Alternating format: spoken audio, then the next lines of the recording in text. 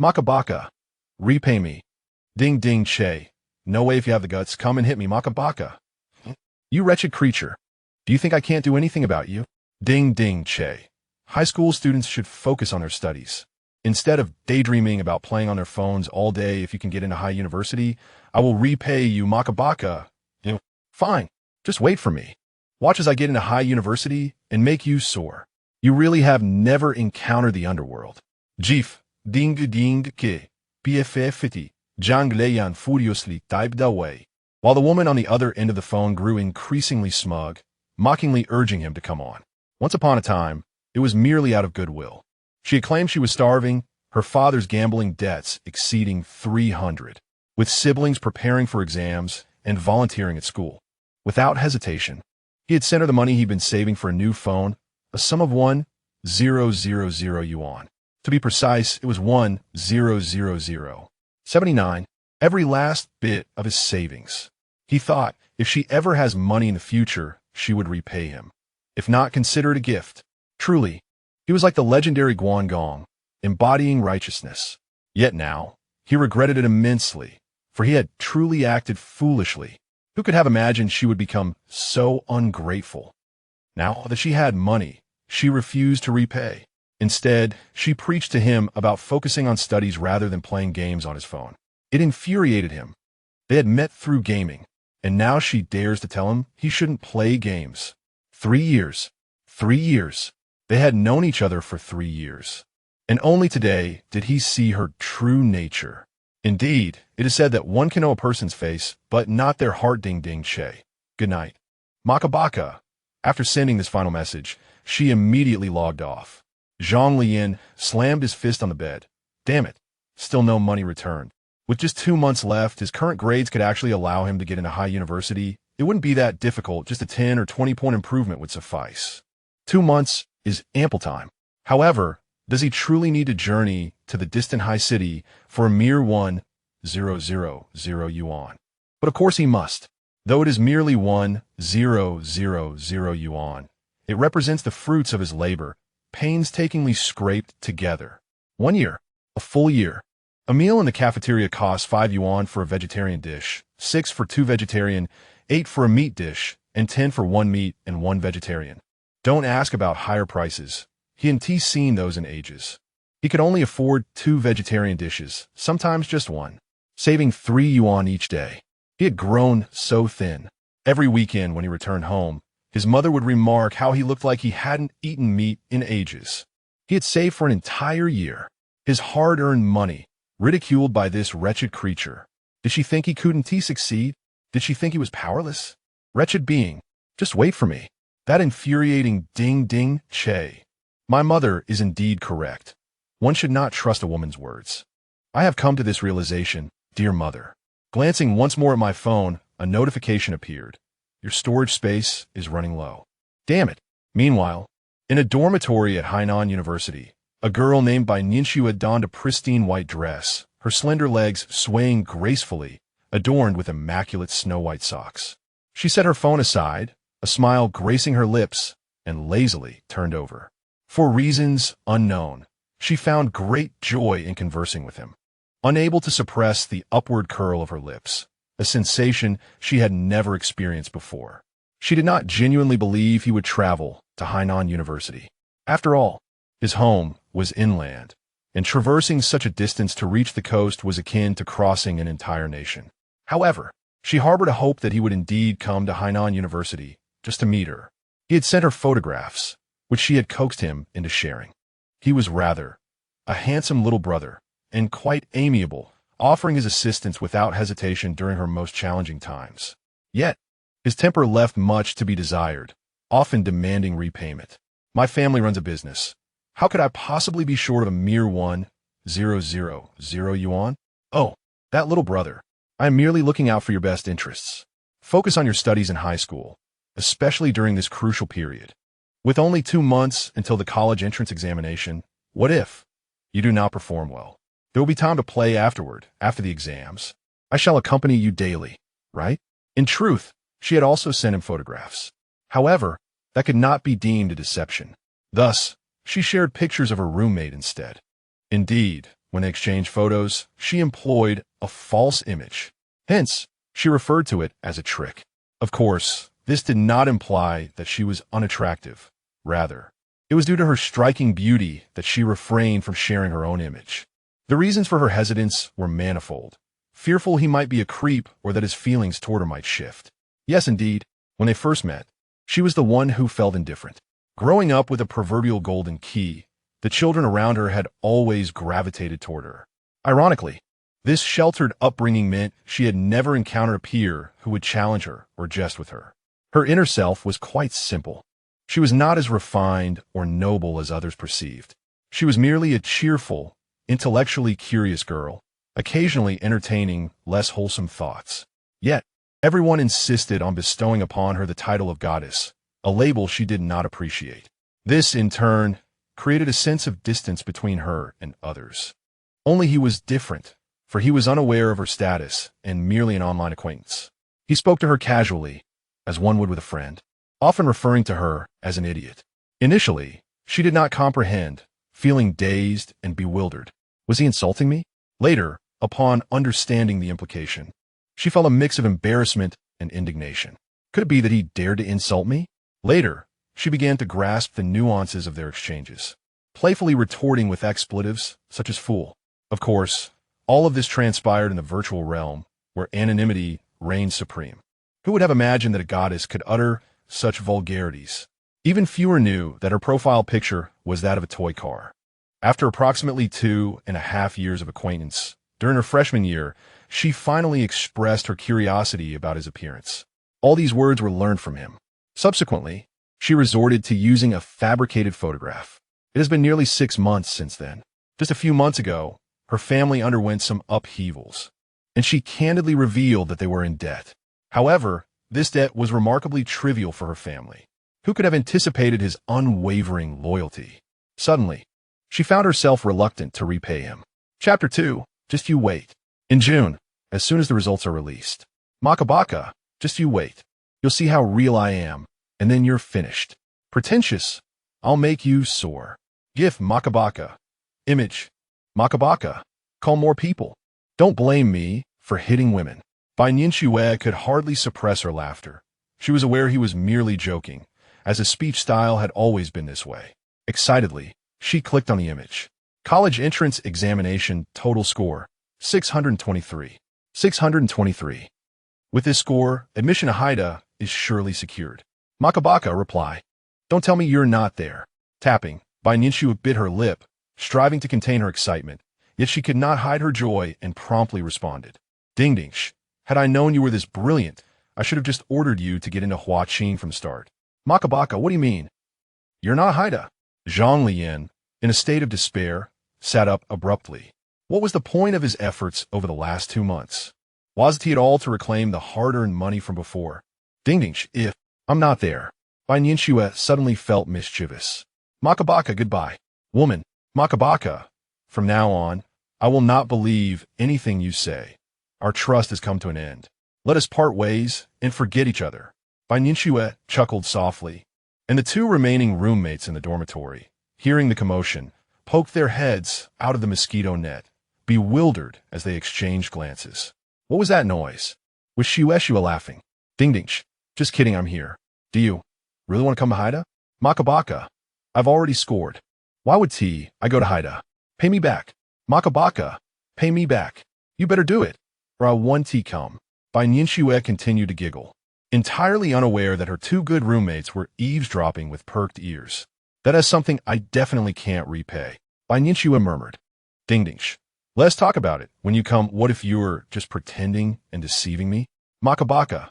Oh, you're judging my character by your own. I'm nothing like you. Cold laugh, JPG. Ding ding. So, are you already a prospective junior now? You've truly become a younger brother. Makabaka. Get lost. Damn ding ding. Makabaka. By the way, I just realized I've been calling you ding ding all this time, yet I don't even know your name. Give me a name, so I can call you when I take you in my purple gourd. Ding ding, you go first. Makabaka. Zhang Leyan. Ding ding, hey fairy. Quickly enter my purple gourd. Makabaka. Ah. Ding ding, fool. Makabaka, you damn. Ding ding, that sounds awful. My name is Su Qianqian. After some contemplation, Bai Nianxue decided to use the same name as the person in the previous photo. Makabaka, your name sounds beautiful. You sound the best. Ding ding che. I know Makabaka. How shameless. I will definitely see you on the first day of school. Ding ding che will see. Makabaka. Voice message. Threes you. Shue shue. Come quickly to claim your gifts. Every day, boys are sending you presents. Roommate Su Qianqian returned from outside the dormitory, holding a pile of gift boxes. The first thing she did upon entering was to call for Bai Nianxue to come down and collect her things. Thanks to Bai Nianxue, she often attracted numerous boys seeking her company. They all inquired about Bai Nianxue's well-being and preferences or offered to deliver gifts. Upon her calling out, Su Qianqian noticed that the other two girls in the dormitory had simultaneously made a shushing gesture towards her. I don't want it. You can have it. Bai Nianxue's voice came from within the mosquito net. Su Qianqian, perplexed, communicated with the two using her lips. What's going on? What happened? Simultaneously, she responded to Bai Nianxue. Another gift for us? Isn't that too much? Nevertheless, her body instinctively accepted the gifts. Aren't you going to drink this milk tea? Su Qianqian lifted a beautifully packaged, unsweetened milk tea. I don't like sweet things. You and Chi Tong Tong can drink it, but it's unsweetened, even less likely to drink it then. So do you want sweet or not? Indeed, the Snow Mountain Goddess, no boy could catch her eye. The other two girls quickly got out of bed and began to enjoy the food others had sent. This is the benefit of sharing a dorm with a goddess. Every day is a good day. What did you mean just now? What happened? Su Qianqian whispered. Shue Shue was just now doing something, and suddenly she was giggling. Lu Siki, taking half a cup of milk tea, leaned closer to Su Qianqian's ear and whispered, Su Qian, ah. She then glanced at Xiak Tong, who was putting on disposable gloves, nodding while munching on fried chicken. From my experience, that frequency of laughter doesn't seem like she's just watching videos. Xiak Tong analyzed. Yes. Only in conversation would one laugh intermittently.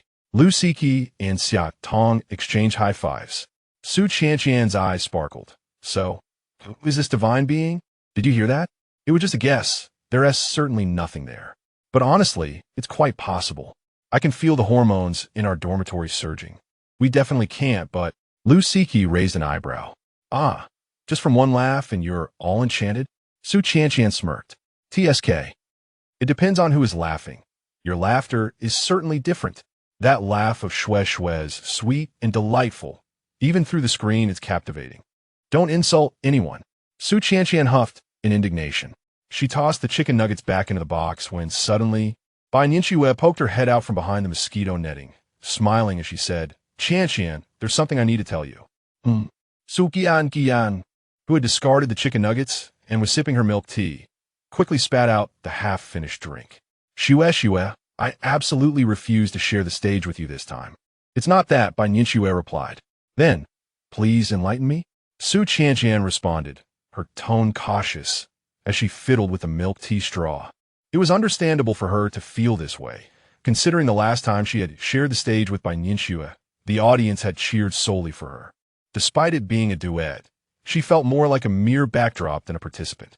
If it weren't for the kindness Bai Nianxue had shown her over time, she would never dare to compete alongside the campus belle of Haida. Wasn't that courting disaster? Yet, who could resist the charm of Shue? The weight of the kindness she had received made it impossible for her to refuse.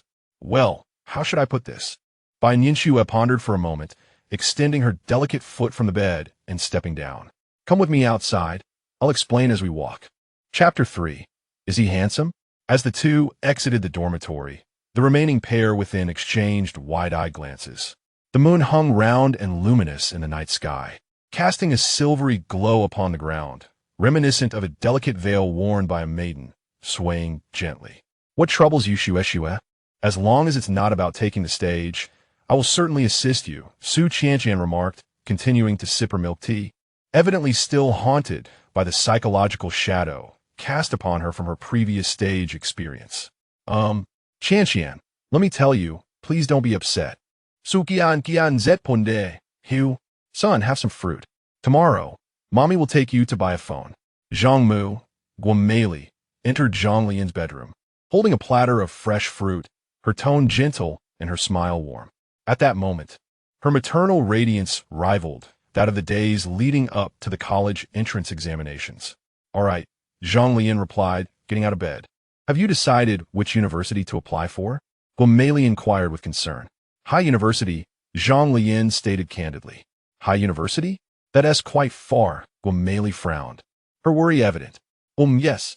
Aren't there good schools within the province? Why venture so far? To collect debts. Zhang Leyan teased, skewering a piece of apple with a toothpick and chuckling softly. Huh? What debts? Nothing much. I just think there are more opportunities at High University. I'm uneasy about you going so far alone. What is there to be uneasy about? I've already lived on campus alone for a year. That's different. You had to return every week. Oh, Mom, I need to venture out and experience the world. Zhang Leyan waved his hand dismissively. Besides, Shanyu is also going to High University, so I'll have company. Shanyu? I haven't heard her mother mention that, Guomei remarked, puzzled. Perhaps she just didn't tell her. Anyway, she confided in me that she wants to attend High University, and I figure my scores are comparable. So I looked into it, and it does seem feasible. That eases my mind a bit. That girl has always been reliable. She can keep an eye on you. Wait, let me discuss it with your father. Get to bed early. Don't stay up too late. It's not good for your eyes. All right. Understood. Once Guomei left the room, Zhang Leyan remembered to inquire about Shenyu's scores, wondering if they were sufficient. The two had grown up together, akin to childhood sweethearts, though their bond was somewhat unconventional, initiated when his mother, during her elementary school days, had met a fellow mahjong enthusiast at the tea house. His father worked away, leaving her to raise the child alone. As a housewife, she inevitably faced bouts of boredom, especially during a time when mobile phones were not as accessible as they are now. As time passed, she became acquainted with numerous card-playing friends, among whom was indeed Aunt Yang, the mother of Shenyu. Their situations were strikingly similar, their bond exceptionally strong, with the only distinction being their children. At that time, Zhang Leyan and Shenyu were both in elementary school. After school each day, he would hastily drop his backpack and rush to play with his companions, kneeling on the ground and engaging with small cards, which resulted in several large holes in his trousers. In contrast, Shenyu would dutifully find a spot in the tea house to complete her homework before indulging in the nearby activities. Occasionally, the two adults would stroll together after dinner or engage in a square dance, unwilling to leave the children alone at home, often bringing both kids along. The town was not large, and they would occasionally visit each other's homes for meals. Over time, their familiarity deepened, evolving into a close friendship that spanned their entire youth.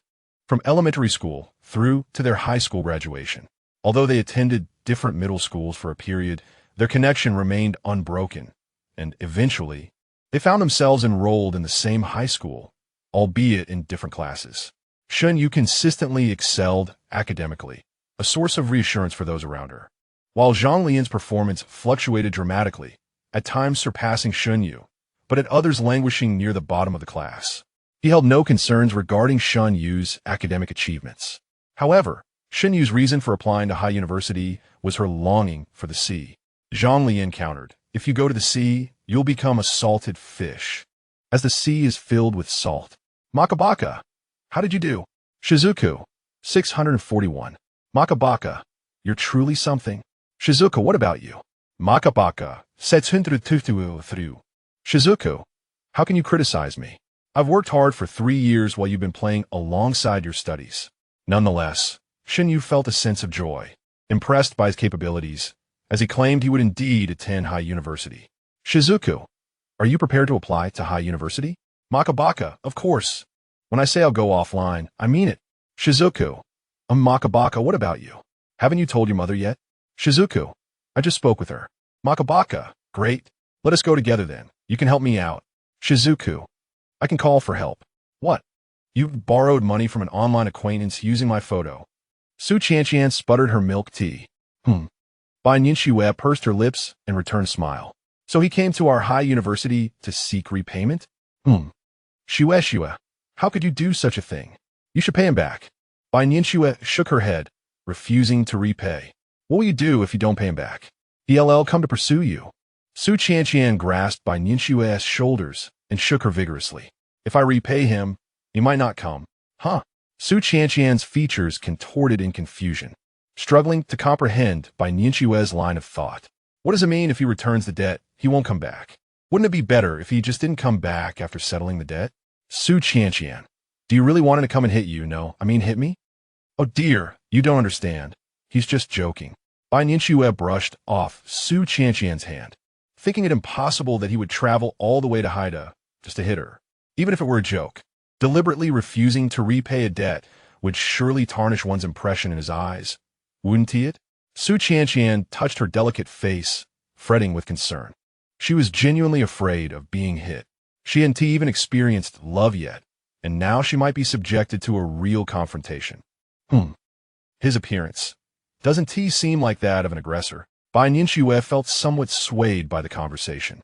How could someone travel thousands of miles just for the sake of a single person, even to attend a prestigious university? Is he handsome? Show me. Upon hearing the key phrase, Su Qianqian's eyes widened with excitement.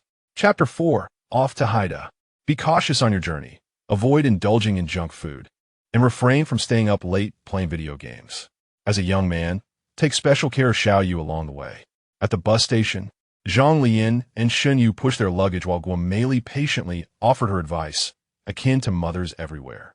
I know, Zhang Leyan chuckled, his ears nearly calloused from her words. Take care of your lumbar spine, refrain from playing mahjong for hours on end, and perhaps join a dance class instead. All right, I got it. Are you now concerned about your own mother? Guomei retorted, her expression shifting. See, such double standards. Zhang Leyan pouted, dragging his luggage into the station. Meanwhile, Shenyu was bidding farewell to her mother. Mom, I'm leaving now. Yes, be sure to stay safe and call me if anything happens. Okay. Zhang Leyan chimed in, goodbye, Aunt Yang. Aunt Yang replied, yes, Leyan, remember to call us if anything arises. Rest assured, and I've got it covered. With that, Zhang Leyan took the initiative to help Shenyu with her luggage, and under the watchful eyes of both mothers, they entered the high-speed railway station together. Shue. Has he arrived? Not yet. No rush. Has he come? Not yet. He hasn't messaged me. Has he arrived? Bai Nianxue endured repeated inquiries from Su Qianqian throughout the morning, beginning in the classroom. She couldn't ascertain if it was anxiety or something else that compelled her to ask incessantly. Ever since she showed Su Qianqian the photo that night, interest had been piqued. Such a handsome junior. It would be a shame to let him slip away to another school. Don't worry. I shall not disappoint you. Shue. I will win him over. To think I could end up in a virtual romance with such a gem. Shue. You're simply wonderful, huh? No, Bai Nianxue realized her explanations fell flat against Su Qianqian's vivid imagination. As the first day of school arrived, Su Qianqian could hardly contain her excitement. In an effort to establish a good impression, she even donned a rare skirt today. Why does it seem as though she is the one preparing for a meeting? Bai Nianxue bit her lip, her emotions tangled. All she wanted was for Qianqian to provide a cover. How did it morph into a romantic rendezvous? They had never dated. At most, they shared a creditor-debtor relationship. Qianqian, can you run well in that outfit? Bai Nianxue attempted to remind her that the one arriving was her creditor. Is this acceptable? Shue. Am I not losing face? Su Qianqian was fully immersed in the thrill of meeting her online crush. Oh my, you look stunning. Lu Siki, just returned from outside, noticed Su Qianqian's splendid appearance. You're all dressed up. Does this mean you're determined to make an impression today? Neither Lu Siki nor Xia Tong were aware of the circumstances, mistakenly believing Su Qianqian had dressed up to welcome the new students. As the new semester commences, the senior students often gather to partake in the lively atmosphere, casually observing the happenings around them. Among them, Xiaotong has taken up the role of a volunteer, though not in the traditional sense, but rather as a seller of campus cards. Su Qianqian chuckled to herself, plotting to capture the attention of that freshman, intending to dazzle them all with her charm.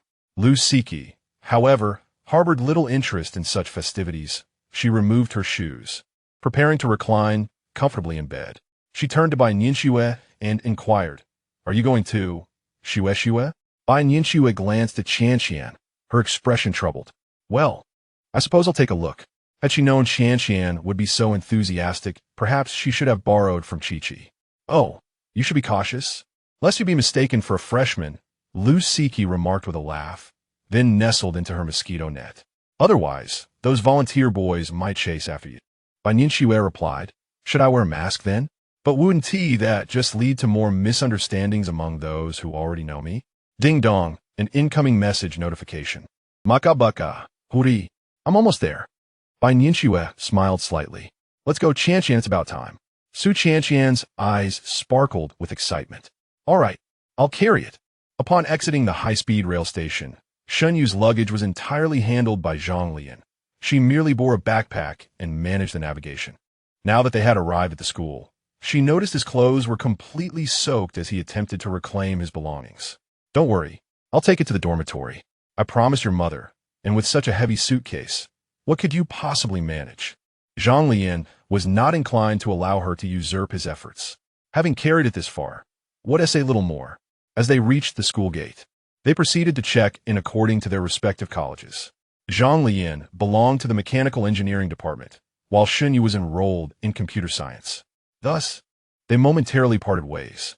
The student responsible for registering Zhang Leyan was a senior girl, accompanied by a male student.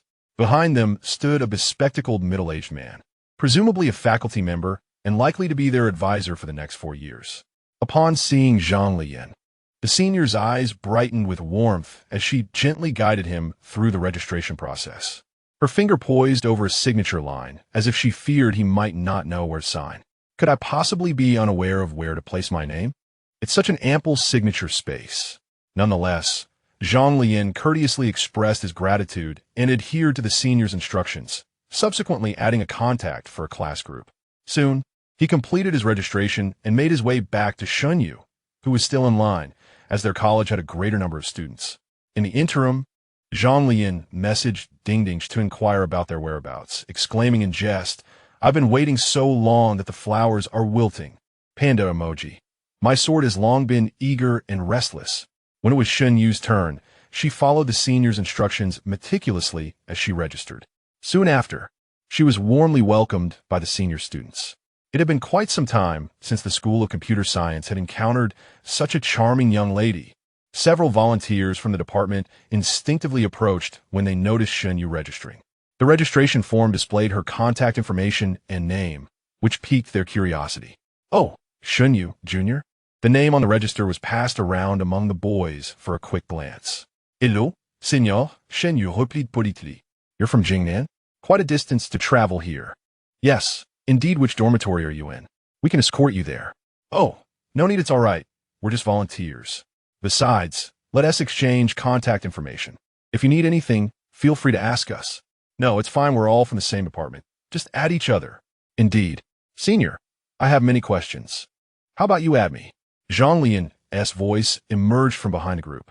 Chapter 5, Makabaka. Several seniors exchanged glances. Zhang Leyan then spoke to Shenyu. Let us go. You have so much luggage. I'll escort you to your dorm. Upon hearing this, Shenyu nodded repeatedly. The seniors could easily discern from the tone of their conversation that the two were together, and they hastily made way for them. Oh, so you have a boyfriend now. It seems that boy is a fellow freshman as well. How unfortunate. It's over before it even began. We're all attending the same university, TSK. How enviable. The seniors gathered together, feeling a tinge of melancholy, until one of the junior girls interrupted, bringing them back to reality. Hey, seniors, we still need to check in. Ah, my apologies. You're quite popular, aren't you? Upon entering the campus, Zhang Leyan found a seat near the entrance and sent a message to a ride-hailing service. Then he and Shenyu waited together. Where on earth is that ride? To Zhang Leyan, the ride-hailing service felt like a good friend, so he maintained a casual demeanor akin to that of male camaraderie. In stark contrast, his attitude towards Shenyu, despite their close upbringing, was slightly more courteous. For instance, he would wipe the seat for her before letting her sit, while he himself had no qualms about plopping down. Shenyu covered her mouth with a smile, observing him. He certainly had a knack for taking care of others. It was evident that once he promised to look after himself, he would fulfill that commitment. Since you helped me out, I can give you a kick later. Shenyu joked, intrigued to see what kind of girl was the alleged freeloader Zhang Leyan often mentioned. Although she hadn't come to the university for Zhang Leyan, Her curiosity about the girl he frequently spoke of was piqued. What sort of girl could keep him talking so much? Often, the closer the friendship, the more one yearns to see who the unfortunate soul might be. Ahem, just a normal curiosity. With those rabbit legs of yours? Please. Zhang Leyan retorted without hesitation, glancing at her feet, which were clad in pristine canvas shoes and shorts that revealed her shapely calves, appearing rather delicate. If someone caught her, she wouldn't be able to escape. Would you like to give a try? Xinya responded without offense, aligning her legs and raising them slightly, squinting at Zhang Leyan. Forget it, heroine.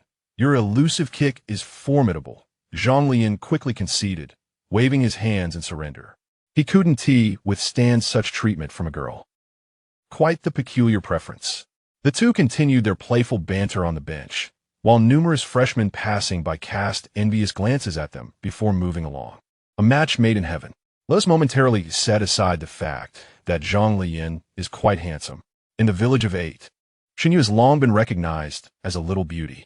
Since elementary school, she has been followed by numerous boys. However, after the arrival of Zhang Leyan, these admirers mysteriously vanished, perhaps out of an unspoken understanding that Zhang Leyan and Xinya shared a profound bond, one that naturally suggested a romantic affiliation. Consequently, no foolhardy boy dared to approach Xinya for her contact information, much to her relief. As the two engaged in playful banter, Zhang Leyan's phone finally chimed with a message. Ding ding che, is that you? Ding ding ke, image. Upon opening it, Zhang Leyan discovered a photograph of herself and Xinya. Following the perspective of the image, she noticed two girls not far off, gazing in their direction. Was that by Ningxue? What brought her here? Could it be the start of the new school term that stirred her heart? Had the icy mountain thawed? No, she must have been dragged here by her roommate. That dress she wore today was simply stunning. Those long legs. Should I go ask for her contact information? I'm too shy, you go. Hey, I'm shy too. Students passing by were not merely drawn to Xinya and Zhang Leyan. Rather, it was by Ningxue who captivated the boys' attention, while the girls were enchanted by Zhang Leyan. As for the two girls, Xue, is that her? As they walked, Su Qianqian incessantly pointed out boys she found appealing, continuously inquiring. No, he should be taller. Is that him? No, he is not wearing glasses. How about that one? He is not that chubby. Xue, how do you know so much? At the school gate, after comparing their phones to the actual people for quite some time, the two girls failed to match the photographs with their real-life counterparts. Excuse me, senior, could I have your contact information? No, thank you, I have a boyfriend. Bai Ningxue replied with her usual gentle refusal. Most boys who were turned away by her were met with this same response. Yet, no one had ever seen Bai Ningxue's boyfriend, and it became apparent to all that this was merely an excuse to decline. Ah, all right. The disappointed younger student departed. Soon after, another brave freshman approached. Senior, could you tell me how to get to Building 12? Su Qianqian pointed to the notice board. Isn't it written there? Ah, I can't find it. If you can't find it, you could ask a volunteer. We're not. Su Qianqian smirked. This freshman was quite clever and attempted to change his approach to striking up a conversation. Ah, thank you, senior. Su Qianqian glanced at Bai Ningxue and sighed with a smile, saying, I haven't found the person I was looking for, but there are quite a few underclassmen eager to ask for your contact information. If it were the upperclassmen, very few would approach you for your details, as they know you most likely wouldn't oblige. Yet these freshmen, like a herd of naive calves, are completely oblivious and simply act on impulse. They share the same earnest hopes for university life that I once held. As Su Qianqian expressed her heartfelt sentiments, she remained oblivious to the fact that Bai Ningxue had been fixated on a particular spot for quite some time. It was a couple seated together on a bench. She immediately recognized Zhang Leyan, but the girl beside him was. A wave of discomfort washed over her for reasons she couldn't quite understand. It suddenly struck her that she had never considered whether he had a girlfriend. This realization brought a palpable sense of disappointment. Yet Bai Ningxue still picked up her phone and snapped a photo, sending it to Makabaka. Chapter 6. The Odious Younger Brother. Bai Ningxue was clad in a form-fitting black jacket that accentuated her figure, paired with a pleated skirt and knee-high socks. Her innate beauty rendered her the focal point amidst the crowd. Zhang Leyan's eyes widened in astonishment at Bai Ningxue's allure, and he quickly whispered to Shunyu, "Look, a beauty." Shunyu replied, "He has done this more than once. Such a lovesick fool. She's undeniably stunning. I speak the truth. Look at those boys, they're all staring." As Zhang Leyan stood up, he urged, "Let us go over." "Is that her?" Shunyu inquired, his eyes slightly widening. "Is she really that beautiful?" "That's unpaid." He noticed the girl beside her, Su Qianqian, who stood at 1.6 meters tall, wearing glasses. She was not unattractive, yet she certainly could not be deemed beautiful. Although she wore a lovely dress, it was evident she had made an effort to present herself. However, standing next to Bai Nianxue, Shunyu suddenly felt a sense of relief, as if fearing an unexpected encounter with a luxury vehicle. He then followed Zhang Leyan over. "Su Qianqian, it's you, isn't it?" The four converged, and Zhang Leyan first sought confirmation to ensure all was in order. He took out his phone to compare it with the picture, nodding as he confirmed, "Yes, no mistake." "Ah, Zhang Leyan?" Su Qianqian could hardly contain her excitement, subtly tugging at Bai Nianxue's sleeve. "You're even more handsome than in the photo, Xue. I adore you." Bai Nianxue pressed her lips together, her gaze fixed on the girl beside Zhang Leyan. She was intensely curious about the nature of their relationship, completely oblivious to Su Qianqian tugging at her attire. "Ah, and who might this be?" Zhang Leyan inquired politely, directing his attention to Bai Nianxue. This senior truly was extraordinarily beautiful. However, since she chose to stand opposite me, she should not blame me. "I, Zhang, do not engage with nameless individuals. If you are her appointed aide, then do introduce yourself." "She is Bai Nianxue, my roommate." Su Qianqian recited the prearranged lines with confidence. "Oh, this is my childhood friend, Shunyu. She attends this university as well." In the computer science department, Zhang Leyan reciprocated the introductions. Upon hearing this, Bai Nianxue felt a slight sense of relief. Yet, upon further reflection, childhood friends? Still attending the same university. What a coincidence. We are both in the computer science department. Su Qianqian chimed in, her laughter absent-minded. She glanced at Bai Nianxue. "Why aren't you speaking? Say a few words for me." "Ah, well then, let us not dilly-dally. Let us delve directly into the matter," Zhang Leyan declared as he set down his luggage and stretched. Bai Nianxue's pupils constricted at Zhang Leyan's demeanor. Was he genuinely here in real life? Such remarkable execution. "Ah," Su Qianqian exclaimed. What is the theme?" "Money." "Ah, the rickety vehicle." Zhang Leyan gritted his teeth, his expression exaggerated as he articulated each word with intensity, raising his fist, which was as large as a sandbag. Bai Nianxue nearly spat out a mouthful of blood beside him. Just like that, she inadvertently revealed her difficult-to-utter online name. "Ah." Su Qianqian was startled by Zhang Leyan's sudden transformation, tugging at Bai Nianxue's sleeve, whispering, "So, should I repay him?" Bai Nianxue replied, "How can you repay him? You haven't even added him as a friend, and you have no money on you." In these times, if a university student finds themselves in a situation where cash is needed, it inevitably means they are broke. Su Qianqian thought to herself that it was true. She hadn't even added Zhang Leyan as a friend. However, she couldn't shake the feeling that if she didn't repay him today, he might genuinely resort to violence against her. Zhang Leyan's eyes widened, bloodshot and brimming with pressure. The truth was, he had been excessively engrossed in his phone during the holiday, making a point to catch up on all the games he had missed. Last night, he had been gaming until 3 a.m. Bai Nianxue quickly laughed and changed the topic. "Zhang Leyan, let's take you back to your dorm first. It's nearly time for dinner. I'll treat you all. Don't worry about repaying. We're in the same school. How could you not get your money back?" That voice felt oddly familiar.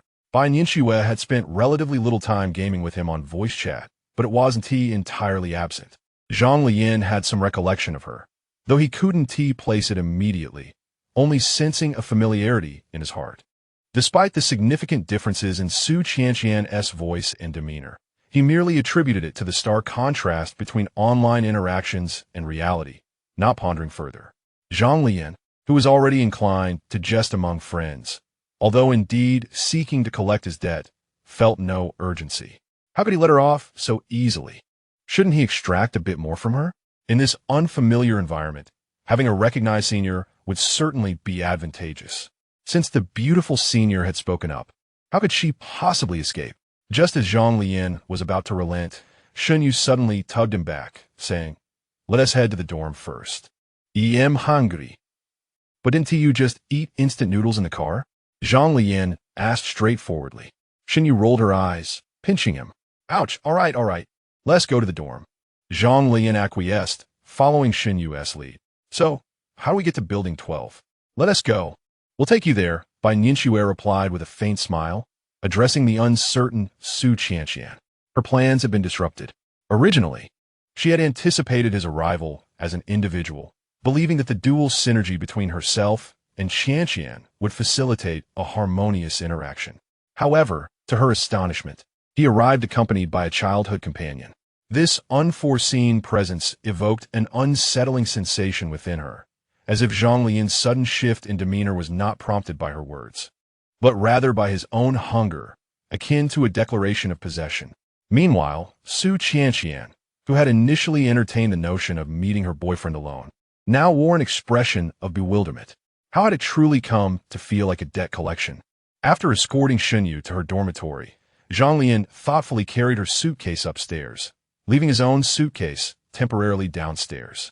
"I'll manage on my own," Shenyu politely insisted.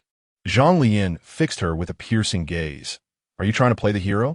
I've carried your luggage all this way, and now you want to claim the credit?" At this, Shenyu couldn't help but smile slightly, releasing her grip and proceeding upstairs. "We'll wait down here for you," Su Qianqian remarked as she was pulled aside by Bai Nianxue. "All right, Ding Ding Che," Zhang Leyan replied without hesitation, a name he had grown accustomed to online. He then followed Shenyu upstairs at a leisurely pace. Once their figures vanished from the corridor, Su Qianqian quickly changed her demeanor and leaned closer to Bai Nianxue. "Xue, aren't you going to explain?" she probed, playfully poking Bai Nianxue's slender waist. "Or should I call you Ding Ding Che instead?" "Oh dear, Qianqian." Bai Nianxue blushed, surprised by Zhang Leyan's casualness in their meeting. If it were her, she certainly wouldn't have had the audacity to call him Makaraka. Su Qianqian, however, was not about to let Bai Nianxue off the hook, continuing to tease her like a monk reciting a mantra to the Monkey King, while Bai Nianxue tried to shield her ears and evade her. Eventually, after tiring of the playful banter, Su Qianqian returned to the main topic. "So, Xue, were you actually using me as a shield?" Bai Nianxue cast a guilty glance at Su Qianqian before quickly averting her gaze, thinking to herself, "I did intend for you to be a shield. You misunderstood." Nevertheless, an apology was warranted. "Qianqian, I'm truly sorry," Bai Nianxue said earnestly, grasping Su Qianqian's hand. "Really?" Su Qianqian's mouth fell open in shock, her eyes wide with disbelief at such explosive news. She had completely forgotten about Bai Nianxue's apology. Bai Nianxue nodded, then realized it was inappropriate, shaking her head. "Qianqian, don't misunderstand. There's nothing between him and me." Su Qianqian, with her mouth now shaped like an oval, squinted her eyes. "Is it that you have nothing with him, or that he has nothing with you?" "Huh?" Bai Nianxue was taken aback. "Oh dear, he has a childhood friend, Xue. If you," Su Qianqian urged, raising her finely arched eyebrows, "you must seize the opportunity." Bai Nianxue replied, "I truly have nothing with him. We've only chatted online." Su Qianqian simply smiled and nodded. "Sure, whatever you say. Who else could call you that, Xue? And even call him Ding Ding Che?" Feeling at a loss for words, Bai Nianxue thought to herself, "Xue, he's willing to attend Haida for you, which indicates he holds some feelings for you. But he came to me for money. Weren't you just urging him to pay me back?" She countered, "You think he would attend Haida for 1,000 yuan? Do you believe that?" Su Qianqian elucidated a pivotal point. Xue, seize the moment," she exclaimed. Bai Nianxue glanced upwards at the dormitory and pouted slightly. That wretched Makabaka, harboring inappropriate thoughts about the adorable Ding Ding car? Shenyu's dormitory was situated on the 5th floor. Zhang Leyan, upon arriving, was nearly exhausted. Upon entering, he found Shenyu's 3 roommates already gathered. They were tidying up the room while occasionally glancing at Shenyu and greeting her with warm smiles. "Hello. Hi there. I'm Yanwen Xin. You must be the last one, Shenyu, right?" A girl with short hair, tall stature, and slightly tanned skin, clad in black-rimmed glasses, spoke boldly. Though she communicated in standard Mandarin, Her accent betrayed her northern origins, along with her gestures. Xinyu nodded and took the luggage from Zhang Leyan's hands. You can head back now. I'll stay for a bit longer. Huh? Aren't you hungry? Zhang Leyan, with his straightforward demeanor, asked. It seemed odd for her to leave while everyone else was cleaning. Oh, everyone's busy. We can discuss it later, Xinyu whispered to Zhang Leyan. Is this your boyfriend? Yin Wenxin, noticing Xinyu lingering at the door, glanced over and observed her conversing quietly with a boy. Her nature was to be frank and direct. Upon hearing the term boyfriend, the other two roommates, who were busy tidying their beds, and another who was scrubbing the sink on the balcony, immediately perked up. Having to transition from high school, they were in the initial stages of developing expectations regarding university romance. Naturally, they were intrigued by the mention of a boyfriend, especially one connected to their future roommate. How could that be? No, he is not, Xinyu quickly retorted, her eyes widening as she cast several glances at Zhang Leyan. Why do you keep jumping to such conclusions? Having grown up without any peculiar notions, Zhang Leyan, who was typically rather oblivious, greeted her roommates naturally. I'm her brother. Please take good care of my sister, will you? Here, have some candy. Xinyu tilted her head, watching helplessly as Zhang Leyan entered the room, unable to stop him. Since when did you become my brother? Zhang Leyan casually retrieved 2 handfuls of candy that his mother had tucked into his pockets before he left and placed them on their table. Thank you. Thanks, handsome. Thank you, brother. Her roommates enthusiastically greeted Zhang Leyan, visibly impressed by his looks, especially since he was Shun Yu's brother. Was this not a delightful surprise? No need for thanks. Zhang Leyan waved his hand dismissively and stepped out of the dormitory.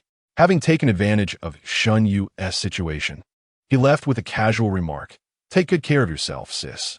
I'm off now. Oh dear. Goodbye. Xinyu has employed countless tricks throughout her life, a repertoire almost every southern girl possesses. She swiftly extends her right hand, aiming for her opponent's waist, her index finger and thumb forming a lethal grip.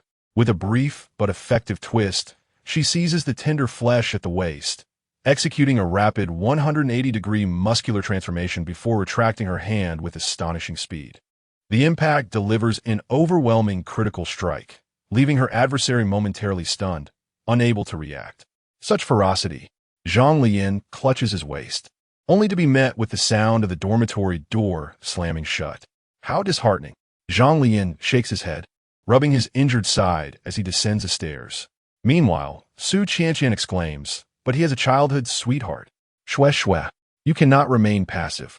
Bai Nianxue furrows her brow, contemplating the situation. Clearly, she recognizes the gravity of it. So, what can I do? Attack, shue shue. Su Qianqian chuckles mischievously. Chapter 8. Encounter, huh? Where's she?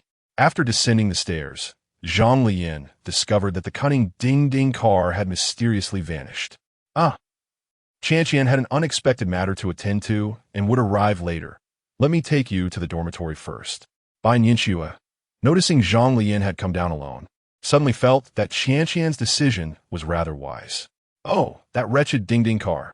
How could it have fled? Zhang Leyan muttered under his breath, then immediately turned to Bai Nianxue with a smile. All right, senior, I appreciate your help. Is she actually capable of wearing 2 faces so effortlessly? Bai Nianxue thought, a hint of teasing in her heart, yet maintaining a calm exterior. Sure, it's no trouble at all. Just write to inquire about his thoughts on me along the way. I can manage, senior. It's just 1 bag. Zhang Leyan waved his hand politely, declining her offer. He then proceeded alongside Bai Nianxue towards the boys' dormitory. Unbeknownst to him, Bai Nianxue was quite well known at the school. He only recognized that the senior beside him was undeniably beautiful, rendering him unusually quiet, a rare occurrence for someone usually so boisterous. Throughout his life, he had encountered countless girls, and by the end of the college entrance examination, many had confessed their feelings for him. It was bewildering when girls who had been playful and friendly suddenly turned serious, leading him to think it was some sort of prank. Moreover, with a stunning beauty like Shun Yu by his side, who exuded grace at school, yet could be fierce when provoked, he had long since lost any filter when it came to attractive women. However, Bai Nianxue was indeed striking, and she somehow managed to make him feel like a mere boy again.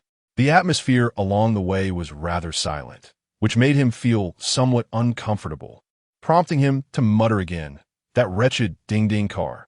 Doesn't she realize that leaving an intermediary when friends introduce new acquaintances can lead to awkwardness between two strangers? "What did you say?" Bai Nianxue, with keen hearing, caught his quiet complaint and pondered, "Why is this Makabaka grumbling about me?" "Ah, nothing." Zhang Leyan chuckled softly, pulling out his phone to send a dynamic expression of bleeding knife to the ding-ding car. Ding-dong. Just as he sent it, Bai Nianxue's phone in her pocket chimed. Her pupils widened in surprise as she glanced nervously at Zhang Leyan, noting that he was oblivious to her situation. She promptly retrieved her phone to check the message he had sent. "Makabaka. Kill you, where did you go? You left me with the senior. It's so awkward." Bai Nianxue bit her lip, stealing a quick glance at Zhang Leyan before typing a response. "Ding-ding car, what's wrong? Isn't it nice to be with a beautiful senior? Hurry up and thank me. Makabaka. Are you insane? Trying to use the senior as a bargaining chip without repaying your debts? Ding-ding car, what's the matter? Is it insufficient? Should I add more? Makabaka, does the senior not realize she has been sold out by you? Do you believe I want to reveal your ugly face to her? Junior, are you engrossed in your phone because you wish to avoid conversing with me?" Bai Nianxue suddenly interjected, nearly causing Zhang Leyan to drop his device in fright. No, not at all. I'm merely responding to a message." Zhang Leyan hastily tucked his phone away, yet couldn't help but retort, "But wasn't it you, senior, who was also on your phone just now? You and Qian seem to share quite a close relationship, don't you?" Bai Nianxue chuckled lightly, pondering whether the disparity between his online demeanor and real-life composure was rather stark. No, it was more so the contrast between how he presented himself to acquaintances versus... Well, perhaps that gap was quite pronounced. If he were aware that he was merely a ding-ding car, would he immediately start demanding repayment? How absurd. Zhang Leyan laughed heartily. "I came to seek repayment from her, after all, huh? Yet it appears you share a strong bond," Bai Nianxue observed with a subtle smile. "Yeah." Zhang Leyan shook his head, sighing, neither confirming nor denying the assertion. "What score did you achieve to gain admission?" Are you really asking such a direct question right off the bat?" Zhang Leyan's eyes widened slightly. Can't you answer?" "Not at all. I scored 620. Zhang Leyan replied candidly, feeling there was nothing to conceal. "Oh, impressive. What was your score, senior?" "I scored roughly the same as you," Bai Nianxue replied with a smile. So you were skillfully complimenting yourself," Zhang Leyan teased, narrowing his eyes playfully. Bai Nianxue chuckled lightly, internally amused, contemplating how he was so bashful before her, such a facade. He was entirely different from his rebellious online persona. Indeed, the difference between acquaintances and strangers was quite significant. "By the way, how did you come to know Qian?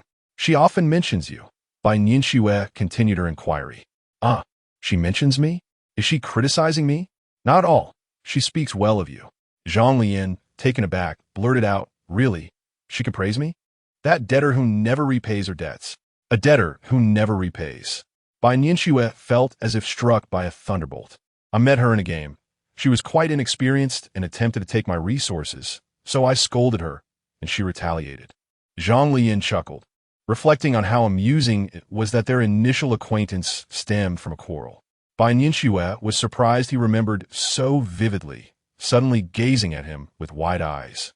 "We ended up dueling, but I had never played before. She chose a tricky character, Diao Chan.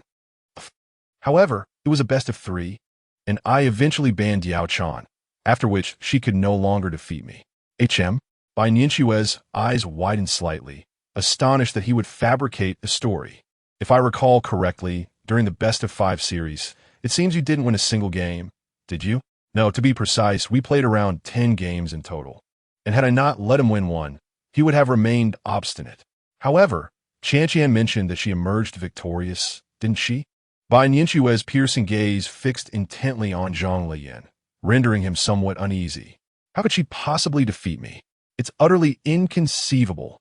Zhang Leyan waved his hand in disbelief at the notion. "Oh, I see." Bai Nianxue feigned a look of sudden realization. She was merely fabricating stories. Her words were utterly unreliable. Huh, Bai Nianxue mused inwardly. How amusing. Truly not honest. Bai Nianxue then inquired. What are your thoughts on Qianqian? Huh, what do you mean by that? Just her personality and other aspects. What do you think? Bai Nianxue bit her lip, feeling a hint of nervousness.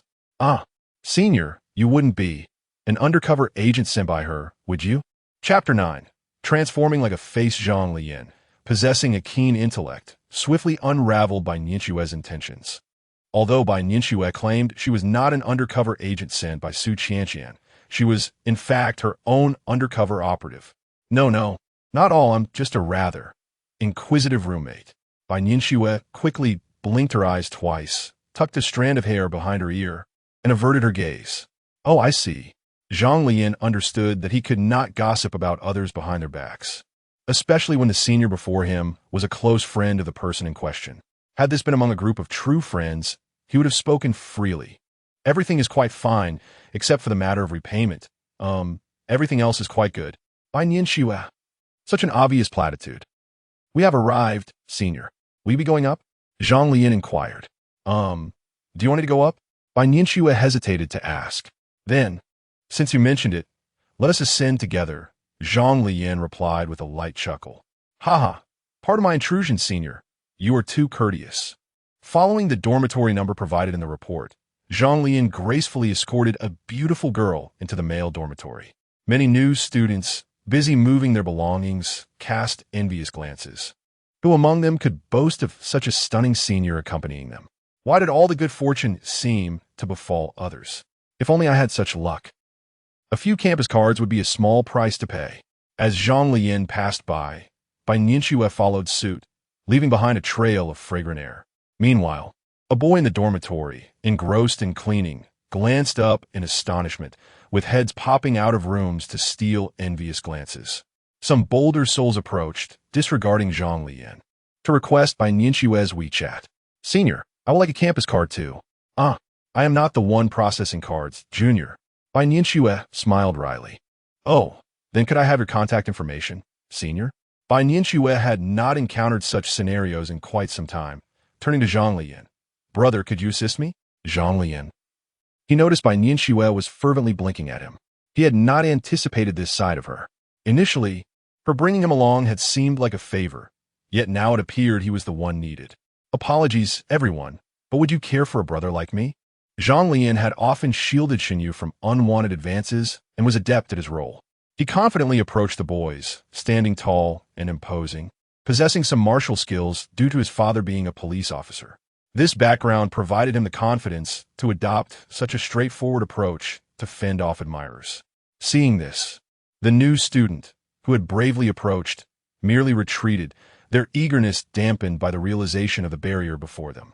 Zhang Leyan and Bai Nianxue continued their walk towards their dormitory. Throughout the day, he had played the role of a mere tool, fending off 2 romantic advances directed at the girls. He unlocked the door, and upon entering the room, he found only one person inside. A young man with bleached hair, donning stylish attire, black-rimmed glasses, and adorned with a necklace and bracelet. Although the price of these accessories was indiscernible, the initial impression that Zhang Leyan had was that this individual might be a privileged young man. The sole occupant of the dormitory sprang from his bed, greeting Zhang Leyan with a thick accent. Hey bro, he approached with a handshake, only to notice the girl behind Zhang Leyan. What is up? Why do you look so rough? Is this how foreigners greet one another? Hello, I'm Zhang Leyan. He introduced himself politely, still within the grasp of the young man's hand. The blonde was clearly taken aback by Nianxue, glancing back and forth between her and Zhang Leyan. Suddenly, his eyes sparkled with excitement, and he tightened his grip. Hello, Leyan. I'm Leon1, but you can call me Jake1. Upon hearing this, Zhang Leyan narrowed his eyes, his mind struggling to process the connection between this English name and his Chinese name. Nevertheless, he politely responded, hello, hello. They exchanged cordial handshakes for a while before Zhang Leyan remarked, could you let me in, bro? Introduce me, will you? Leon1, with a casual familiarity, turned to Zhang Leyan's companion. No need to introduce the senior, right? Zhang Leyan smirked slightly and walked straight into the dormitory. It seemed these boys had never encountered a beautiful girl before. "Oh, so you're the senior from the fourth year." "Hello, hello, senior." Leon's eyes gleamed even brighter. Bai Nianxue smiled faintly and followed Zhang Leyan into the dormitory, gently closing the door behind her. Zhang Leyan located his bed number and set down his luggage. Turning to Bai Nianxue, he suggested, "Senior, shall we go?" She inquired, "Aren't you going to tidy up a bit?" "I'll organize it later." "I mainly didn't want you to wait around," Zhang Leyan responded honestly, feeling a sense of indebtedness for making her wait. Moreover, with a boastful foreigner attempting to garner attention in front of the senior, he felt it would be an unnecessary burden to make her endure the ensuing chaos of dust from cleaning. Unexpectedly, Bai Nianxue displayed no concern. Instead, she placed a chair down from the table, wiped it with a tissue, and sat down. "It's all right. It's still early, no rush." In truth, she was curious to see what kind of bedding he had and what little items he might pull out. Out of pure curiosity, akin to how a young man might observe the desks and beds of young women when entering their dormitory, pondering the subtle differences therein. This curiosity is not solely born from the intrigue of the opposite sex.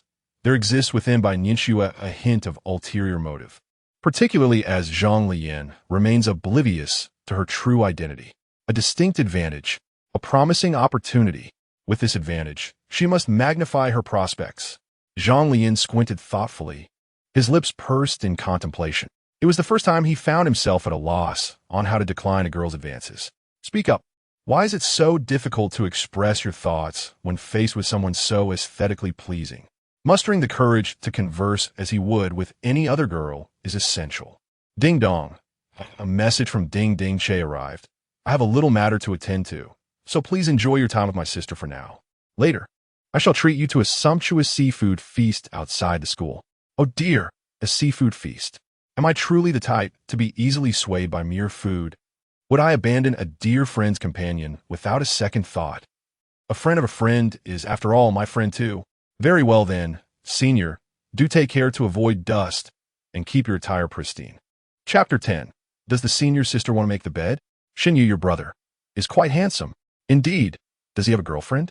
In the girls' dormitory, Shinyu's roommates busily tidied up while struggling to contain the surge of hormones within them.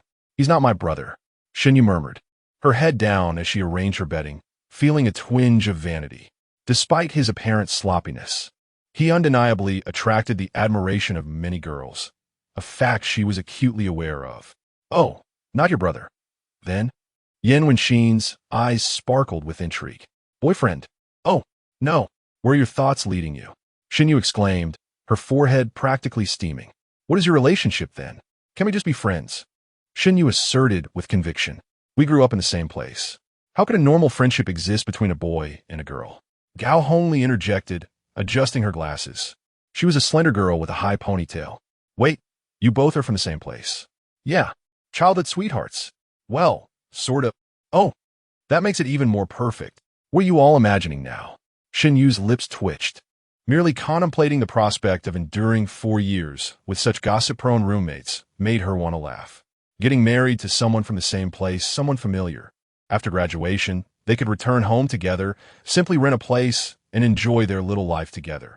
Upon hearing this, Shinyu let out a resigned sigh and continued organizing her belongings. Although it sounded appealing, she had absolutely no earthly desire for the guy who claimed to be her brother. Having known him since childhood, she could vividly recall the time he had a runny nose in elementary school, and how he would mischievously run to her for refuge when he was too scared to return home. Those memories were hardly handsome. People often develop a filter for beauty, instinctively believing that attractive things are inherently good. It seems that those who are good-looking somehow remain untouched by the mundane. Yet, in truth, everyone is human. We're all the same.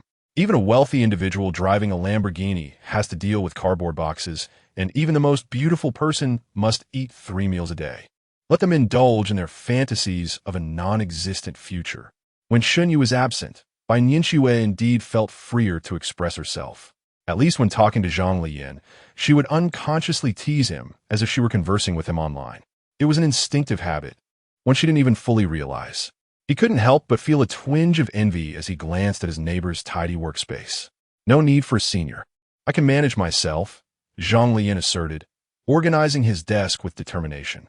For reasons unbeknownst to him, he sensed that Senior by Nianxue harbored an inexplicable desire to rummage through his belongings. His suitcase held no treasures, so why the incessant curiosity? Was it possible she had misplaced something within? Shall I help you make your bed? By Nianxue suggested, proceeding to rummage through his cabinet for bedding. Preparing to remove her shoes and climb onto the bed. Wait. Zhang Leyan exclaimed, feeling a sense of urgency. Senior, just sit. I'll handle it myself. The notion of a beautiful senior personally making his bed on his very first day at school felt utterly surreal. Something was decidedly amiss. Oh dear, Bai Nianxue lamented as Zhang Leyan lifted the bedding from her grasp. Reluctantly, she returned to her seat, crossing her legs and gazing at him as he began to arrange the bed. Hadn't he just missed an opportunity to fabricate a suitable excuse? Perhaps something along the lines of finishing quickly so they could head out for a meal? Why hadn't he thought of that sooner? Wait, his bedding is black. What is this? She noticed a photograph. Qian, is this not the picture I sent him? Why on earth was he carrying a printed version? Could it be that he truly... Do you think he would actually enroll in school just for 1,000 yuan? Should she confess to him? Otherwise, what about his connection with Qian? This was utterly perplexing. Junior, do you have feeling for Qian? She asked straightforwardly, adopting the perspective of an onlooker. The suddenness of her inquiry nearly caused Zhang Leyan to tumble off the bed. You see, you're carrying a photo of Qian, she pointed out, indicating the picture tucked away in his suitcase. What? No, you've misunderstood, Senior. This is... Zhang Leyan faltered, unsure how to articulate his thoughts. Was he really going to admit that he printed the photo for the sake of potential future pursuits? Coughing awkwardly, he felt a gnawing sense of foreboding, fearing he might never recover the money and that the tales spun by Ding Ding were all fabricated. This was merely a precaution against the possibility of losing track of someone later on. Bai Nianxue regarded him with an expression of mixed anticipation and hesitance, hoping for an explanation, yet dreading what he might reveal. A sudden inner conflict arose within her. Was she inadvertently sabotaging herself? It is often said online that some girlfriends test their boyfriends by deliberately creating a pseudonymous account. This situation seems to resonate with my own experience. If he does not deny it, it implies that even if he may not possess conventional good looks, she still harbors affection for him, which is certainly a positive sign. However, it raises the question of whether he truly likes Qian or if his feelings are directed towards me, creating a perplexing ambiguity. I find myself anxious about potentially not being able to locate her at this school. I have even gone so far as to print out a missing person notice with her photo. Zhang Leyan sighed and chuckled at his own predicament, feeling embarrassed in front of the senior. Oh, how amusing! Bai Nianxue could not help but laugh. After all this effort, it appears I have unwittingly issued a wanted poster for myself. Am I truly so unreliable? It seems that if I were to share my own photo with him, he could very well concoct a similar scenario. He would certainly not show any leniency simply because of my looks. In fact, I am convinced he would act in such a manner, as he has displayed similar tendencies in the game. Dear Senior, please refrain from laughing and do not divulge this to her. Zhang Leyan attempted to salvage some of his dignity. Well, it is indeed possible, but, as my adoptive father would say, feel free to command me in any matter. Zhang Leyan jested, only to realize that they had yet to exchange contact information. Chapter 11. The Senior's Bare Lace Socks. Where you all from? Xinyu noticed that Gan Xiulin was quietly organizing her belongings and did not engage in banter with the other two. She was petite, with fair skin and a charming appearance, seemingly a reserved and modest girl. Since entering the room, she had only mentioned her name, which suggested a potential camaraderie with Xinyu. Yan Wenxin, not needing further introduction, confidently remarked, "You can tell from my accent where I'm from." Gao Hongli stated, "I hail from Jianghu." Gan Xiulin added, "I'm from Chongyu." "Oh, besides Xinyu, is there anyone else in our dormitory who is still single?" Gao Hongli glanced at the other two, automatically excluding Xinyu from her perceived group of singles. Xinyu sighed, preferring not to elaborate, knowing that further explanations would only complicate matters. Yan Wenxin flicked her hair and raised her chin, declaring no. "Why act as if you're about to make a grand introduction?" Yan Wenxin continued, With high school being so hectic, who has the time? What about Xiaolin? Gone Xiaolin, feeling somewhat shy, continued to tidy up, indicating her reluctance to answer. Seeing this, everyone tacitly accepted that she was also single. Just as they were about to change the topic, they noticed her slight nod. Wait, Xiaolin has someone too? What do you mean by two? Xinyu felt exasperated, regretting having Zhang Leyan assist her with moving her luggage. Gun Julin, quietly nodding with a twinkle in her eye, finally spoke up. He is a year above me, all right, senior. Come down now. Zhang Leyan gently helped her downstairs, extending his foot as she descended slowly.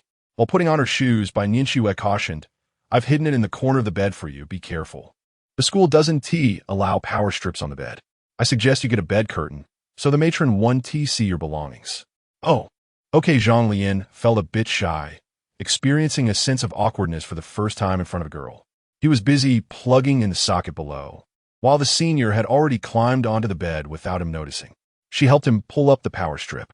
In truth, he had a slight obsession with cleanliness and preferred that others did not touch his bed. At least, if Li Yongwen tried to get onto his bed, he would certainly pull him off without hesitation. However, alas, the senior has already ascended, motivated by a genuine desire to assist. It's probably inconsequential. The senior's bare pattern lace socks appear quite clean. They should be free of dirt. Most of the items are nearly organized, and the others have yet to arrive, so there is no rush to tidy up. The behavioral differences between boys and girls remain rather pronounced. Even if it is clean now, those who come later will inevitably soil it again. It would be wiser to wait until later for everyone to clean together. Shall we depart? Zhang Leyan exchanged a glance with Li Yongwen across the bed before addressing the senior. Bai Nianxue glanced around once more, ensuring there was nothing overlooked. After assessing the surroundings, she replied, All right, let us go. As they were still not very acquainted, Zhang Leyan refrained from inviting Li Yongwen to join them. Upon exiting the dormitory, Zhang Leyan began messaging Dingding while simultaneously texting Xinyu. Beside her, Bai Nianxue received a message, a faint smile gracing her lips. She did not rush to reply, but instead inquired with subtle implications. Your childhood friend? Are you not going to pick her up? During the cleaning, Bai Nianxue had already inquired quite specifically about their relationship, although she still felt a twinge of unease. His candid discussion of Shan Yu's shortcomings in the dormitory suggested that they were indeed just friends, much like her own online persona. She wondered if he maintained such relationships with other girls as well. She mentioned that their dormitory is hosting a welcome party tonight, so she won't be coming. Zhang Leyan replied to Bai Nianxue in a calm tone, though his fingers began to race across the phone screen, delivering a lecture to Xinyu. In the end, Xinyu merely responded, You just want to use me as a shield. I'm not familiar with your online friend.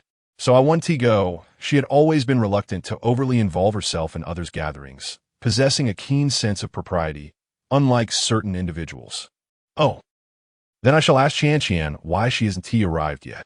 Bai Nianxue's voice rose slightly. Heaven helps me. She promptly retrieved her phone, impersonating Su Qian, but it was actually Dingding herself responding to Zhang Leyan. Dingding, you all go ahead to the seafood restaurant. She can find it. I'll join later. Makabaka. Dingding, what's wrong? Confused. Makabaka. Are you doing this on purpose? I've been with your roommate for several hours. Dingding, so what? Don't you enjoy being with her? Should I tell her? After sending, Bai Nianxue quickly glanced at Zhang Leyan, whose fists were tightly clenched. She pondered if Qian might actually face his wrath one day. Makabaka. That is not what I meant. It's quite awkward. I'm not familiar with her. Dingding. Aren't you always frolicking through the flowers, untouched by the leaves? This particular point was something Bai Nianxue knew all too well. When engaging in gaming sessions, one may encounter female players as well, regardless of their performance. They too may receive disparaging remarks. In the realm of esports, there exists no gender discrimination, only the distinction between skilled and unskilled. Only such players are worthy of triumphing over my star. Makabaka, so you're doing this on purpose, aren't you? Gif of being strung up, Dingding. Oh dear, I'm not deceiving you. I truly will arrive a bit later. Look, I'm so occupied that I didn't stand you up. and even had my roommates sacrifice their charm to keep you company, Makabaka. Ding ding. While I may not have achieved anything, I have certainly endured some toil, Haven Ti. Makabaka. Then I shall thank you, I suppose. Ding ding. No need for thanks, you all go ahead. Enjoy yourselves after sending the message. By Nianxue turned to Zhang Leyan. Qian has something to attend to. Shall we proceed? Chapter 12. A few more times will suffice in such moments. Zhang Leyan could only muster the courage to reluctantly comply. The truth was, he harbored a certain aversion towards Bai Nianxue, primarily because of her striking beauty, which placed an immense burden upon him. Throughout his life, he had always acted on impulse, never having encountered such pressure before. It was akin to the discomfort an employee feels in the presence of their boss. While they might prefer to act freely, the presence of authority necessitates a degree of decorum. His situation with the senior was somewhat analogous. He found it challenging to act with complete freedom. Had Ding Ding been there, he would have been more loquacious than the village gossip. He strolled along the fragrant camphor trees of midsummer towards the school gate, feeling the curious gazes of both freshmen and seniors alike, which only intensified his sense of unease. Finally, emerging from school grounds, Bai Nianxue led him to the nearest subway station. As a country boy, Zhang Leyan had little experience with the subway and could only follow closely behind Bai Nianxue. Bai Nianxue possessed a mobile subway code, scanning it effortlessly to enter, leaving Zhang Leyan standing there, bewildered. His face flushed with embarrassment. His mind raced as he tried to recall what she had just scanned. Surely it couldn't have been a payment code? Perhaps it was a health code? He then opened his own payment code, but Bai Nianxue, noticing his confusion and the green code he was struggling to scan, let out a soft laugh. Senior, your laughter is quite distracting, Zhang Leyan lamented, feeling utterly humiliated. You don't have a subway code, do you? Bai Nianxue stepped back out, realizing her oversight. She had not anticipated that he was entirely unfamiliar with how to navigate the subway. Not really, I do have a bus code, Zhang Leyan admitted candidly. Despite the absence of a subway system in his hometown, the practice of scanning codes for bus fare had become commonplace. Not a problem. I'll teach you how to buy a ticket, Bai Nianxue said, leading him to a nearby self-service ticket machine, opting not to simply provide him with a subway code. The reason being that purchasing tickets from the machine was far more complicated than using a mobile phone, and he would undoubtedly struggle with it. Unfazed, Zhang Leyan decided to follow her lead, eager to learn how to operate the machine. Look, we are at the Haida University station, Bai Nianxue patiently explained as she pointed at the large screen. She navigated to the line number, revealing a map with stations that was completely incomprehensible to him. You select your destination, click OK, choose the number of tickets, and then proceed to payment. With a beep, Bai Nianxue completed her transaction, and 2 rectangular cards emerged from the ticket dispenser. Bai Nianxue handed one of the tickets to Zhang Leyan, inquiring, "Do you understand it now? It's quite simple, isn't it?" Zhang Leyan's bewildered and vacant gaze conveyed his answer to her. Bai Nianxue blinked, asking, "What part do you not comprehend?" "I can't decipher the map," Zhang Leyan murmured as he operated the device again, only to become befuddled once more upon reaching the map. "You need to identify which line you are taking," Bai Nianxue said, pursing her lips and patiently guiding him. "Once you confirm the line number, you simply select that line. Look," she demonstrated by tapping on the previously chosen line 7. After doing so, all the stations along that line would appear, and the map would display only the trajectory of that specific line. "Oh," Zhang Leyan said, enlightenment dawning upon him. At this point, he would no longer pose the foolish question of not knowing which line to take. What is the purpose of mobile navigation? Bai Nianxue chuckled lightly. "All right, let us go." Zhang Leyan glanced at the ticket in his hand before pocketing it and following her. After scanning his card at the entrance machine, his eyes widened as he trailed Bai Nianxue. She feared he might inadvertently drop the ticket into the machine, just as she contemplated reminding him. A mischievous thought crossed her mind. Given the proximity to the school and the myriad of back-to-school activities, the subway was immensely crowded, especially on line 7. The 2 of them had to stand, as no seats were available. In such circumstances, Zhang Leyan instinctively shielded Bai Nianxue from the jostling crowd, motivated not merely by instinct but also by a desire to reciprocate her kindness. Throughout the day, he had barely gotten to know her.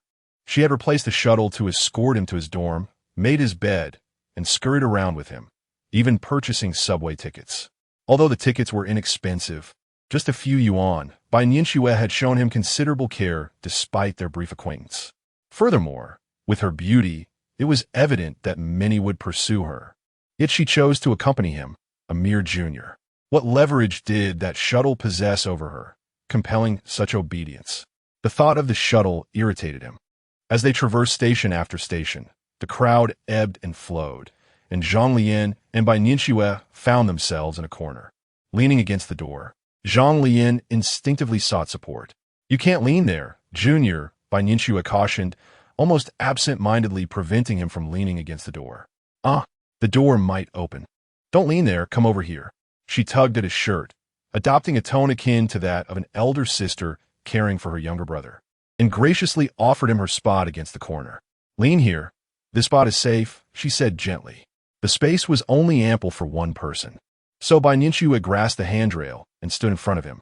A warm current swept through Zhang Lian's heart, and his ears flushed crimson in an instant. He couldn't tell whether it was due to the embarrassment of his recent foolish behavior or the gentle consideration of Bai Nianxue, who had made room for him. Suddenly, he perceived that the senior was not only beautiful, but also remarkably kind-hearted. "What is wrong?" Noticing his gaze, Bai Nianxue raised her eyes to him and inquired. "Nothing. I just feel like a country bumpkin," Zhang Leyan replied with a self-deprecating smile. "Not at all," Bai Nianxue said, slightly raising an eyebrow and smiling warmly. "It's perfectly normal to feel this way during your first time." Around them, other young individuals who also appeared to be students cast curious glances in their direction. Bai Nianxue's voice was melodious, the kind that, upon speaking, compelled young men to wonder what the person behind such a captivating sound looked like. You'll get used to it after a few more times. Chapter 13. Seafood. Upon arriving at Mingyang Station, Zhang Leyan continued to follow Bai Nianxue as she walked ahead. His inherent shyness was exacerbated by the events on the subway, leaving him feeling utterly overwhelmed. This sensation was unpleasant, yet the senior had not been incorrect in her remarks. He was beset by a sense of helplessness, fully aware yet unable to retaliate. Observing Bai Nianxue, who appeared completely unfazed and ambled ahead as if nothing had transpired, he realized that he had allowed himself to stray off course. It was undoubtedly the peculiar gazes from the other passengers that had led him astray. In reality, Bai Nianxue had not intended any mischief. She simply spoke her mind, having mastered the subway routes after a few rides. She was far from being at ease enough to engage in playful banter with a junior she had only just met. Of course, in Zhang Lian's eyes, she was indeed a senior he had met for the first time. A senior who joked inappropriately upon their initial encounter could hardly leave a favorable impression. After all, who could say how many boys or upperclassmen she had conversed with before? From Bai Nianxue's perspective, however, Zhang Leyan was not merely a novice junior. Thus, it was natural for her to tease him and gauge his reactions. As they approached the exit, she quickened her pace, swiftly discarding her ticket into the machine, which then opened the gate. Zhang Leyan, trailing behind, was still lost in contemplation of the earlier subway experience and failed to focus on her actions. Consequently, when it was his turn, he found himself once again trapped at the exit. Despite multiple attempts to swipe his ticket, the gate remained obstinately shut. Bai Nianxue, a short distance ahead, stifled her laughter, her shoulders shaking in amusement as she observed his growing frustration. His face flushed with embarrassment, he glanced around, nearly jumping in place out of exasperation. How could he have fallen for this? Well, of course, you intentionally set this trap for me. I have no idea what to do.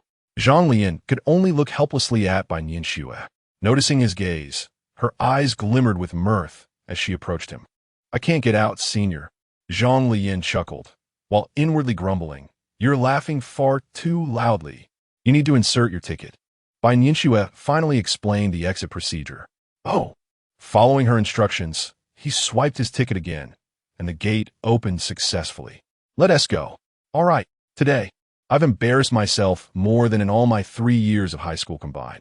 Wait, why didn't she inform me about the exit procedure while we were purchasing tickets? Oh no, why do I feel as though I've been set up? Once they emerged from the subway station, they found themselves on Mingyang Road, bustling with activity, surrounded by numerous seafood restaurants characteristic of Haicheng. Bai Nianxue's gaze was resolute, She had known from the very beginning that her destination was a seafood restaurant named Zhiohai. To be precise, the owner of this establishment was a distant uncle whom she referred to as her cousin uncle. Meanwhile, Zhang Leyan, with a vacant stare, surveyed his surroundings as if he were visiting this city for the very first time. Indeed, he was, after all, a newcomer here. The traffic in Haicheng was exceedingly congested, with intertwining overpasses and countless intersections.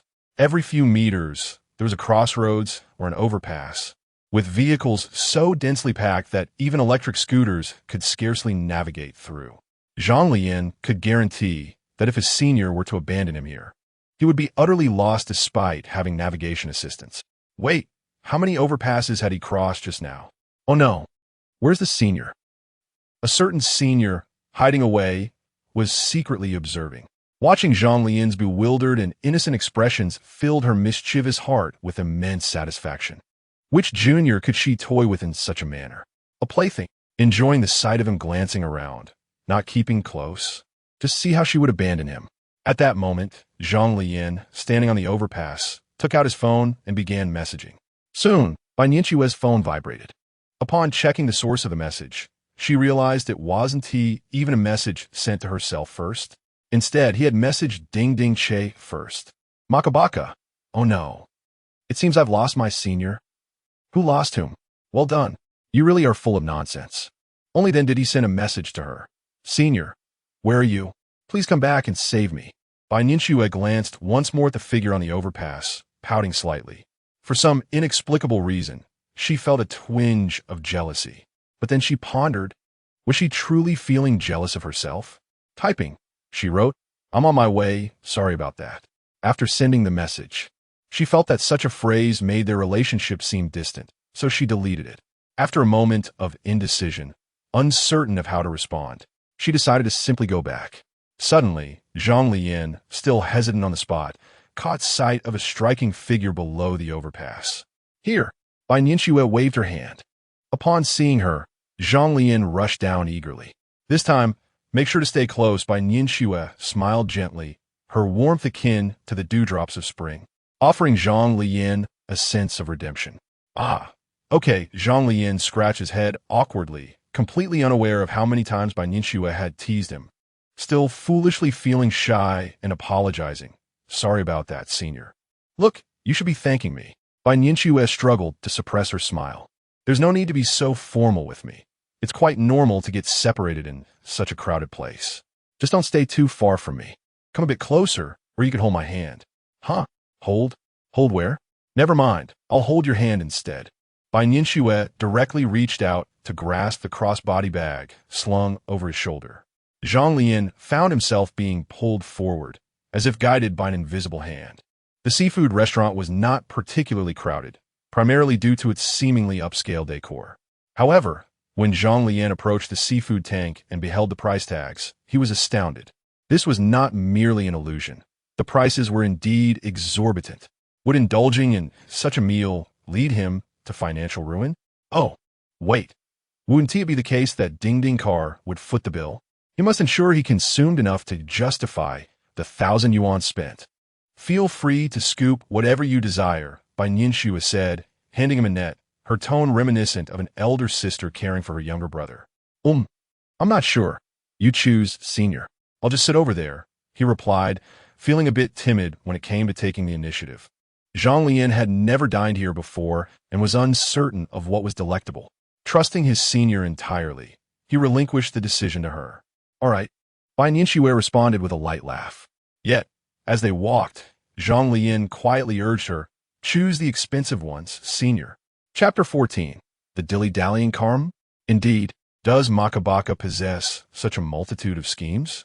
Bai Nianquo raised an eyebrow, pondering to herself. Turning back, she ordered the more expensive seafood as per Zhang Leyan's request. In truth, it was merely a sampling of various delicacies, for judging by his demeanor, he had likely never dined at a seafood restaurant before. Thus, she generously ordered everything from spider crabs to king crabs, a trifle for her. After placing the order, she returned to her seat and requested a bottle of red wine. Zhang Leyan, oblivious to the prices, could only marvel inwardly. Is the senior truly ordering such lavishly? Would the dilly-dallying car be unable to settle the bill and end up washing dishes in the kitchen? Might this be a tad too cruel for her? At that moment, Bai Nianxue merely inquired, "Why must I order the expensive dishes? I intend to recoup my investment." Zhang Leyan, ever straightforward, replied, "I sent it because you owe me 1,000 yuan. I simply wish to feast in indulgence." Bai Nianxue, caught mid-sip of water, nearly choked from laughter. So that was it. A miser at heart. This is hard-earned money, you know. Senior, you have not endured the hardships I faced to save this 1,000 yuan. Zhang Leyan shook his head, his thoughts drifting to his own arduous past, tears welling in his eyes. Upon hearing this, Bai Nianxue slightly lifted her gaze toward Zhang Leyan. She was well aware of the origin of that 1,000 yuan, for he had already lamented its story when asking her for money. Yet, she had resolutely not repaid him. Gazing into his teary eyes, she wondered if perhaps she was being a bit excessive. However, considering the dishes she had ordered, would 1,000 yuan suffice? The cheapest seafood was priced at 98 per pound, not to mention the processing fees. Zhang Leyan muttered under his breath. What do you think?" Bai Nianxue said mysteriously. She could not answer directly. She needed to ascertain whether Makabaka would sever ties after repaying the debt. "I believe 1,000 yuan may not be sufficient, especially since you've ordered a bottle of red wine," Zhang Leyan remarked, gesturing with his lips, sensing that the 1,000 yuan might indeed be insufficient. "If it's not enough, wouldn't that mean you've recouped your investment?" While he said this, a sense of unease lingered. Zhang Leyan chuckled. To charge someone 4 figures for a single meal.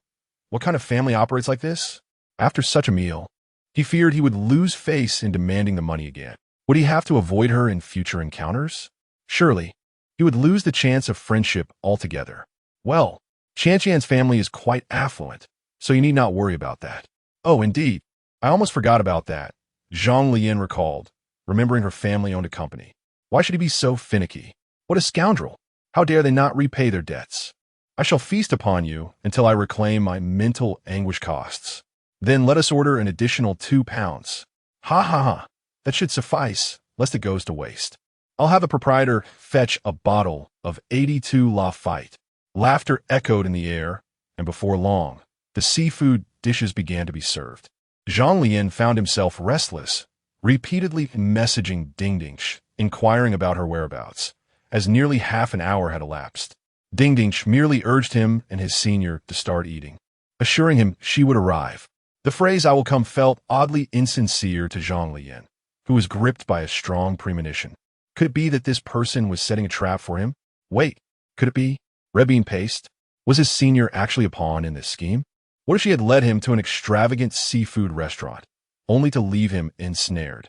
What if she simply did not show up, leaving only him and his senior? She might later suggest splitting the bill or excuse herself to the restroom. This was disastrous. He felt as though he had fallen into a carefully laid trap. Accursed Dingdingsh. It was all a wicked ploy. Suddenly, a delicate hand reached before him, placing a peeled shrimp into his bowl. "Try this," Bai Nianxue said, before skillfully peeling a crab claw, transferring the meat into a small bowl, and offering it to him. "Their dipping sauce. It tastes delightful." Thank you, senior." Zhang Leyan thought to himself. How could he harbor such thoughts about her? He swallowed hard, then pressed his lips together to begin enjoying the meal. "So, how is it?" Bai Nianxue inquired with a smile as she peeled another shrimp. "It's absolutely fantastic," Zhang Leyan exclaimed sincerely, pouring himself a drink. "Cheers, senior." His heartfelt toast made him feel as though the person before him resembled the creditor he had traveled such a distance to find. It was ironic that someone else accompanied him throughout the day, while that accursed Dingdingsh had allowed this emotional distance to grow. Bai Nianxue chuckled lightly, raising her glass to clink with his. What had initially been a gathering of 4 had unexpectedly transformed into a TTE for 2. As the drinks flowed, Zhang Leyan felt a warm flush spread across his cheeks. Though Bai Nianxue was not in much better shape, her tolerance for alcohol surpassed his own. He began to ramble, or rather, speak his unfiltered thoughts. "That wretched Dingdingsh. I came here to find her, and yet I ended up with you, senior." Bai Nianxue continued to sip gracefully from her wine glass, the slight flush on her cheeks enhancing her beauty. "What's wrong? Am I not good company?" she teased, resting her chin on her hand as she gazed at him playfully. "Not at all. You're incredibly beautiful, and you take such good care of me," Zhang Leyan said earnestly, his inebriation rendering him somewhat slow and foolish. Yet, Bai Nianxue's gaze remained fixed on him, her eyebrows raised in interest. She felt as though her heartstrings were being tugged, and he mirrored her imagination perfectly. So adorable. "So, are you happy that I'm here with you?" Bai Nianxue seized the opportunity to ask. Zhang Leyan fell silent for a moment, lifting his gaze to meet hers, striving to focus and comprehend her fully. She then waved her hand and shook her head, expressing her discontent.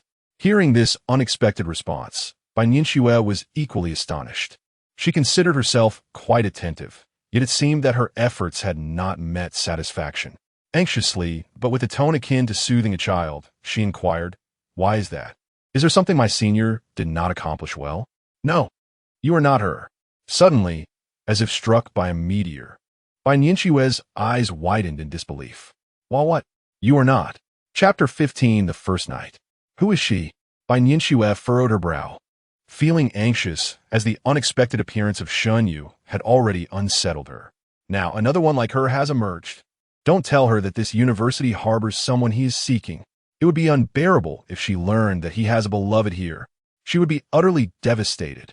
After finally experiencing a flutter of emotions, she had never proactively engaged with a boy before, let alone peel shrimp for one. Even her father had never received such special treatment. Ding ding, the car. What a wretched creature she is, Zhang Leyan mumbled in confusion, having traveled such a distance only to have her glance at him and then leave. Was it merely to return some money? He was left utterly startled.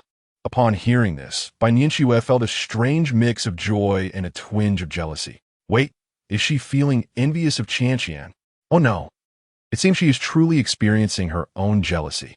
If you're asking her for money, it's only natural for her to avoid you, right? Bai Nianxue inquired tentatively. I did come to ask for money, but more importantly, it's because she is here.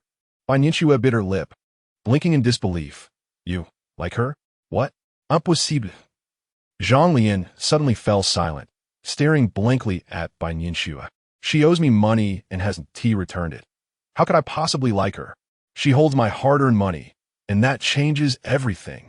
It's akin to a good brother visiting my home and taking my secret stash. Although I constantly urge him to repay me, whether he does or not is not of paramount importance. The reason I press him is that this is my hard-earned money, while simultaneously it serves as a jest. Yet, whether he repays or not is not vital, naturally because he is a friend and the amount is not substantial. Consequently, this good brother's significance in my heart inexplicably rises. The reason for this elevation may stem from the fact that, unlike other friends, this one owes me money. It strengthens our bond. Zhang Leyan embodies this sentiment. Bai Nianxue comprehended this notion. It is as if an additional layer of connection has formed. However, this relationship comes with a premise. Both parties must truly be close and genuinely indifferent to the monetary aspect. If one party truly requires that sum, then this relationship may shift from camaraderie to enmity. Alternatively, the underlying connection need not solely be monetary. It could revolve around a significant item or event. For instance, taking the blame for a friend's mistake. Bai Nianxue nodded, observing him sprawled on the table, fast asleep.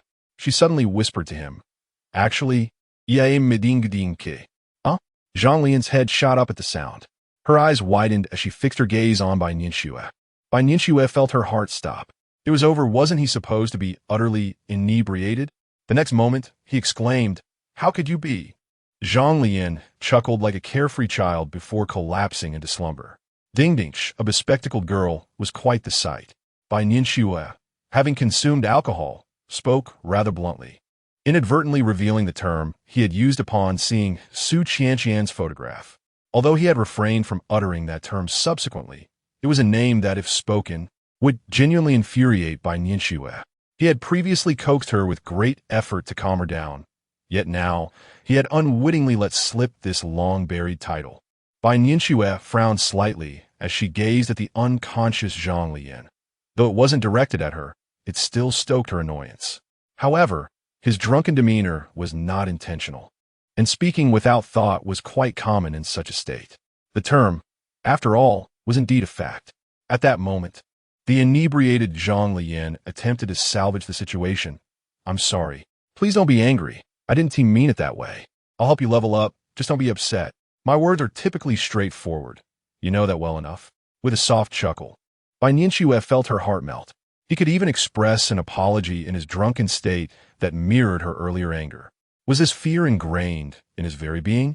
Her irritation dissipated like clouds parting to reveal the sun, leaving her in high spirits. Was I truly that terrifying? She leaned closer to the sleeping Zhang Leyan, scrutinizing him carefully. "You can remember to admit your mistakes, even when intoxicated?" Since it was the first day of school and he had no acquaintances, coupled with his condition, returning to the dormitory was not feasible. Hence, Bai Nianxue booked a hotel room. The first day of school, sharing a room with the campus belle of Haida. What a sensational headline. However, regrettably, no anticipated drama unfolded. The male protagonist was completely out of it, and under such circumstances, a male could not rise. Thus, Bai Nianxue simply laid him on the bed, covered him up, and adjusted the air conditioning, preparing to leave. Just as she reached the door, Zhang Leyan tumbled from the bed, landing heavily on the floor. Seeing this, Bai Nianxue had no choice but to return. She was petite, and lifting Zhang Leyan's weight proved to be quite the challenge.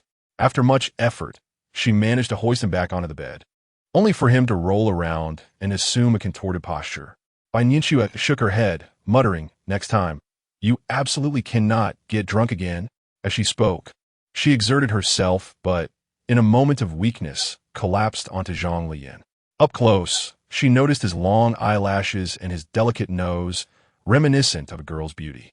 Her lips were rather unremarkable. A beard had yet to sprout, and the Adam's apple.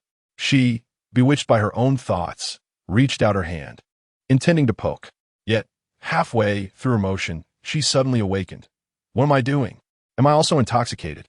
She hastily rose to her feet. She had no intention of spending the night with him on the very first day. That was far too swift. No matter what, it simply would not do. Even if the opportunity presented itself before her, she would never seize such a peculiar chance. Her affections were not of that nature. She turned around, took a step. Away. Thud. "No. Makabaka, was that intentional? Are you toying with my kindness?" Bai Nianxue reached the door, and just then, Zhang Leyan fortuitously stumbled and fell to the ground. Chapter 16. This is my first time checking into a hotel. In the middle of the night, Zhang Leyan woke up in a daze, feeling quite uncomfortable. He propped himself up on the bed and surveyed his surroundings. His mind a blank slate. After what felt like an eternity of confusion, he muttered, "Where am I?" "Turn on the lights." The incandescent light illuminated the entire room. Zhang Leyan pressed his fingers against his temples, squinting as he struggled to adjust to the brightness. Upon turning his head, he was taken aback by the sight of a woman lounging on the sofa, draped in a white bathrobe that appeared to be exclusive to the hotel. The woman had a cascade of black, slightly curled hair that shimmered like a waterfall as it tumbled down her back. Her figure was alluringly curvaceous, and as she lay sideways on the sofa, the robe accentuated her delicate silhouette. Her long legs were gently curled, their smooth and fair complexion blurring the line between reality and illusion. In that moment, Zhang Leyan was nearly rendered speechless, his eyes wide with astonishment. His instincts kicked in before his mind could fully comprehend the situation. "Turn off the lights." "Turn it back on." "She is still there." "Off again." "On again." "Still there." Goodness. After confirming twice, Zhang Leyan resigned himself to the reality of the situation with a bitter expression. On the very first day of school, he had not returned home, and had shared a hotel room with a girl he barely knew. If this news reached Shunyu, who would surely tell her mother? He feared he might face a rather severe reprimand upon returning home. However, after a brief moment of shock, his mind gradually cleared. He quickly recalled the events that had transpired. This was the senior he had gone out for dinner with. He had drunk excessively, and she had likely felt it inappropriate to take him back home, opting instead to bring him to the hotel. Yet, she had even chosen to stay by his side through the night, which made Zhang Leyan feel particularly embarrassed. The senior was truly kind-hearted, remaining vigilant while sleeping on the sofa. Zhang Leyan bit his lip as the image of Bai Nianxue grew more substantial in his mind. He turned off the light again, concerned about disturbing her slumber. Rising from the bed, he made his way to the bathroom, as the alcohol had left him feeling somewhat uncomfortable. He also wanted to take a shower, having worked up quite a sweat on the first day of school. Of course, he moved as quietly as possible, intent on not waking Bai Nianxue. However, unbeknownst to him, she had already awakened when he flicked the lights on and off. Her sleep was naturally light, and the discomfort of sleeping on the sofa, combined with her instinctual wariness of him potentially rolling off the bed in the middle of the night, kept her alert. Even in a normal relationship, a girl tends to harbor a bit more caution, driven by an innate desire for self-protection. As Zhang Leyan quietly made his way to the bathroom, the sound of running water reached her ears, and suddenly, her face flushed a deep crimson. She recalled a phrase, "clear springs flowing over stones." Shortly thereafter, she heard the sound of him turning on the shower. Her mind uncontrollably began to wander. When she accidentally brushed against him, she felt the firmness of his physique, a testament to his regular exercise. Alas, such an encounter extinguished her remaining drowsiness, and she buried her head deeper, attempting to force herself back to sleep. Yet her heart remained captivated by the sounds emanating from the bathroom. Zhang Leyan showered swiftly, finishing in mere minutes, emerging wrapped in a bathrobe. He moved quietly, but this time his path was not toward the bed. Bai Nianxue's eyes widened in shock. Why was he approaching her? How could he allow such a kind senior, who had cared for him, to sleep on the sofa while he took the bed? Zhang Leyan pondered this, but as he stood before Bai Nianxue, he found himself in a quandary. Should he wake her? No, that seemed unnecessary. Perhaps he could simply carry her? That way, if she remained asleep, he would achieve his goal, and if she awoke, it might even endear him to her. But what if she woke up while he was lifting her? Wouldn't that cause her feelings for him to plummet? Zhang Leyan hesitated, scratching his head before Bai Nianxue, whose toes curled tightly in fear, acutely aware of the boy's gaze upon her in the dark. Even a boy might be fearful in such a situation. She had no idea what he intended, merely feeling the weight of his stare. Bai Nianxue frowned, beads of cold sweat forming on her forehead. Should Zhang Leyan dare to touch her, she would certainly scream. Though she harbored some fondness for him, his current actions had pushed her dislike to its zenith. Senior. Senior, wake up. Zhang Leyan ultimately opted for a more prudent approach to convey his goodwill. Having known her for merely a day, embracing her, even through the robe, would be presumptuous at best. He considered himself rather straightforward. Calling her to rouse her for a second sleep did seem blunt. Yet it did not contradict the persona she had formed of him, thoughtful yet candid. Thus, he resolved to be both bold and delicate. Zhang Leyan called out before gently tapping Bai Nianxue's shoulder, easing some of the tension in her heart, though she remained on edge, contemplating whether to feign wakefulness. Yet Zhang Leyan appeared genuinely intent on rousing her, shaking her with increasing vigor. At this point, to remain unresponsive would indeed render her as lifeless as a pig. Consequently, Bai Nianxue pretended to awaken, her voice laced with confusion. What happened? It was a naively innocent performance, albeit overly contrived. Zhang Leyan, shrouded in darkness, rendered her lackluster acting somewhat obscure. He softly suggested, "Go to bed, senior. I will manage the sofa." Bai Nianxue's eyes widened slightly. So this was the reason? After meandering around her for half a day, he hesitated over whether to rouse her for another sleep? Truly, he was something else, this Makabaka. However, upon hearing his gentle words, her fondness for him surged instantaneously, obliterating the previously lingering feelings of unease. In fact, a new voice emerged within her. I indeed did not misjudge him. He had previously bestowed upon her his entire savings. How could he be so easily overwhelmed by desire? Bai Nianxue pressed her lips together, feeling elated, yet feigning annoyance, as she lightly laughed. You wake me in the dead of night, just to let me sleep again? Ha! Zhang Leyan, brushing his damp hair, responded candidly. Well, I suppose I shall join you. Bai Nianxue, displaying her natural charm, elegantly rose and approached the grand bed. She lifted a thin blanket and lay down, remarking, This is my first time sharing a room with a boy. Zhang Leyan, busy arranging the sofa, was momentarily caught off guard by her sudden declaration. Was it the same for everyone on their first outing with the opposite sex? Chapter 17. Is someone still messaging at this late hour? The two lay apart, one on the bed and the other on the sofa, not far from each other. The stillness of the night enveloped them. For some inexplicable reason, after the recent events, Bai Nianxue found herself increasingly awake, while Zhang Leyan, in contrast, had already enjoyed a full night's sleep. He glanced at the clock. It was 4:30 in the morning. If his memory served him correctly, he had succumbed to slumber shortly after dinner, around 8 or 9 o'clock. All in all, he had rested for about 8 hours. After taking a refreshing shower, he felt invigorated, his mind considerably clearer. Suddenly, a thought struck him. Had Bai Nianxue mentioned yesterday that she was a ding-ding che? The phrase lingered in his mind, as he recalled the astonishment it had provoked even in his inebriated state. Yet, upon further reflection, it seemed implausible. Such a gentle and amiable senior would undoubtedly have a plethora of friends. Beautiful, kind, and eloquent in her speech. How could she be the same person who had been cursing alongside him online? The persona did not align at all. Thus, it seemed evident that her remarks during their drunken conversation were merely a playful jest. At that moment, Bai Nianxue's voice interrupted Zhang Leyan's reverie. "Junior, are you asleep?" Zhang Leyan replied. No." The words traversed the dark, enclosed space, imparting an inexplicable sense of comfort. "May I ask you a question?" Bai Nianxue, curled on her bed, inquired softly. "Of course," Zhang Leyan responded without hesitation.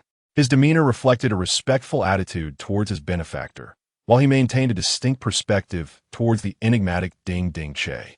Bai Nianxue's thoughtful care had genuinely surprised him, softening his typically straightforward nature.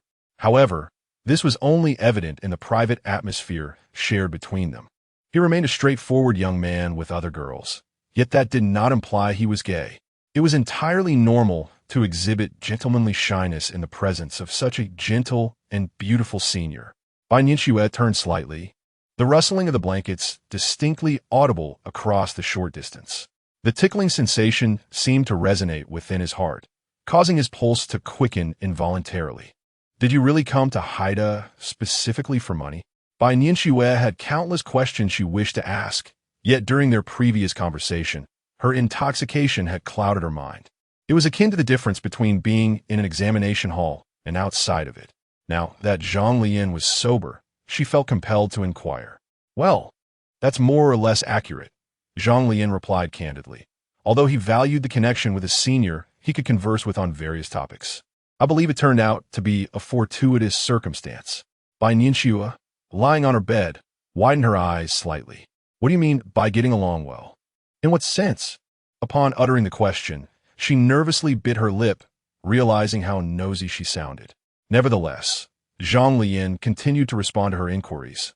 "We chat about everything under the sun, from trivial matters to profound topics.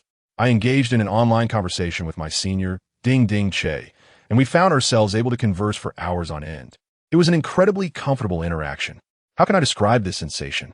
No matter what I wished to convey, she seemed to comprehend it intuitively, as if she were a worm in my belly." As Zhang Leyan spoke, the mirth in her tone became palpable, as if reminiscing about a delightful anecdote from their exchanges.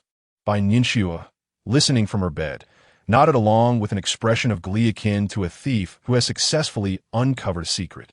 She understood Zhang Leyan's sentiment, for she too experienced that same feeling in her own interactions with her. Zhang Leyan, kindred spirit. Bai Nianxue, soulmate. Ha ha, that's about the essence of it. Zhang Leyan chuckled. Having opened the floodgates of conversation, she continued. "Initially, my academic performance was insufficient to gain admission to Shanghai University, but thanks to her encouragement, I managed to achieve it. I owe her a great deal.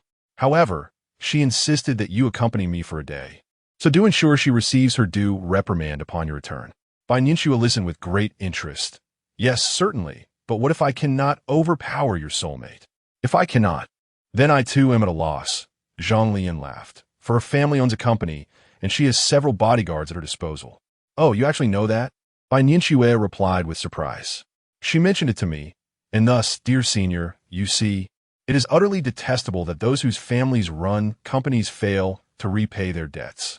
Zhang Leyan spat in jest, which elicited laughter from Bai Nianxue. By the way, Senior, she didn't show up today.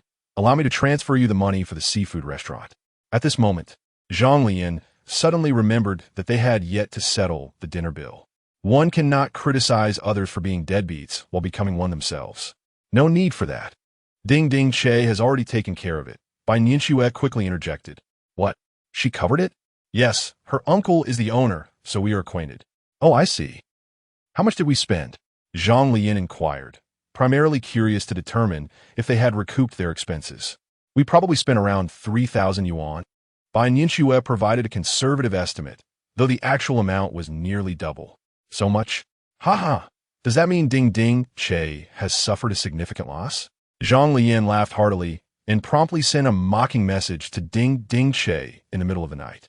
Since her uncle could offer a discount, it turns out your 1,000 yuan was nearly covered. Bai Nianxue remarked with amusement. Indeed, that is quite fortunate. At last, we VE reclaimed our hard-earned money. Zhang Leyan sighed in relief. By the way, Senior, how much do I owe you for this room? No need for that. Ding Ding Che has also paid for this room. Oh! Zhang Leyan felt a warmth in his heart. She still exhibited a semblance of conscience, ensuring everything was arranged even in her absence. In light of this, he picked up his phone and sent a message to Ding Ding Che. Makabaka, you still possess some conscience, so I shall grant you my forgiveness. Makabaka, however, I do not relish being in debt to anyone. I shall transfer you any excess amount. As soon as he finished sending the message, the phone that Bai Nianxue had left charging on the sofa illuminated with a soft glow. Curious about the sudden brightness, she turned her head slightly and discovered that Zhang Leyan was engrossed in his phone. Simultaneously, her own device flickered to life, sending a jolt of anxiety through her. Could he possibly be messaging her in the dead of night? It was quite plausible. He had done so on numerous occasions before. Bai Nianxue bit her lip, her eyes widening in the darkness as she stealthily shifted her position in bed, inching closer to Zhang Leyan. As she drew nearer, it became evident that he was indeed typing. It was almost certain that he was sending her a message. Meanwhile, her own phone continued to glow. After sending his message, Zhang Leyan turned off his screen, the additional light above prompting him to rise and glance over. It was the senior's phone. Even at this late hour, someone was still sending messages. Chapter 18. Morning by Nianxue's note simply read Makabaka, untouched by any alterations. If Zhang Leyan were to catch a glimpse of it, he would surely be at a loss for words. While honesty is undoubtedly essential, the timing was far from opportune. Bai Nianxue, just as Zhang Leyan turned his head to glance over, the phone screen conveniently dimmed.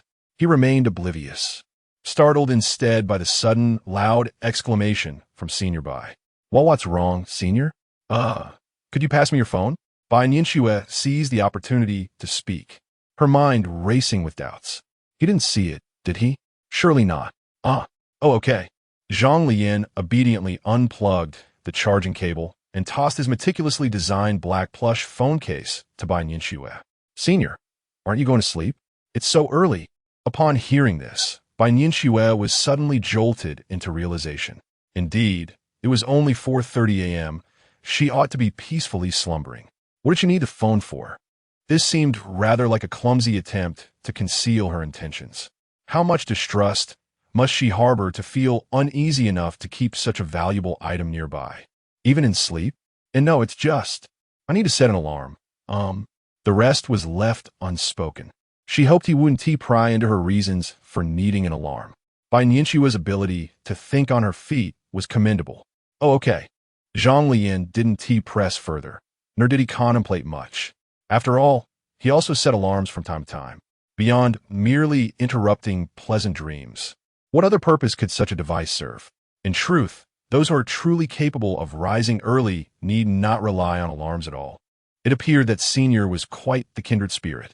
Once in possession of the phone, Bai Nianxue promptly returned to her previous position. A brief flicker of the screen confirmed that it was indeed a message from him. The large Makabaka avatar on QQ would have surely revealed her disguise had Zhang Leyan glimpsed it just moments ago. For reasons unknown, she found this alternate identity amusing, as it allowed her to glean insights about him from a distance. Thus, for the time being, she wished to utilize this persona to delve deeper into his thoughts. Snuggling beneath the covers, she opened their chat and couldn't help but stifle a chuckle at the messages he had sent. A soft, barely audible laugh escaped her lips. She believed that, hidden under the covers, such a sound would go unheard. However, Zhang Leyan, invigorated and engrossed in his videos, had keen ears and heard it distinctly. What sort of alarm could evoke laughter? Surely, Senior must have been amused by the messages from someone who had reached out in the middle of the night. To respond at such an hour certainly indicated that she held some significance to him. After reading the messages, Ningxue set the phone aside, fumbled for a moment, and then pulled the blanket over her head, succumbing to sleep. Resting in tranquility, she drifted into a peaceful slumber. The following morning, Zhang Leyan, devoid of any sleepiness, immersed himself in games until dawn. Glancing at the clock, he noted it was nearly 8 o'clock, and there lay his senior, Ningxue, soundly asleep, utterly devoid of the sophistication she exhibited during the day. Yet, her serene slumber rendered her somewhat adorable. He quietly rose to his feet, intending to fetch breakfast for her as a gesture of care. By the time Ningxue stirred from her dreamy state, the room was entirely empty. Rubbing her eyes, she surveyed the sofa and then glanced toward the open bathroom door. The unusual silence of the room suggested a lack of company. A sudden realization struck her. He had left? Were his clothes, phone, and bag? She was referring to his belongings. Ningxue, incredulous, tentatively called out towards the bathroom. Zhang Leyan, Jr.? No response echoed back. She sighed in exasperation, reflecting on how, despite her striking beauty, slender waist, long legs, and fair complexion, she had been abandoned by a boy in a hotel. A mix of irritation and amusement washed over her. She picked up her phone, ready to deliver a moral critique to Makabaka, only to find a message from Makabaka waiting for her. One was a QQ message directed to Dingdingsh, and the other a WeChat message. The latter was time-stamped at 8:03, while Dingdingsh received his message at 8:04. Indeed, receiving a message from someone dear always prompts meticulous attention to detail, even the minutiae of timing. Although Ningxue pondered the significance of noting such trivialities, she mused that both accounts belonged to her. Yet, did this not imply that, after a night of companionship, she had surpassed Dingdingsh, who had been by her side for several years? Therein lies the drawback of long-distance relationships. The moment a more attractive, gentler, and exceptional woman appears. Wait, hadn't Dingdingsh also never been in a relationship with Makabaka? What was she even fretting about? She scratched her head in confusion. Dingdingsh's message read, "Scoundrel, are you still in bed?" Her own message stated, "Senior, I went out to buy breakfast, be back shortly." The two messages displayed utterly contrasting styles. The talent for discerning the nuances of individuals was indeed a remarkable skill. Ningxue couldn't help but chuckle, realizing that even as the same person, she now felt the weight of societal disparity in his presence. Just as she finished reading the messages, the door swung open with a beep. Turning to the entrance, Ningxue saw Zhang Leyan returning, juggling soy milk and fried dough sticks. Upon noticing her hair in a disheveled state, he couldn't suppress a smile, though he managed to keep it subtle. "Senior, you're awake," he remarked. "Could you possibly smile any more obviously?" Ningxue instantly understood the source of his amusement, her ears flushing with warmth as she hastily tucked her long hair behind her ear. It fell gracefully into place, effortlessly transforming her from her earlier chaotic appearance. Her hair was casually swept to one side, revealing her alabaster swan-like neck, and she seemed to radiate newfound confidence. Her ebony locks appeared as if they had just been washed, exuding an aura of freshness. Soft and delicate, one could surely catch a whiff of a delightful fragrance upon approaching her. This is what one might call natural beauty. Approaching Zhang Leyan, she remarked, "So, you went out to buy breakfast? I thought you had left me here all alone." "How could I?" Zhang Leyan chuckled, meticulously inserting a straw into the soy milk and dividing the breakfast into equal portions. "After last night's debauchery, you took such good care of me. How could I be so inconsiderate as to abandon you?" "True enough. My junior is not such a cad," Ningxue replied, her spirits lifting at his return. Chapter 19. Internet addiction. As the two savor their breakfast, the morning sunlight streamed through the white curtains, gently swaying in the soft breeze, casting a milky glow upon the brownish-yellow floor. They resembled a young couple who had just risen, with a boyfriend returning from a breakfast errand.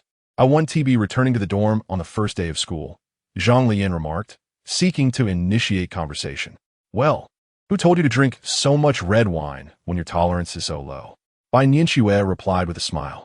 In truth, during dinner the previous night, she had observed him foolishly treating red wine as if it were a mere beverage, and she refrained from intervening, curious to see if he would become intoxicated. "I was sipping on something sweet, not realizing how potent it was," Zhang Leyan said, chewing thoughtfully. He had assumed it was similar to the wine served at home. This was his first genuine experience of drunkenness, rendering him nearly oblivious, unaware of the effort the senior had exerted to carry him to the hotel. "Do you have someone you like?" Suddenly, Zhang Leyan expelled a mouthful of soy milk in a perfect arc. "Wow, senior, must you change the topic so abruptly? Even a cheat code can't switch gears like that." Bai Nianxue laughed, covering her mouth, her shoulders shaking in amusement. "Is it really necessary to react so dramatically? Why the sudden inquiry? It feels quite sensitive." Zhang Leyan hurriedly dabbed at his mouth with a napkin, avoiding her gaze. "Just curious. After all, you brought a childhood friend to school, which is quite rare." Bai Nianxue raised an eyebrow as he averted his eyes. She seized the opportunity to scrutinize him more openly. "Are you perhaps fond of your little childhood friend?" she probed, emboldened by their day spent together, allowing her to ask more intimate questions. "Oh, how could that be, senior? She hits like a truck. I still have bruises from where she pinched me." Zhang Leyan pointed to his waist, arms, and thighs. "Here, and here. Besides, we're far too familiar with one another." Upon hearing this, Bai Nianxue felt a twinge of jealousy, realizing he had been touched in so many places. That is, not adhering to gentlemanly conduct. She retorted, echoing Zhang Leyan's earlier words with mock seriousness. "Isn't being familiar a good thing?" He countered. "Of course not. Their essay saying online, when you're too familiar, it's hard to take that next step." This time, it was Bai Nianxue who sputtered her soy milk. "Ha ha ha. Just kidding. Senior, wipe your face." Zhang Leyan quickly offered her a napkin. "I thought you were offering some profound reasoning. Yet here you are, being so irreverent." Bai Nianxue still did not receive a definitive answer, leaving her somewhat unsettled. What she desired was a clear, unambiguous affirmation. That's the profound reasoning. Isn't it? Being too familiar makes it hard to take action. "So, do you admit you like her?" Bai Nianxue asked, her tone growing tense. "Why are you so interested in this?" "Senior? This feels a bit gossipy," Zhang Leyan replied. "The imposing figure has become more down-to-earth. However, considering the care you've shown me, senior, I am quite curious about what you have to say." Bai Nianxue furrowed her brows and bit down on her straw. "No, I truly do not have anyone I admire. I am merely a solitary square root of 3, Zhang Leyan confessed candidly. Upon hearing this response, Bai Nianxue's furrowed brows indeed relaxed. "Oh, it's nothing, quite good actually," she said, a smile gracing her lips. "What is with that upward curve of your lips, senior?" Zhang Leyan felt that Bai Nianxue's smile was somewhat mocking, and thus retorted. "So, does that mean you have someone you fancy?" "I don't either," Bai Nianxue replied. Had she confessed otherwise, Zhang Leyan might have misinterpreted her words, perhaps even taking drastic actions out of loyalty. After all, with Zhang Leyan's walnut-sized intellect, he surely wouldn't suspect that she harbored feelings for him. Just as she finished her reply, Zhang Leyan boldly stated, "Then why do you laugh at me?" "Ha ha. Generally speaking, attractive individuals are never devoid of admirers. And given Bai Nianxue's gentle and caring nature, she must be the target of many suitors. After all, someone like Shen Yu, a veritable tyrant, has had countless admirers throughout her life." Thus, Zhang Leyan did not take Bai Nianxue's words to heart. Whether she had someone she liked or a boyfriend was of no concern to him. His mind was solely occupied with recording gaming data, such as dungeon timings and boss spawn locations, discarding all irrelevant information. After finishing breakfast, the two took the subway back to school. Upon entering the school gates, Zhang Leyan turned directly to Bai Nianxue and said, "Well then, senior, I'll be on my way." Since the boys' and girls' dormitories were in different directions, Zhang Leyan assumed that Bai Nianxue would part ways with him. He had to get busy with today's gaming session. Bai Nianxue widened her eyes slightly. They had just entered the school, and he was already eager to part ways? No, it was more like separating. If he were a typical freshman, he would surely want to spend more time with a beautiful senior. Wouldn't he? How many people wished to escort me back to my dorm, yet had no opportunity? Oh dear, do you not realize what you have missed? All right, goodbye, Bai Nianxue replied, pursing her lips and gritting her teeth. After all, it was indeed a shame. She had no expectations for this fellow to suddenly have an epiphany. Well then, senior, when you return to your dorm, be sure to give Ding Ding Che a good scolding. Zhang Leyan had already taken a few steps ahead, still muttering about the annoying Ding Ding Che. All right, she responded. With that, Zhang Leyan promptly made his way to the dormitory. He needed to hurry, as the dungeon would soon open at 10 o'clock. Glancing at the time, it was already 9:54 a.m. No time to waste. Thus, Zhang Leyan transitioned from a brisk walk to a full sprint. Meanwhile, Bai Nianxue walked leisurely, finally feeling at ease to open her phone and respond to someone under the guise of Ding Ding Che. After sending the message, she turned her gaze back toward Zhang Leyan, only to find him sprinting away. What could possibly be so urgent? A smirk played upon her lips. At times, she found it truly perplexing to comprehend what thoughts occupied his mind. However, based on her current understanding, the matters that could evoke such haste in him were certainly not of great significance.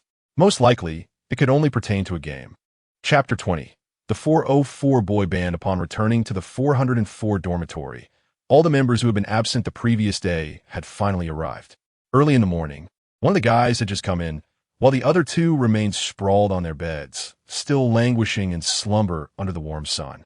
As Zhang Leyan entered, he found himself locking eyes with Yan Wei's, who was busily packing his belongings. "Oh, bro, you're back," Li Yongwen exclaimed, poking his head out from under the covers. Zhang Leyan, who had spent his first night away from the dormitory, evoked both admiration and envy in him. After all, just yesterday, that stunning senior had personally made his bed, escorted him to the dorm, and treated him to a meal. He felt a natural sense of brotherly respect for Zhang Leyan. "Man, you're impressive. On the first day of school, you went out with the campus beauty and didn't return all night. You're something else." Zhang Leyan, however, was blissfully unaware of Bai Nianxue's reputation as the campus beauty. He was preoccupied with logging into his game. After greeting Yan Wei's, who was still organizing his suitcase, Zhang Leyan swiftly made his way to his desk and eagerly booted up his computer. "Dude, you came back just to play this game?" Li Yongwen observed as Zhang Leyan opened an unfamiliar online game, its outrageous graphics instantly reminding him of a globally popular title. His esteem for Zhang Leyan surged once more. "Bro, you're incredible. You leave such a gorgeous senior behind to play games. If it were me, I'd probably still be lounging in a hotel bed, reluctant to get up." Yan Wei's nodded in acknowledgement, but frowned slightly at the sight of Zhang Leyan diving into gaming upon his return. He then resumed packing his things. Meanwhile, on the other side, Peng Haosen, who had arrived the previous day, was awakened by the commotion. He turned over and then got out of bed to wash up on the balcony. Zhang Leyan glanced over and noticed that he had a lean physique, wore glasses, and despite his slight build, his complexion was fair and clean, contrasting with Li Yongwen's wild yellow hair. Seeing a bottle of iced tea on his desk, Zhang Leyan deduced it was not from Yan Wei's, who had just arrived, nor from Li Yongwen, who would have mentioned it. It must have been from Peng Haosen. "Thank you for the iced tea," Zhang Leyan said as he passed by. "Sure, I have plenty more. Help yourself if you want," Peng Haosen generously replied. Zhang Leyan nodded and returned to his game, too engaged to partake in introductions with his roommates at that moment. In truth, during such gatherings of freshmen, there was rarely a need for formal introductions. They simply launched into a game, swiftly becoming familiar with one another. As for learning their roommates' names, a simple call would suffice. Who wouldn't he know they were being addressed? In any case, they would become acquainted over time, especially when the teacher took attendance. Once Yan Wei's finished packing, he sat at his desk, engrossed in a book and even taking notes. Though it was unclear what book could captivate a freshman so thoroughly, he sat upright, with his desk lamp and stationery neatly arranged, projecting an aura of earnestness. Zhang Leyan had no choice but to lower the volume of his game. attempting to maintain a semblance of quietude. Despite this, Zhang Leyan still sensed the disgruntled gaze directed at him. Could it be true that he had an incompatible roommate? No. He had envisioned a college life filled with camaraderie and shared experiences with his roommates. Here, have some candy. At that moment, Peng Haosin began distributing snacks he had brought from home, which conveniently alleviated Zhang Leyan's gloomy mood. In comparison, Peng Haosin appeared to be far more amiable. Thank you. I am Zhang Leyan. You may call me Leyan, or perhaps Old Zhang. What is your name? With the candy as an icebreaker, Zhang Leyan readily engaged in conversation. Peng Haosin, I am aware of your name, he replied while handing another piece of candy to Yan Wei's, receiving gratitude in return. You know me? Zhang Leyan inquired. After the school divided the majors and assigned dormitories, a list was shared in the group, so I checked it beforehand. Peng Haosin replied with a smile. Oh, I see. I will create a dormitory group. Let me add you all. You're in the class group, right? Knowing a few names, Peng Haosin took the initiative to handle this task. Yes, sound good. Okay, brochure, go ahead. After receiving affirmative replies from several individuals, Peng Haosin promptly added them to the group, and Zhang Leyan learned that aside from the two of them, the third person's name was Yan Wei's. Once the group was established, Peng Haosin settled into his seat to read a novel, while Zhang Leyan continued gaming. Li Yongwen remained in bed, and Yan Wei's diligently studied. Around noon, after finishing his game, Zhang Leyan's stomach growled in hunger, prompting him to prepare for a meal, with Li Yongwen and Peng Haosin feigning readiness to join. Old Zhang is going to eat? Wait for me. I will come too. Are we that familiar for you to call me Old Zhang? Zhang Leyan remarked, somewhat surprised. Old Zhang, let's go together, Peng Haosin said, stretching as he stood up. All right, sounds good.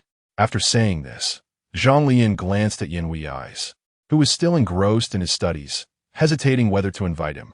Li Yongwen jumped out of bed, quickly putting on his socks and shoes, and exclaimed, Let us go. You haven't even brushed your teeth.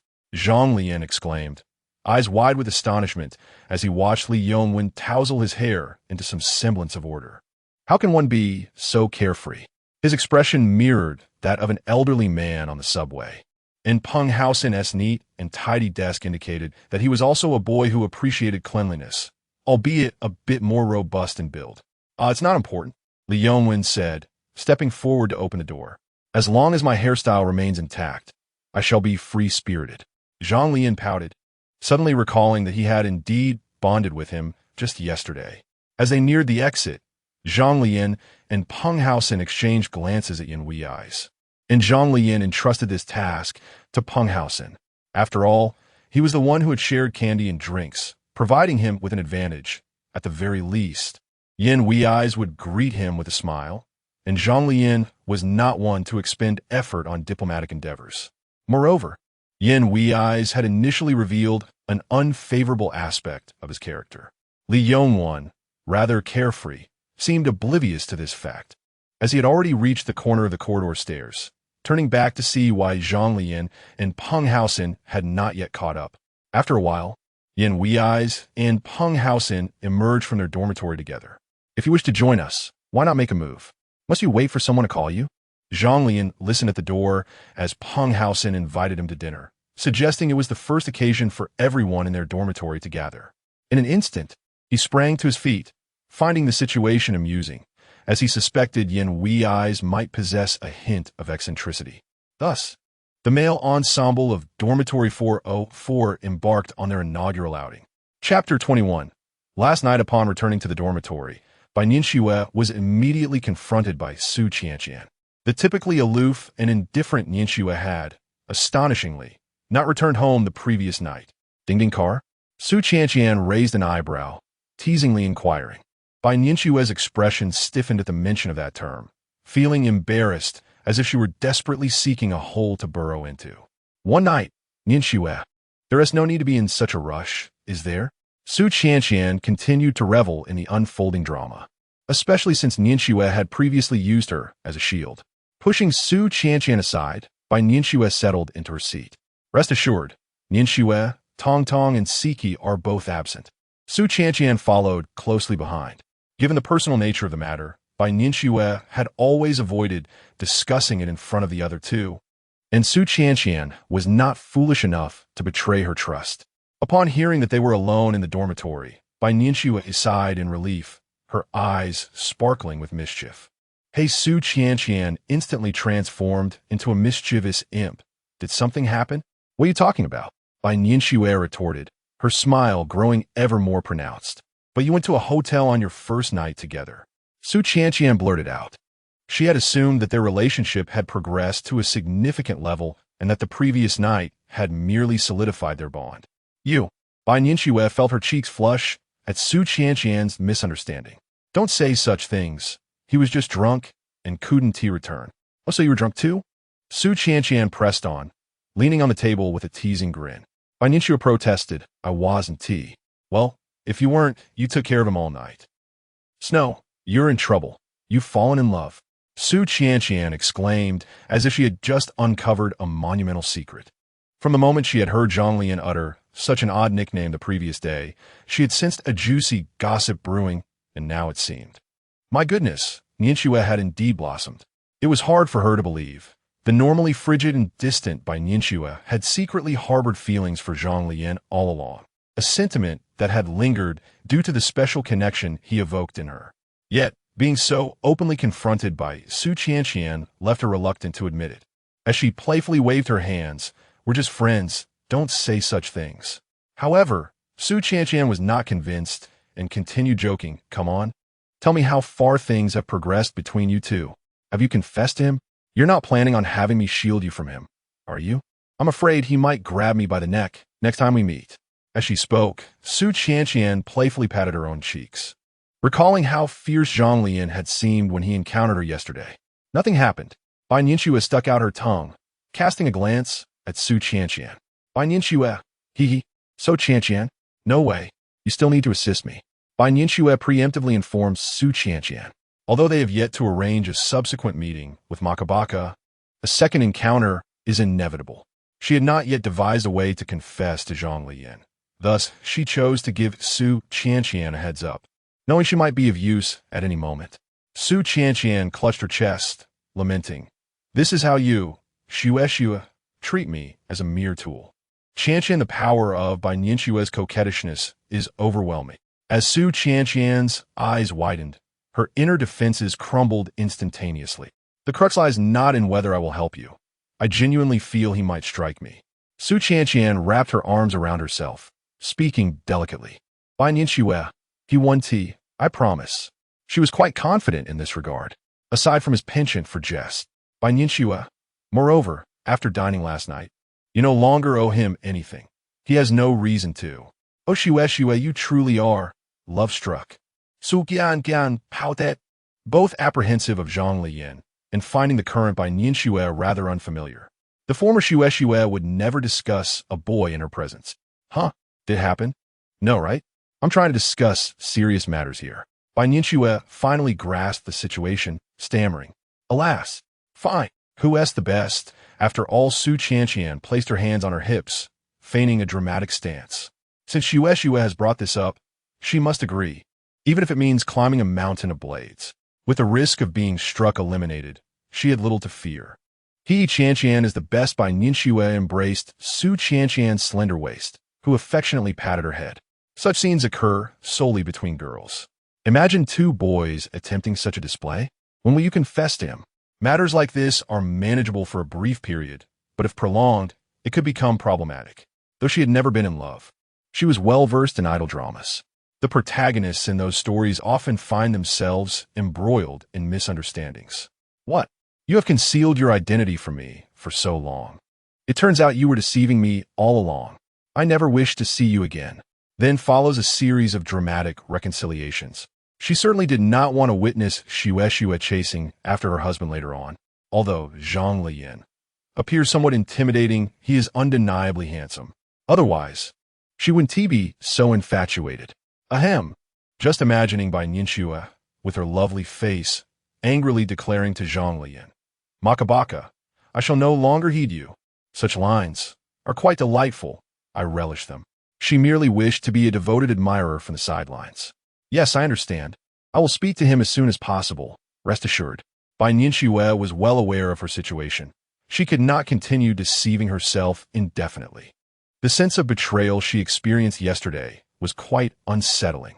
Moreover, she dreaded the day when Zhang Leyan might confess his feelings to Qianqian. The 404 boy band had gathered for their inaugural meal at the cafeteria. Zhang Leyan strolled alongside Li Yongwen, while Yin Wei's and Peng Haosen walked together. Naturally, Li Yongwen seized the opportunity to inquire about Zhang Leyan's escapades from the previous night. "Bro, were you with the campus belle last night?" His eyebrows danced expressively, and his thumbs formed a gesture suggesting intimacy. Zhang Leyan was taken aback. Campus belle? Who else could it be besides by Ningxue? He was fully aware that Li Yongwen was referring to her, yet he promptly dismissed the notion. "No, I was out drinking with my childhood friend." "Childhood friend?" Li Yongwen feigned disappointment. Zhang Leyan nodded.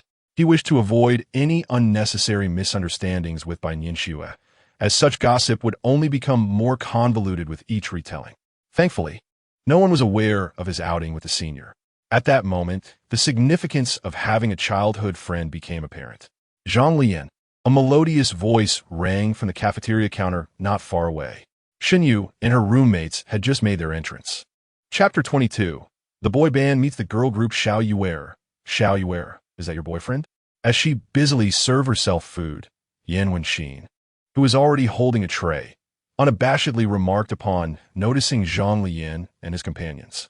Xinyu, rendered momentarily speechless, firmly held her plate of food and declared, "He is truly not my boyfriend. We simply grew up together, nothing more. It is merely a coincidence that we both ended up at this school. I happened to choose it, and he coincidentally came to find someone here." She had already articulated this explanation the previous evening, yet the three girls remained thoroughly skeptical, unwilling to accept her words as truth. In the realm of gossip, the reality you present is dismissed. What we perceive as truth is the only reality that matters. "If you don't believe me, I'll call him over." With that, Xinyu called out, "Zhang Leyan, what is this?" Li Yongwen glanced toward Xinyu, his eyes sparkling with admiration, exclaiming, "A beauty." "This is my childhood friend," Zhang Leyan responded casually, waving at Xinyu before returning to his place in line. "She is quite beautiful," Li Yongwen thought to himself, feeling a renewed sense of admiration for Zhang Leyan. "Is she really that attractive?"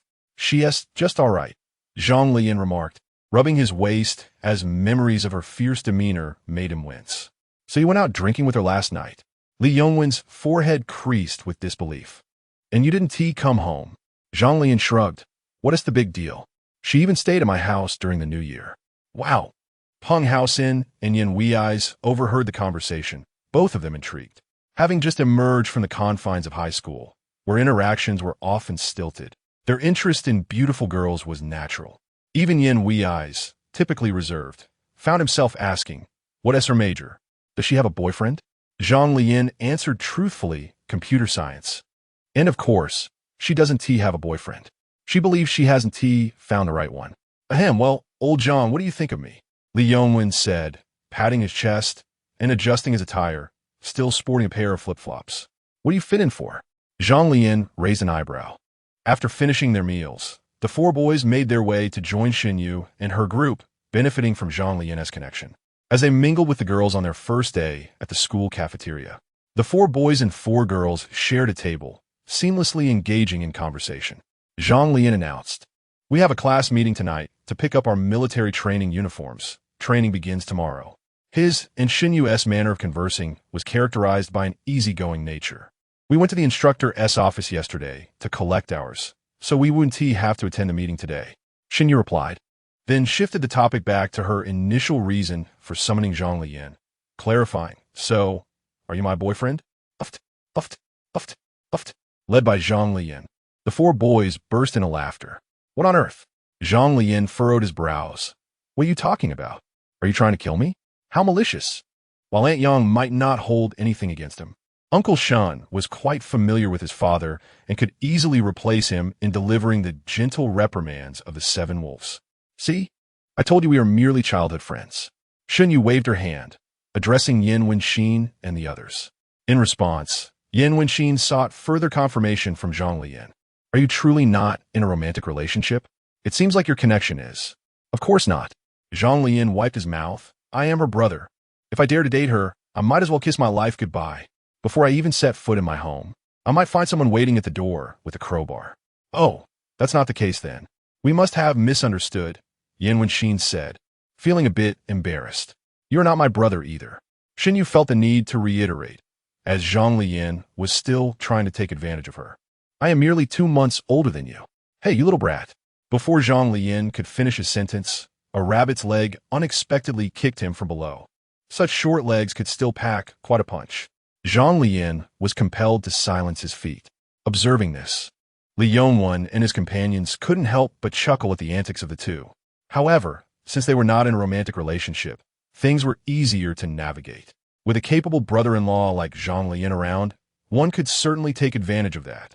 Not to mention, if anyone wished to pursue Xinyu, they would have to devise a way to get her downstairs. But with Zhang Leyan as the universal brother-in-law, wouldn't that be a mere word away? Yan Wei's gaze remained fixed on Xinyu as he quietly resumed his meal. Among Xinyu's other roommates, he found none appealing, save for her. She perfectly matched his criteria, quiet yet playful, beautiful with an air of charm, her voice melodious, her figure curvaceous yet not frail, and her height proportionate. Moreover, she was in the computer science department at Haida, indicating her academic prowess. They could even pursue graduate studies together. Having just met Xinyu, his mind was already envisioning a future spent as graduate students living a cozy life together. The dynamic of the lively group of boys naturally shifted with the presence of a girl. Aside from Li Yongwen, who remained quite open, Peng Haoxin and Yan Wei's were largely silent throughout. Most of the conversation during the meal revolved around Zhang Leyan engaging with the girls. Thankfully, he had ample experience interacting with girls since childhood, unlike Li Yongwen, who had become exceedingly nervous after just a few exchanges. Who would have thought that his fashionable appearance belied an innocent disposition? Have you gotten your money back? Xinyu inquired, raising her gaze. Well, I suppose it's more or less returned, Zhang Leyan replied, chewing away. What does it mean to reclaim something? If Xinyu had not found it difficult to leave yesterday, she would certainly have wished to see her senior again. Here, the reference is to Su Qianqian, not Bai Nianxue. However, speaking of Bai Nianxue, she is already aware that Bai is the campus belle of Haida University. So, has it been reclaimed? It has. But the meal consumed took its toll. Wasn't it 1,000 yuan? What kind of meal is so costly? Seafood, red wine, and a hotel seems about right. Just last night's seafood and red wine made him feel as though he had overindulged. You dined so lavishly on your first day? 1,000 yuan? I must inform your mother. Xinyu thought it somewhat excessive for Zhang Leyan to squander so much on merely the first day here. Oh, come on. Zhang Leyan clasped her hands together, stating that since she hadn't returned the favor, she was merely considering it as an invitation to feast. So she might as well eat to her heart's content. Did you not claim you could reclaim the money? Xinyu chuckled, knowing she would never truly report him. Well, how to explain this? You wouldn't understand. It falls under the unwritten rules among men. Zhang Leyan felt that after this meal, she and Ding Che would be even. Furthermore, this would prevent any potential rift in their relationship. When two individuals share jokes, if one suddenly adopts a serious demeanor, it could surely lead to a fracture in their bond. Ambiguity and playful banter are the most comfortable ways to interact. Such friends often turn out to be genuine allies when real issues arise. Moreover, Zhang Leyan's claim for 1,000 yuan was merely a pretense. Her true intention was to spend time with Ding Che, needing only a plausible excuse to convince herself. Li Yongwen, did he not mention going out for drinks with you last night? Chapter 23. The school belle. Li Yongwen listened intently, and from the conversation, he discerned a hint of intrigue. Xinyu, huh? Li Yongwen, oh, you little rascal, you've deceived me.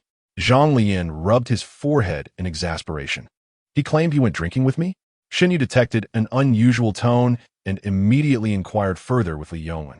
Faza, Li Yongwen spuka candidly, laying down his chopsticks and embellishing the tale with fervor, while Zhang Leyan could do little to intervene. Not just that, he didn't even return to the dorm last night. Shut your mouth, Zhang Leyan urged, attempting to silence him. He was personally escorted back to the dorm by the school belle, by Nianxue, who even made his bed. What? Yan Wenxin's expression froze in disbelief. Peng Haoxin and Yan Wei's exchanged wide-eyed glances, utterly bewildered as to the veracity of this revelation. Yet Shun Yu was well aware of the truth. The question lingered. Why did Bai Nianxue make his bed and accompany him back? Wasn't he supposed to be Su Qianqian? She gazed at Zhang Leyan, her eyes sparkling with surprise and curiosity, silently seeking confirmation of the tale's authenticity. What on earth are you talking about? I have no idea. Zhang Leyan feigned ignorance, entirely unaware that Bai Nianxue was the school's belle. In this context, he chose to play the fool. Come on, Li Yongwen proclaimed. Many witnessed Bai Nianxue escorting you to the boys' dorm yesterday. His voice rang out, drawing the attention of numerous onlookers in their vicinity. Hey, you bastard, Zhang Leyan cursed inwardly, finally realizing that the Bai Nianxue in question was indeed the belle of the school. She was undeniably beautiful. Who would have thought she was the belle? You spent the night out with Bai Nianxue and her friends? Shen Yu honed in on the crux of the matter, her gaze fixed intently on Zhang Leyan. Aunt Gua had entrusted her with the task of keeping a close watch on him, and she was determined to fulfill her duty. Their relationship resembled that of siblings. Although they often bickered, they cared for one another. She felt entitled to offer some guidance to Zhang Leyan, lest he stray down a misguided path, for which she too would bear some responsibility. I'll explain later, Zhang Leyan replied, promptly shifting the conversation back to Li Yongwen. At a nearby table, a boy wearing gold-rimmed glasses observed Zhang Leyan closely, memorizing his features. President, did you hear? He claims Bai Nianxue likes that guy. He chuckled. How hilarious. Bai Nianxue is a girl even the president cannot pursue. How could a newcomer manage to win her over? My suggestion is he's delusional and ought to visit a hospital to check his sanity. After the meal, it was the perfect time for a stroll to aid digestion. Shen Yu and her companions had already explored the entire school the previous day. So Zhang Leyan and his three friends bid farewell to the girls and began to wander the campus on their own. From today onward, old Zhang, you are my brother, Li Yongwen declared charmingly, leaning on Zhang Leyan's shoulder, striking a pose of camaraderie. Upon hearing his words, Zhang Leyan immediately sensed that he had nothing good to say. Indeed, Li Yongwen's intentions were laid bare. Could you share your childhood friend's contact information? How infuriating, having just boasted in front of Shen Yu. He now dares to ask for my friend's details? Not a chance. Without a moment's hesitation, Zhang Leyan retorted angrily and briskly extricated himself from Li Yongwen's grasp. The registration period for new students spanned 2 days, yesterday and today. Following today, military training would commence tomorrow. Those who had attended university before were adept at cleverly avoiding this military training by arriving late for registration, while first-time students often fell into the trap of arriving promptly, naively. The campus of Shanghai University was vast, with greenery occupying 1/3 of the entire area. It boasted parks, lawns, artificial lakes, and dedicated campus shuttles. Let's take a ride on the Little Turtle, suggested Penghausen. Since they were exploring the university, they might as well try everything. The Little Turtle referred to the campus shuttle, affectionately named for its green exterior and leisurely pace. However, its near-free fare compensated for any shortcomings. As students of Shanghai University, they could ride for free with their student cards. It must be said that the university excelled in this regard. It was truly a wealthy institution. Let's go then, agreed Li Yongwen. Zhang Leyan shrugged, saying it was of little consequence. The station is just ahead. The four boys walked towards the nearby bus stop. Once on board, the Little Turtle began its prescribed route at a leisurely pace, reminiscent of a sightseeing ride. Zhang Leyan felt that at this speed, he could jump off at any moment. Suddenly, he spotted someone on the bus. Ding ding bus. Su Qianqian was busy assisting Lu Siki in welcoming the new students, sporting a work badge designated for senior students. Consequently, he transformed into a social extrovert, standing up and shouting at the top of his lungs when he was closest to Su Qianqian. Ding ding bus. The three others were taken aback. What are you doing? Old Zhang. Su Qianqian was preoccupied with introducing campus cards to the incoming students and completely missed Zhang Leyan's call. She was not attuned to that phrase, merely sensing someone calling out. Zhang Leyan tilted his head, undeterred, and shouted again, but this time from a greater distance, resulting in a diminished effect. Who are you calling Ding Ding Bus? Li Yongwen, always eager for gossip, especially regarding Zhang Leyan, inquired. A senior, Zhang Leyan replied, promptly pulling out his phone to snap a picture. That pesky ding-ding bus. Why won't she respond when I call her? Oh, she must be doing it on purpose. Pretending not to hear, is she? He immediately sent the photo to the ding-ding bus and vociferously condemned her actions. If it were me, and she called me Makabaka, I would surely respond. Another senior, indeed? Li Yongwen widened his eyes, astonished that such an amiable persona had yet to encounter a senior. How could he simultaneously be associated with both a childhood sweetheart and the school belle? Where is the quintessential appearance of a male protagonist in a novel? Zhang Leyan raised an eyebrow, inquiring if there was an issue. Reflecting on their conversation in the cafeteria regarding the school belle by Nianxue, he suddenly viewed the series of events from yesterday through a different lens. What was this newfound sense of idolization he was experiencing? Clearing his throat, he asked, "How is it that you have already met so many people on your first day?"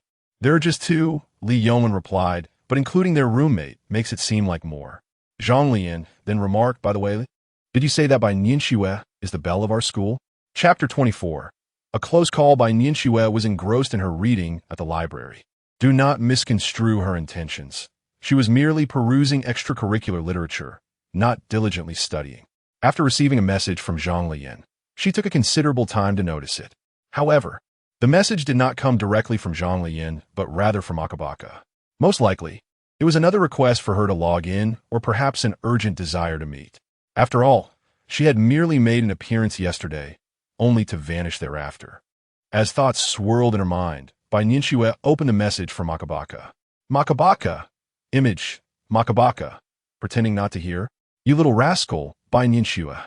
Upon viewing the photo sent by Zhang Leyan and comparing it with his message, she initially felt perplexed but then quickly understood. The situation must be that he had spotted Qianqian and called out to her. However, Qianqian likely did not respond, prompting him to inquire via his phone. Instantly, a wave of anxiety washed over Bai Nianxue. The reason for her unease stemmed from her ignorance of Zhang Leyan's whereabouts. What if he was already standing before Qianqian? Or perhaps the message was sent while he was approaching her, while Qianqian was in the know and would surely smooth things over in front of Zhang Leyan. There remained the possibility of an inadvertent slip-up. It was not that she feared Zhang Leyan would be angered upon discovering he had been deceived. Their bond was strong, akin to that of close friends, and they would not quarrel over such trivial matters. However, if Zhang Leyan were to uncover her carefully maintained facade, what would that signify? It would have been better to confess from the outset. Moreover, if he were to learn of her true identity, would he still engage in their usual banter? Based on their interactions from the previous day, it seemed unlikely. After all, he was quite perceptive and would certainly refrain from making any inappropriate remarks upon realizing her identity. Yet, she could not simply approach him to restore her rebellious demeanor. Some things, once revealed, would alter the essence of their relationship. Thus, it was not yet the time for honesty, and she must ensure Zhang Leyan remained oblivious. Resolute in her thoughts, Bai Nianxue promptly dialed Su Qianqian. Meanwhile, on the other side, Zhang Leyan was taken aback upon learning about Bai Nianxue from Li Yongwen. After all, in a certain sense, on the very first day of his freshman year, he had been guided throughout by the campus belle. She not only helped him set up his dormitory, but also treated him to delightful meals, and even booked a room. The meticulous care from the senior felt akin to that of a doting mother. He was not the type to take advantage of such kindness, and feeling a sense of embarrassment regarding Bai Nianxue's attentiveness was entirely reasonable, especially with the additional layer of identity that now separated them. However, while Zhang Leyan felt both flattered and astonished, he also sensed an undercurrent of strangeness. It was as if the friend he sought was none other than Senior Bai Nianxue. Could it be that Senior Bai Nianxue held some leverage over Dingding Che? Contemplating this, Zhang Leyan tightened his grip on his chin, furrowing his brow. After all, it was peculiar for a senior who was not closely related to him to extend such care upon their first meeting. Senior, if you're being threatened, just blink. As they descended from the small tortoise, the trio bombarded Zhang Leyan with inquiries. They were all vibrant young men, freshly entered into university, brimming with energy and utterly defenseless against the allure of a senior.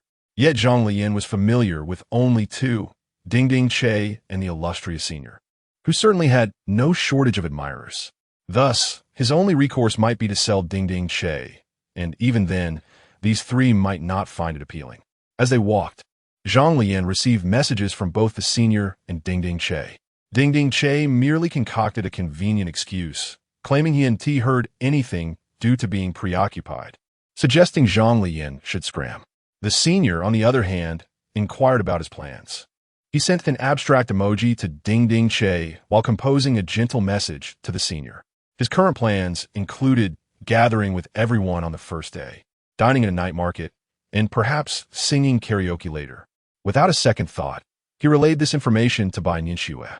This was not solely due to an unconscious trust and respect for her, compelling him to respond thoughtfully to her inquiries. It also stemmed from a desire to ask her for recommendations on nearby night markets and KTVs. After all, she was likely more familiar with the area than a few newcomers in Haiqing. Upon receiving messages from both individuals, Bai Nianxue couldn't help but find amusement and a tinge of jealousy in the stark contrast between the two. It was amusing that these divergent messages originated from the same person, which struck her as humorous from Bai Nianxue's perspective. Yet, viewing Zhang Lian's message through Ding Ding Che's lens, she could almost visualize his charming expression through the screen, making her want to retort. Such was the nature of men. Yet, ultimately, both individuals were facets of herself. She had just spoken with Su Qianqian, who reported no unusual occurrences, indicating that Zhang Leyan might have merely caught a glimpse and exchanged greetings from a distance. A glance at his messages suggested he was wandering the campus with his roommates. The crisis was averted. It seemed prudent to remain close to Qianqian until everything was clarified. Lost in thought while responding to Zhang Lian's messages, she received a new notification. Makabaka. Ding Ding Che. Don't you want a husband? Bai Nianxue. What is he up to now?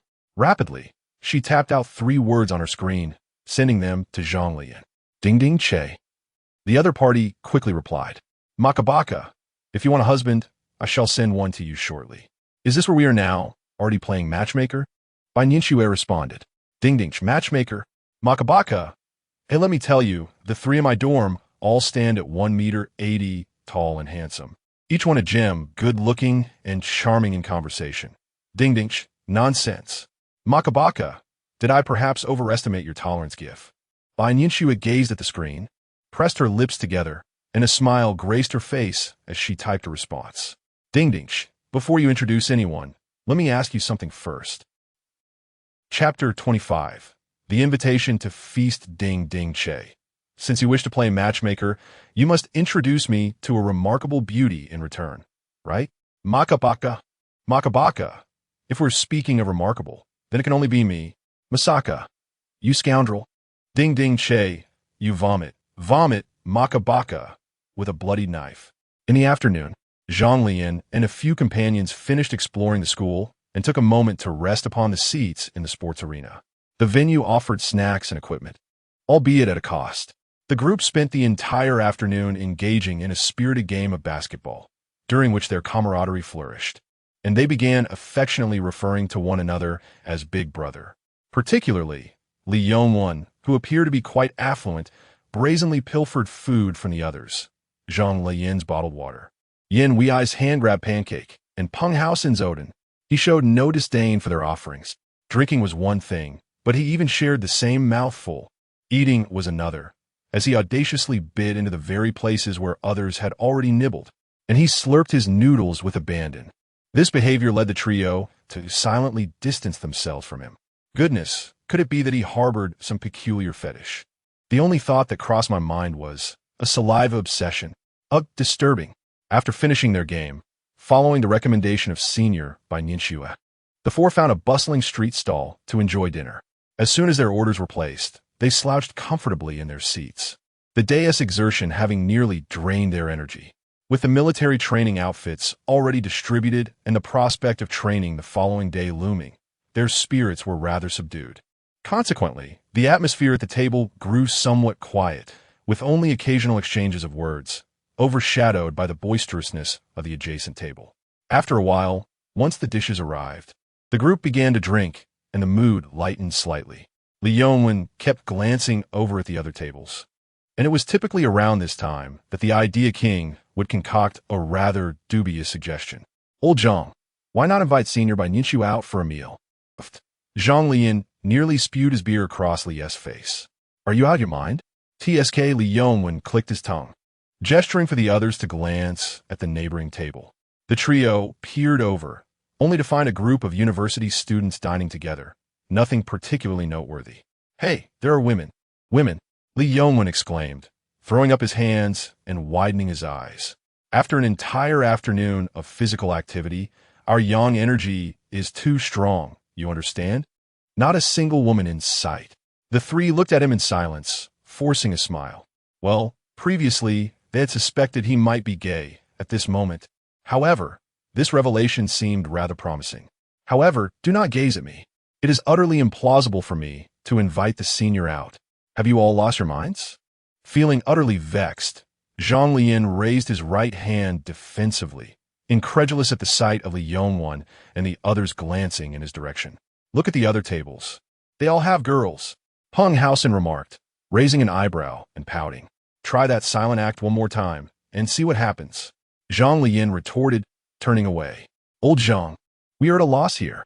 Unlike Zhang, who knows so many girls upon arriving at school, Li Yongwen began to act out again. Only Yin Wei eyes watched eagerly, yet remained motionless, likely due to his reluctance to lose face, constantly mindful of his demeanor, the epitome of seriousness. Indeed, a circumstance. Inviting Xin Yu might not be out of the question. Yin Wei eyes took a sip of his drink and adjusted his glasses, seemingly offering Zhang Leyan a compromise. However, he had met Xin Yu and found her quite agreeable, and he was unaware of the identity of by Ninshu mentioned by Li Yongwen and Peng Hausen. Zhang Leyan chose to ignore Yin Wei's rather pedestrian suggestion, having discerned his character after spending an afternoon together. He was merely a show-off, likely reminiscent of those overbearing types from his previous class. Not necessarily malevolent, yet undeniably irksome. Zhang Leyan dismissed it, recalling that he had encountered such individuals in the past who had, in fact, rendered him considerable assistance. After all, his fluctuating academic performance had often mirrored his erratic engagement in class, leaving him at a loss when called upon by teachers. In those moments, it was these overbearing types who would rescue him from embarrassment. As long as one offered them recognition, they would genuinely invest their efforts. Meanwhile, Li Yongwen and Peng Hausen were still attempting to persuade him, as if they had never encountered a woman before. Zhang Leyan was not averse to calling the senior. He merely considered that, after dining, they would head out for karaoke. Inviting the senior for a meal was inconsequential, as was getting acquainted. But the prospect of singing with a group of boys was far less daunting than with an unfamiliar female. Should he dismiss the senior immediately after dinner? They were bound for karaoke afterward, which would be rather inconvenient. Overwhelmed by their persistent persuasion, Zhang Leyan resorted to reasoning with them. If you wish to meet the senior, I assure you I will make introductions when the opportunity arises. However, this is a gathering of our dormitory. Why would you summon her here? Are we to send her away after a meal? Besides, I may not even be able to invite her. Li Yongwen exclaimed, just call her. I want to see a beautiful senior. Peng Hausen chimed in. I have yet to see her, old Zhang. Zhang Leyan responded, it's not feasible. She has her own affairs. Father, guardian, Li Yongwen exclaimed. Zhang Leyan retorted, hey, you rascal. Alas, it is an irresistible mental command. Once addressed by a boy with such a title, one must acquiesce to even the most outrageous demands. Very well. Do you not desire a companion? Zhang Leyan furrowed his brow, compelled to make a decision that defied his ancestors' teachings.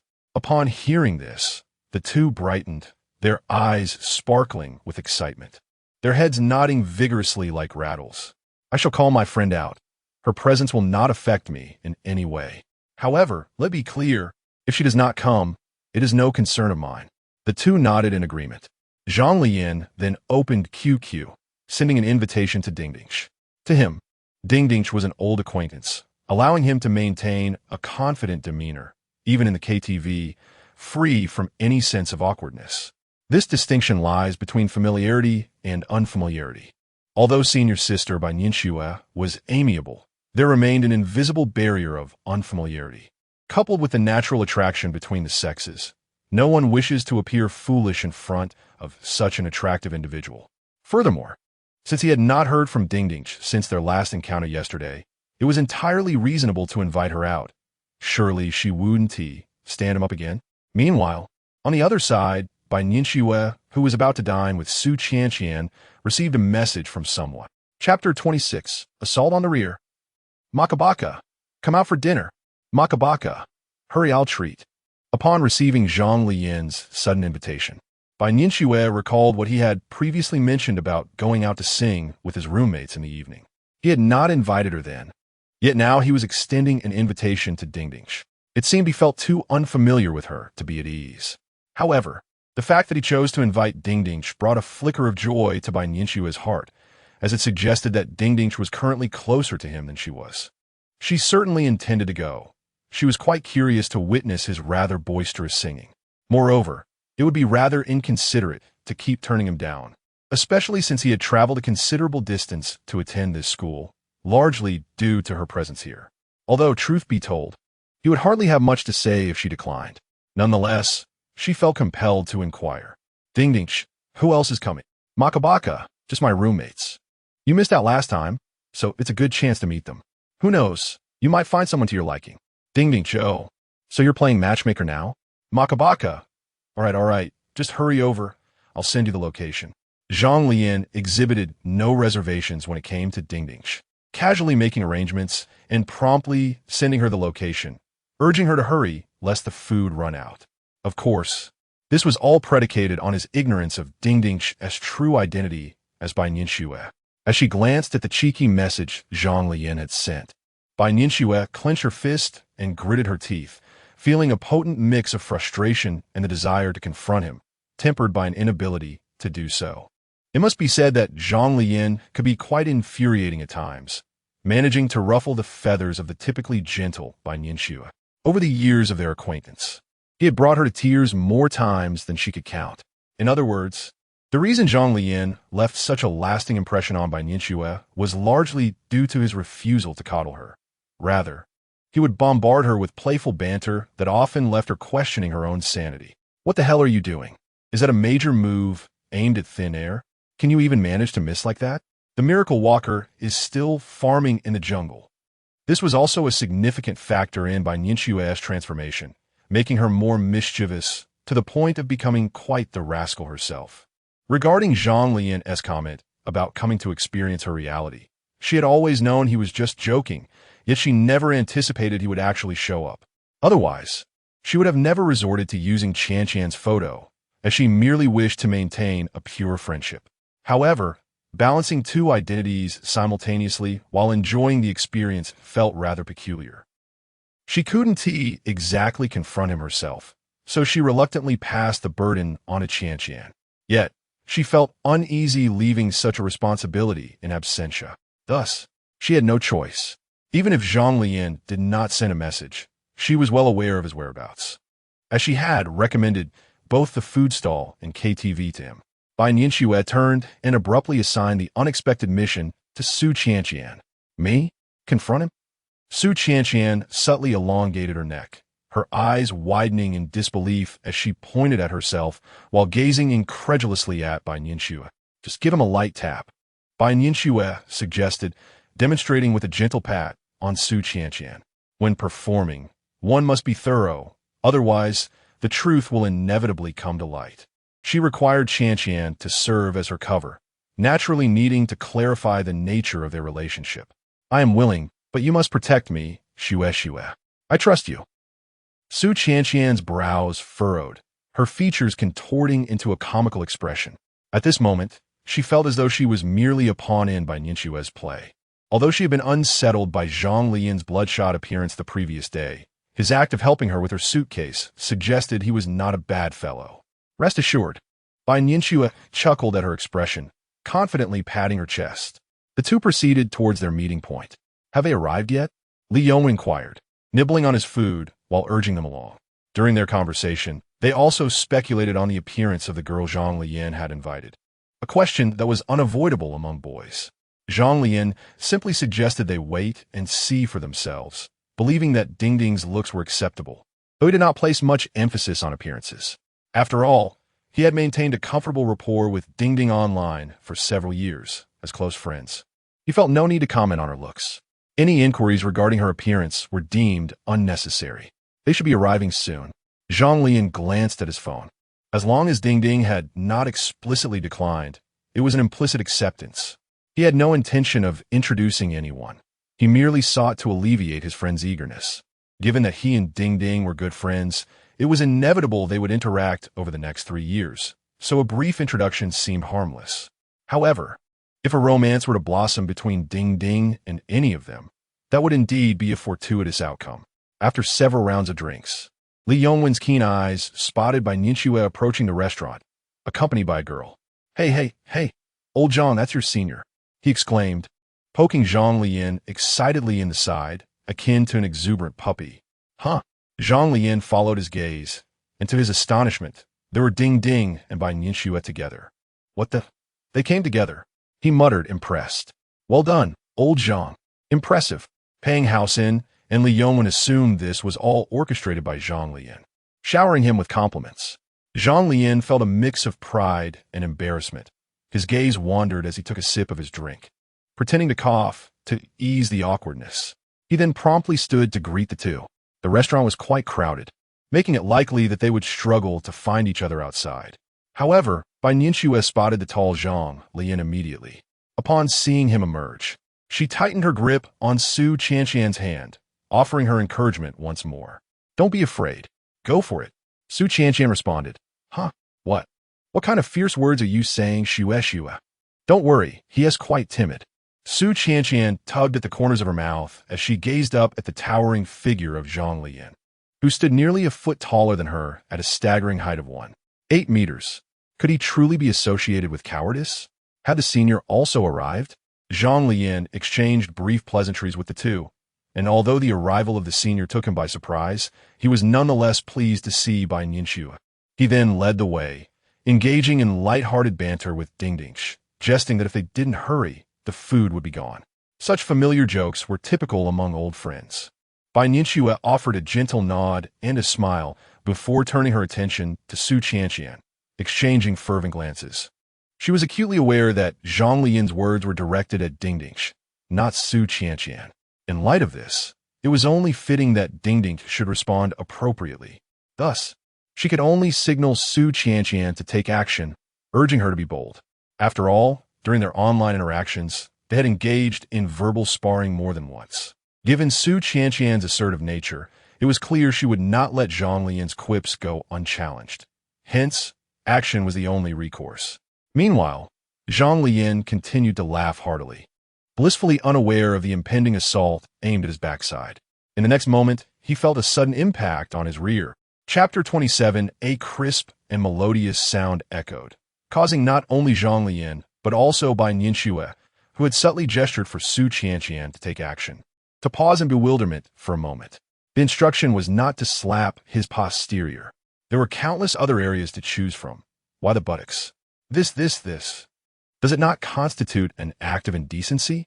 In truth, Su Qianqian herself was baffled as to how her hand landed on Zhang Leyan's backside. When one is engulfed in nervousness, the mind occasionally falters, leading to actions that are only realized in hindsight. A simple analogy would be peeling an orange, discarding the fruit, and only later realizing the error. Initially, she merely intended to follow Bai Nianxue's directive, but Zhang Leyan's unpredictable movements caused her to misjudge the distance, resulting in her hand inadvertently brushing against him, with considerable force at just the right angle. The sound was rather crisp, and, to her surprise, it felt rather springy. No, that is not what I meant to do. As Su Qianqian widened her eyes and gazed at Zhang Leyan, who had turned to face her with a look of shock, she could already envision him glaring at her with bloodshot eyes, ready to intimidate her once more. No, she instinctively wanted to apologize. However, Zhang Leyan's immediate response left her momentarily flummoxed. Ding Ding Che, I can agree to other matters, but this one. Zhang Leyan pressed his lips together, his gaze wandering, eyelashes fluttering, as he feigned a reluctant expression, struggling yet defiantly declaring, it will cost more. Su Qianqian's thoughts stumbled. The progress of her understanding momentarily halted, while Bai Nianxue nearby stifled a laugh. Familiar with Zhang Leyan, she recognized the jest behind his words. aware that he was merely teasing Su Qianqian. Were it her receiving such a statement, given her online persona, she would likely smirk and respond in kind, imitating a certain sage-esque expression with a playful retort, "You're quite brazen." Yet at this moment, it was Su Qianqian who bore the brunt of Zhang Leyan's enigmatic banter, leaving her utterly perplexed by the nature of communication between Bai Nianxue and Zhang Leyan. One thing was certain: the two were undoubtedly engaging in abstract discourse online. It was astounding that both were utilizing their striking visages for such abstract exchanges. Goodness, they were quite the waste of beauty. In her astonishment, unsure of how to respond, she sought Bai Nianxue's assistance, a scene that Zhang Leyan observed keenly. Recognizing that Su Qianqian was unable to keep up. "Over there. That one, those three," Zhang Leyan replied swiftly, casting another curious glance at Su Qianqian. He wasn't foolish. Her reaction was worlds apart from her online persona, leaving him understandably puzzled. Throughout the journey, she chided herself for having stood him up the previous day, yet she merely offered an apologetic smile, as if they were strangers. This sense of disconnection felt akin to reuniting with an old friend, only to find that time and circumstances had transformed them beyond recognition. "Runtu, it has been a long time," she mused. But did she not just swap my rear moments ago? How perplexing.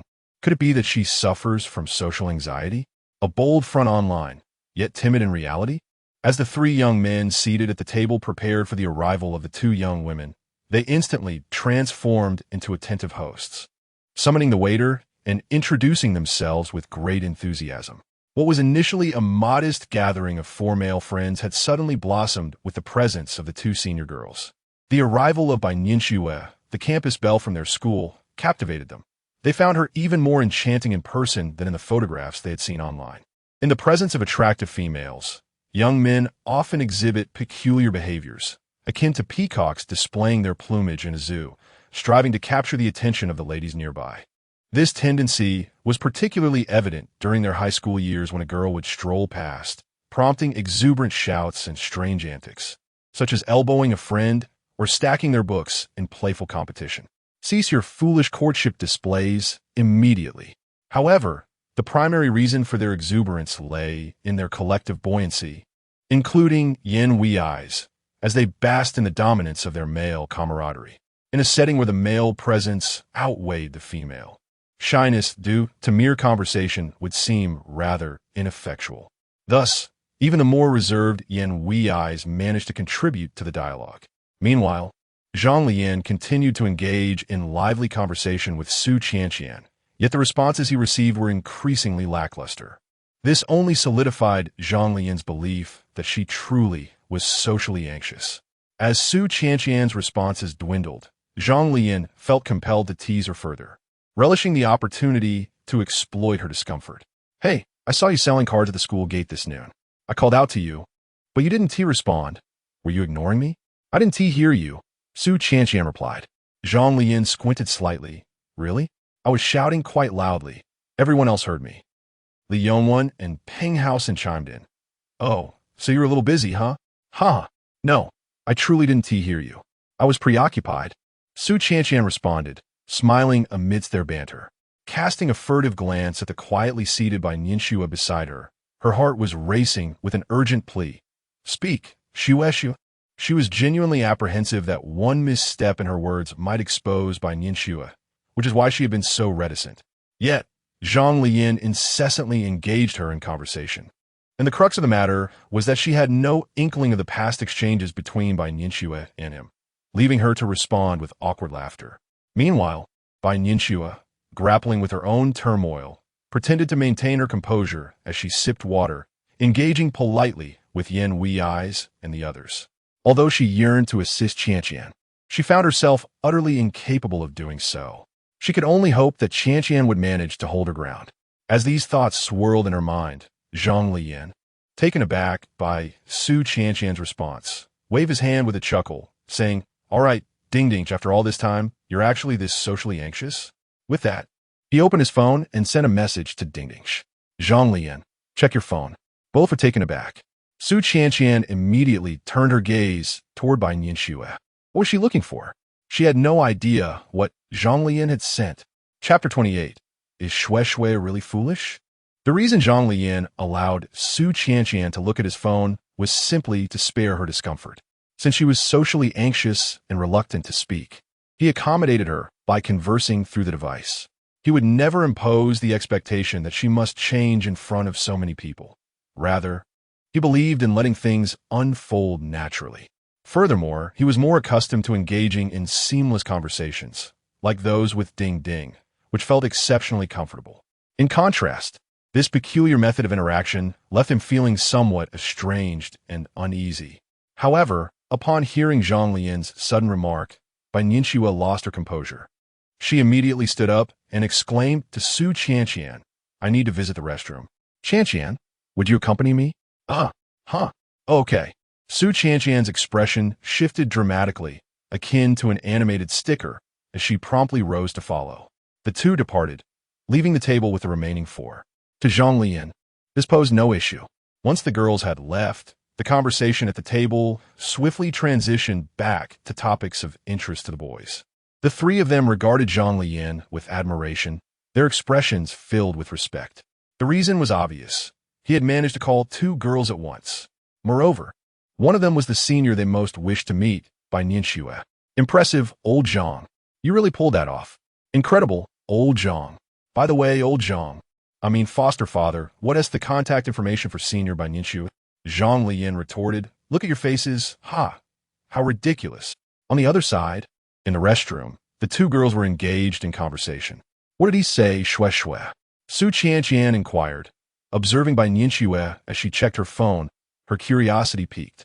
In the privacy of their duo, she felt a sense of relief, shedding the timid demeanor she exhibited at the dining table, and delved into gossip about the relationship between Bai Nianxue and Zhang Leyan, her eyebrows animatedly dancing. She was not inherently socially anxious. Rather, she bore a heavy sense of responsibility and confusion. In front of Zhang Leyan, she felt akin to a student called upon by the teacher to answer a question. Had she been able to engage with Zhang Leyan in her own capacity, she would undoubtedly not have displayed such nervousness and rigidity today. Unfortunately, she was now the so-called Ding Ding in Zhang Leyan's words.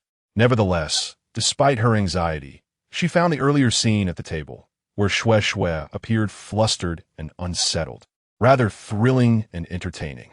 After reviewing the messages, Bai Nianxue displayed the chat history to Su Qianqian. "Makabaka, I didn't realize you were socially anxious. Makabaka, aren't you quite adept at chatting online?" This was indeed true, although Bai Nianxue did not resort to insults. Engaging in competitive gaming required a certain degree of skill to protect one's family. Thus, her inherent ability to banter, combined with the sarcastic remarks she learned from Zhang Leyan, was quite impressive.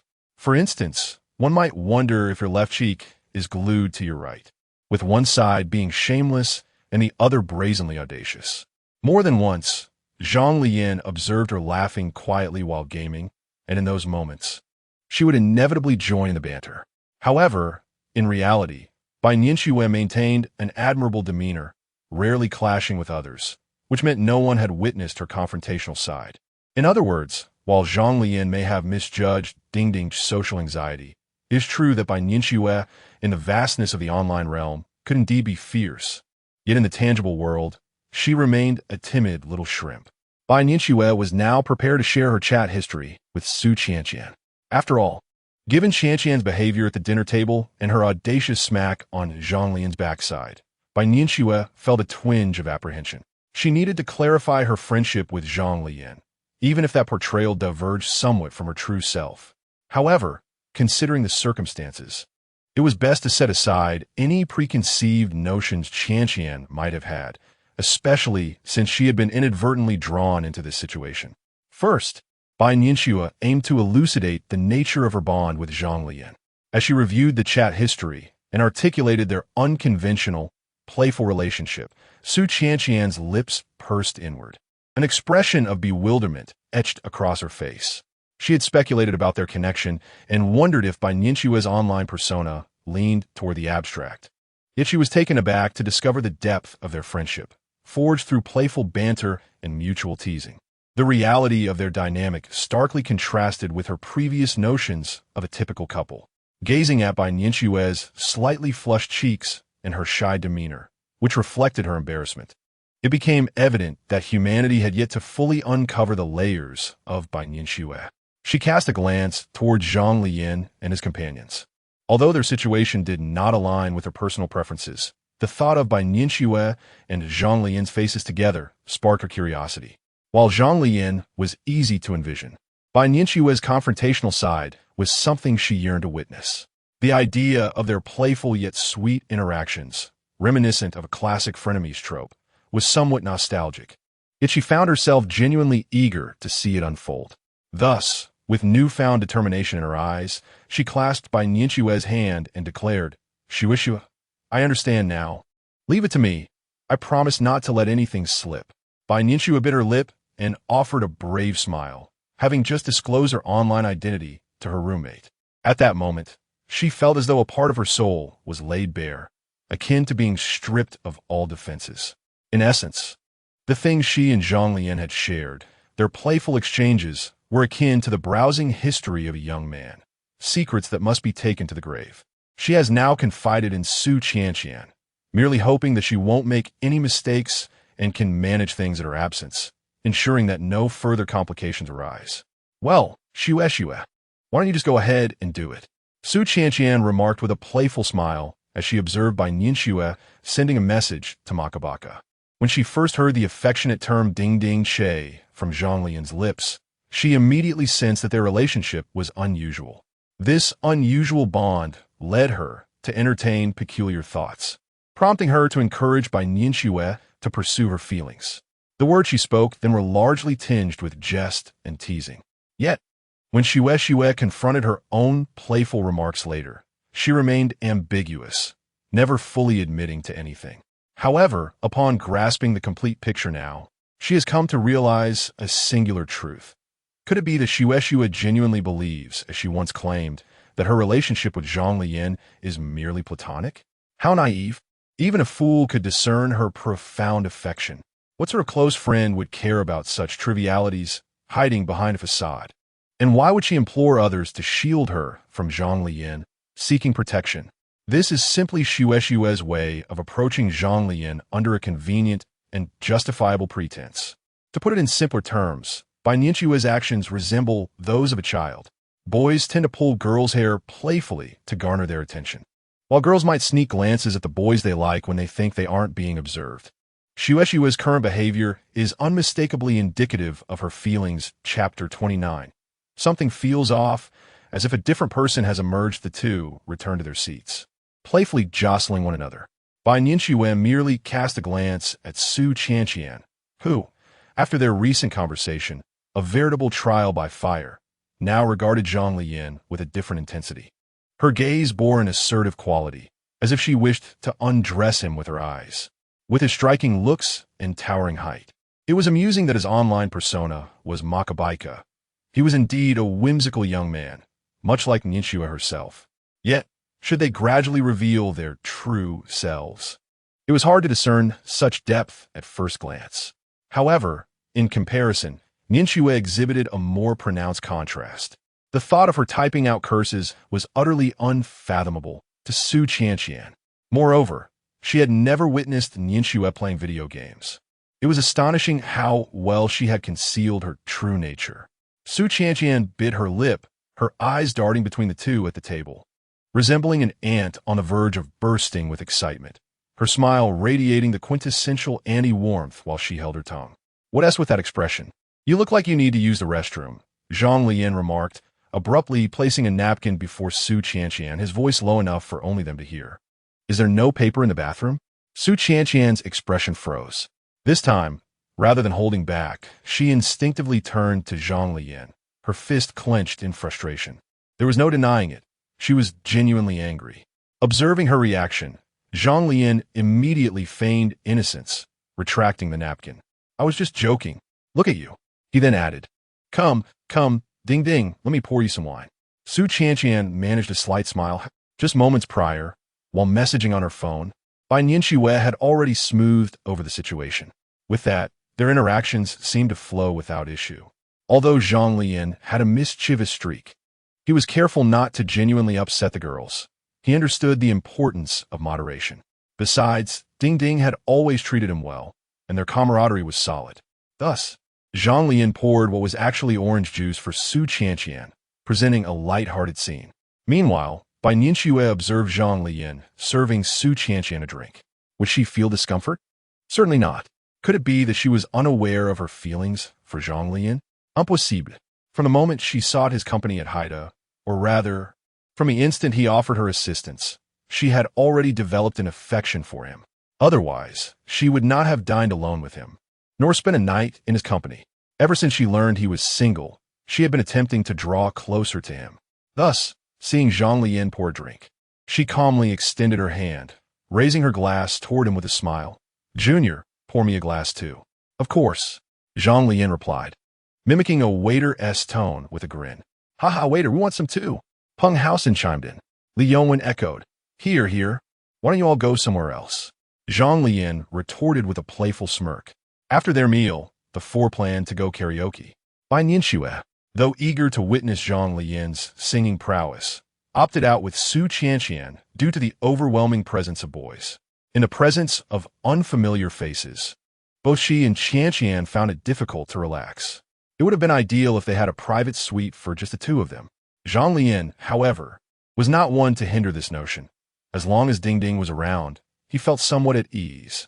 With Senior Bai Nianxue by his side, it was he who struggled to let go.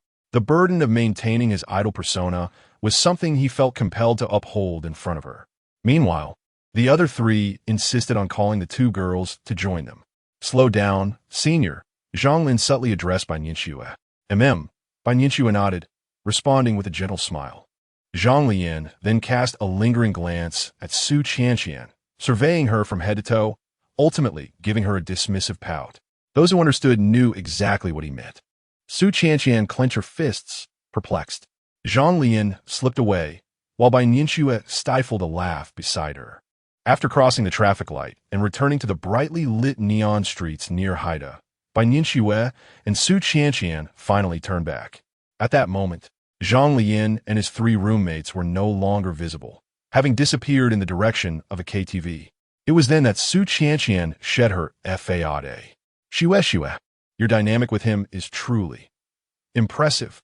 Although she herself was a quirky, abstract comedian, she found it difficult to grasp some of Zhang Leyan's expressions and words.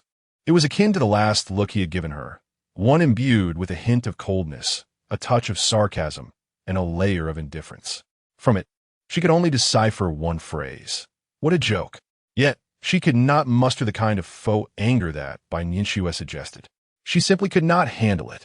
Such exchanges of glances required years of camaraderie to fully appreciate. Even if she understood the underlying message, the depth of emotional communication remained elusive.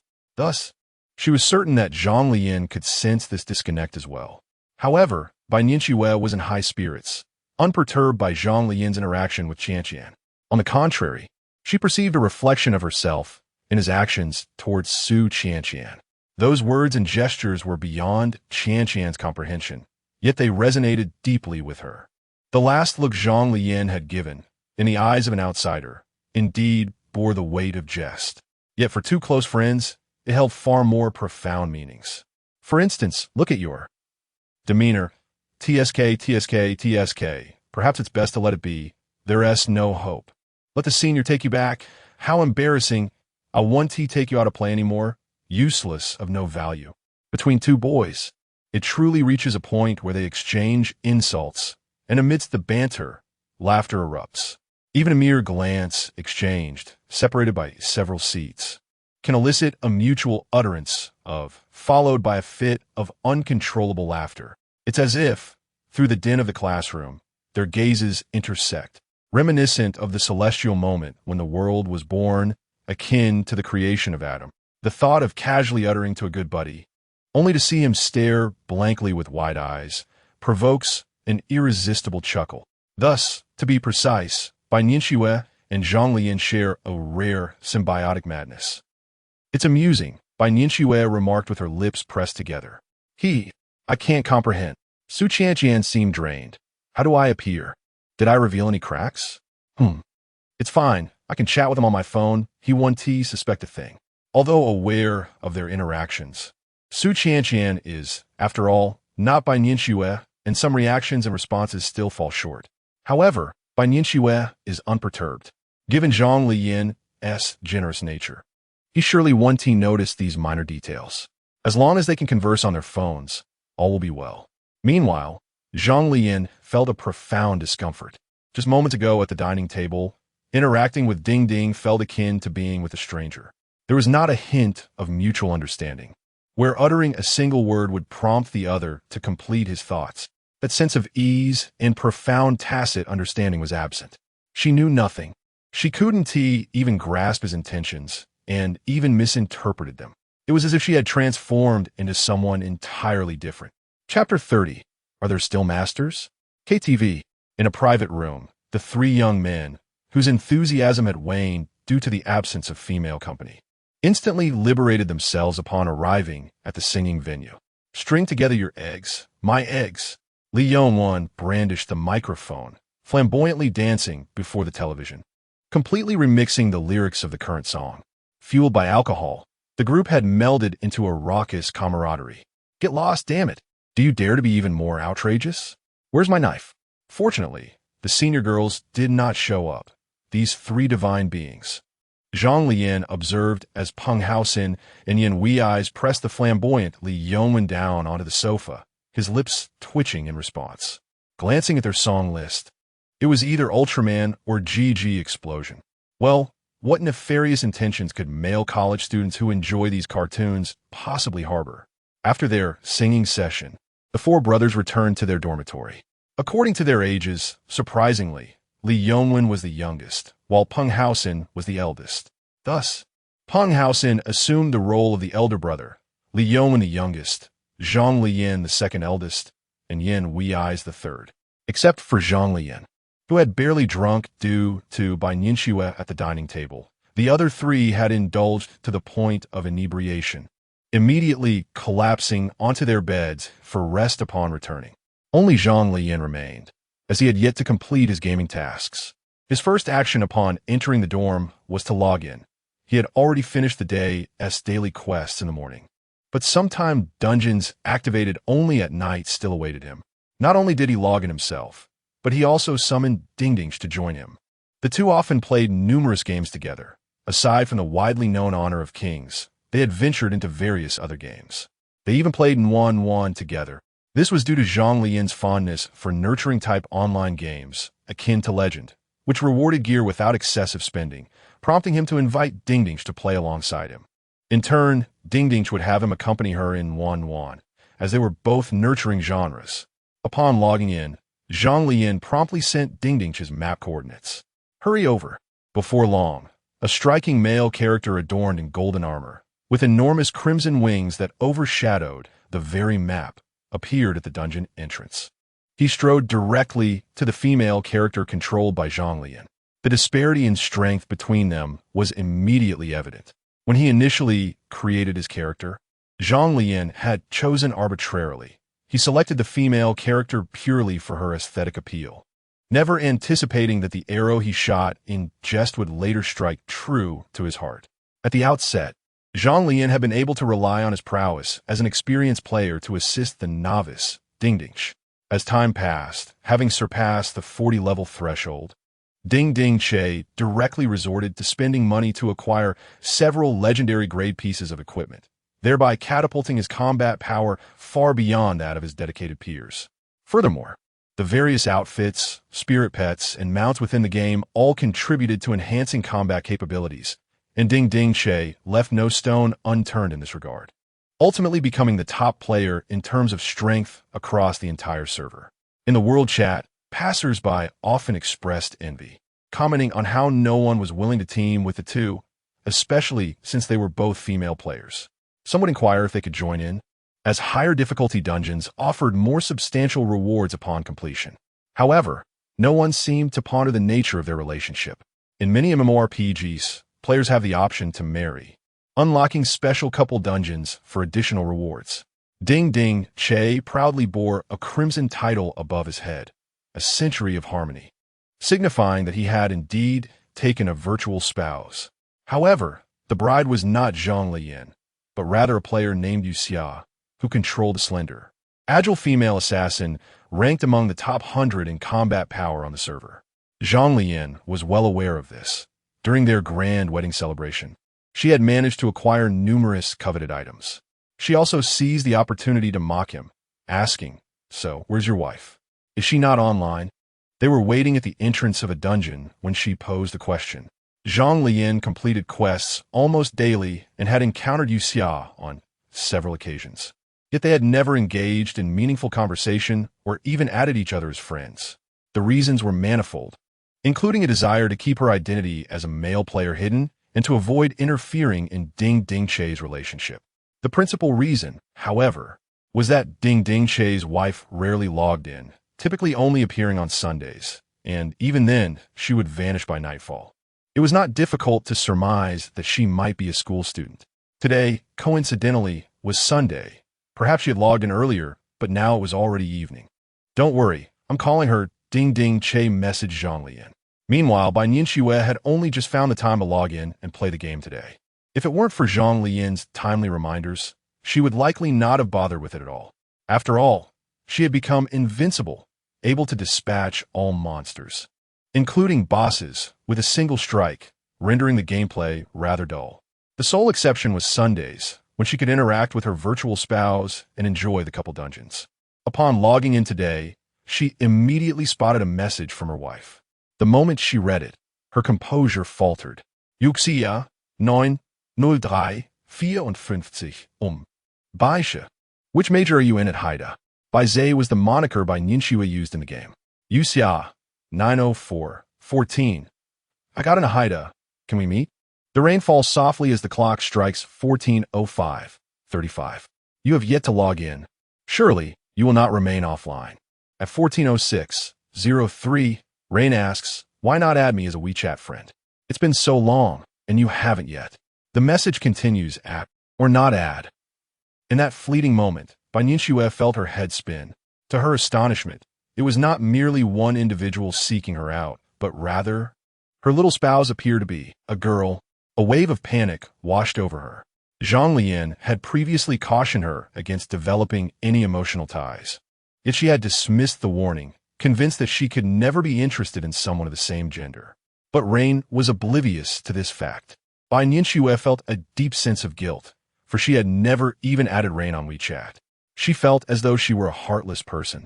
Yet she pondered, had she truly done anything wrong? All she had done was marry, raise 2 spirit pets, bestow upon her what she deemed unnecessary legendary gear, assist her in quests to level up, and avenge her against formidable bosses. It was merely a game, and she had always assumed they were casual acquaintances, ordinary friends. Moreover, Rain had never hinted at anything beyond their chats. She had never mentioned the idea of exchanging WeChat information. As for her time at Haida University, they had only exchanged pleasantries about their ages. How had it escalated so quickly? However, after much contemplation, Bai Nianxue resolutely decided to add her. After all, Rain had already reached out, and it was imperative to clarify matters. If fate allowed, perhaps she could meet Rain in person the following day. Chapter 31. The rain falls unexpectedly. During his high school years, Zhang Leyan played games in secret, fearful of his mother's discovery. One day, Shinyu chanced upon Zhang Leyan engrossed in a particular game. The relentless tension of high school life ignited a flicker of curiosity within her, despite her initial disinterest in gaming. After all, during those years aside from academics, she was captivated by nearly everything. Shinyu pondered what could be so amusing that one would hide under the covers to indulge in it. By that time, Zhang Leyan had already mentioned the existence of online friends. Perhaps this prospect of making friends was one of the reasons she wished to explore it. Inherently shy and reserved, Shinyu struggled with her first gaming experience, barely managing to complete the novice village tasks. Coincidentally, Bai Nianxue was also a novice at that time, just beginning to navigate the game. Through a series of fortuitous events, they became acquainted. Shinyu, possessing a strong aptitude for learning, quickly evolved into a skilled player. Initially, Bai Nianxue guided her, but soon enough, as Shunyu's prowess flourished, the roles reversed. Before reaching level 40, There was a Demon King's palace inaccessible to high-level players. Yet, through a series of remarkable maneuvers, Shen Yu managed to escort Bai Nianxue through the challenges, triumphing in what became known as the Battle of Affection. Zhang Leyan, watching from the sidelines, applauded their achievement. Following that, Bai Nianxue liberated herself, transforming into a formidable spendthrift warrior.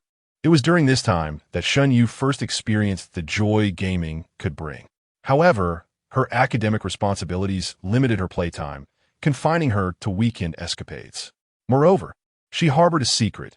She had, astonishingly, married someone within the game. Whenever she recalled the server-wide announcement and the cascade of petals, a smile would inevitably grace her lips. Yet, she understood that it was merely a game and not to be taken seriously. Thus, she returned to reality. Her admission to Haida University was not a waste of her academic efforts. It was an opportunity to study a prestigious major. Furthermore, Zhang Leyan's online friend also attended Haida, leaving her with no reason to choose otherwise. However, on the eve of her enrollment, she logged in to leave a message for Bai Zhe, only to find that he had not replied and that his gaming alias, Pingho Fan, Zhang Leyan's gaming nickname, had not been online. An unsettling feeling washed over her. If Bai Zhe had ceased playing, she might too. Unable to resist, she sent Bai Nianxue a friend request on WeChat, and then she waited and waited. Ding dong. Friend request. I am Bai Zhe. Shen Yu, filled with excitement, opened WeChat. Wait, a girl? Why is a guy using a female avatar? Could it be his girlfriend? She clicked to view the profile. The person was stunningly beautiful and oddly familiar, as if she had seen her before accepting the request. She noted it as Bai Zhe. In the next moment, a message appeared from the other side. Bai Zhe, I am a girl. Wait, little fish. Are you still playing online games? Yin Wenxin, passing by, was astonished to see Shen Yu rise from her bed and log into a certain game on her computer. Oh, it's the PC version. Is it Legend? If you're a brother, come and fight me. Gao Hongli also propped her head up from the bed. Well, just playing casually. Shen Yu's cheeks flushed, but the trepidation of being discovered in her secret affair had dissipated. After all, her in-game husband turned out to be a senior from her school. Even if this were to be revealed, she possessed ample justification to handle it. The notion of two online friends forming a romantic relationship in the game was hardly scandalous. Yet, Shen Yu felt like a fool for having always perceived the other as a male. Thankfully, she had never used terms of endearment like husband in the game. Otherwise, she would now wish to burrow into the ground in embarrassment. At this moment, she dared not inquire about her partner's name or major, wishing fervently that they did not recognize her and would not seek her out. Let us remain mere online friends, just gaming companions. There shall be no further contact on WeChat or in real life. Despite her inner turmoil, Shen Yu acquiesced to Bai Nianxue's invitation to meet in person, promptly logging on to join the duo for a dungeon raid. In fact, upon uncovering the truth, Shen Yu felt a sense of relief. If her partner had indeed been male, she would have had much to contemplate, getting to know one another, maintaining appearances, and the inevitable constraints that such dynamics imposed, which would prevent the openness typical of same-sex friendships. Although she might have missed an opportunity to encounter him, she had, nonetheless, forged a wonderful friendship with a senior. Observing Bai Zhe, who was clearing monsters ahead, Shen Yu glanced back at Ping Haofan, who was lagging behind. Previously, she had little interaction with this person, who seemed to harbor animosity towards her. The impression she had was of someone deliberately distancing themselves, silently declaring war. Thus, Shen Yu, understanding the situation, refrained from engaging in conversation. Their exchanges were limited to essential pleasantries or the requisite sharing of quest information, seldom branching into other topics. She had inquired about Bai Zhe, only to receive a vague response that she was merely a friend. Accepting this, she chose not to pry further. After all, during the initial stages of the game, Ping Haofan had accompanied them on quests. It was likely that Ping Haofan had known Bai Zhe longer than she had. She was not one to cause unnecessary trouble, insisting that Bai Zhe only bring her along. Now, with the revelation of Bai Zhe's true identity, her perception of Ping Haofan shifted dramatically. Ping Haofan, given the whimsical nature of her username and her ability to team up with senior Bai Zhe, she must be quite humorous in reality, perhaps even a bit eccentric. Could she also be a senior? Shouldn't she attempt to break the ice with her? After all, what if they were to meet offline someday? Aki. Zhang Leyan let out a tremendous sneeze. Are you cursing me again? Gazing at the computer screen, Zhang Leyan shifted his gaze to the female assassin beside him. Known as Yuxia, she was precisely looking at him. What are you staring at? Is it such a crime to let your husband toil a bit? Must you regard me with such contempt? Truly, a narrow-minded perspective. Zhang Leyan naturally assumed she was speaking ill of him. Yet in the next moment, she sent him a message to say hello. Yuxia, are you also from Haida, like the senior? Chapter 32, The Creep. Eavesdropping while I am in the lavatory. Zhang Leyan what? Startled, Zhang Leyan quickly typed a response. Could it be that you are also from Haida? Yuxia, yes. I'm a new student this year. Ping Haofan, what a coincidence. No wonder Dingdingsh has chosen this person as a partner, bringing them directly to their own school. Haida is not easily passed, yet Yuxia claims to have passed the entrance exam.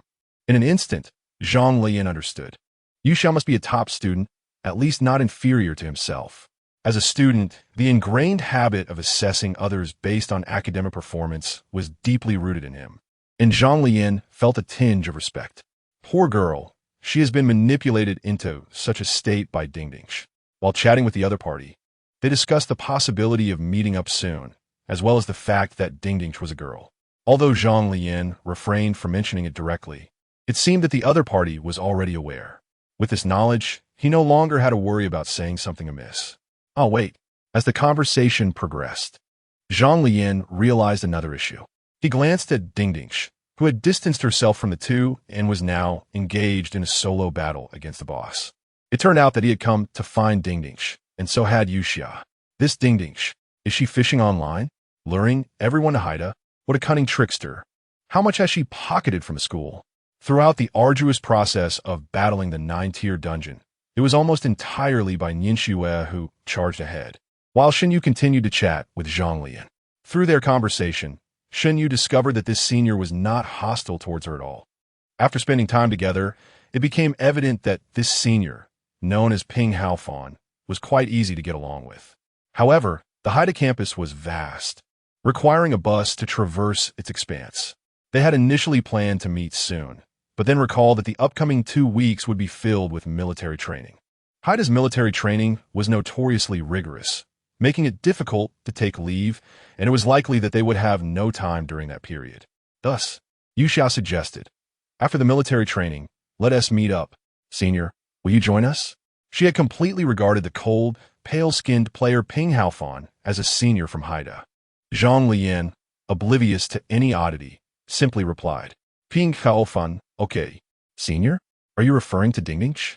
Who would have thought Dingdingsh, indeed, had deceived others besides himself? Such a crime is utterly intolerable. I must expose your ugly facade before the innocent girl.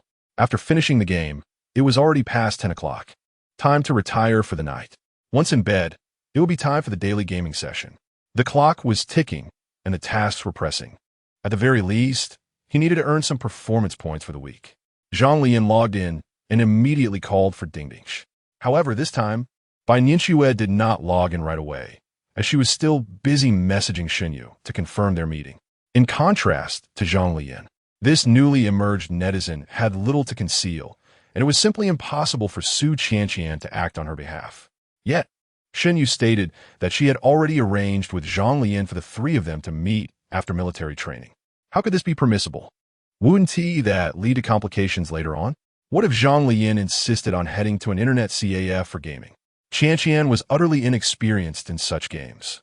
Therefore, she felt compelled to prevent this meeting from occurring. Presently, she pondered the necessity of first meeting with Yuxia before discussing anything further.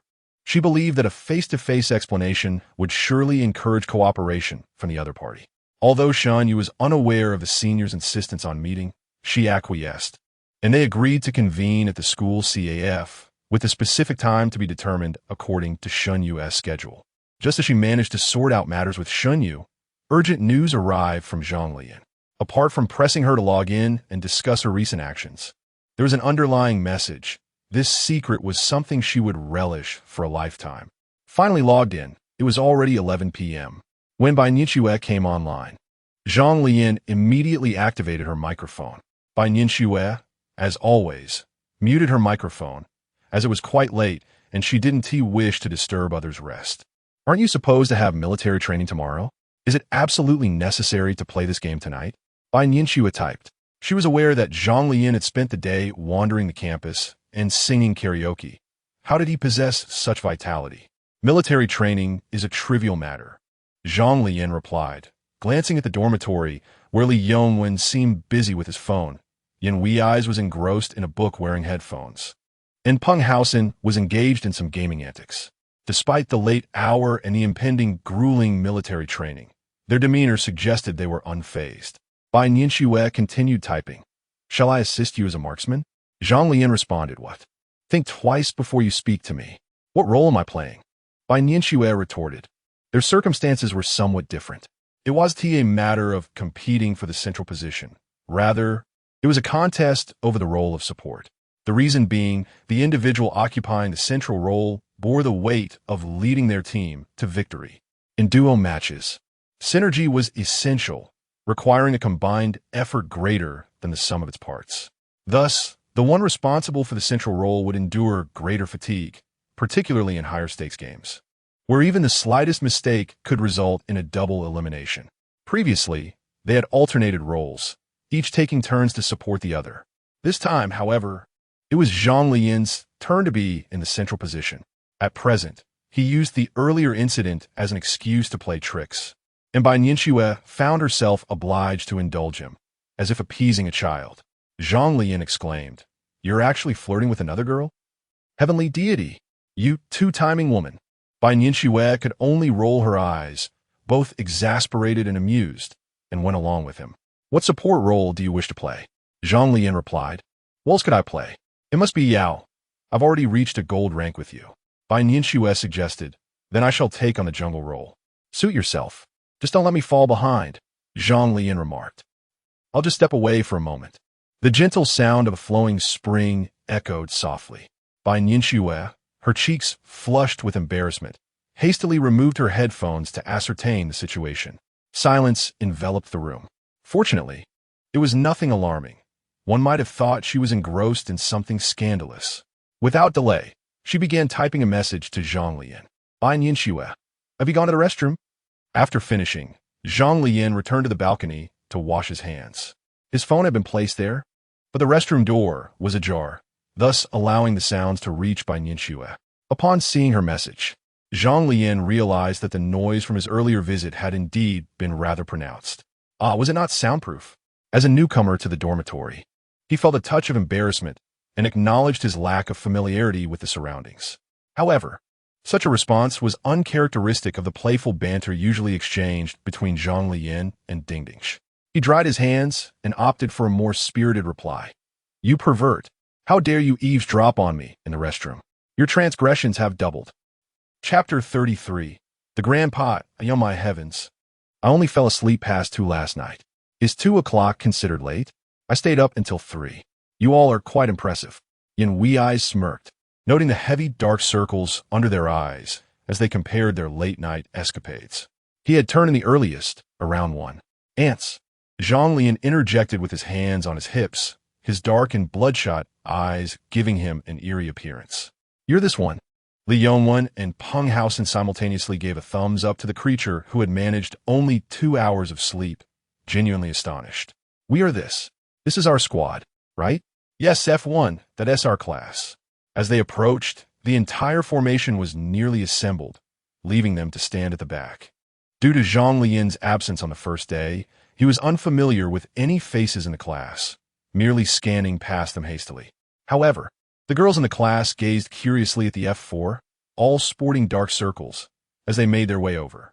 Among them, especially Zhang Leyan garnered attention.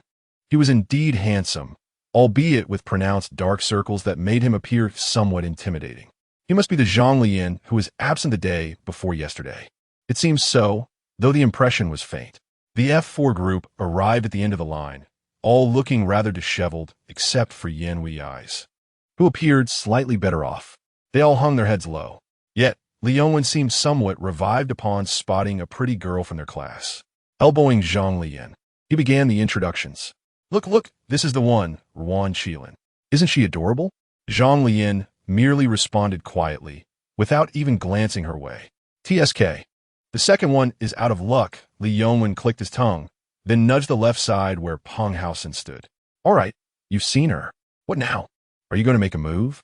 Peng Haosen teased, knowing that Li Yongwen was easily intrigued by attractive girls. Ruan Qilin, petite and sweet-looking, had looked delightful in a dress the other day, and even in military training attire, she remained charming, definitely exuding a lowly vibe. Even if she were placed in the high school or middle school division, she might not be recognized. It was essential to cast a wide net. This was a prime opportunity. She had just entered university and had yet to find a boyfriend. Boss, you're not as young as you once were. You're practically halfway in the grave, and still Haven T had a girlfriend. As the saying goes, if you don't find someone in your freshman year, you'll remain single for 4 years. Perfectly. She is the class president. Find a chance to. Peng Haosen took a step to the left, forming an O with his lips. Look at my lips. Go away. You charge ahead if you want. I'm not in a Lolis. Li Yongwen stumbled back. You're not in a Lolis? Then who was it last night, indulging in the kawaii explosion? Even the pattern on your cup was of the little grass deity. That was merely the game sound. What was I supposed to do about the cup being a gift? Peng Haosen could no longer maintain his composure, unwilling to concede. Li Yongwen recoiled slightly, giving Peng Haosen a rather mischievous expression. Those in the know understood the implication. Meanwhile, as the two exchanged banter, Instructor Zhang had already approached the formation to greet everyone. He began with a brief self-introduction. My name is Zhang Wei. Yes, the same Zhang Wei from the sitcom Love Apartment. Ha ha. After his introduction, Instructor Zhang confirmed the attendance and commenced counting the participants, moving all the way back to the last row, where Zhang Leyan and his 3 companions were seated. The count was complete. Zhang Wei accurately noted the numbers, but in the next moment, he observed Zhang Leyan dozing, his head drooping slightly. The rapid descent and subsequent jerk back to alertness were too conspicuous to escape notice. Oh, still not awake, are we? Zhang Wei approached, curious about who had decided to doze off on the very first day of military training. The day had barely begun, and already issues were surfacing. He relished encountering such playful students. It promised to be quite entertaining. Thus, he approached to inquire about Zhang Leyan's name, feeling an urge to keep an eye on him. However, Li Yongwen and Yin Wei's were furiously nudging Zhang Leyan, yet he remained oblivious to their efforts to rouse him. It was only when Zhang Wei stood before Zhang Leyan for a considerable time that the latter finally sensed the unusual quietness around him and opened his eyes. The two locked gazes. Zhang Leyan? Huh, cousin Zhang Wei? Laughter erupted among the surrounding classmates. To think it was you all along. Zhang Wei was momentarily speechless, realizing how familiar the face was. It was his foolish younger brother. What are you doing here? Didn't you go to the coast? Zhang Leyan, still bewildered, spoke in his usual manner. This elicited another round of laughter. What do you mean go to the coast? I'm from Shanghai. I've come to Haicheng. Zhang Wei corrected him emphatically. Oh, so you're here to train us? Then take it easy on us, cousin. Zhang Leyan finally grasped the situation and attempted to be friendly. Of course, I'll be gentle, Zhang Wei replied with a warm smile, casting a glance at the students who had just laughed heartily. The moment he spoke, the previously jovial students immediately adopted serious expressions, standing at attention. Even a fool could sense that the atmosphere had shifted. This could spell trouble. Encountering the instructor's relative could lead to dire consequences. Everyone fall in to the designated training area. The sound of synchronized footsteps echoed as they arrived at the area assigned to their class. Without hesitation, Zhang Wei decided to settle the score. Zhang Leyan, step forward. Zhang Leyan exclaimed in surprise. Li Yongwen and the others exchanged worried glances, their expressions reflecting the gravity of the situation. Brother, hold on a little longer, Zhang Wei commanded. Face this way, feet that way, 50 push-ups. Huh? Zhang Leyan was bewildered. You're quite capable, right? Let us start with 50 to warm up. Laughter erupted among the classmates. Cousin Zhang Wei, ha! As soon as Zhang Leyan uttered these words, the previously tranquil laughter transformed into a tumultuous uproar. Zhang Wei's eyes widened in disbelief. Was this young man truly attempting to play tricks on him right before his eyes? Hurry up, he continued, feigning seriousness, though inwardly he could hardly contain himself. In the past, during the Lunar New Year celebrations at home, Zhang Leyan had often referred to him in jest, and every time he did, Zhang Wei found it impossible to maintain his composure. Their relationship was indeed quite close, though they seldom met, typically only crossing paths during festive occasions. Nevertheless, they remained good friends. Consequently, Zhang Wei found it difficult to uphold his serious demeanor. Now, everyone else, stand at attention. Who dares to laugh again? Whoever laughs will join him in his punishment. The results were immediate.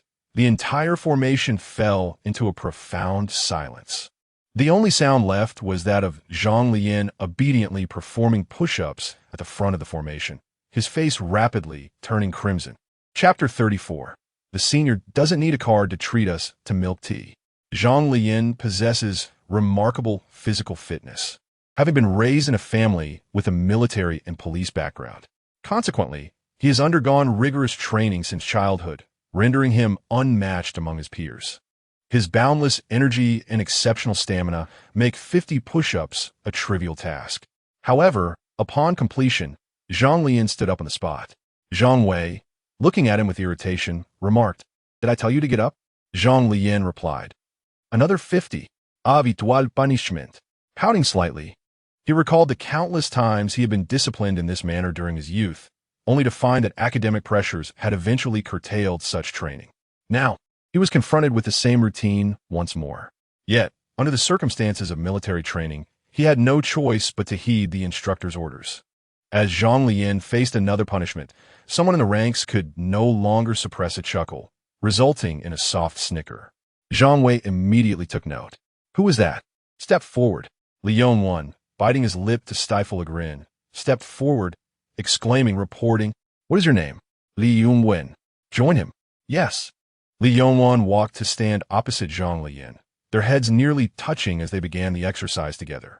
Seeing Li Yongwen approach, Zhang Leyan could hardly contain his laughter at his friend's cheerful demeanor, perplexed by his apparent delight in facing punishment. What is so amusing about this? He thought to himself, knowing that Li Yongwen would soon regret his enthusiasm. In truth, performing the push-ups alone posed little challenge for Zhang Leyan, given his extensive training from a young age. However, he could already envision Li Yongwen's struggle, his frail frame incapable of handling the task. And while his cousin appeared mild-mannered, he was relentless in his discipline. Did Li Yongwen think completing 50 push-ups would be a walk in the park? Why choose to endure unnecessary hardship? As he continued to exercise, Zhang Leyan softly warned, "Still laughing? If you can't finish, you'll face the consequences." "Hey, aren't you his cousin?" Li Yongwen dismissed the warning as mere jest, oblivious to the trials that awaited him. With a chuckle, Zhang Leyan encouraged, "Good luck, little brother. I'll make sure to burn paper for you later." Li Yongwen. After a moment, Zhang Leyan declared, "I'm done. Return to formation." "Yes, sir." Zhang Leyan promptly stood and marched back to his position with precision. Meanwhile, Li Yongwen remained, now floundering in his attempts at push-ups, resembling a butterfly struggling to take flight. It dawned on him that solitude often breeds loneliness, and as he found himself alone at the front of the line, anxiety began to creep in.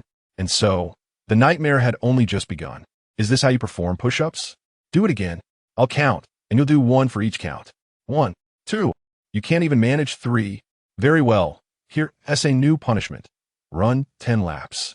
Li Yongwen, what? Under the sweltering summer sun, the cicadas sang their relentless song. As the time for rest arrived, Li Yongwen remained on the track, diligently running laps. Zhang Leyan, being a relative of the instructor, naturally attracted attention and support during military training.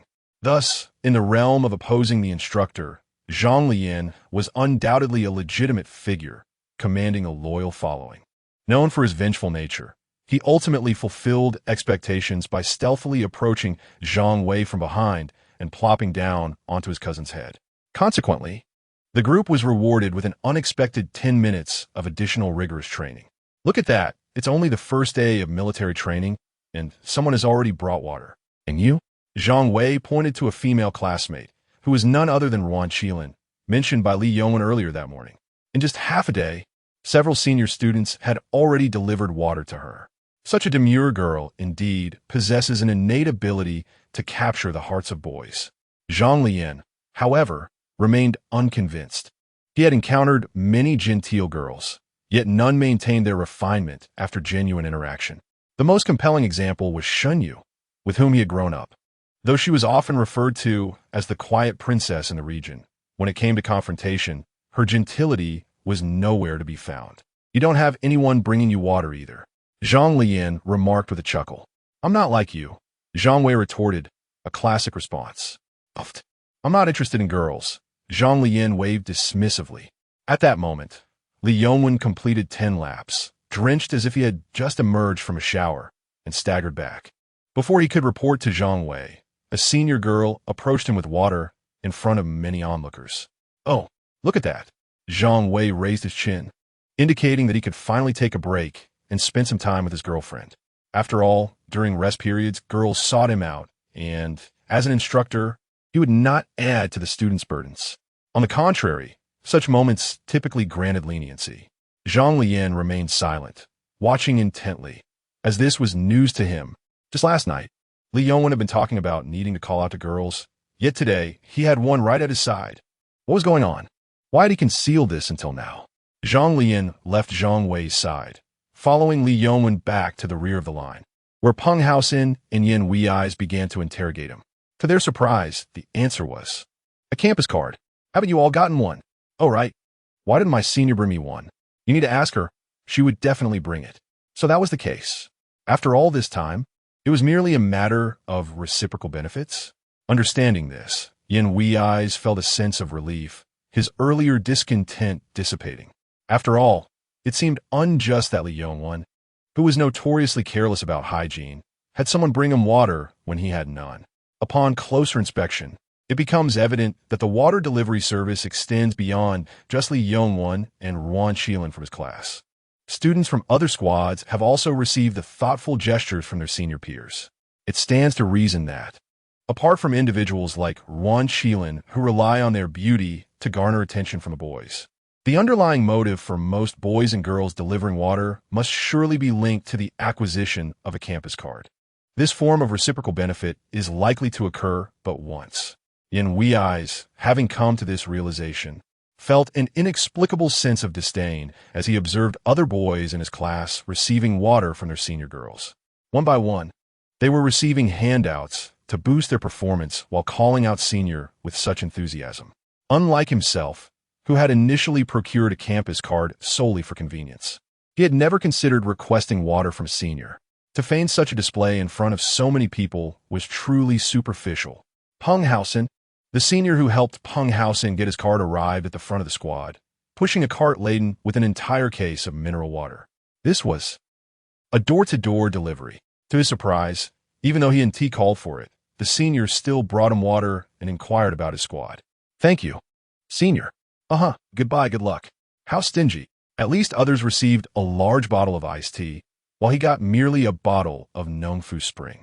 Zhang Leyan remarked with a smile, comparing his situation to Li Yongwen beside him. Logically, receiving such an abundance of water would imply a significant achievement, which in turn suggests a larger bonus. Yet, the ones with the most to gain were the most miserly. Peng Haosin waved his hand dismissively, offering an explanation. Oh, I didn't even ask her to bring it. It's free, so it's fine. Oh, well, that has something, Zhang Leyan nodded, but it's just a bottle of mineral water. Yin Wei's took a sip of his plain water, remarking sourly. TSK, oh my. At that moment, Li Yongwen, basking in his elevated status, couldn't resist showing off. He took a delicate sip of iced tea, savoring it as if it were a fine spirit, producing an exaggerated sound. Still the best for me, the other three looked on in silence. Seeing that even Zhang Leyan lacked a drink, Li Yongwen tilted his head with a teasing expression. No way. Old two. You don't have one? Hiss. That shouldn't be. Old two. Aren't you acquainted with the senior? Why didn't she bring you some? You think you're superior? Where do you think your iced tea came from? Are you pretending? Zhang Leyan teased. Having someone deliver water makes you impressive? Huh? Hey, today you'll see, having someone deliver water is indeed impressive, Li Yongwen declared, sipping as if from a baby bottle. But in the next moment, a figure approached Zhang Leyan from behind, causing Li Yongwen to nearly topple his drink. Zhang Leyan turned around. Senior? Here some milk tea. Bai Nianxue gently offered a bag containing 4 cups of milk tea, having even bought one for Zhang Leyan's roommate. Chapter 35. Senior, are you taking pictures in front of me? They're all iced. As Bai Nianxue extracted a cup from the group, she skillfully distributed the other 3 without drawing attention. Thank you, Senior. Thank you, Senior. Thank you. Zhang Leyan felt a sudden warmth in his ears for reasons unknown. He then accepted the final cup Bai Nianxue offered, the most expensive one, flavored with his preferred oolong tea and perfectly chilled. It could hardly be a mere coincidence. Zhang Leyan's gaze swept over the other 3 cups in his companion's hands, and he felt a surge of certainty. His heart raced, and despite his usually carefree demeanor, he found himself unable to utter a second sentence beyond addressing her as senior. He too had acquired a campus card, albeit through a senior, thus eliminating any chance of a senior bringing him water. The only conceivable option, a little tricycle, was something he had refrained from calling. It seemed absurd to summon it merely to deliver water. Yet this seemingly improbable senior appeared precisely at this moment, like a gentle angel, coincidentally bearing his favorite oolong tea. Meanwhile, a boy of similar nature to Li Yongwen gazed at Bai Nianxue, this ethereal senior, and then glanced at his own 3-yuan bottle of cola. Did she also get her campus card to give away drinks? She directly provided 4 cups of milk tea. Surely, the card fees must have gone into this, right? Is she not running a business anymore? Damn it, I want to get one too. Why am I not this senior? He murmured softly. Shall we head over there? Bai Nianxue gently brushed her cascading hair back and spoke softly. She opened her sunshade, effortlessly enveloping Zhang Leyan within its cover. All right, he responded, noting the increasing intensity of the midday sun. After uttering this, he abandoned the 3 large boys on the ground. Although he was typically boisterous and humorous, he possessed a keen sensitivity and a hint of jealousy. Otherwise, he would not have remained single until now. The intricate details from the senior's earlier actions made his heart race for the first time since the incident at age 10, when he nearly set his house ablaze. In Bai Nianxue's presence, he felt an added layer of pressure, as if he were a bashful young boy with a flushed face. Bai Nianxue observed this reaction with calmness on the surface, yet internally she thought, this is going splendidly. Although she had rehearsed in her mind how to appear natural while presenting the tea and how to engage him in conversation to foster goodwill, the moment they met, it felt as though she had instinctively mastered it. She pondered how to preserve the flavor she had meticulously chosen for him, contemplating the most graceful way to present it to him. What words to utter, perhaps phrases like "this cup is for you," "this one is the most expensive," or "this is your favorite." However, the reality transformed into her merely smiling and distributing the milk tea without uttering a word. Words were unnecessary, for those whose souls resonate with one another are certainly attuned to the subtleties.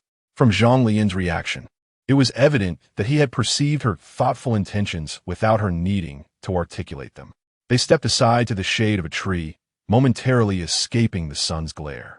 A brief silence enveloped them. Ultimately, it was Bai Nianxue who broke the stillness with a soft laugh, inquiring, "Why are you silent?" "Huh, Zhang Leyan responded, his laughter awkward and endearing, feeling a sense of nervousness he had never experienced before in front of a girl. It was akin to the anxiety of making an introduction on stage. He fidgeted with his ear and cast his gaze aside, aware that the 3 boys from earlier were still leering at him from a distance. Click. Huh. Zhang Leyan turned in confusion to Bai Nianxue, only to see her naturally capturing a series of candid shots of his recent antics before casually tucking her phone back in her pocket. Zhang Leyan remained in a state of bewilderment, waiting for the senior to offer an explanation, but it never came. Zhang Leyan, you just took a picture right in front of me? Not even a word of explanation? Senior, could you possibly be any more audacious? Chapter 36. It seems I have captivated the senior. What are you doing? It's nothing, I just glanced at the time. Bai Nianxue blinked and turned her head, speaking in a nonchalant manner as though she had done nothing out of the ordinary. Checking the time? That was clearly a photo you just took. Zhang Leyan thought to himself, for he had witnessed it firsthand. Yet, deep within his heart, an inexplicable voice of trust emerged. What if the senior was indeed merely checking time? She is so kind. How could she possibly deceive him? Don't be so conceited. Do you expect Bai Nianxue to pull out her phone and show you her album? In his subconscious, Bai Nianxue was an exceptionally kind, gentle, and beautiful senior. And Zhang Leyan had already placed considerable trust in her, which is why such thoughts surfaced. As this voice made its presence known, he began to doubt what he had just seen. Could it be that he truly misinterpreted the situation? Oh, whatever. If she took a picture, so be it. It's not a significant matter. Zhang Leyan nodded slowly, holding his milk tea, and inquired, Senior, what made you think of bringing me milk tea? Was it her suggestion? The her he referred to was naturally a certain Dingdingsh. After all, in Zhang Leyan's mind, the relationship he shared with the senior was not yet at the stage where one would deliver milk tea across great distances. They had only crossed paths a couple of times, and even on the first night of university, he had spent the night outside as just ordinary friends. The familiarity and intimacy had not yet reached the level of a decade-long friendship like that of Dingdingsh or Shunyu. Thus, he did not believe the senior had any reason to bring him milk tea. He assumed it was indeed Dingdingsh who had asked her to assist, considering she had even chosen the flavor for him. Dingdingsh always makes the senior run errands for her. Is she truly setting me up for a matchmaking show? Zhang Leyan mused internally, marking Dingdingsh down for her antics after confirming the sequence of events. However, Bai Nianxue's response was not what he anticipated. No, I simply brought it for you, Bai Nianxue said lightly, turning to look at him with an innocent expression. Huh? What's wrong? You don't like what I brought? Bai Nianxue's eyes sparkled as her gaze shifted to the milk tea in Zhang Leyan's hand. No, not at all. Zhang Leyan opened the milk tea packaging and inserted the straw, taking a hearty sip. How could I dislike it? Delicious, he added, his words tumbling out in excitement. Ha! Bai Nianxue chuckled softly, covering her mouth as she diverted her gaze. I bought it while passing through here. I'm glad you like it. Huh? Oh. Zhang Leyan nodded vigorously, completely dismissing his earlier thought that the senior had no reason to bring him milk tea. He forgot to inquire about the details, including how she managed to find his favorite oolong tea. Whatever the senior said, he believed without question. Perhaps it was merely a coincidence. He felt as though his mind had become somewhat muddled. However, if one were to possess a clearer mind, the underlying clues would undoubtedly become apparent. After a brief moment of silence, the willow branches swayed gently, stirred by a soft breeze. Bai Nianxue took the initiative to spark a conversation. Have you not yet joined a club, Leyan? Oh no, Fang Leyan replied earnestly. He was never the type like Shunyu, who meticulously planned his trajectory and was always striving forward like a paragon of youth. The notion of joining a club had never been an option throughout his 4 years of university life. Given the time, he found contentment in quietly being a salted fish in his dormitory, devoid of mundane desires. Then, could you do me a favor? Bai Nianxue said softly, akin to the whisper of the recent gentle wind. Without hesitation, I would brave any challenge for you. Zhang Leyan's gaze firmed as he promptly clasped his hands together. Is a cup of milk tea all it takes to win you over? What about your principles? Bai Nianxue continued. Why don't you join the student council in my department? Your department, senior? Yes, I am the head of the literary arts department, Bai Nianxue replied, tilting her head proudly. What do you all do? I'm not cut out for performances on stage, senior. Zhang Leyan was willing to assist Bai Nianxue by joining the student council, yet he had no desire to partake in any stage performances. Ultimately, while he was inclined to help, the notion of performing was a different matter altogether. You won't need to perform on stage. Just joining is sufficient. Bai Nianxue was well aware of Zhang Leyan's character and would not impose unreasonable demands. Once he joined, it would provide her with a valid reason to seek him out. Yet, Zhang Leyan still appeared hesitant, as if grappling with a difficult decision. He remained concerned about the potential burdens that joining the student council might entail. Junior, I implore you. At that moment, Bai Nianxue did not grant Zhang Leyan the opportunity to ponder further and gently pouted. Ahem. Zhang Leyan choked on his milk tea, his neck turning a deep crimson. All right, senior, I agree. Is that sufficient? Zhang Leyan found himself unexpectedly at her mercy. Bai Nianxue reveled in the moment, her eyes curving into crescent moons. Observing Zhang Leyan Boy's flustered demeanor was simply too endearing to resist capturing. This led to her earlier act of stealthily taking a photo of him, only to be caught in the act. Fortunately, she maintained her composure, revealing nothing, and Zhang Leyan remained oblivious. Her true aim was to see him while also concocting a reason to do so. With her mission accomplished, she could now seek him out with ease. Just then, the surrounding teams began to assemble, including Zhang Leyan's, and it seemed the instructor had been waiting for him, wearing an expression akin to that of an amused spectator. Bai Nianxue decided it was time to release him from her grasp. You should return to your team. All right, senior, goodbye. No hurry. I shall watch you for a while longer, Bai Nianxue said with a smile. Huh? Zhang Leyan was left in a daze, his mind blank, uncertain of how to respond. She shyly retreated to her squad, leaving Bai Nianxue to witness once more the boy's flushed crimson ears from a distance, stifling a laugh. There is scarcely anything more delightful than teasing the one you admire until their cheeks blossom with warmth. Boys may tend to derive satisfaction from making the girls they like laugh, while girls often find fulfillment in making the boys they cherish blush, albeit through slightly different means. Upon returning to the squad, she inevitably faced the hushed inquiries of the three boys nearby. Their teasing, saturated with jealousy, was reminiscent of old pickled vegetables freshly emerged from a vat of vinegar, effectively cooling Zhang Leyan's fervor. Zhang Leyan, however, did not respond. Her thoughts lingered on the moment that had just passed, stealing glances at her senior. She was surprised to find that the latter was still observing her from beneath the tree, her posture seemingly more composed. Thus, the words of the three boys felt as though they were separated by an invisible barrier, their voices fading into silence. After what felt like an eternity, Zhang Wei, with a grin that barely concealed his amusement, sauntered to the back row where Zhang Leyan sat. He gestured with a tilt of his chin toward a certain direction, his eyebrows raised, his eyes glinting with mischief. Zhang Leyan caught a glimpse of him and instantly understood his implication. Your senior has departed. Turning her head to glance in that direction, she noticed that the alluring silhouette of her senior had indeed receded, yet the umbrella remained propped beneath the tree, open and casting a shadow over the cup of oolong tea, a sign left for her.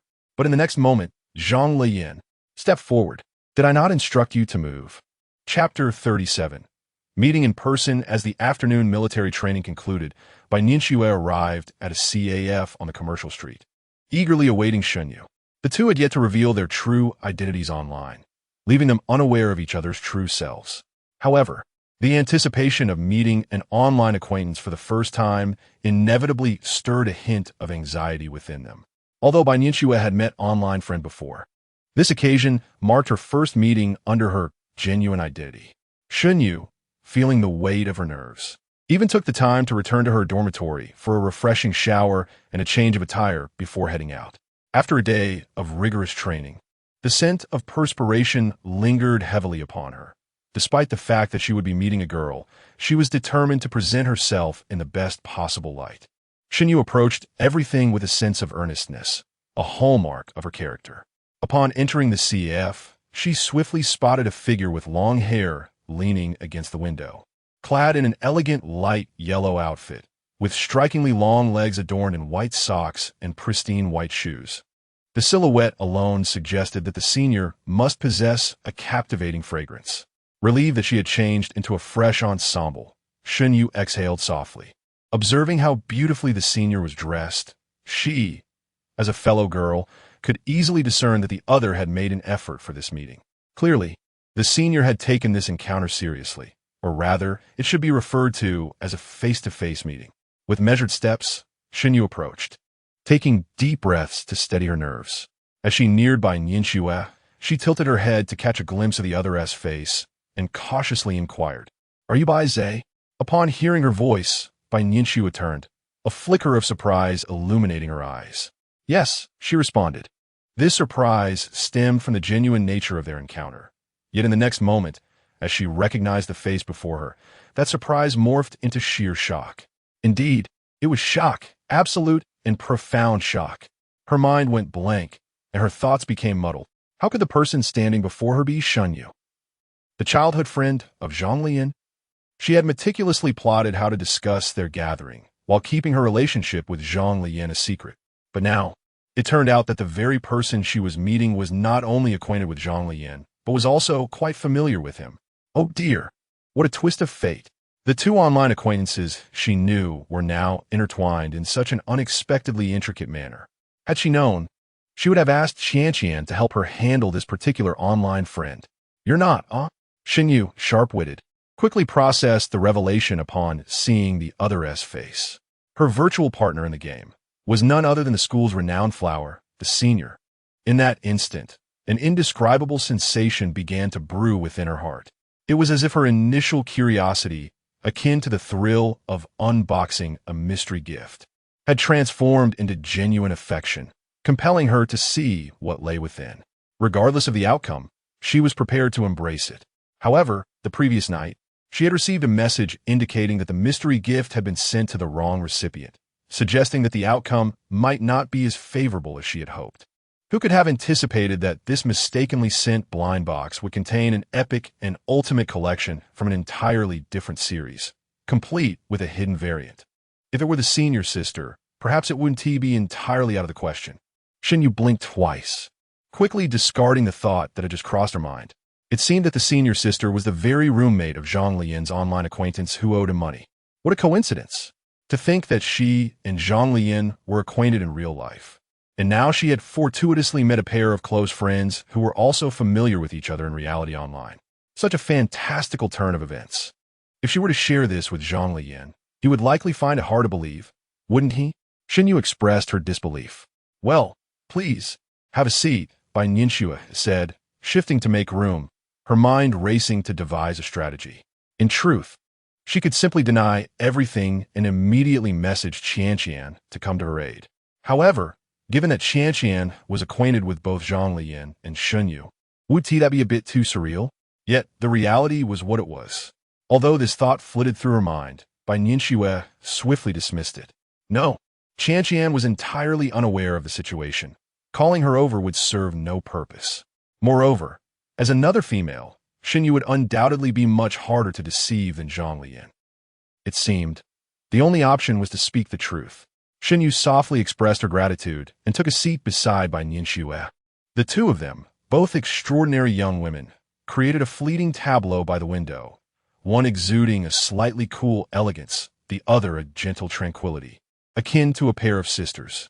It's really you, senior sister. The world is indeed quite small. Xinyu began. Ah, yes. Bai Nianxue replied in agreement. It's amusing, considering we met just the day before, and Zhang Leyan was with his online acquaintance. Xinyu smiled. Ah, right. Bai Nianxue continued to concur. Who would have thought that they were online friends? And now, it's our turn. At that moment, the waiter delivered the cup of coffee that Bai Nianxue had initially ordered for Xinyu. Xinyu accepted it with gratitude, saying, "Thank you, senior sister. By the way, I heard from Zhang Leyan that you went out for drinks with him the day before yesterday." Using Zhang Leyan as a common thread, she sought to delve into a conversation about him. Accepting the coffee, Xinyu noticed Bai Nianxue appeared somewhat reserved, thus taking on the task of steering the conversation. Little did she realize, the mere mention of Zhang Leyan made Bai Nianxue tense as if a string had been plucked. Huh? It seems that way. Bai Nianxue responded. So, senior sister, are you aware of his situation with Qianqian? I know a little, she replied. Haha, it seems. Qianqian doesn't strike me as someone who would default on a debt. Xinyu took a sip of her hot coffee. Why is that? Bai Nianxue asked mechanically. Because Qianqian is your close friend, would you really be concerned about a few $100? Smiled and remarked, I believe, senior, that you're being candid with me. Is it possible that Senior Qian intentionally provoked Zhang Leyan to come here? Upon hearing this, Bai Nianxue's body stiffened. She feigned nonchalance as she lifted her coffee cup, continuing mechanically, why? Because Zhang Leyan possesses such a temperament. Immature, indeed. Senior Qian must be quite familiar with him, hence her deliberate provocation to coax him into taking the exam for Shanghai University. And if that is the case, I could offer my assistance. You might inform Senior Qian that I could arrange a meeting with Zhang Leyan, considering our serendipitous connection. Bai Nianxue's eyes widened in shock, rendered speechless by Shen Yu's suggestion.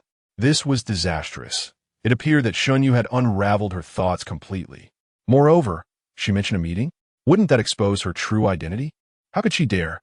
In Zhang Leyan's eyes, Ding Ding Che should always be perceived as a remarkable individual. Must she perpetually play the role of two people at the dining table? A real-life version of a flower in the blue desert? Chapter 38. Senior Sister.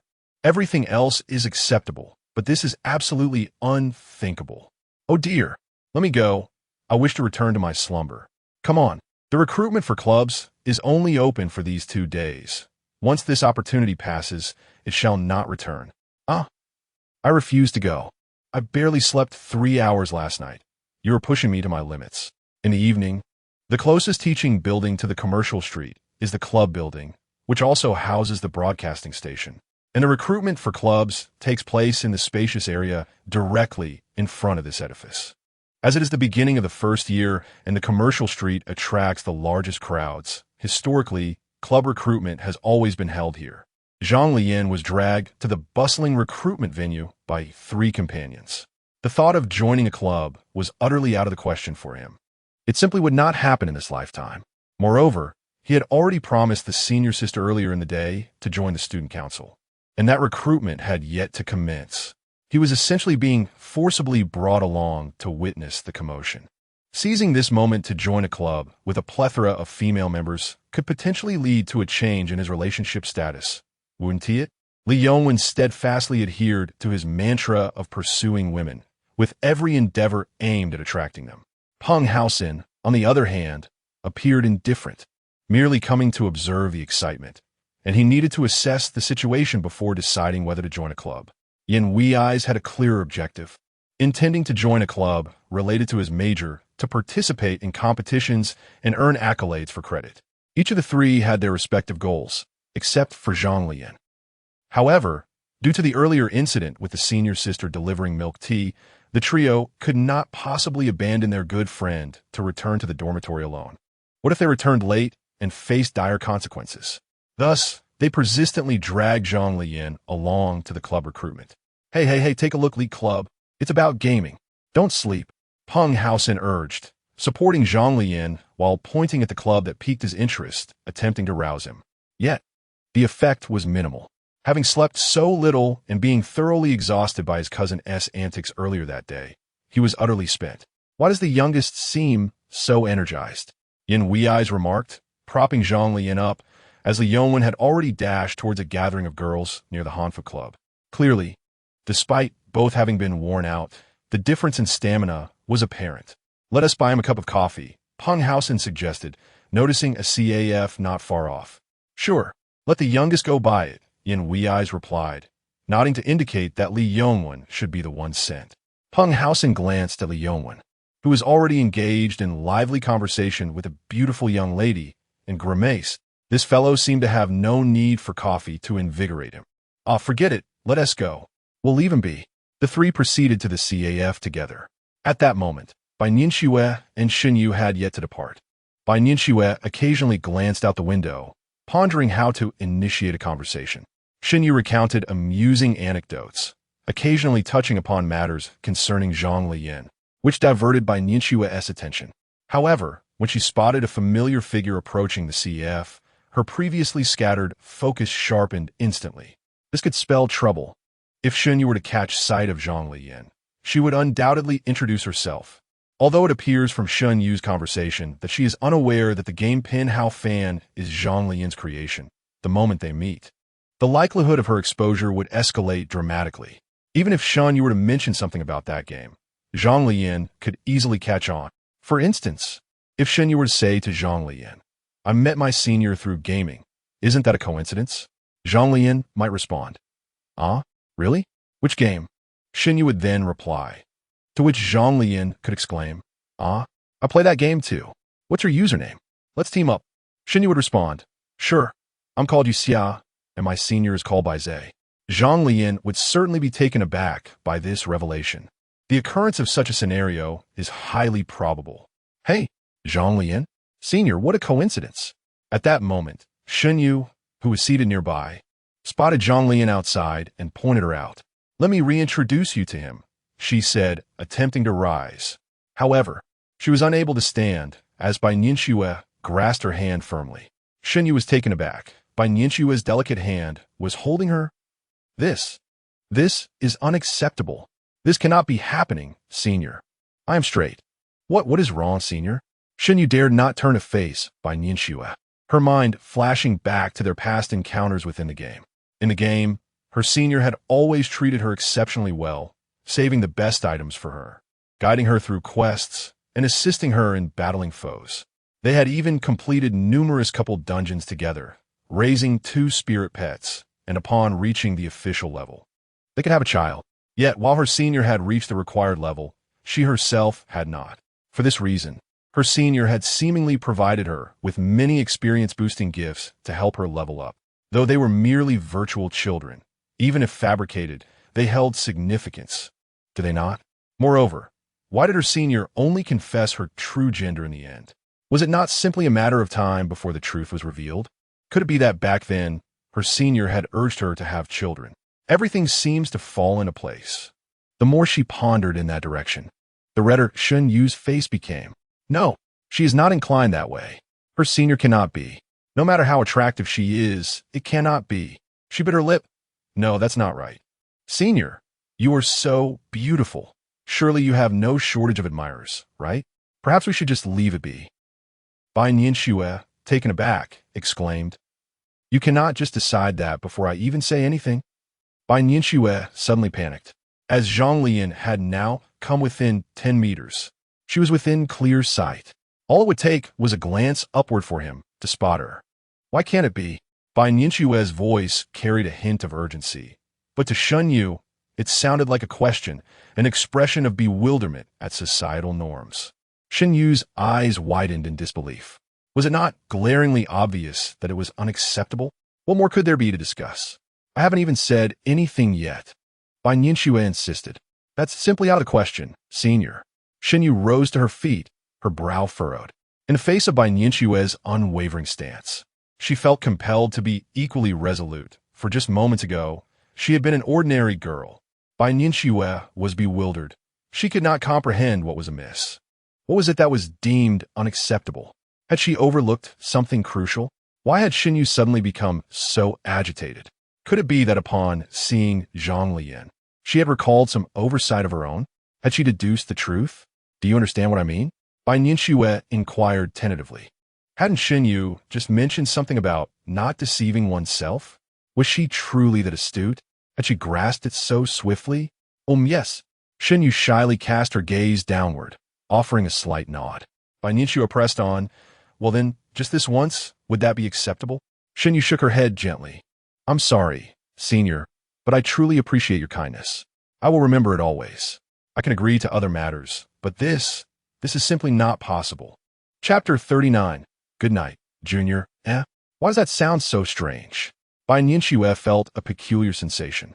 Upon seeing Shen Yu's shy expression, she immediately realized, having been influenced by Su Qianqian for years. Wait a moment. You can't possibly think that I am a lesbian, can you? Bai Nianxue exclaimed, pointing at herself with incredulity. She was a pure straight woman. The thought of being mistaken for a lesbian was bewildering. No. Is it not? Shen Yu's gaze became vacant as she observed Bai Nianxue's reaction. Of course not. That is not what I meant. Bai Nianxue quickly understood and thought to herself that she should have let her finish speaking. At that moment, Zhang Leyan and the others had already entered the CF. Yin Wei Eyes and Peng Haosen spotted Shen Yu and Bai Nianxue by the window at once. The 3 ordered coffee, and then Peng Haosen whispered something into Zhang Leyan's ear, causing her to immediately lift her head. At this juncture, Bai Nianxue realized that it was too late to explain everything to Shen Yu in detail. She could only convey her message succinctly. I'll explain later, but please, do not mention that we met through a game, especially not that game. Shen Yu was quite perplexed upon hearing this. You promised me that you would agree to anything, Bai Nianxue said, biting her lip almost pleadingly. Seeing this, despite being utterly confused, Shen Yu was swayed by those words. She nodded without hesitation, agreeing to Bai Nianxue's request. All right, Senior. Zhang Leyan briefly returned to her usual demeanor. The earlier fatigue now vanished, as she approached the two girls. Peng Haosin and Yin Wei's did not follow closely, merely watching from afar, knowing they were not familiar enough to join the conversation. So they opted to wait for Zhang Leyan. Upon reaching the two girls, Zhang Leyan inquired, "Senior, and you? How come you are here?" She displayed her typical dual-face persona. Shen Yu was instantly speechless. Was her address so casual? Truth be told, she maintained a calm demeanor with everyone, embodying the essence of a gentle and quiet girl. Yet, with Zhang Leyan, her childhood friend, she felt exasperated to the point of helplessness. Sometimes, while watching television, she pondered whether all childhood friends were like this. Why did they always manage to disarm her with just a single phrase? Previously, she had never resorted to physical gestures, but during her interactions with Zhang Leyan, she had inadvertently awakened this unique skill akin to a fierce dragon. Just then, Bai Nianxue, noticing Shen Yu's silence, stepped forward. "Oh, did you stay up late again last night? You look so exhausted." Shen Yu discerned Zhang Lian's condition with a keen eye. "Normal operations, all right?" Zhang Leyan shrugged, feigning indifference. "Let us be honest. Just a moment ago, I saw you being supported by your roommate through the window with my senior." Shen Yu retorted disdainfully, turning to meet Bai Nianxue's gaze. As if to say, "Isn't that right, senior?" Bai Nianxue remained silent, merely nodding gently. Ahem, a minor issue. Zhang Leyan coughed twice, merely indicating that he had not slept well the previous night. Shen Yu interjected, "It's just fatigue." "Hey, I won't bicker with you. I merely came to say hello." Zhang Leyan hesitated, his words caught in his throat. "What is this? Did you not say you wouldn't join any clubs? Why are you here for the club recruitment?" Shen Yu inquired. Given her understanding of Zhang Lian's character, his presence in such a lively place could only have one motive: to gaze upon attractive girls. After all, during high school, he had often accompanied his friends to admire the beauty of girls from other classes. Pulled out by his roommate, he initially intended to return to sleep. Zhang Leyan offered an excessively formal explanation, a stark contrast to his usual demeanor. In the past, when confronted with such inquiries, his responses would typically be akin to, "I came to see if there are any girls around. Who knows, I might want to join a club after all." Shen Yu glanced at Bai Nianxue, and suddenly it all became clear. The alluring girls were right beside them. Could it be that he was feigning shyness? Yet, that couldn't be. During their previous meeting, Bai Nianxue had been there too, and he hadn't shown any restraint then, even attempting to playfully tug at her friend's neck. "What about you? Are you planning to join a club?" Zhang Leyan countered. "I'm just browsing. Is that not allowed?" Shen Yu replied, "Of course, feel free to explore as you wish throughout the entire school." Zhang Leyan remarked with a hint of sarcasm, before turning back to Bai Nianxue. "Well, senior, I must take my leave. They are still waiting for me." Bai Nianxue inclined her head slightly and made him, "Good night." "Oh, good night." Zhang Leyan nearly faltered at the unexpected farewell, but quickly responded with a smile, not forgetting to cast Shen Yu a meaningful glance as he departed. It resembled the look he had given Su Qianqian that evening. 3 parts coolness, 3 parts mockery, and 4 parts indifference. However, Shen Yu had grown accustomed to it. She simply hadn't anticipated Bai Nianxue bidding Zhang Leyan good night. Under normal circumstances, such moments of parting would typically elicit a simple bye, or see you, wouldn't they? Good night carries a tone of intimacy that transcends those 2 phrases. At least, Shen Yu could not recall when they had last exchanged such words. Receiving a good night from him before sleep would likely keep her awake throughout the night, not from excitement, but from a sense of discomfort. It was akin to having a close friend, reeking of sweat, offering a cheery, "You smell wonderful," just as one is about to drift off to sleep. How could one possibly rest under such circumstances? One would be compelled to pack up and call the authorities. Raise your hands. It's either you or me. Yet, it is often these subtle, imperceptible details that can profoundly deepen the connection with a sensitive soul. For Zhang Leyan, this phrase was not merely Bai Nianxue expressing her trust in him, believing that he was indeed dragged along by his roommate to witness the club recruitment. The first thing he would do upon returning to the dormitory would undoubtedly be to sleep, as he was already quite fatigued. Moreover, the term good night carries a connotation of care, in contrast to goodbye or bye. The words of a senior student bear an additional layer of meaning. It signifies, "You have worked hard, swiftly return to rest, and may you have sweet dreams." When considering this, the seemingly simple phrase, good night, upon deeper translation, reveals not only Bai Nianxue's trust in Zhang Leyan, but also her genuine concern for him. Zhang Leyan, momentarily taken aback, clearly did not grasp the significance at first. However, once he recognized the unique rapport shared between them, he responded without hesitation. As for Bai Nianxue, the tone in which Zhang Leyan replied spoke volumes. So she was understandably unperturbed by his response. While others might remain oblivious, their unspoken understanding was profound. Senior, why did you not allow me to mention the game in front of Zhang Leyan? After a few departed, Xinyu turned to Bai Nianxue and inquired. Chapter 40.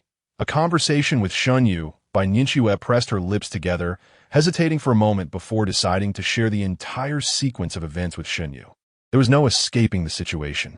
Given the close friendship between Xinyu and Zhang Leyan, it was only a matter of time before they might inadvertently uncover the truth during their conversations. That would leave her in a rather passive position. Furthermore, with a gathering already planned after the military training, it would be unreasonable for her to concoct another excuse to bail. Setting aside the fact that Zhang Leyan could easily confront her offline, she also did not wish to continually let him down. Such behavior, if repeated, would deplete the goodwill she had built and inevitably lead to his suspicions. In truth, the online acquaintance who owed Zhang Leyan money was none other than herself. Bai Nianxue looked earnestly at Xinyu and confessed. What? Xinyu questioned, wondering if her ears were deceiving her.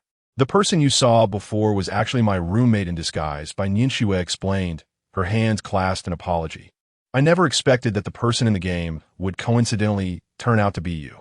Xinyu stood frozen, her mind racing to process the revelation. She refrained from asking questions about the reasons behind this, as she too had considered inviting Zhang Leyan to meet. Ultimately, however, she had mustered the courage to face the situation alone. Yet if the person on the other side was Zhang Leyan, the one who had lent her money and had yet to be repaid, she could easily understand Bai Nianxue's actions. She would have needed a friend by her side as well. So, does that mean the one organizing the game meals could it be? Connecting the dots from Bai Nianxue's information and recalling her previous request to avoid discussing the game, Xinyu's sharp mind quickly arrived at the answer. Zhang Leyan? Bai Nianxue nodded in affirmation. Xinyu covered her mouth in astonishment, stepping back 2 paces and glancing out the window, where Zhang Leyan and his companions had already walked out of sight. Her surprise was warranted. Zhang Leyan had mentioned Bai Nianxue's debt on more than one occasion. She was somewhat aware of Bai Nianxue's situation. In Zhang Leyan's words, he had painted Bai Nianxue, the so-called delinquent, as a complete villain deserving of severe punishment. Yet, when Xinyu looked at Bai Nianxue, who was exceptionally talented, gentle, gracious, and kind-hearted, she found it hard to reconcile the image of this refreshing and elegant senior with the online persona Ding Ding Che, who could be just as quirky as Zhang Leyan. The sheer number of individuals harboring crushes on him was perplexing. Why did he deserve such attention? Bai Nianxue, having bared her soul, continued, Well, since it's raining, I was hoping you could keep this from him for now, perhaps help me with a cover.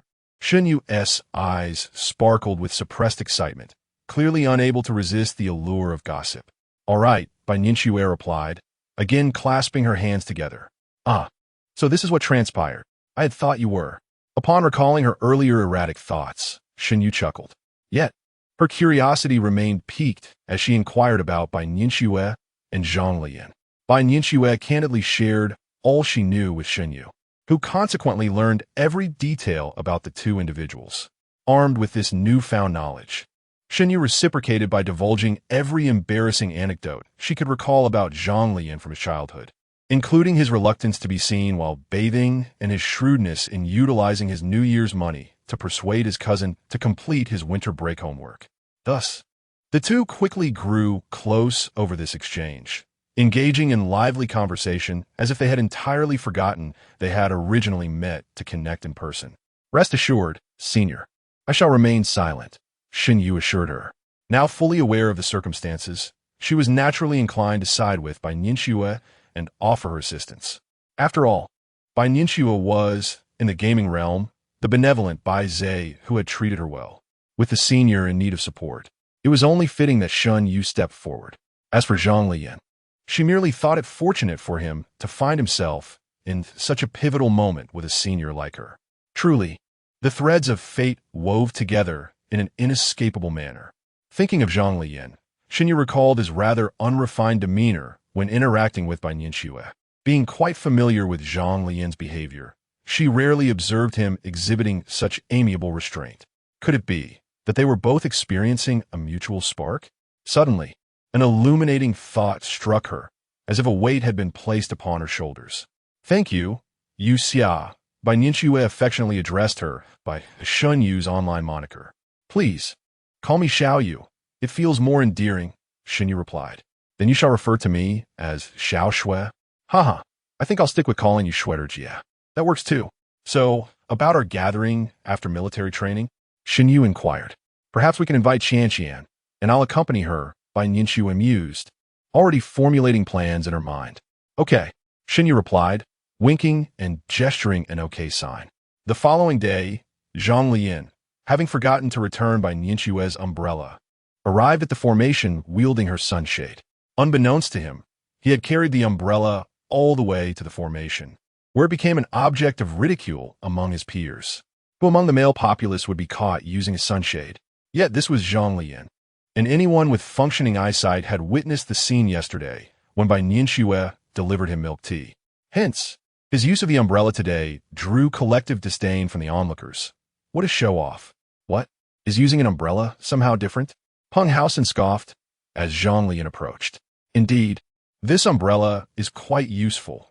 Not a hint of sun exposure, Zhang Leyan retorted, echoing Peng Haosen's sentiment. What a nuisance. Carrying it like a treasure. Li Yongwen chimed in with a sardonic tone. Is it not permissible to carry it? Is there a rule that prohibits me from bringing an umbrella? Zhang Leyan is impeccable. Bah, hey, you weren't wearing that expression when you enjoyed bubble tea yesterday. Ah, human nature. Bringing it would be futile. One cannot expect them to come every day. Yin Wei's spoke with a hint of indifference. When leaving in the morning, Zhang Leyan suggested bringing an umbrella just in case he encountered the senior to return it.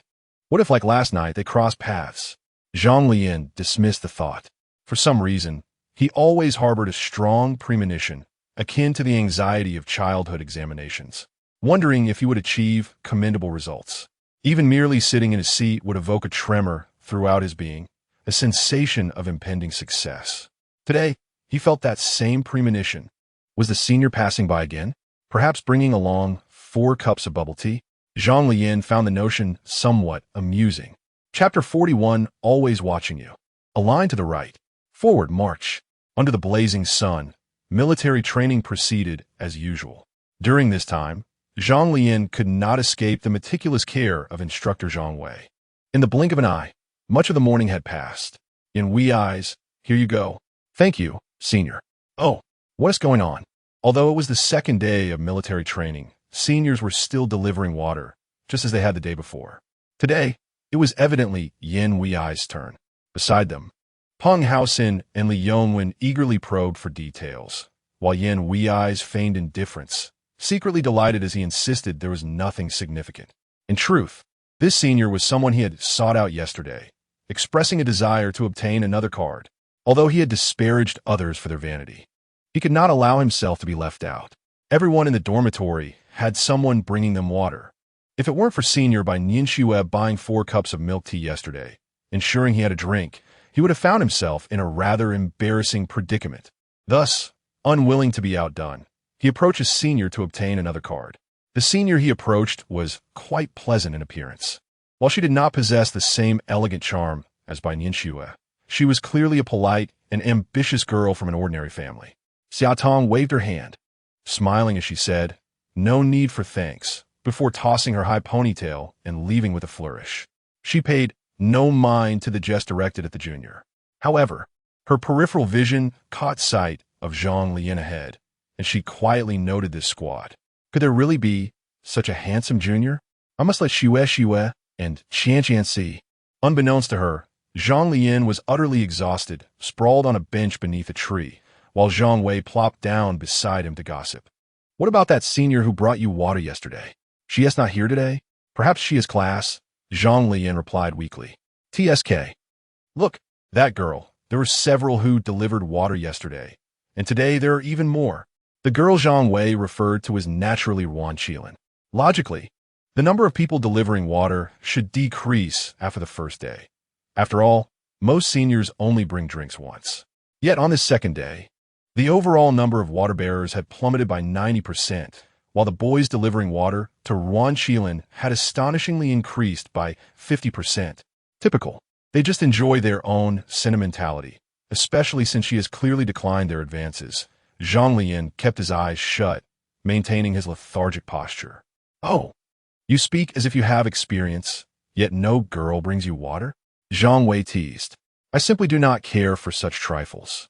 It's just that I have no need for them, Zhang Leyan replied languidly.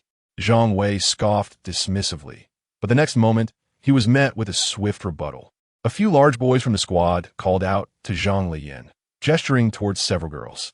A group of girls approached Zhang Leyan, astonishingly bringing him water once again. Junior, shall we exchange contact information? One of them inquired, offering him milk tea.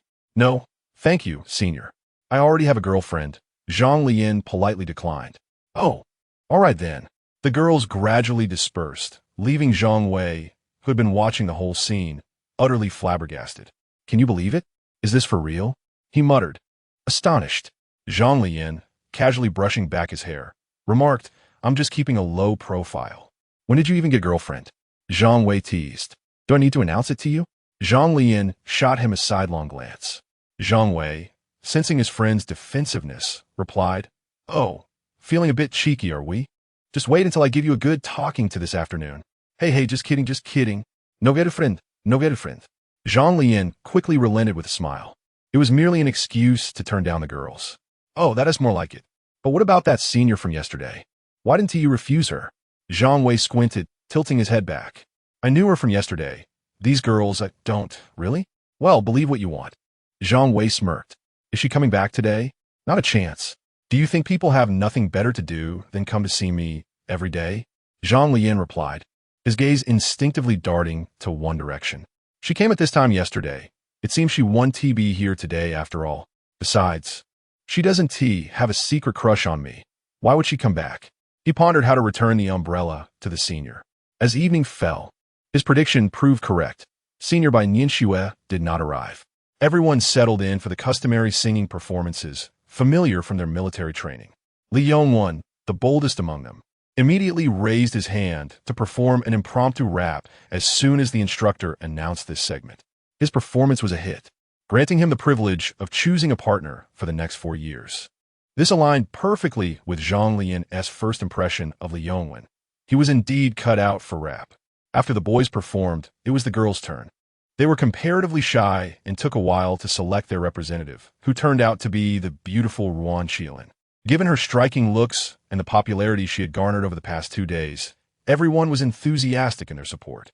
Although Ruan Qilin felt bashful, she boldly sang the promise under the cherry blossom tree. Once she finished, no one else stepped forward to perform. The program reached an impasse, prompting Zhang Wei to resort to drawing names. Although it was claimed to be random, everyone knew who would likely be selected. As a seasoned fox, Zhang Leyan was not oblivious to this scheme. They're plotting against me. His instincts heightened. He quickly gathered everyone close. Zhang Leyan. Sure enough, just as he attempted to discreetly slip away, he heard the unmistakable call of his name. Hey, was he the second one just here? Did he go to the restroom? Meanwhile, Zhang Leyan concealed himself in the shadows, quietly observing his comrades as they glanced about in apprehension. You wish to harm me? Dream on. Zhang Leyan scoffed. Who intends to harm you? A melodious and familiar voice suddenly rang in his ears. Startled, Zhang Leyan turned to face the newcomer with caution. Senior, is that you? Bai Nianxue blinked and chuckled softly at Zhang Leyan. Are you not afraid of being marked absent for sneaking away? Well, not really. He is my cousin. He wouldn't mark me. Oh, senior you.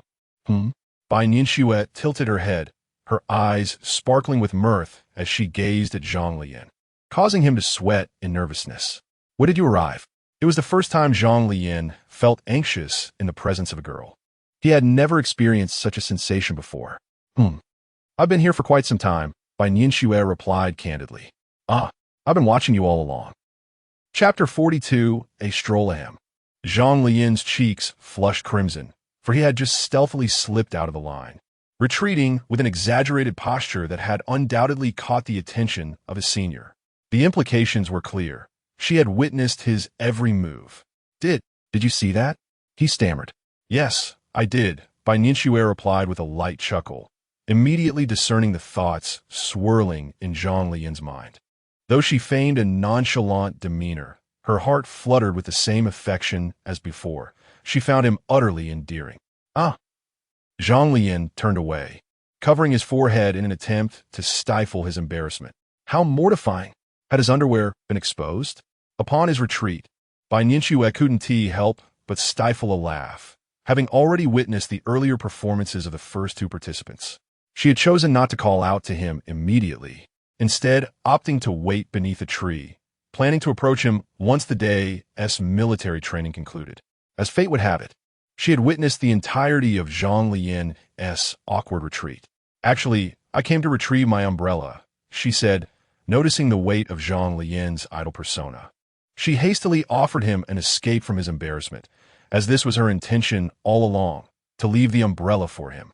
This strategy not only provided a reason to see him, but also served as an excuse for the student council. Oh, the umbrella? I returned it to the dormitory, Zhang Leyan replied. During dinner, he had sensed an ominous premonition and decided to take the umbrella back to his room early, fearing it might be left unattended on the street, either taken by someone else or lost by him. I'll go back and get it, he declared, ready to set off. The dormitory was not too far from the training ground, allowing him to retrieve it quickly. No need, Bai Nianxue said, gently pulling him back.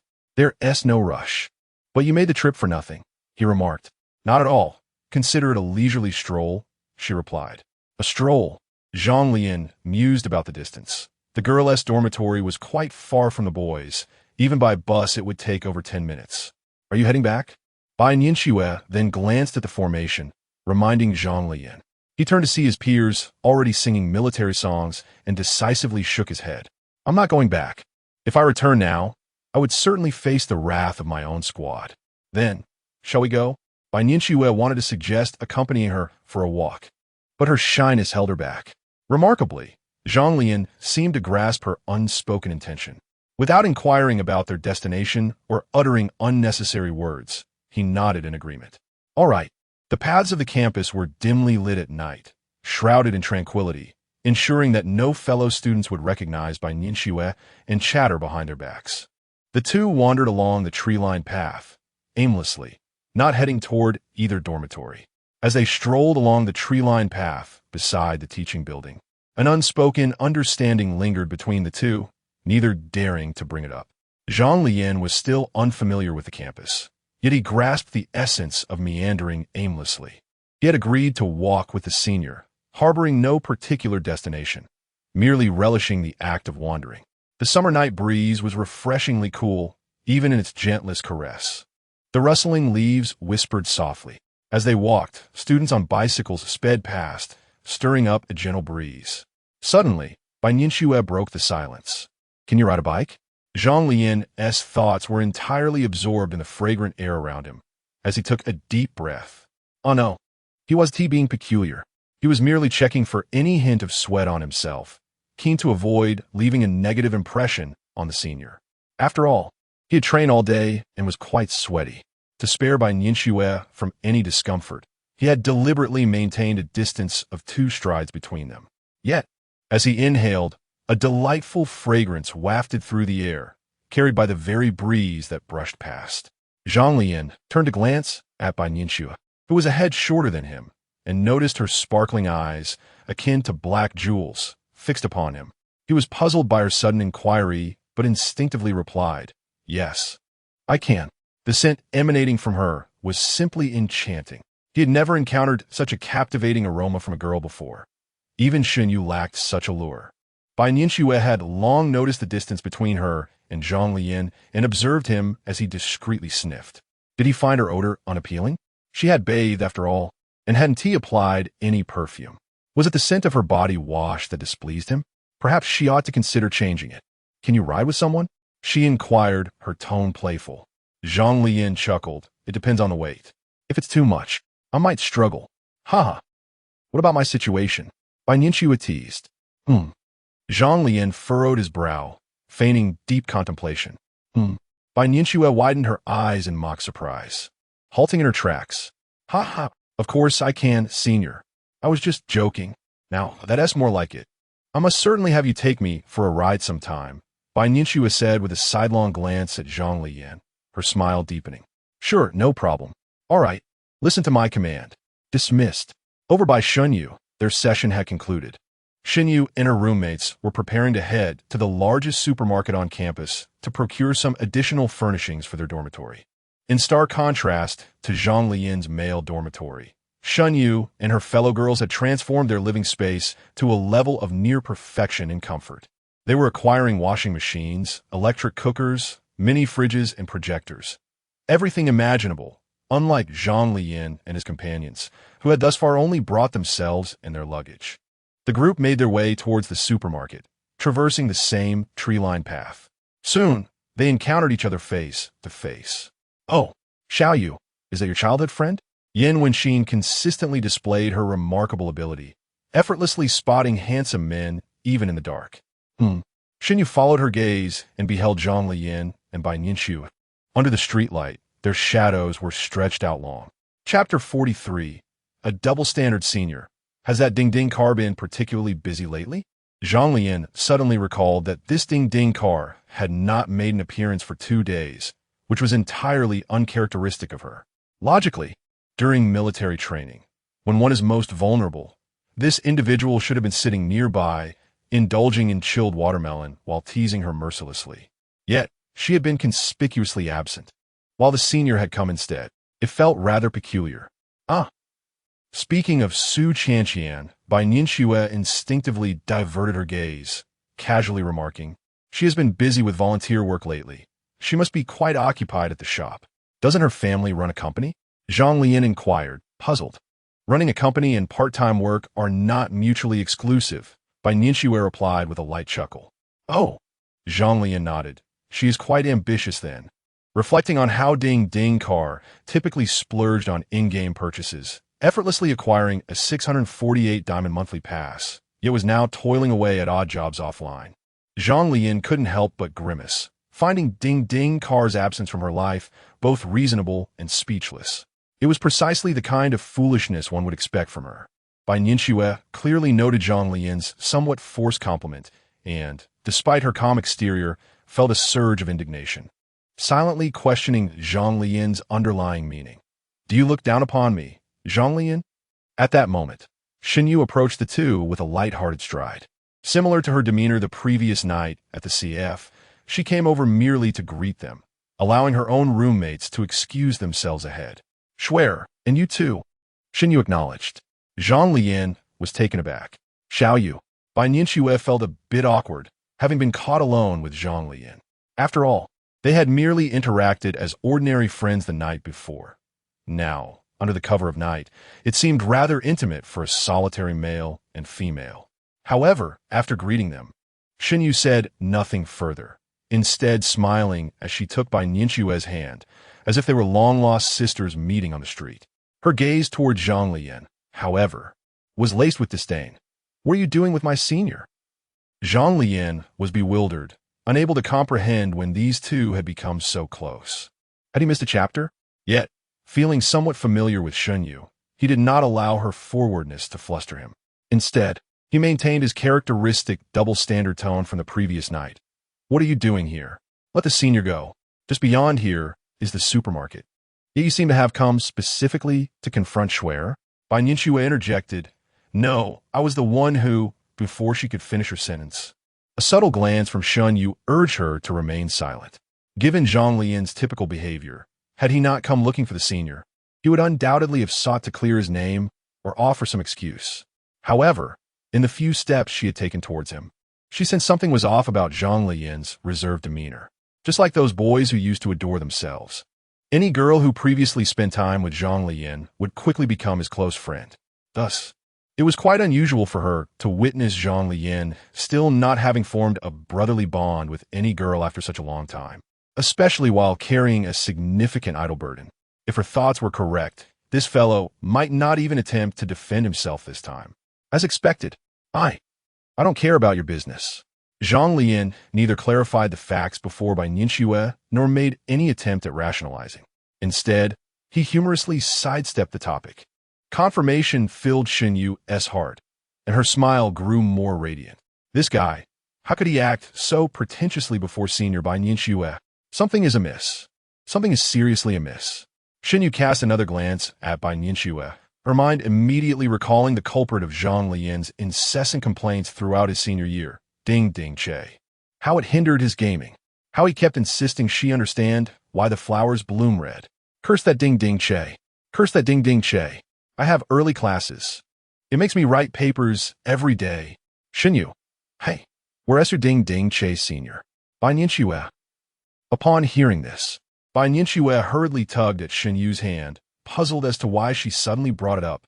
She was completely oblivious to the slight ambiguity in Shen Yu's words. However, upon receiving a reassuring wink from Shen Yu, Bai Ninxue reluctantly turned her anxious gaze toward Zhang Leyan. He was just looking at her wide-eyed. He had clearly witnessed the exchange of glances between them. Bai Ninxue's heart sank. Oh no, he saw it. The next moment. What? Don't say nonsensical things. What do you mean by mine? Zhang Leyan turned to Bai Ninxue, his expression serious. I was just talking about her with the senior.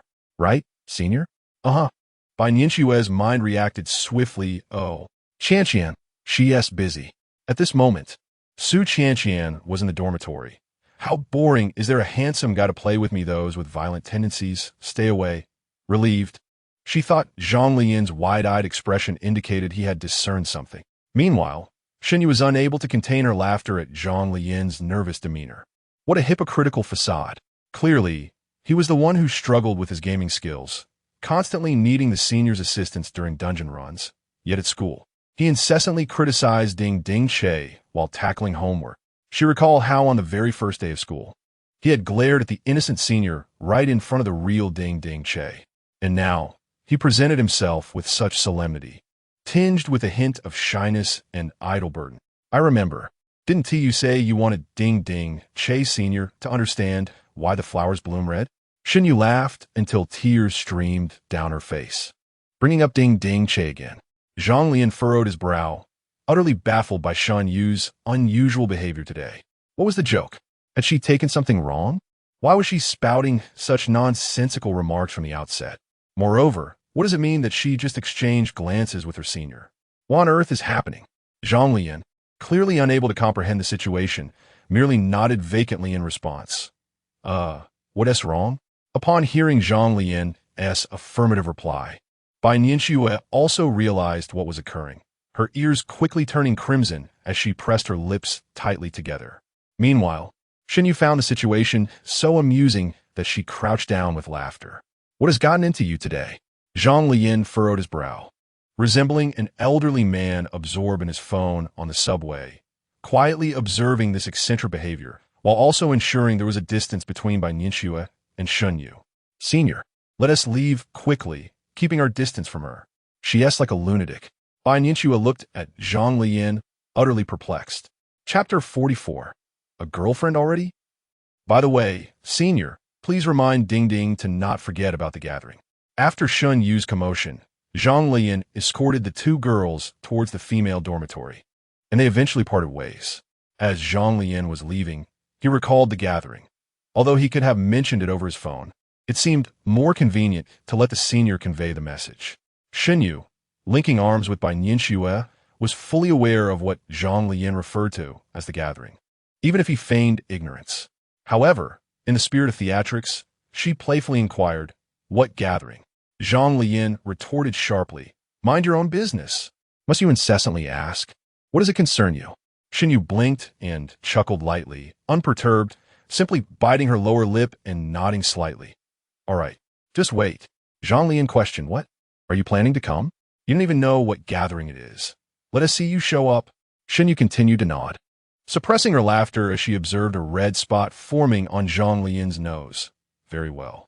When the gathering occurs, I shall make sure Zhang Leyan understands why flowers bloom so brightly." Meanwhile, Bai Ninxue echoed Shen Yu's previous inquiry, "What gathering?" Zhang Leyan explained. It's merely a gathering of friends from the internet. Senior, if you're interested, just come along with Ding Ding. His tone was smooth and fluid, devoid of any awkwardness, as he patiently extended a sincere invitation to Bai Nianxue, as if his earlier confrontation with Shen Yu had never transpired. Shen Yu gazed at Zhang Leyan with her bright eyes, raising her hands in a gesture that spoke volumes without uttering a word. In the next moment, a piercing scream erupted. Ah! Shen Yu delivered a sharp jab to Zhang Leyan's side, causing him to squirm in pain. Have you even consulted others about this? Shen Yu exclaimed angrily. At the very least, you should inform the other attendees about inviting outsiders. She felt disregarded in reality. And now, even the online gathering was being overlooked by him. It was a gathering of three, and he and Ding Ding were making unilateral decisions. Just like in this very moment. How do you know there are others? Zhang Leyan, shielding his side and retreating, replied weakly. Aye. Shen Yu stammered. Suddenly, Bai Nianxue interjected with a smile. All right, Junior, it's getting late, and you have military training tomorrow. You should head back. I'll inform Qian about the gathering. Oh, okay. Zhang Leyan, oblivious to the underlying tension, responded sincerely. Shen Yu quickly linked her arm with Bai Nianxue's and playfully twisted Zhang Leyan's flesh, causing him to wince in pain at once.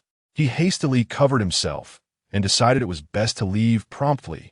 At that moment, Bai Nianxue suddenly turned and said, Good night.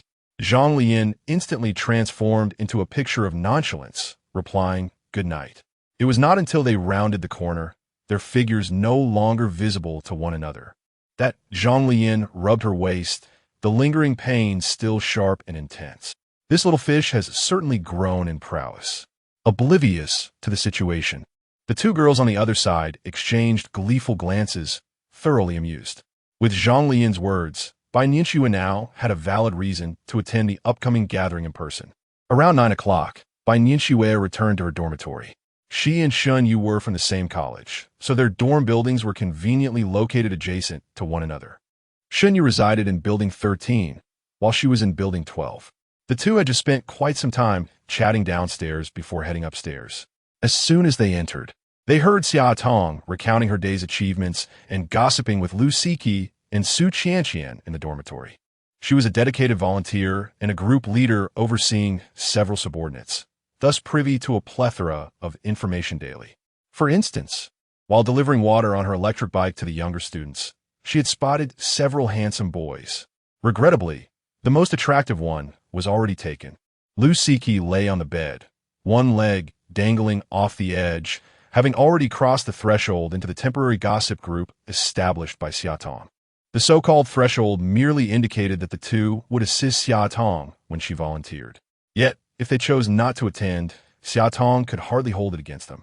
Su Qianqian was thoroughly engrossed in the gossip, having transformed from a state of boredom just moments ago into an animated discussion with others in the group. Xue, you're back. Would you like to join my fan group? Xia Tong exclaimed, confronting Bai Nianxue with a playful gesture. What fan group?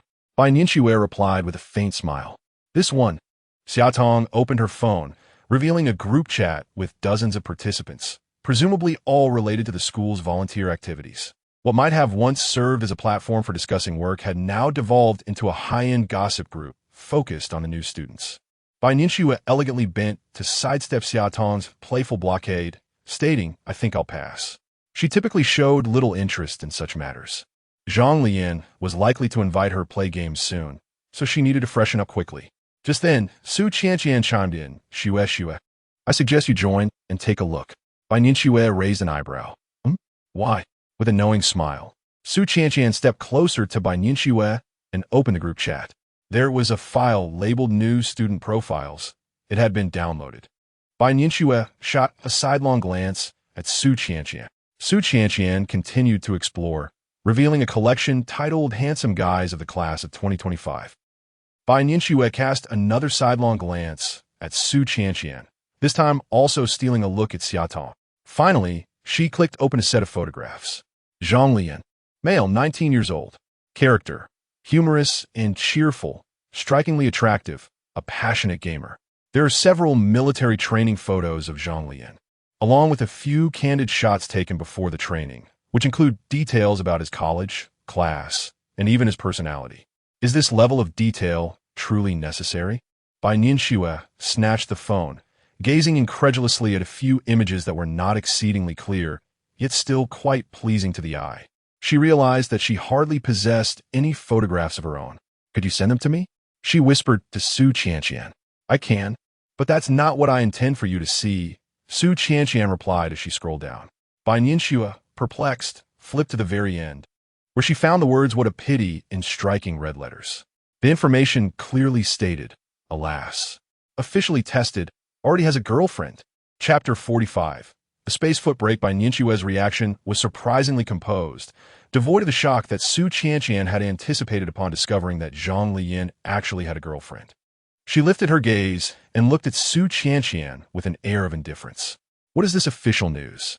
Compared to such trivial gossip, Bai Nianxue inherently placed her trust in those closest to Zhang Leyan, such as Shunyu, who had just parted ways with her. During their previous interactions, she had thoroughly questioned Zhang Leyan and confirmed that he had never been in a romantic relationship. Just moments ago, while returning to the dormitory, Shunyu had shared numerous amusing anecdotes about Zhang Leyan, including details of his romantic history. Even Shunyu, who had grown up alongside Zhang Leyan, attested to his remarkable chastity, noting how countless girls had attempted to approach him only to be thwarted by his straightforward demeanor.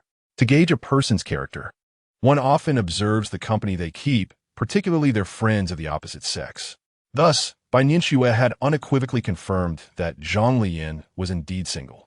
The news before her was nothing but a fabrication, an unfounded rumor. Upon witnessing Bai Nianxue's demeanor, Su Qianqian turned and pointed toward Xiaotong. The official source is over there. That is where the truth lies. Xiaotong, holding a raisin and glancing over, approached Bai Nianxue with a cheerful smile. What's going on? Bai Nianxue showed her the phone. Oh, this junior? I remember him. He looks even better in real life than in photos. Xiaotong generously complimented. Upon hearing this, Bai Nianxue's initial inclination to question suddenly shifted, her feelings becoming unexpectedly nuanced. Which one? Lu Siki, propped up on her elbows, leaned in to join the gossiping trio. The one you were drooling over, Xiaotong replied, glancing back at Bai Nianxue, whose expression remained unperturbed, and continued her introduction. I recall he seems to be at the F-side playground. I saw him while delivering water to a junior who was processing cards. He was lounging on a recliner by the roadside. His legs were so long. Lu Siki exclaimed, with your description, I absolutely must go see him tomorrow, I swear. I'm not lying. Bai Nianxue, upon hearing this, pressed her lips together, entirely forgetting her initial intention to question Xiaotong, and simply listened to their discussion about Zhang Leyan in silence. I feel like he must be around 9 meters tall, but he has this cute look about him, like he would be the type to cuddle and act spoiled with his girlfriend, a little puppy. Bai Nianxue interjected, astonished. Su Qianqian refrained from revealing that the individual on the phone was actually a friend of Bai Nianxue, even having acted in several playful skits with her. Instead, she fanned the flames of gossip from the sidelines. But isn't he quite fierce? During our 2 previous in-person encounters, I found Zhang Leyan to be quite intimidating. This is my first-hand experience, and I have every right to speak on it. How did he suddenly transform into a little puppy in your accounts? She continued while keenly observing Bai Nianxue's expressions. Fierce. Feeling indifferent, Xiaotong pondered deeply. Was he really fierce? The thought of a little wolf dog piqued Lu Siki's interest, a flicker of excitement dancing in her brows. Yet, Xiaotong countered, I don't find him fierce at all. She recalled Zhang Leyan's demeanor in front of the girls earlier that afternoon. He was quite polite. I noticed that those who asked for his contact information left with smiles and cheerful farewells. Not fierce at all. Su Qianqian nodded, reflecting on Zhang Leyan's playful antics.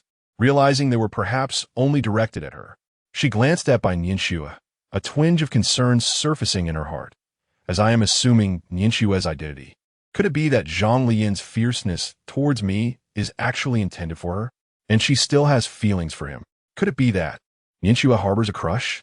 Regrettably, I overheard some girls asking for his contact information mention that he already has a girlfriend. Xiaotong shrugged and returned her phone to Bai Nianxue. It's all right, I can still look. Lu Siki remarked dismissively. Bai Nianxue handed the phone back to Su Qianqian. calmly rising to search through her wardrobe for sleepwear. In contrast, Su Qianqian felt a sudden restlessness, glancing at Lu Siki and then at Bai Nianxue. She was at a loss, knowing that Lu Siki was unaware of the situation. Ignorance is bliss, after all. But in the next moment, she watched as Bai Nianxue picked up her phone and addressed Xia Tong flatly. I want to join the group as well. What is the entry requirement?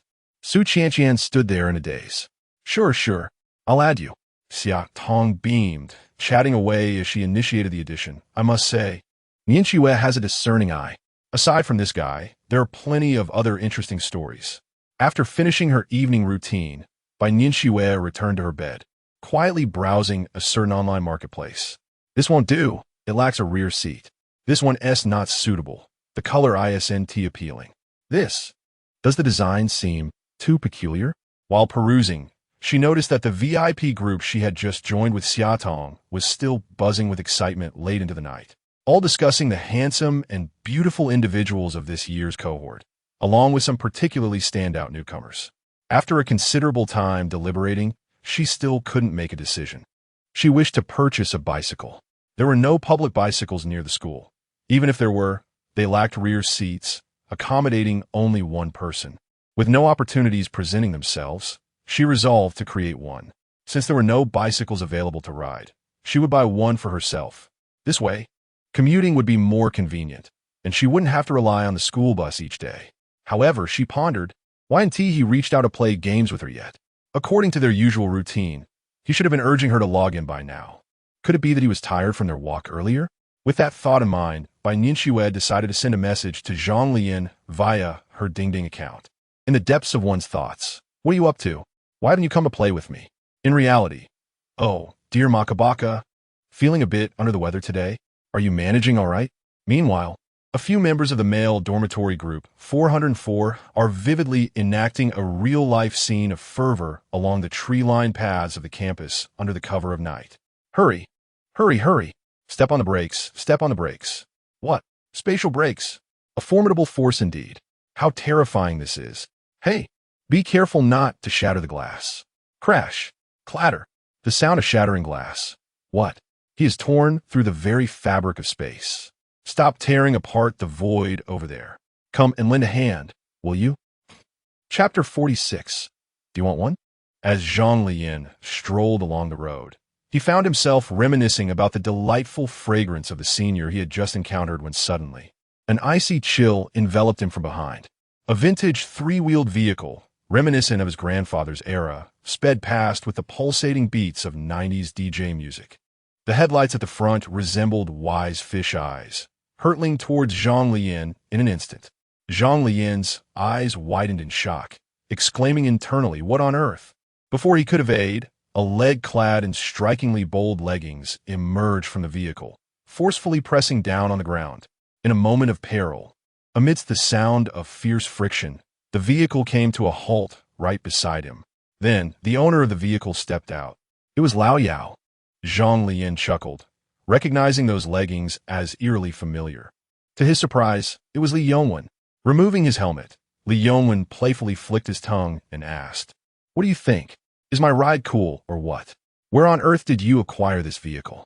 Zhang Leyan approached to examine the quaint three-wheeler, noting that the canopy was hastily assembled from plastic, with only the front mirror being genuine glass. The entire structure resembled a child's whimsical toy, pieced together in an astonishing manner. Was this fellow a character from Doraemon? What could he possibly not accomplish? I had it reserved beforehand, a second-hand gem, and I picked it up today. I plan to start a shop at school, and this beauty will be my delivery vehicle, Li Yongwen stated proudly, lifting his chin. Impressive. Lao Yao. Zhang Leyan felt a wave of satisfaction wash over him upon hearing Li Yongwen's words. The initial aloofness towards the vehicle had evaporated, replaced by a sense of familiarity. The message was clear. We now have a vehicle. No more waking up at 7 to catch the bus for that 8 o'clock class. What brings you here? The instructor was looking for you before we dispersed. Li Yongwen, oblivious to the greedy glint in Zhang Lian's eyes, continued to bask in his triumph. I just want to buy some things. Zhang Leyan replied casually. Where are the keys? They're in the car. I didn't take them out. Let me take it for a spin. Sure. In the next moment, Lao Air, Lao Ia, come back. As he watched his newly acquired vehicle drift away, Li Yongwen finally grasped the situation. Lao Ia, give me back my car. How will I survive without you? Wow, it's breathtakingly gorgeous. Upon returning to the male dormitory, Peng Haoxin and Yin Wei's descended the stairs. Gazing at the three-wheeled marvel, Peng Haoxin was utterly captivated, circling the vehicle, touching and admiring it as if it were a work of art. Yin Wei's, hands in pockets, remarked, "It's not bad, though a bit worn. It's quite convenient for getting around." In truth, he too was brimming with excitement. Li Yongwen, upon hearing this, became rather pleased with himself, casually flicking his hair. Low profile. Low profile. Zhang Leyan transformed into the idea king. Since we're all here, shall we take a spin? Yin Wei's remained serious. We have military training tomorrow. It's quite late. Oh, a trivial military training. Raplia Li Yongwen. All right then, let us go. At this moment, Peng Haoxin chimed in. I recall that our school has an indoor ice skating rink. Let us head there. Okay, let us get in the car. Zhang Leyan had already taken his seat in the passenger side. Let's go. Despite Yin Wei's serious demeanor, he quickly claimed the driver's seat. All four squeezed into the vehicle, causing it to sag as if it had plummeted by several centimeters. Can this car handle it? No worries, just drive. Yin Wei's exclaimed. So slow, he complained. Accelerate. This is ridiculously slow. Step on it harder. I can't push it any further. I'm already flooring it. Yin Wei's let out an expletive. After a struggle, they finally arrived at an expansive open area. The ground was tiled and exceedingly smooth, with ample space for drifting. Thus the group, struck by inspiration, began to take turns drifting, gradually morphing their antics into a real-life rendition of a racing frenzy. What? Breaking here 1T work? Nonsense. There's the space break of a battle sovereign. As their stunts escalated, Zhang Leyan ultimately flipped the car.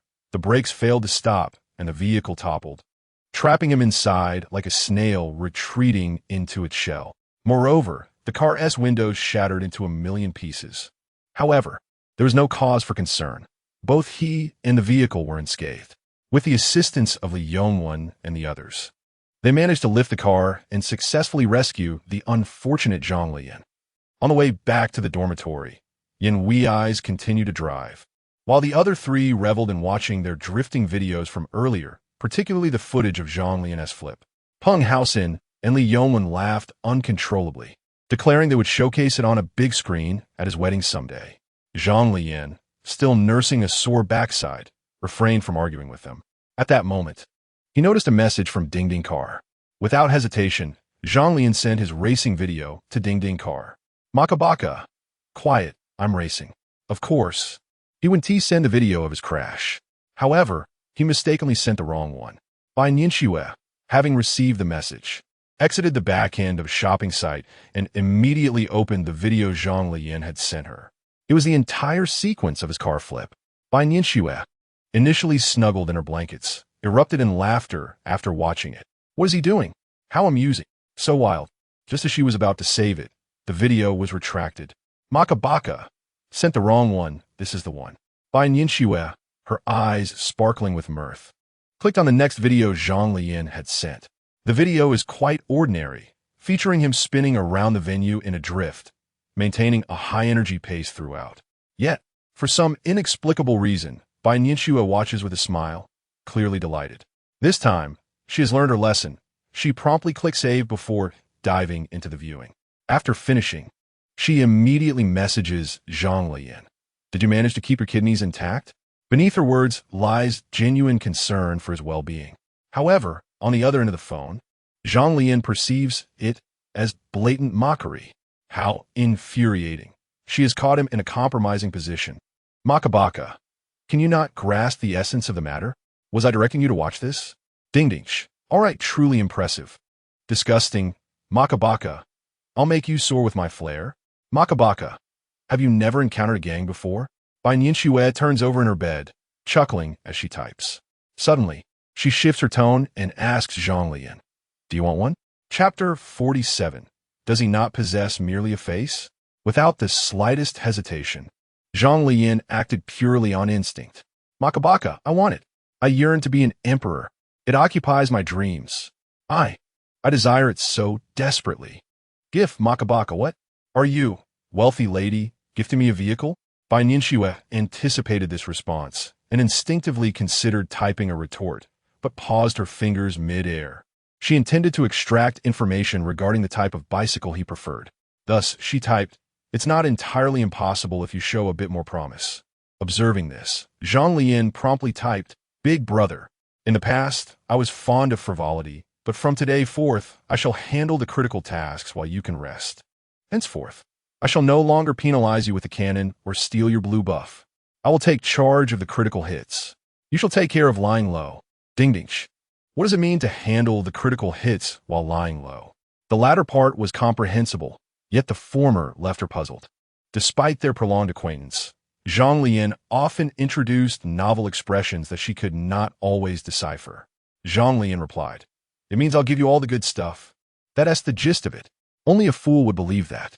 Bai Nianxue was certain that what Zhang Leyan referred to was not anything beneficial. However, she chose not to delve deeper and continued along the previous thread. "So, what style do you prefer? Send me some examples." Without hesitation, Zhang Leyan shared various luxurious cars he had previously seen, along with some Lamborghini models he found online. "Makabaka, any of them will do. I'm not picky, ding ding. Choking, why don't you send me a rocket instead?" "Should I buy you a rocket then?" "Makabaka, no need for a rocket. I want to know how to operate that. Just these will suffice, ding ding. Watch my lips. Ding ding. Professional mage Lu Haiju. I have an early class." Thus, they bantered into the late hours of the night.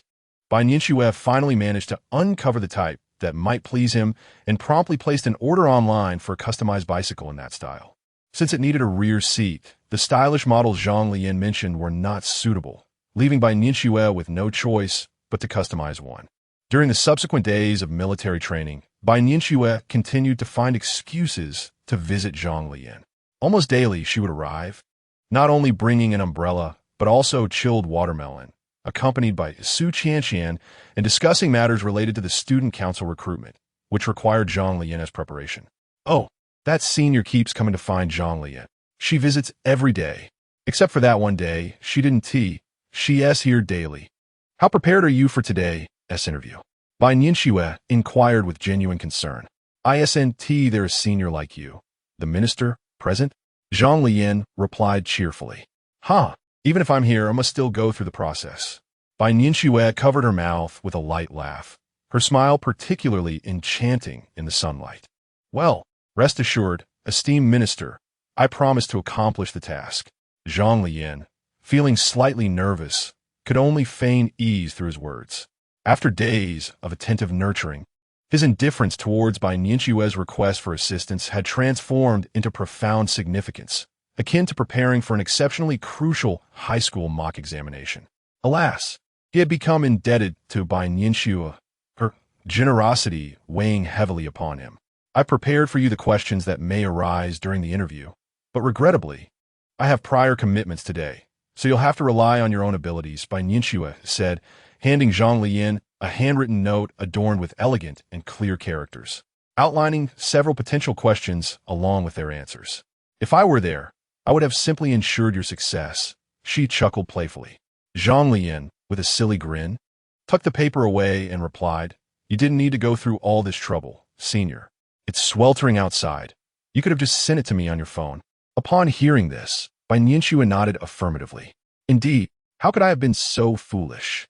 Zhang Leyan's mind momentarily faltered, leaving him in a daze. Observing his bewilderment, Bai Nianxue burst into a light laugh, resting her chin on her hand as she tilted her head, her hair cascading naturally. With a refreshing smile, reminiscent of a gentle breeze, she remarked, "If I sent it on my phone, I wouldn't get to see you." Zhang Leyan felt his heart race, as if the world had muted around him, leaving only the sound of nature's growth. Sunlight filtered through the leaves, softly warming their seats, gradually shifting with time. After a brief moment of shared gazes, Bai Nianxue suddenly blinked rapidly, nervously justifying her previous statement. I simply enjoy taking this route every day. When I see you, it reminds me of my first year." After speaking, she covertly glanced at Zhang Leyan, although she was the one teasing him. It was she who faltered first, unable to withstand the intensity of his gaze. Zhang Leyan, still in a stupor, nodded twice and uttered a soft "oh," though his mind remained unresponsive. His thoughts, typically sharp, now moved as sluggishly as a tortoise, particularly when locking eyes with the senior. He barely registered her subsequent words, his mind blanking out entirely. Striving to regain composure, both he and Bai Nianxue lowered their gazes, diverting their attention elsewhere. Meanwhile, several shadowy eyes were fixated on Zhang Leyan, emanating a palpable aura of envy.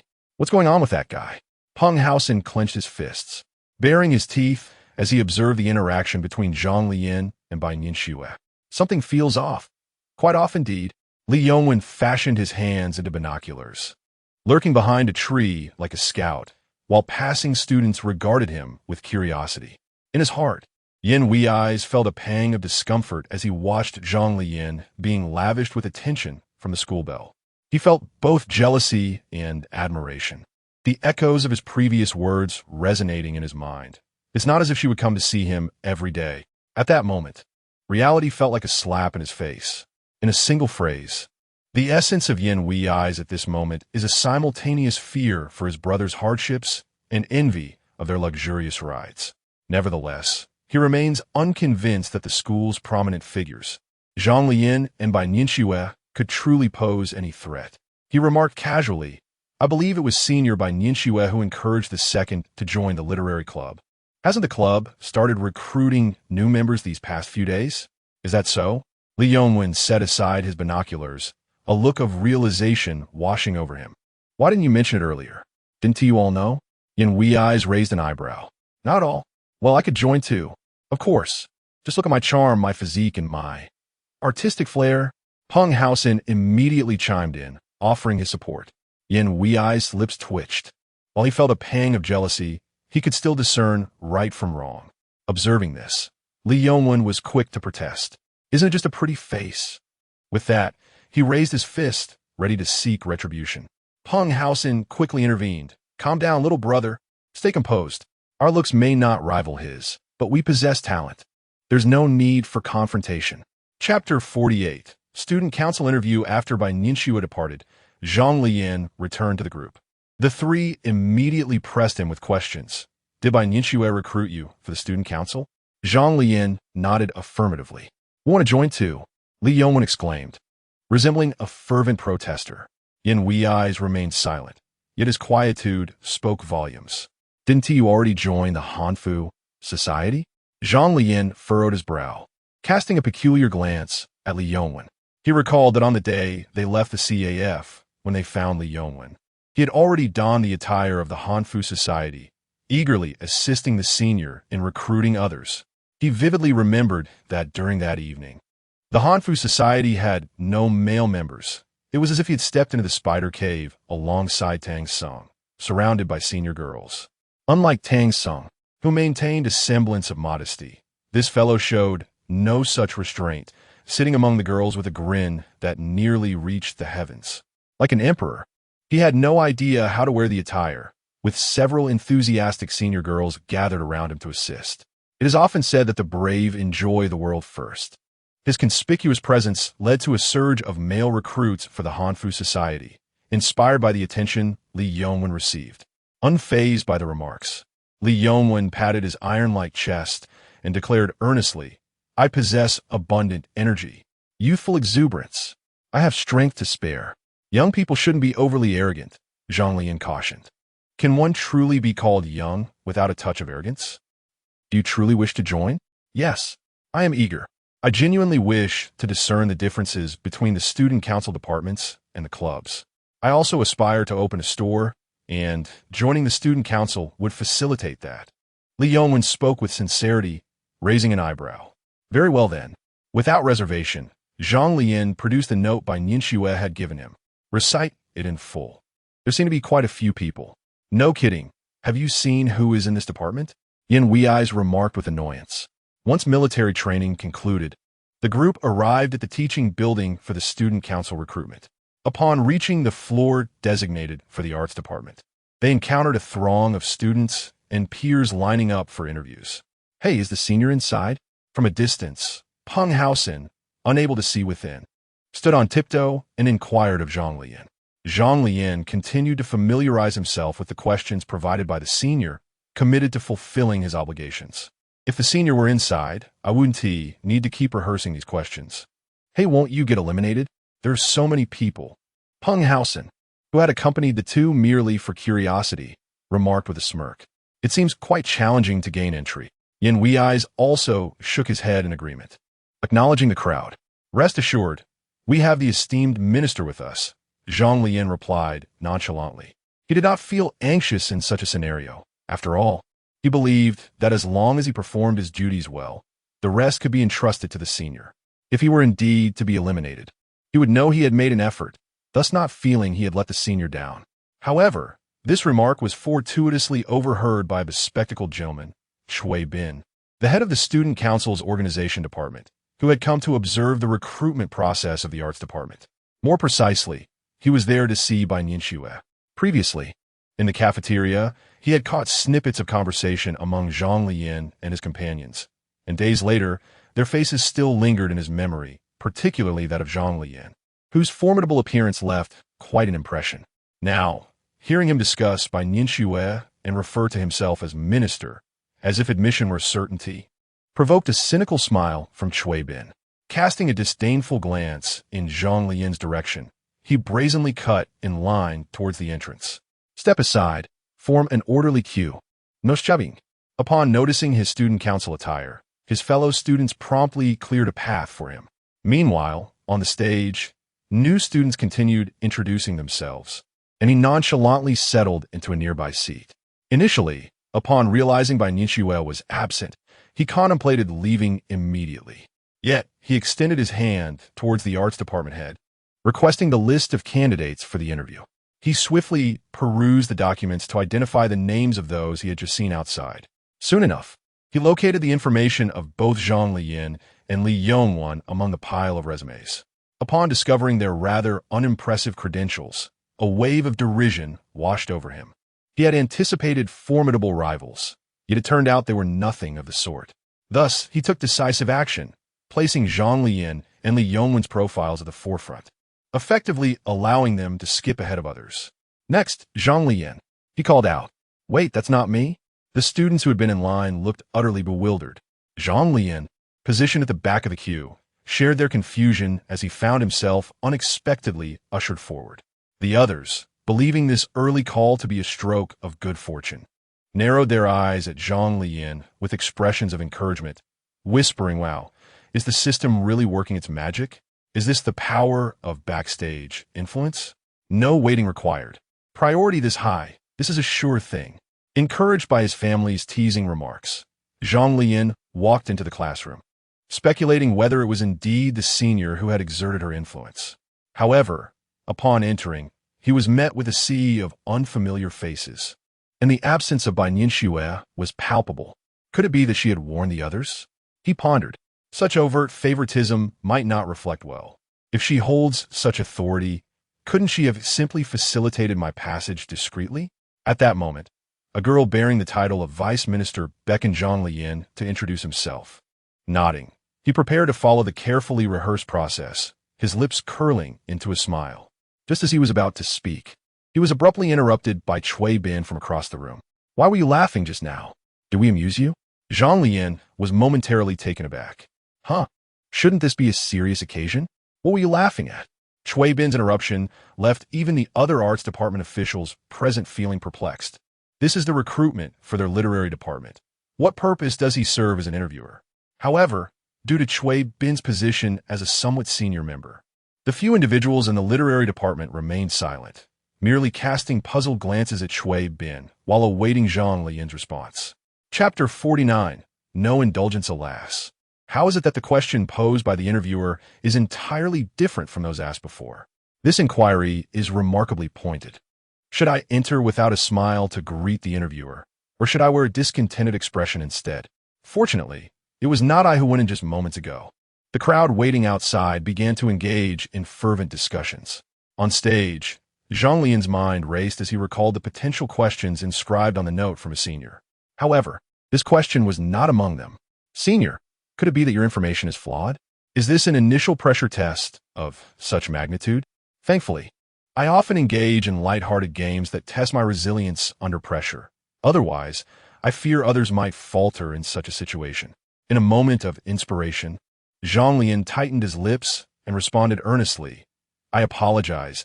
I was merely recalling something joyful. I have received professional training, and no matter how amusing the situation, I shall not smile." Upon hearing his reply, the members of the arts department below erupted into laughter, visibly pleased with his response. The interview process was intended to be light and enjoyable, devoid of any pretense of authority. However, the sudden entrance of Minister Chui Bin transformed the atmosphere into one of stark seriousness. Is it truly amusing? Yet, with a single remark, Chui Bin swiftly reverted the previously relaxed ambience to one of gravity. If Zhang Leyan were to navigate this with such ease, would not his objectives be thwarted? He calmly set down the student dossier concerning Zhang Leyan, adjusted his glasses, and crossed his arms, stating, "If this were a future interview, would you handle it with such casualness in front of HR?" He then turned to Deputy Minister Liu Feifei, inquiring whether anyone could simply waltz into the student council. The arts department seeks individuals who are diligent, reliable, and capable of contributing meaningfully. Do you truly believe that someone exhibiting such frivolity is suited for this position? Liu Feifei frowned. Even without prior knowledge, she could discern that Chui Bin was deliberately challenging the newcomer. Before she could voice her thoughts, Chui Bin swiftly rendered a judgment on behalf of the arts department. "You have failed my assessment and may take your leave. Do not delay the other candidates." Simultaneously, I wish to remind the remaining candidates that it is best to maintain a semblance of seriousness in my presence. Do not appear as though you are not genuinely here for an interview. Zhang Leyan listened intently, momentarily taken aback. He believed his previous response was commendable, as it had elicited laughter from several interviewers. Yet, every word from this individual seemed intentionally targeted. What do you mean by anyone could simply enter? Interrupting my self-introduction right at the outset? I had prepared for days, only to be silenced, and to be dismissed for such a ludicrous reason. Were it not for my senior, I would not have graced this absurd student council with my presence. What a farcical display of self-importance. After delivering a series of remarks that reeked of self-importance, Chui Bin elicited a chorus of murmurs from the students waiting outside.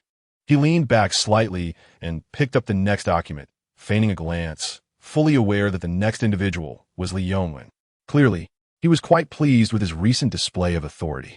Not only had he skillfully dismissed the disrespectful individual towards by Ningxue, but he had also eliminated a potential rival in his pursuit of her affections.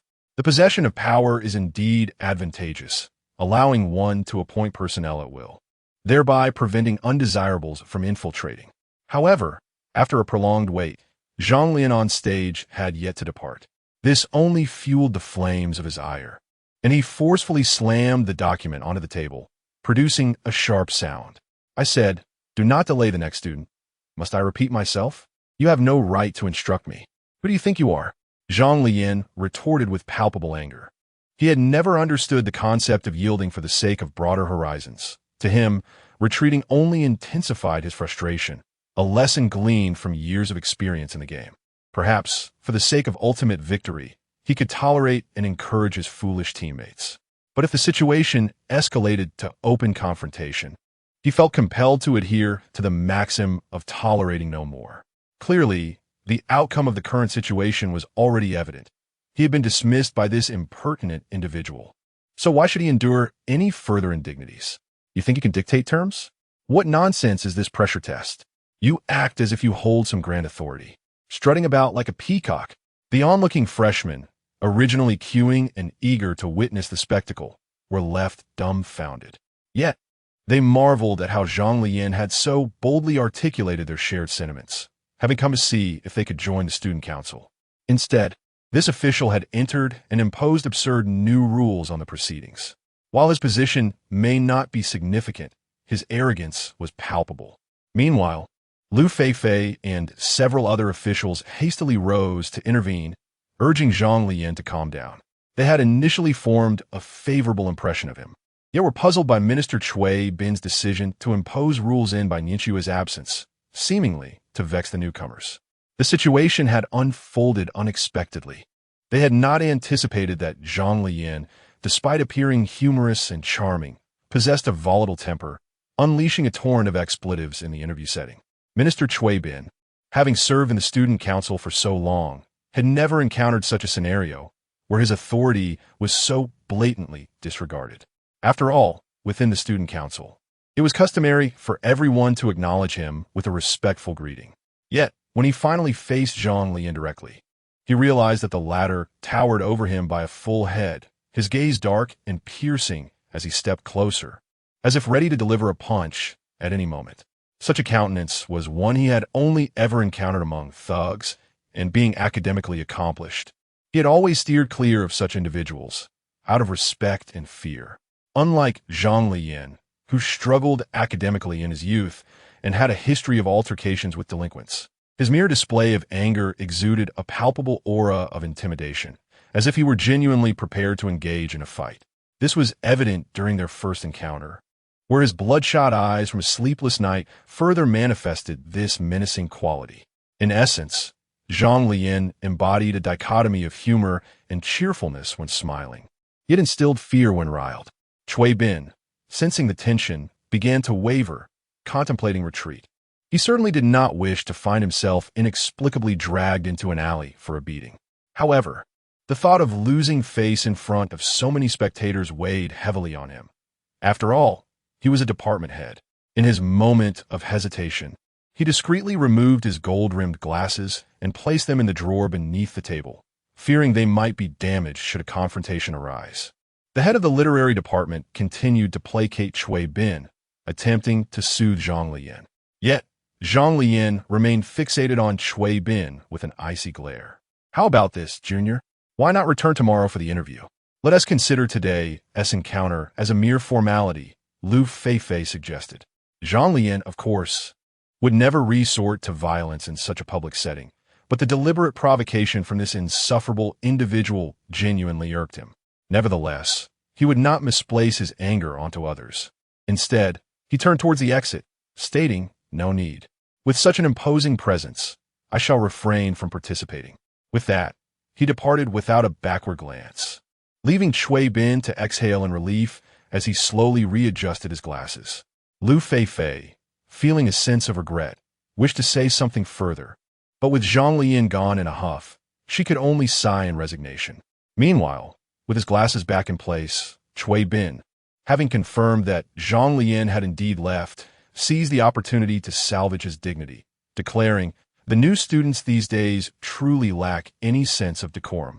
Chapter 50. No more additions emerging from the interview room. Zhang Leyan maneuvered through the throng to rejoin the trio in line.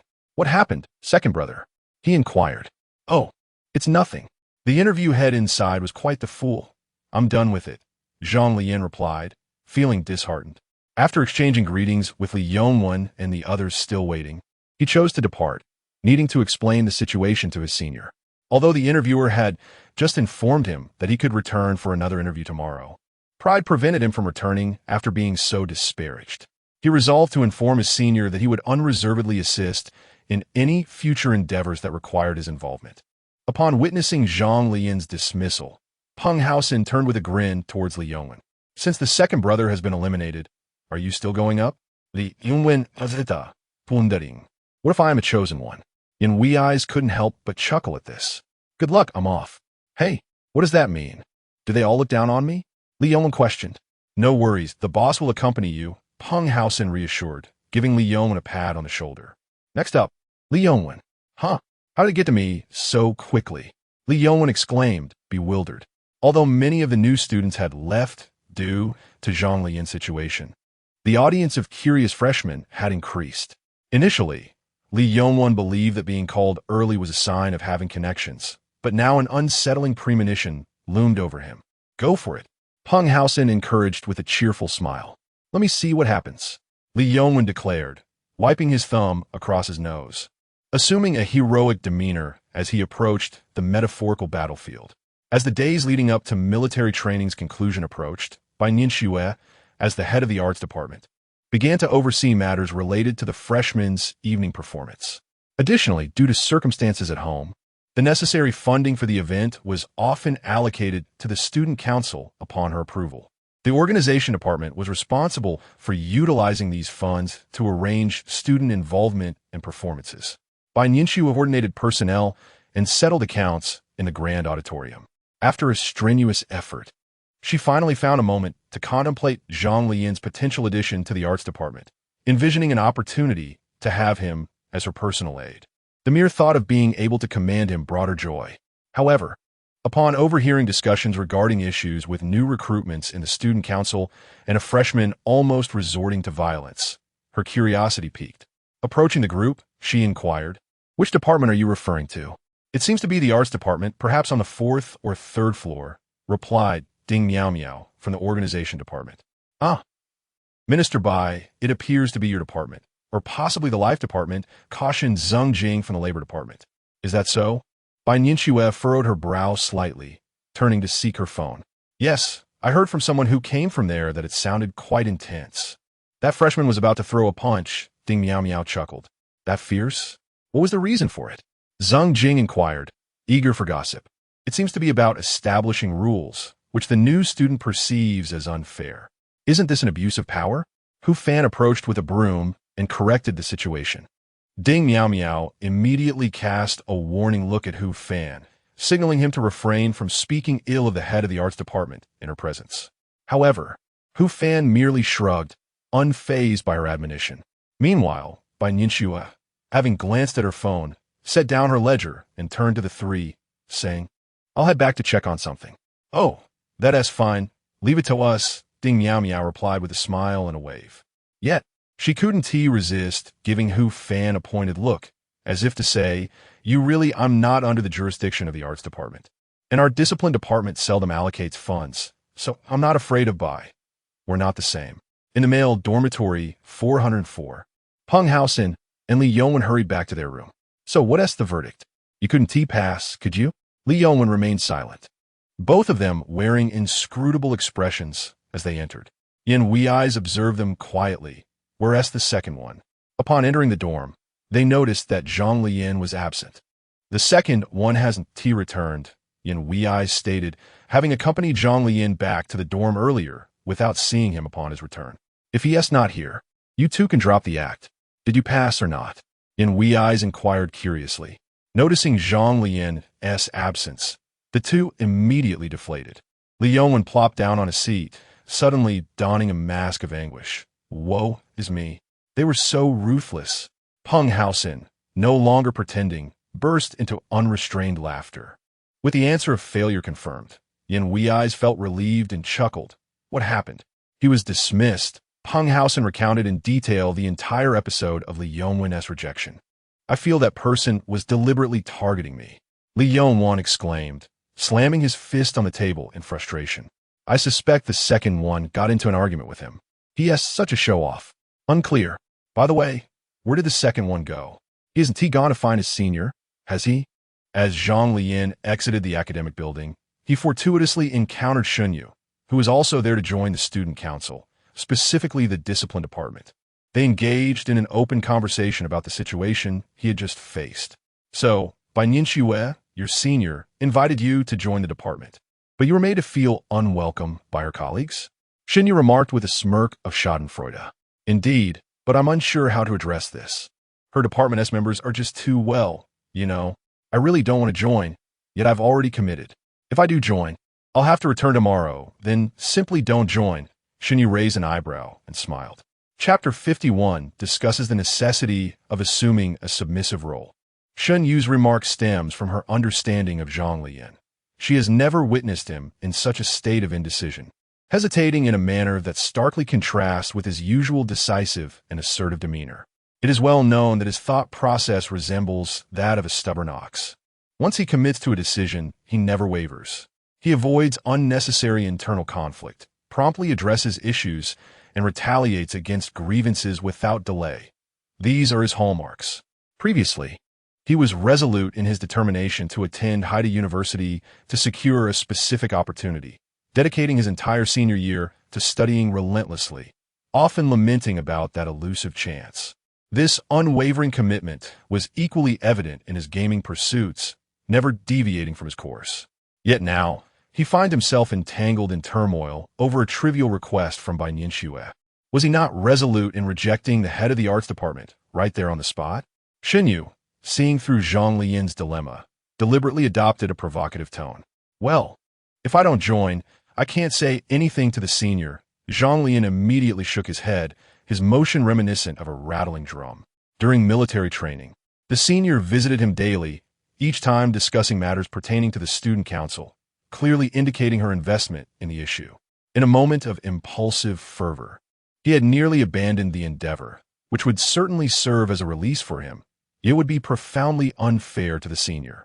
Reflecting on the encouraging smile she had offered him that morning, his sense of guilt intensified. It's all that rascal's fault, he exclaimed in frustration. Oh, Xinyu replied, nodding thoughtfully, her eyes glinting with mischief. Then you shall join. Having just declared his refusal, the idea of reversing his stance seemed to strip him of dignity. Zhang Leyan tossed his hands in exasperation, resembling a disgruntled figure. Xinyu pursed her lips, looking at him as though he were peculiar. Stop laughing. I'm trying to discuss something serious. Zhang Leyan pushed her slightly, sensing her dismissive attitude. Then what can I do to assist you? Xinyu shrugged. Offer a suggestion. Should I join or not? Should I proceed or not? Zhang Leyan clapped his hands for emphasis. I believe. Xinyu furrowed her brows, feigning contemplation. You should honestly communicate with Sister Shui, explaining that you were not selected, that you were eliminated. As she spoke, she patted Zhang Leyan's shoulder. And don't mention anything else. To say you burned out. Zhang Leyan raised an eyebrow, puzzled. Xinyu, with a resolute gaze, nodded at him. Sister Shui will certainly not hold it against you. Will that make me seem inept? Zhang Leyan questioned skeptically. Not at all. Xinyu interrupted, a smirk forming at the corner of her mouth as she considered Zhang Leyan's current oblivion to Sister Shui's perspective. You were never particularly useful to begin with.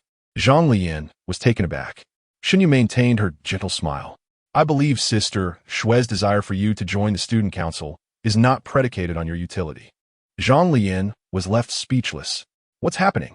Bai Nianxue entered the classroom, as a long line had already formed outside. No, it was just Minister Chui from the organizational department who came by and got into a quarrel with a freshman here, Lu Feifei explained. I've already clarified the situation with the students outside. Don't worry, Minister, it won't affect our recruitment plan. Chui Bin, what was he doing here? Bai Nianxue inquired, taking a seat nearby. You all can continue, she said, then turned to Lu Feifei to request a file of the new students, looking for someone in particular. Lu Feifei settled beside Bai Nianxue, recounting the absurdity of Chui Bin disrupting their interview scene. We were conducting the interviews smoothly until he likely thought he could take your place in your absence, Lu Feifei said indignantly. But to our surprise, he had just established a rule when the newcomer schooled him. You should have seen his face turn pale. If we hadn't intervened, I genuinely believed that newcomer would have struck him. Speaking of Zhang Leyan, Lu Feifei couldn't help but chuckle at the memory, lowering her head to stifle her laughter. Bai Nianxue observed her with a quirked smile, not holding any airs of authority, merely allowing the students nearby to continue with their interviews, unbothered by her presence. Is it truly that amusing? She questioned. Not quite. It's just that the usually refined Minister Chui displayed such an incredulous and fearful expression. It was quite humorous. Lu Feifei cleared her throat, regaining her composure. It indeed affirms the saying, scholars fear ruffians. They want to engage in any nonsensical reasoning. They'll just come at you with brute force. Frankly, you should have seen it. That newcomer was over 6 feet tall, robust, and intimidating, storming towards you. It was truly alarming. I felt a chill just watching, as if a single punch could knock Minister Chui down. She continued, I must admit, I prefer this type, more fierce. It provides a greater sense of security. Bai Nianxue sifted through the materials, casting a resigned glance at Lu Feifei. You just want someone who can stand up for you if anyone dares to bully you, don't you? Well, what is wrong with that? Just think, Minister, if one were to encounter an unreasonable ruffian, would you truly expect a guy like Chui Bin to reason with him? Lu Feifei pouted, continuing, if I had a tall and sturdy boyfriend standing beside me, I could act like a leashed husky. Who would dare to mess with me? I would strike. As she spoke, Lu Feifei placed her hands on her hips, playfully demonstrating, giving Bai Nianxue a light tap before retreating with a mock expression. Bai Nianxue rolled her eyes in exasperation. She had never held such expectations for a boyfriend. After all, throughout her life, no one had ever dared to bully her. She had never established any standards for her partner. However, upon hearing Lu Feifei's words, her mind swiftly conjured an image based on Lu Feifei's description. Hiding behind Zhang Leyan, sheltered by his presence, the villain loomed ahead. With a sudden burst of courage, I dashed forward to deliver a swift kick to the miscreant before retreating to safety. It seemed rather childish, yet the comfort of his protection felt undeniably delightful. Alas, despite my prolonged search, I had yet to locate the person I sought. Were there any alternatives? As Bai Nianxue perused the documents in her hands, she found no trace of Zhang Leyan. That was all for today. Nothing remained except for a few items. Where were they? Those were all past events. Let me take a look at the ones that have passed. Lu Feifei then presented Bai Nianxue with the list of candidates who had completed their preliminary interviews. She resumed the previous conversation. Where did I leave off? Ah, yes. You were about to express your desire to be a little puppy. Bai Nianxue blurted out, continuing to sift through the materials. Chapter 52. The emergence of protective instincts. Though I must admit, I perceive that the new student possesses quite a commendable character. Alas. After being subjected to the distasteful behavior of Minister Cui, he has chosen not to return. Lu Feifei sighed and shook her head. In our literary club, the majority of members are female, with a scant few males and even fewer handsome ones. Those who are charmingly humorous are an exceedingly rare breed. The list of those who have passed is rather short, and Bai Nianxue swiftly scanned it in mere seconds. There is nothing here. So, it is indeed over, Minister. Could it be that? Lu Feifei's gaze faltered, suggesting that we inadvertently eliminated him. That should not be the case. Bai Nianxue muttered, unconvinced that Zhang Leyan would have been dismissed. Is there a list of those who were eliminated? Indeed, there is. Bai Nianxue began to flip through the pages with haste, her mind racing with speculation. Could it be that he was unprepared today? Minister, if someone wishes to join, do inform me in advance, so we won't inadvertently dismiss them. I believe he should not have been eliminated by you all, Bai Nianxue stated with unwavering confidence. Ah, but what a coincidence. He was dismissed. Lu Feifei observed Bai Nianxue as she searched the list. Her curiosity piqued, prompting her to inquire. Minister, why not share with me? I might possess some recollection. I assure you, I will not disclose it to others. She understood Bai Nianxue's concerns, aware of the delicacies involved. After reviewing the list of those dismissed, Bai Nianxue still could not locate Zhang Leyan's name. Instead, she discovered another acquaintance, Liuwen, his roommate. This implies that he must have attended. Yet now, there is no record of him. Where could he have gone? It cannot be mere coincidence. Minister, the individual you seek is indeed the Zhang Leyan who clashed with Minister Cui, isn't he? Lu Feifei could discern from Bai Nianxue's demeanor that she had not found what she was looking for. Ah, if his name is not present here, it can only mean that Minister Cui has taken it. Lu Feifei recalled that Cui Bin had left with Zhang Leyan's resume. Why did he take it? Bai Nianxue's brows furrowed deeply, suddenly realizing something, her demeanor shifting to one of evident displeasure. The reason is that Zhang Leyan had made quite a scene upon his departure, declaring that he would not join, which led Minister Cui to rightfully take the resume. Lu Feifei recounted matter-of-factly. However, why take the resume? Lu Feifei surmised that it contained various details about Zhang Leyan, and, as the head of the organization department, it would be quite easy for him to target a new student. He is not joining? Yes. I had requested that he return for a second interview the following day, but he stated he would not join. Lu Feifei remarked, cautiously observing Bai Nianxue's reaction, only to find the minister's beautiful brows knitted tighter, seemingly growing more irate. Relate to me the events as they transpired. Just as Lu Feifei contemplated how to salvage the situation with further words, Bai Nianxue spoke coldly. Very well. In truth, I sense that Minister Cui is somewhat intentionally targeting the organization department. Cui Bin is treating the new students on stage with the same demeanor he exhibited towards Zhang Leyan. Although he was not obliged to partake in this round of recruitment for the organization department, his boredom, coupled with Bai Nianxue's absence, led him to attend the recruitment class as an observer. While it may be termed as observing, in reality, he is evaluating the newcomers. Boss, this one is Ding Miao Miao's friend. Be gentle, a voice whispers. All right, next, Randong. In stark contrast to the crowded atmosphere of the arts department. The somber ambience of the organization department makes it the least desirable among all student council recruitment departments, particularly after Chui Bin's personal presence at the organization department. Those new students who had initially felt relieved that Chui Bin was absent chose to withdraw on the spot. They came to join the student council, not to endure training. Although competition in other departments is somewhat fierce, joining a department is not an absolute necessity. On stage, Randong appears exceedingly anxious, as the previous candidates have all fallen victim to the merciless scrutiny of the demon Chui Bin. However, this time, Chui Bin refrains from delivering his usual verbal onslaught. Instead, he pretends to examine the resume in his hands, gesturing for others to pose questions.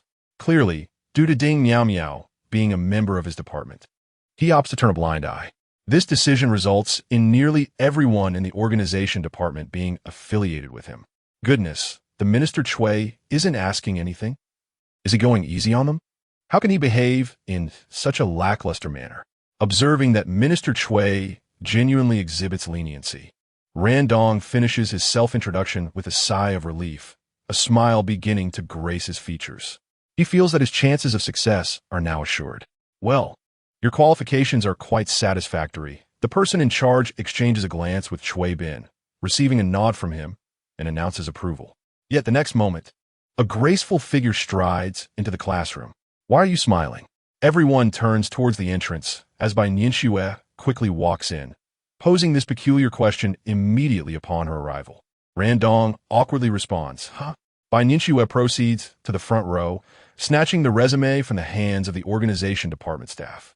She scans it calmly and states candidly, with these grades, you can join the organization department? Is it so easy for anyone to join? As she speaks, Bai Nianxue glances at a visibly uncomfortable Chui Bin in the corner and adds, Isn't this a serious occasion? What was that smile about? Right, Minister Chui? Randong stammers. This. Bai Nianxue presses on. Or, do you have connections? Randong, feeling lost under Bai Nianxue's intense gaze, desperately looks towards Chui Bin for help. He is utterly confused by the situation. He does not even feel anger at Bai Nianxue's words, as he lacks the confidence that Zhang Leyan possesses. He has indeed taken a shortcut. His self-introduction was utterly subpar. Nianxue, what are you doing? Chui Bin rises, his tone laced with displeasure. What? Am I not allowed to intervene as a minister? Bai Nianxue replies coolly. You are from the arts department, and this is the organization department. The head of the organization department immediately remarked, Oh, Bai Nianxue approached Chui Bin. Since the arts department cannot oversee your recruitment, may I inquire, Minister Chui, on what grounds do you presume to interfere with the selection of new members for my department? Chui Bin was momentarily speechless, utterly at a loss for words, particularly when confronted by Bai Nianxue's furious gaze. He found himself completely overpowered, were it not for the fact that they were in a formal interview setting, and he felt the need to maintain some semblance of dignity as a minister. He might have readily offered a sincere apology to Bai Nianxue. Chapter 53. The senior sister is quite fierce. Have they started arguing? What is happening? It seems that Bai Nianxue, the head of the arts department, and the head of the organization department have gotten into a heated dispute. She is rather formidable. I quite admire her. The one on stage appears so innocent. What sparked the argument? I'm not sure. I heard Bai Nianxue mention that the organization department had meddled in their affairs without permission. An increasing number of curious freshmen gathered around, gradually surrounding the entrance of the organization department. Among them were the tardy Shenyu and her companion Zhang Leyan, who had come to witness the unfolding drama. Upon arriving at the teaching building, Shenyu was drawn to the commotion emanating from the organization department next door. Aren't you part of the discipline department? This is the organization department, Zhang Leyan remarked, standing tall enough to glimpse the obstructed classroom sign despite the crowd. The discipline department is over there. Shenyu replied, I know, but I want to see what they're doing here. You're too short to see anything, Zhang Leyan teased her, then stood on tiptoe to peer toward the window. Shenyu retorted, What is wrong with being tall? After a moment, She curiously inquired. What's going on inside? Senior by Nianxue. Seems to be talking to that person I encountered during the interview, but I can't hear anything, Zhang Leyan said, straining to see, but unable to discern much due to the distance and noise. Oh, Shen Yu's eyes brightened at this revelation. Zhang Leyan continued to gaze, increasingly uneasy. Why does it feel like Senior by Nianxue is angry? The intensity was palpable. Don't just stare. Narrate the scene for me. Shen Yu playfully nudged Zhang Leyan's stomach, feigning annoyance. I can't hear anything, but from the looks of it, it seems like Senior Bai is scolding someone. Zhang Leyan suddenly felt a pang of guilt. This was a stark contrast to his previous impression of her. He remembered her as gentle, beautiful, humorous, and considerate. But now, she resembled a supervisor reprimanding an employee or a teacher chastising a student. It turned out that the senior sister could be quite fearsome. I think I'll join the discipline department tomorrow. Zhang Leyan gulped nervously. Why? Shen Yu questioned. Zhang Leyan's mouth twitched, and he chuckled. I'm afraid of becoming one of those being scolded. Compared to fierce dragons, he felt he had encountered too many already. Shen Yu, his own mother, and many of his female classmates all appeared gentle and demure in public. But once they became familiar, they transformed like Pokemon into fearsome dragons. He wished to preserve the admirable image of his senior sister in his mind. As long as she wasn't fierce toward him, everything would be fine. Meanwhile, inside the classroom, as the crowd outside grew, Chuibin's expression shifted increasingly between dark and stormy. Regardless of his thoughts, he genuinely could not fathom why Bai Nianxue would inexplicably disrupt the proceedings of his organization department, her tone laced with a peculiar sarcasm, almost as if she were venting her frustrations. He had assumed that Bai Nianxue had come specifically to seek him out. If there are matters to discuss, we can converse privately, Nianxue. Chuibin adjusted his gold-rimmed glasses, maintaining his genteel demeanor, although his words now carried an undertone of submission. There are so many people here. Please grant me some dignity. Dignity? Bai Nianxue raised an eyebrow, incredulous that he even mentioned it. Had he considered his dignity when he bullied Zhang Leyan in front of so many? She had painstakingly orchestrated Zhang Leyan's arrival at the literary department, and now, due to him, Zhang Leyan might never return. What was she supposed to do now? Go seek out Zhang Leyan? Convince him to come back again? With Zhang Leyan's temperament, once he stated he would not return in front of others, he certainly would not. Even if she tried to explain, it would likely only elicit from him a polite, I'm sorry, if there's south any other place that needs me, I'll. Her entire plan was in shambles. How could she not be furious? I have previously stated, you are the head of the organization department. Focus on your own affairs and refrain from constantly intruding into my literary department. Bai Nianxue glanced disdainfully at her surroundings. Since you so enjoy frequenting my literary department and are so discontented with your organization department, perhaps you should consider resigning as minister. Nianxue, must you create such an embarrassing scene in front of so many? Upon hearing Bai Nianxue's blunt demand for him to vacate his position, Chuibin felt a surge of urgency. It dawned on him just how infuriated she truly was.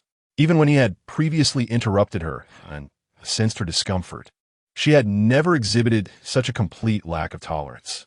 It was akin to an agitated cat, having inadvertently touched a nerve. Do not forget, it is my funding that sustains the organization department, Bai Nianxue replied with a calm indifference. And the items you have taken from my organization department, I demand their return. What items? Chuibin furrowed his brow, never once considering that the root of the issue lay with Zhang Leyan. He assumed it was merely a case of his overstepping boundaries, leading to Bai Nianxue's ire. Bai Nianxue replied, the resume you took. Hui bin su din lian destuv. Retrieving a folded resume from his pocket and returning it to Bai Nianxue. She accepted it and immediately scrutinized its contents.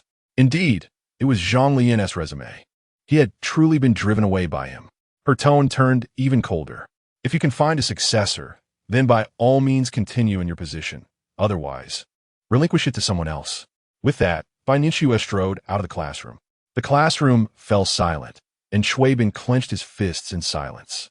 Bai Nianxue was genuinely attempting to force him out of his position. He was unaware that all the sponsorships available within the school were linked to Bai Nianxue. If she declared she would no longer provide support, It would equate to the organization department receiving no funding whatsoever. In fact, if she so desired, the student council could find itself devoid of any financial resources. She possesses the absolute capability to impeach anyone she desires. This is precisely why he has perpetually aspired to catch up with Bai Nianxue. Once he manages to do so, his ambition of becoming the student council president would undoubtedly be within reach. Alas, the multitude of suitors vying for her attention is overwhelming, and he finds that all avenues to approach her have been effectively obstructed. Why must it be so ruthless? Minister, are we still? You all carry on. I shall take my leave first. With that, Chueben uttered a brief remark before turning and exiting the classroom. Chapter 54, What Can You Do? Today marks the final day of military training, and we are prepared to part ways amicably. The following day, after completing the performance ceremony, Zhang Wei bid farewell to the entire team. Having spent over 10 days together, everyone appeared reluctant to say goodbye. However, Zhang Leyan was an exception, expressing his relief at finally being free. In his closing remarks, Zhang Wei took the opportunity to humorously criticize Zhang Leyan, alleviating the atmosphere. With your head this way and your feet that way, 50 of them. Old Bai, you're still messing with me as you leave. Zhang Leyan retorted without hesitation. What did you say? Zhang Wei's eyes widened, as if he were ready to devour him. You only pick on your own people. I'm going to report you. Just once or maybe 10 times.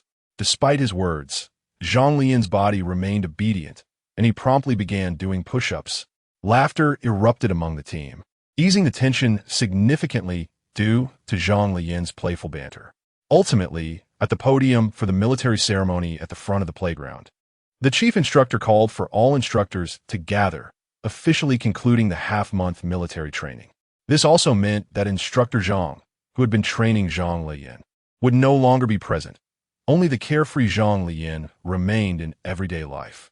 As the team disbanded, the entire 404 male group prepared to bid farewell to their instructor and a few classmates, especially since Zhang Wei would be returning to his regiment the following day. Zhang Leyan agreed with this plan, but had something significant to address that afternoon. He needed to muster the courage to visit the arts department once more. For some unknown reason, senior sister Bai Nianxue had not messaged him the previous night. It seemed she was genuinely upset. He felt he had to make one last attempt, regardless of the outcome. He would have tried his best. Just as he was reciting the interview questions Bai Nianxue had given him yesterday, he was suddenly nudged by Li Yongwen, who signaled for him to look in a particular direction. Bai Nianxue was approaching them directly. However, her demeanor was entirely different from before. Instead of cheerfully waving her hand to beckon him over, she was walking straight toward their group. Oh no, this is bad. Zhang Leyan's heart raced. The scenes he witnessed yesterday replayed in his mind like a haunting memory. What should he do? Before he could formulate a response, Bai Nianxue was already standing before him. Senior sister. Zhang Leyan cautiously observed her expression, searching for any sign of the sternness he had imagined. Military training is over? Yet, in the next moment, Bai Nianxue did not present the harsh words he had anticipated. Instead, she appeared as gentle as ever. The nearly shattered image of a senior sister seemed to revive in an instant. This was the senior sister he knew. How could she possibly be so fierce? Yesterday must have been an illusion. Zhang Leyan nodded. Yes, we are liberated. Bai Nianxue nodded in return. Her lips pursed as she contemplated how to begin the conversation. Bai Nianxue, yesterday. Zhang Leyan repeated nervously, brushing the back of his head. I went, but I'm sorry, senior. Upon hearing Zhang Leyan's words, Bai Nianxue immediately felt a surge of anxiety. She already understood what he was about to say. I'm afraid I can't help with that, senior. If you have other requests, I will certainly. No. Bai Nianxue resolutely rejected this thought in her mind. She quickly interrupted Zhang Leyan, saying, I understand yesterday's situation was rather complicated. It wasn't he as you think. That person is unhinged. Zhang Leyan, huh? I reviewed your information, and I personally conducted the interview this afternoon, can you? As Bai Nianxue continued, she too felt a hint of embarrassment. Will he come? She hoped he would, yet she didn't want him to feel pressured. Little did she know, Zhang Leyan's earlier apology was far from what she imagined. He had merely intended to say he would return in the afternoon, it was primarily a matter of face. And he wasn't overly concerned. After all, he was a humorous guy. However, upon hearing Bai Nianxue's explanation and her renewed invitation to leverage connections, his feelings shifted entirely.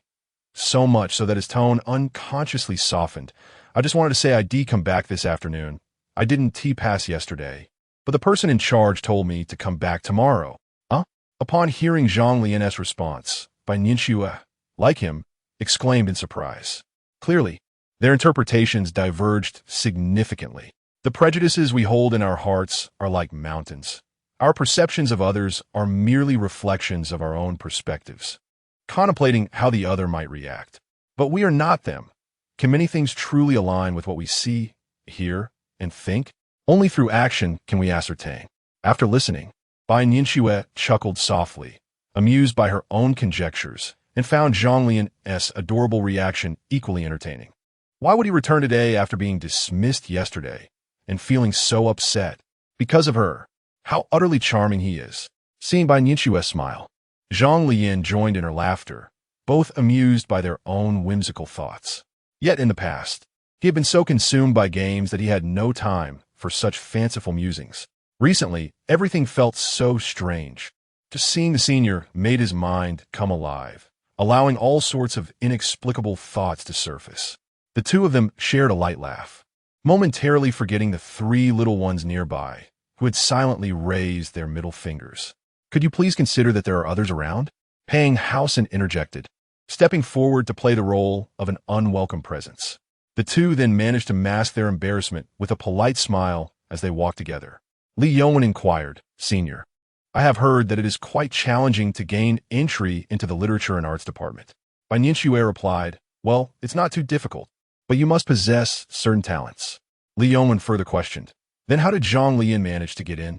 Bai Nianxue glanced at Zhang Leyan, her eyes betraying a hint of amusement. He is quite competent in various aspects, and he is just the right person to assist me. Upon hearing this, Li Yuan instantly felt a surge of confidence. So, Senior, do you think I stand chance? Bai Nianxue responded with a gentle smile. A chance for what? Chapter 55. Cycling. Hey, have you stopped playing games lately? You seem to be out all the time, remarked the second brother. In the 404 boys' dormitory, Zhang Leyan, with dark circles under his eyes and an expression of utter exhaustion, replied, oh, it's the freshman welcome party. There's just so much going on. Hung Housen chimed in. Are you doing all the hard work, second brother? Shouldn't Senior, by Nianxue's invitation to join, be your steadfast shield? Yin Wei eyes, seated with a desk lamp illuminating his book, asked with a hint of curiosity. Don't even mention it. I feel like a 24-hour bodyguard. Zhang Leyan joked about himself. And I end up doing everything. It's so exhausting. Woe is me. After saying that, Zhang Leyan shook his head and shouldered his bag, preparing once more to report to the literature department to meet Senior Bai Nianxue.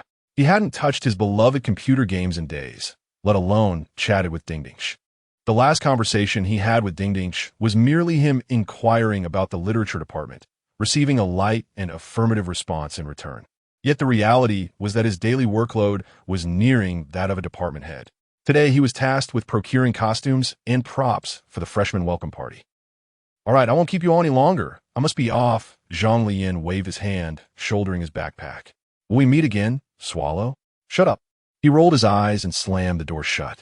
Yet, faintly from inside, the lines continued to echo. From now on, your world will be without me. You must be happy, okay. How could I live without you, Swallow? Upon reaching the first floor, Zhang Leyan trudged along, his head bowed in despair, resembling a soulless being drained of vitality. He was completely oblivious to the radiant Bai Nianxue approaching him on her bicycle. It wasn't until the cheerful sound of her bell rang in his ears that he finally noticed her, smiling as she rode alongside him. In an instant, Zhang Leyan's previously slumped posture straightened, and the gloom that clouded his features dissipated as if he had just been invigorated. Senior, what brings you here? He greeted her. Bai Nianxue chuckled at his appearance. He truly was quite the burden in front of her. Nevertheless, she was fully aware of his true self. To her, he appeared even more endearing.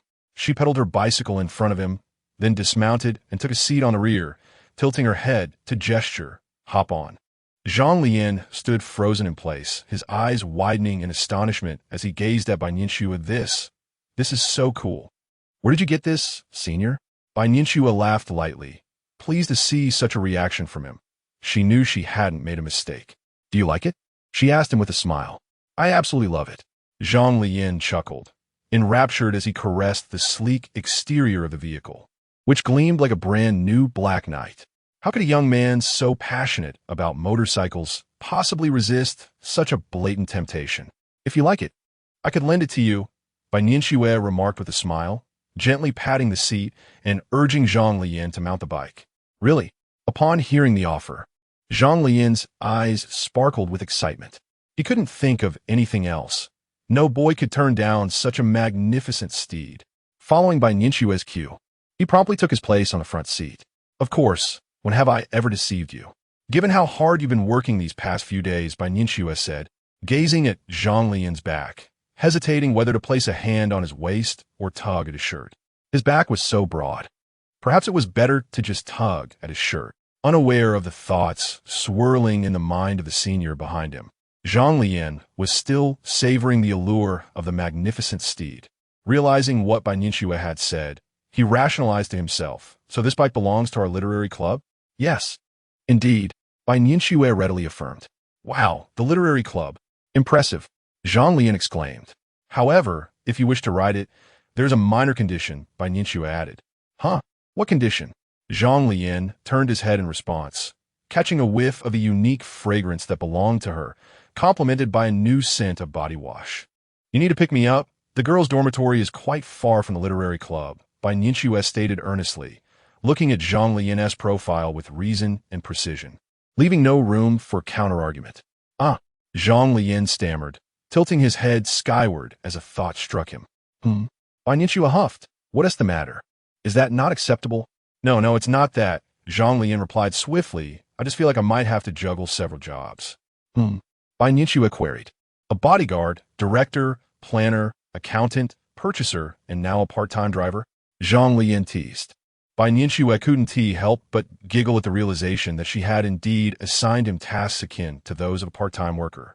Once this busy period is over, everything will be fine, Bai Nianxue assured him confidently, and I will ensure you earn all your credits for these 4 years. Really? Zhang Leyan nodded vigorously. Absolutely fantastic. All right then, today you shall be my driver and purchaser. Let us set off. Bai Nianxue gently grasped the hem of Zhang Leyan's shirt. Okay, but please hold on steady. I'm not very proficient yet, Zhang Leyan said as he pressed down on the pedals, and the bicycle began to move slowly. Is this so? Bai Nianxue smiled gently, her previously clasped hands transforming into a tender grip around Zhang Leyan's waist. Zhang Leyan remained focused on the ground beneath his feet, oblivious to the movements behind him. Soon, the speed of the bike accelerated with his pedaling. The wind lifted Bai Nianxue's skirt, resembling a blooming flower racing along the shaded paths of the campus. The sight of the two riding together became a striking tableau, captivating the attention of countless passers-by. Was that not Bai Nianxue just now? Could that man possibly be? Has she truly found a boyfriend? No. Snowflakes drifting, the north wind howling. Chapter 56. Did you see? The next sample is a toy palm, along with a fan. Don't forget the handkerchief. Zhang Leyan and Bai Nianxue are responsible for selecting the items, and after placing the order, they will ask the designated classmates to bring them back to school. Bai Nianxue glances at the accounts and murmurs softly. Next up is the clothing category. Shall we take a look at the dresses? Zhang Leyan simply nods in agreement. Sure. Let's go. Little did he know what awaited him. Upon arriving at the clothing store, they were greeted by an array of vibrant dresses. Zhang Leyan instinctively felt the need to maintain a certain distance from Bai Nianxue. Typically, in such women's clothing stores, he would stand at the entrance with his arms crossed, as if the store were afflicted by a plague. When asked why, it was simply because, as a male, he felt he could offer no assistance and could only observe from the sidelines. Moreover, he always felt a twinge of shyness in such situations, as if he were accompanying his girlfriend to shop for dresses. His mind would uncontrollably envision how these beautiful dresses would look on Bai Nianxue. As various images of dresses flooded his mind upon entering, Zhang Leyan shifted his gaze to the outside. However, Bai Nianxue's plans were just beginning. She would not let such a splendid opportunity slip by. She walked directly into the store to begin her selection, then turned and called out to Zhang Leyan, Jr. Come here. Zhang Leyan responded, Huh? What is up? Come over and see what you think, Bai Nianxue said, holding up a delicate dress. Sure. Zhang Leyan replied in a quintessentially straightforward manner. What about this style? Bai Nianxue inquired again. This is also fine. And what about that purple one? Not bad. Zhang Leyan commented evenly. Bai Nianxue rolled her eyes at him, relieved that she understood that this boy was somewhat oblivious. She then took the few dresses Zhang Leyan had deemed acceptable and headed toward the fitting room, not forgetting to hand him her belongings and bag. Don't go anywhere. Wait for me to try these on, and then give me your opinion. Zhang Leyan was taken aback. Wait, is this part of the process too? He realized there was such a stage in the procurement. Yet due to trust in Bai Nianxue, he thought, perhaps she had her reasons for doing this? Soon, Bai Nianxue emerged from the fitting room, having donned one of the dresses she had just taken in. The moment Zhang Leyan lifted his gaze to meet hers, he was momentarily stunned. The magenta floral dress, which he typically did not favor, seemed surprisingly exquisite on Bai Nianxue. Were it not for the fact that her face was obscured, it could be said that her figure was commendable, but the overall appeal would significantly diminish. Indeed, it appears that the essence of beauty lies in one's visage. How does it look? Is it okay? Bai Nianxue confidently spun around twice. Her gaze filled with a hint of anticipation as she looked at Zhang Leyan. It looks good. Zhang Leyan nodded dreamily. Is it really that beautiful? Senior, if you were to try it, I feel it would elevate the quality of the outfit. Zhang Leyan sighed, rubbing his forehead. If a whole group were to wear such clothing for a performance, the audience would certainly lack any interest. Bai Nianxue blinked twice, her expression softening. Junior, are you complimenting me on my looks? Zhang Leyan evaded her gaze, stammering inarticulately. But didn't you ask me for my opinion, Senior? Bai Nianxue covered her mouth and chuckled, her heart racing with delight at Zhang Leyan's flustered demeanor. She could not help but think, he is so adorable. Truly, the fierce and assertive Makabaka online is so amusing. I want to tease him further, but I must restrain myself. Bai Nianxue decided not to press on, instead taking a step back, saying, let me change into another outfit. You could take another look. One cannot reveal all their skills at once. Zhang Leyan nodded awkwardly in response. As Bai Nianxue closed the fitting room door once more, he finally exhaled, feeling heat rise to his face, his ears reddening. What am I doing, Zhang Leyan? Why do I turn red and flustered just talking to Senior? I could simply answer honestly, Zhang Leyan lamented, placing Bai Nianxue's belongings on a nearby table. He glanced at the fitting room door, faintly aware of the rustling sounds coming from inside as she changed. How peculiar. Why does it always seem like the Senior is acting strangely towards me? Could it be? No, that's impossible. She is so exceptional, and I am merely a gaming slacker. Aside from resembling a slightly more attractive version of Peng Yuyan, what could possibly attract her to me? Could it be that Ding Ding Che is somehow meddling in this? With this thought, Zhang Leyan decisively took out his phone and messaged Ding Ding Che. Makabaka, did you say something to the Senior? Makabaka, I feel something is off. He clicked send. The next moment, Bai Nianxue's phone lit up.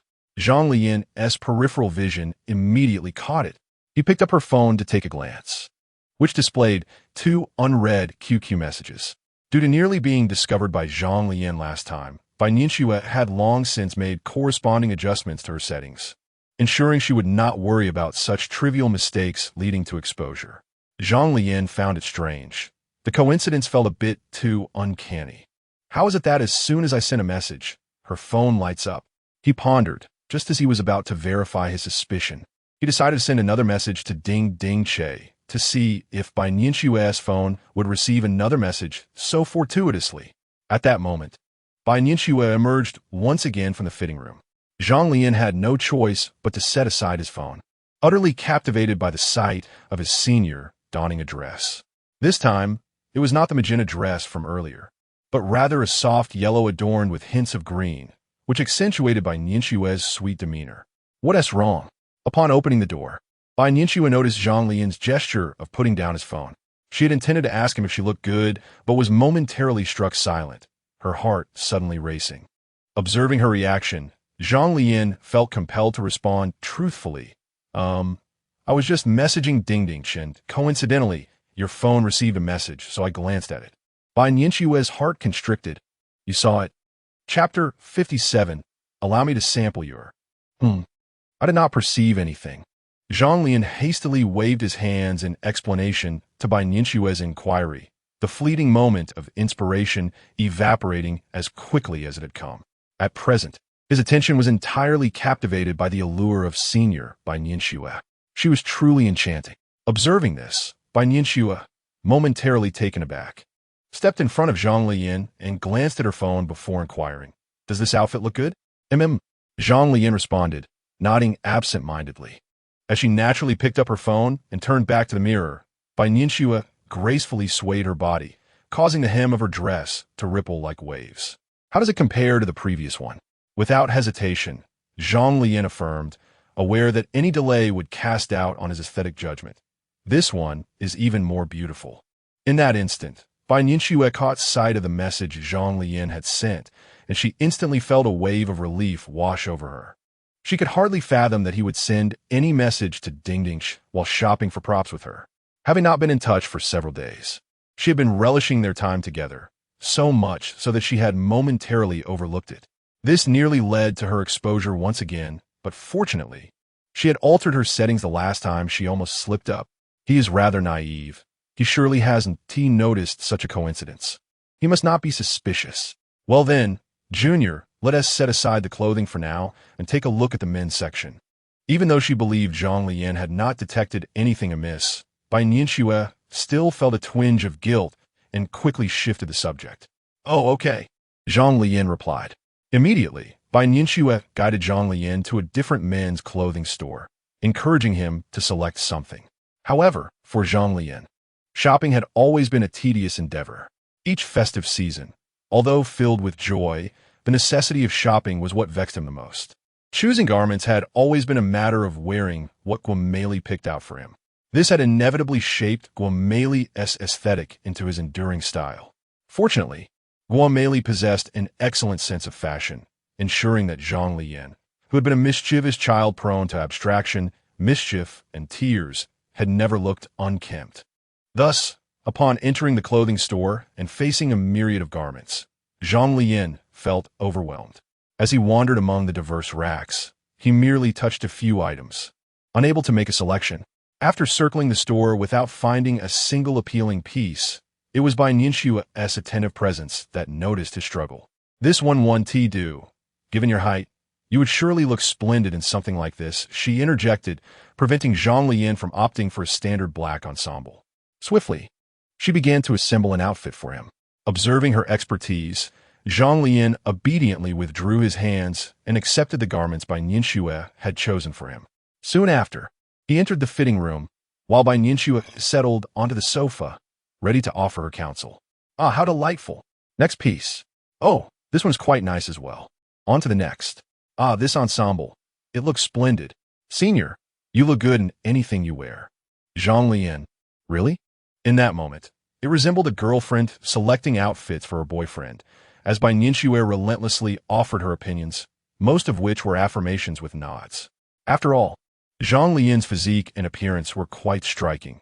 His fair complexion stood in stark contrast to other boys who often had a sallow hue, enabling him to effortlessly pull off any color scheme. The joy Bai Nianxue experienced while coordinating outfits for Zhang Leyan was palpable, akin to engaging in a character development game.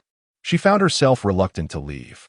Hours passed as they shopped from afternoon until evening, and Zhang Leyan could confidently assert that this was the most exhausting shopping expedition he had ever endured. He had tried on over a dozen outfits. Do women really need to change into that many clothes while shopping? It was utterly daunting. Let's find a place to eat. In contrast to Zhang Leyan's exhausted demeanor, Bai Nianxue radiated vitality, her eyes sparkling with mirth. Under the pretense of selecting outfits, she had taken numerous photos of Zhang Leyan in various attires, adding a plethora of new wallpapers to her phone. These would serve as fresh backgrounds for their WeChat and QQ chats, rotating daily to bring a sense of novelty and a new mood each day. "Thank you for your hard work. What do you feel like eating? Bai Nianxue tilted her head, smiling at Zhang Leyan. Anything is fine. I'm easygoing. Just then, Zhang Lian's stomach growled audibly, almost protesting. Enough talk. Just feed me already. I'm starving. How about hot pot? Bai Nianxue chuckled lightly as she glanced around and spotted a bustling hot pot restaurant not far away. Sounds good. Inside the hot pot restaurant, Bai Nianxue observed the mountain of red chilies piled in Zhang Lian's dipping sauce dish. Her brows knitting together in concern as her gaze flitted between his face and the dish. Do you really eat it this spicy? She asked, a hint of worry in her voice. Though she enjoyed spicy food herself, this level of heat, wouldn't it cause discomfort? Zhang Leyan continued to ladle more chilies into his dish, unfazed by her inquiry. It's not spicy at all. As a native of Sichuan and Chongqing, he had long been accustomed to the heat, and this level of spice barely elicited a blush from him. Bai Nianxue pursed her lips, still frowning at him. This isn't spicy? Really not spicy, Zhang Leyan confirmed confidently. Once they had prepared their dipping sauces, they returned to their seats and began to savor the hot pot. Given that the broth was already spicy, Bai Nianxue refrained from adding any chilies to her dish. However, as she observed Zhang Leyan dipping into the spicy sauce with unabashed delight, thoroughly engrossed in his meal, Bai Nianxue found her curiosity piqued. This is precisely why the food streaming industry exists, she mused, for Zhang Leyan appeared utterly unfazed, savoring every bite with remarkable gusto. His lips were smeared with crimson oil, a sight that could induce a sense of heat merely by watching. Yet Zhang Leyan remained unflustered, not a hint of blush on his cheeks, nor a bead of sweat in sight. Witnessing this, the usually timid Bai Nianxue, who shied away from spicy food, felt an undeniable intrigue ignite within her. May I sample some of yours? She suddenly inquired, extending her chopsticks towards him. Zhang Leyan, lost in his feast, looked up with an adorably bewildered expression, a piece of fatty beef still dangling from his mouth. Huh? In exchange, I shall let you try mine, Bai Nianxue offered, sliding her bowl aside and presenting it to him. Zhang Leyan. Chapter 58. High attack, low defense. There was saliva. Zhang Leyan nervously glanced at Bai Nianxue and said, Senior, would you like me to prepare a fresh dipping sauce for you? However, Bai Nianxue shook her head and replied with remarkable composure. It's fine. I just want to taste a bit. She indeed wished to sample the delectable sauce that Zhang Leyan was enjoying, yet she was fully aware of her true intentions. Maintaining her rational demeanor, she continued, Look, we both have dipped our chopsticks into the hot pot. Isn't that also a transfer of saliva? Zhang Leyan was momentarily at a loss for words. But her argument did seem somewhat valid. Observing his reaction, Bai Nianxue pressed on. Right? Besides, I'm not complaining about you. Zhang Leyan, who was not blushing from the chili, felt a warmth creeping up his face upon hearing her words. All right then. He then pushed his oil-slicked dipping sauce towards Bai Nianxue. Stealing glances like a thief, he watched her use it. True to her earlier statement, she displayed no sign of disdain. Her method of borrowing was so seamless it felt as though the sauce had originally belonged to her. Zhang Leyan watched as the oil dripped from Bai Nianxue's food into his own dish. He was averse to germs, even disliking others touching his bed, let alone utensils that came into contact with food. If someone accidentally spoke and their saliva landed on a dish at the dining table, he would never touch that dish again, even if it were his own parents who had made the mistake. Wow, that is so spicy. After a brief taste, Bai Nianxue's facial features contorted in response to the fiery flavor. Zhang Leyan couldn't help but chuckle at the sight of her face gradually flushing. I can't eat this anymore. Bai Nianxue forced herself to swallow, dabbed her mouth with a napkin, and quickly pushed the dipping sauce back toward Zhang Leyan. With that, she panted like a puppy, sticking out her tongue. Zhang Leyan turned to pour her a glass of drink, teasing, You can't handle it, senior. Perhaps you should refrain from experimenting. Bai Nianxue accepted the drink and gulped it down, saying, Thank you. Aren't you going to try mine?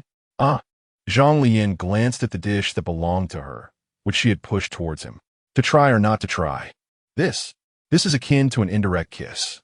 Bai Nianxue keenly observed the subtle shifts in his expression and playfully pouted. Oh, it seems I'm not the one who finds you distasteful, but rather you who finds me so. Fine then. She made a move to reclaim her dish. No, how could that be? I want to try. Zhang Leyan, enticed by her words, took the bait eagerly. In truth, he bore no disdain. It was merely a moment of habitual thought. As the saying goes, one may speak with their lips while their body remains steadfast. Before Bai Nianxue could extend her hand, Zhang Leyan swiftly seized a piece of meat from the hot pot, deftly stirred it in the dipping sauce, and promptly placed it in his mouth. Throughout this entire episode, Bai Nianxue bit her lip, her wide eyes fixated on Zhang Leyan's moving lips. The redness of her face, previously ignited by the spice, transformed into a flush of embarrassment. She merely uttered those words. Just a moment of bravado. How could he actually consume it? I may indulge in your tofu, but you consuming mine is entirely unacceptable. It was delicious, yet lacked flavor. Zhang Leyan replied with a similar gaze, his large eyes sparkling as he shook his head. Spicy is still the way to go, he declared, reclaiming his dipping sauce while pushing Bai Nianxue's back towards her. At that moment, Bai Nianxue found her gaze fixed on her own bowl. He had eaten from it. Perhaps she should finish it all. Director, what a coincidence to see you dining here. At that moment, a voice rang out beside Bai Nianxue. She turned to see Lu Feifei, Hu Fan, Ding Miao Miao, and a group responsible for the evening's arrangements, all gathered in the private room for dinner. Dining, of course. What else could we be doing here? Lu Feifei chuckled, then turned to Zhang Leyan, greeting him. Hello. Thank you for your hard work. Zhang Leyan quickly averted his gaze. Ever since he had made that bold declaration in front of Lu Feifei, he felt somewhat sheepish whenever he encountered her post-joining the arts department. Director, why are you dining alone with this newcomer? Lu Feifei, amused by Zhang Leyan's demeanor, felt no anger. Instead, she resumed her conversation with Bai Nianxue. Bai Nianxue regained her usual calm composure and replied, Is that not permissible? Yet Lu Feifei continued, But director, you never attend any of our department's gatherings. While saying this, her peripheral vision remained fixed on Zhang Leyan's direction, as if her words were intended for him. Upon hearing this, Bai Nianxue glanced at Zhang Leyan and then shot a frosty glare at Lu Feifei, retorting, Is that so? Don't speak carelessly. Is it not? Perhaps my memory serves me incorrectly? Yet Lu Feifei, undeterred by Bai Nianxue's icy stare, playfully pressed her finger to her lips and laughed theatrically. She had witnessed the entire exchange of dipping sauces between Bai Nianxue and Zhang Leyan. Moreover, the way Bai Nianxue spoke to Zhang Leyan was something she had never seen before. Those eyes sparkled with an unmistakable joy. You are mistaken, Bai Nianxue replied coolly. Oh, by the way, director, did you know that the Minister Chui, who caused such a ruckus in our department, has suddenly stepped down from their position? Bai Nianxue's eyes widened in surprise. I just had dinner with Hu Fan and the others, and they informed me. I had no prior knowledge of it. Lu Feifei continued to smile as she listened to Ding Miao Miao recount the incident. On that day, her cousin Randong happened to be present at the scene. It was said that the minister, for reasons unknown, confronted Minister Chui in their organization department, reprimanding him vehemently and suggesting that if he did not wish to serve, he should let someone else take his place. How could I possibly be unaware of this matter? Chapter 59. Guess who I saw outside? As Lu Feifei reached this point, her gaze discreetly darted towards Zhang Leyan. After she had recounted the sequence of events to Bai Nianxue, the latter had left without uttering a word, leaving Lu Feifei in a state of bewilderment. She was not responsible for the interview the following day, hence she missed the awkward scene of Zhang Leyan's interview. Nevertheless, she later learned that this newcomer had inexplicably appeared on this year's departmental roster. Now, witnessing the scene of Bai Nianxue and Zhang Leyan in solitary company, the truth was glaringly obvious. The person the department head sought was this young man. So, it turned out that day was meant to defend him. It was rather surprising to see such a protective side of someone like the department head. But who was she standing up for? Lu Feifei, in front of Bai Nianxue, deliberately cast a sidelong glance at Zhang Leyan and remarked, Feifei, are you not quite busy as the deputy head? Upon hearing this, Bai Nianxue quickly stole a glance at Zhang Leyan. Her teeth clenched as she smiled in warning. Her demeanor before Zhang Leyan was one of gentle warmth. Yet her words sounded as though she were a shrew. Moreover, she had never intended for Zhang Leyan to know about her confrontation with Chui Bin. After all, from the very beginning, she had planned for Zhang Leyan to join the literary department and Cui Bin had disrupted her intentions. She had reasons to defend Zhang Leyan, as well as her own grievances. Most importantly, she had her own rhythm. This sudden interjection from Fei Fei, with her inconsequential prattle, could potentially ruin the atmosphere. Their relationship was still merely that of superior and subordinate, as well as friends. What was the purpose of all this? How dare she jeopardize her plans? If you are so idle, perhaps you should consider a change in position, Bai Nianxue said with a smile, though her eyes bore a chilling warning, almost emanating a palpable menace. If Lu Feifei did not leave soon, she sensed that the classroom of the literary department would soon become a scene of a crime. Lu Feifei pressed her lips together, gazing meaningfully at Zhang Leyan, clapping her hands and altering her expression. Well then, I have matters to attend to. Department head, take your time eating, and Junior, enjoy your meal. Be sure to eat well, and plenty if you ever need my assistance with work or studies. Are you leaving or not? Bai Nianxue interjected, still seated, as Zhang Leyan would naturally seek her help. Oh right, if not me, then our esteemed department head, Lu Feifei, suddenly realized, covering her mouth to stifle a laugh. Bai Nianxue clenched her fists. If it weren't for Zhang Leyan's presence, she would have. She suddenly felt that Cui Bin's way of managing subordinates might not be without merit, and she sensed the need to re-establish her authority before this group. All right. Goodbye. Lu Feifei finally turned to leave.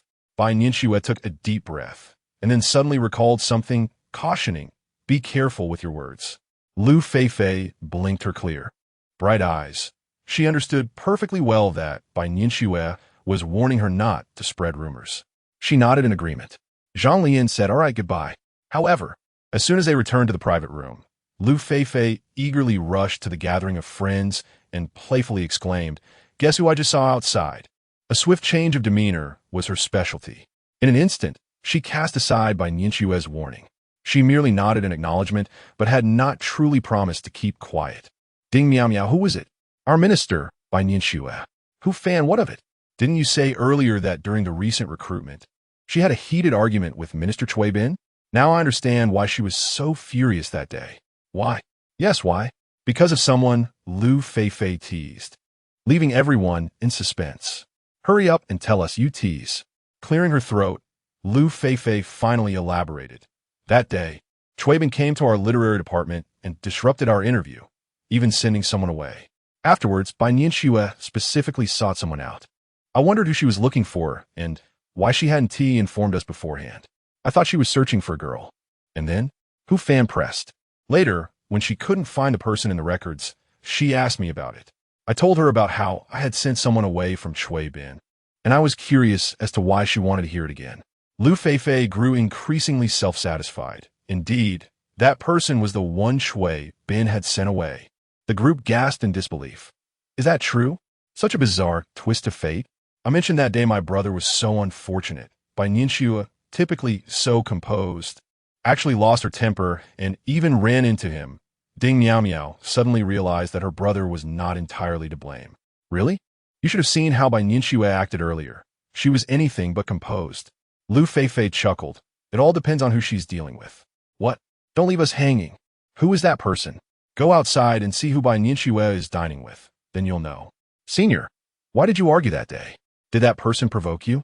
Zhang Leyan, though having listened to Lu Feifei's entire account, remained absorbed in thought, naturally recalling Bai Nianxue's stern and icy demeanor that day.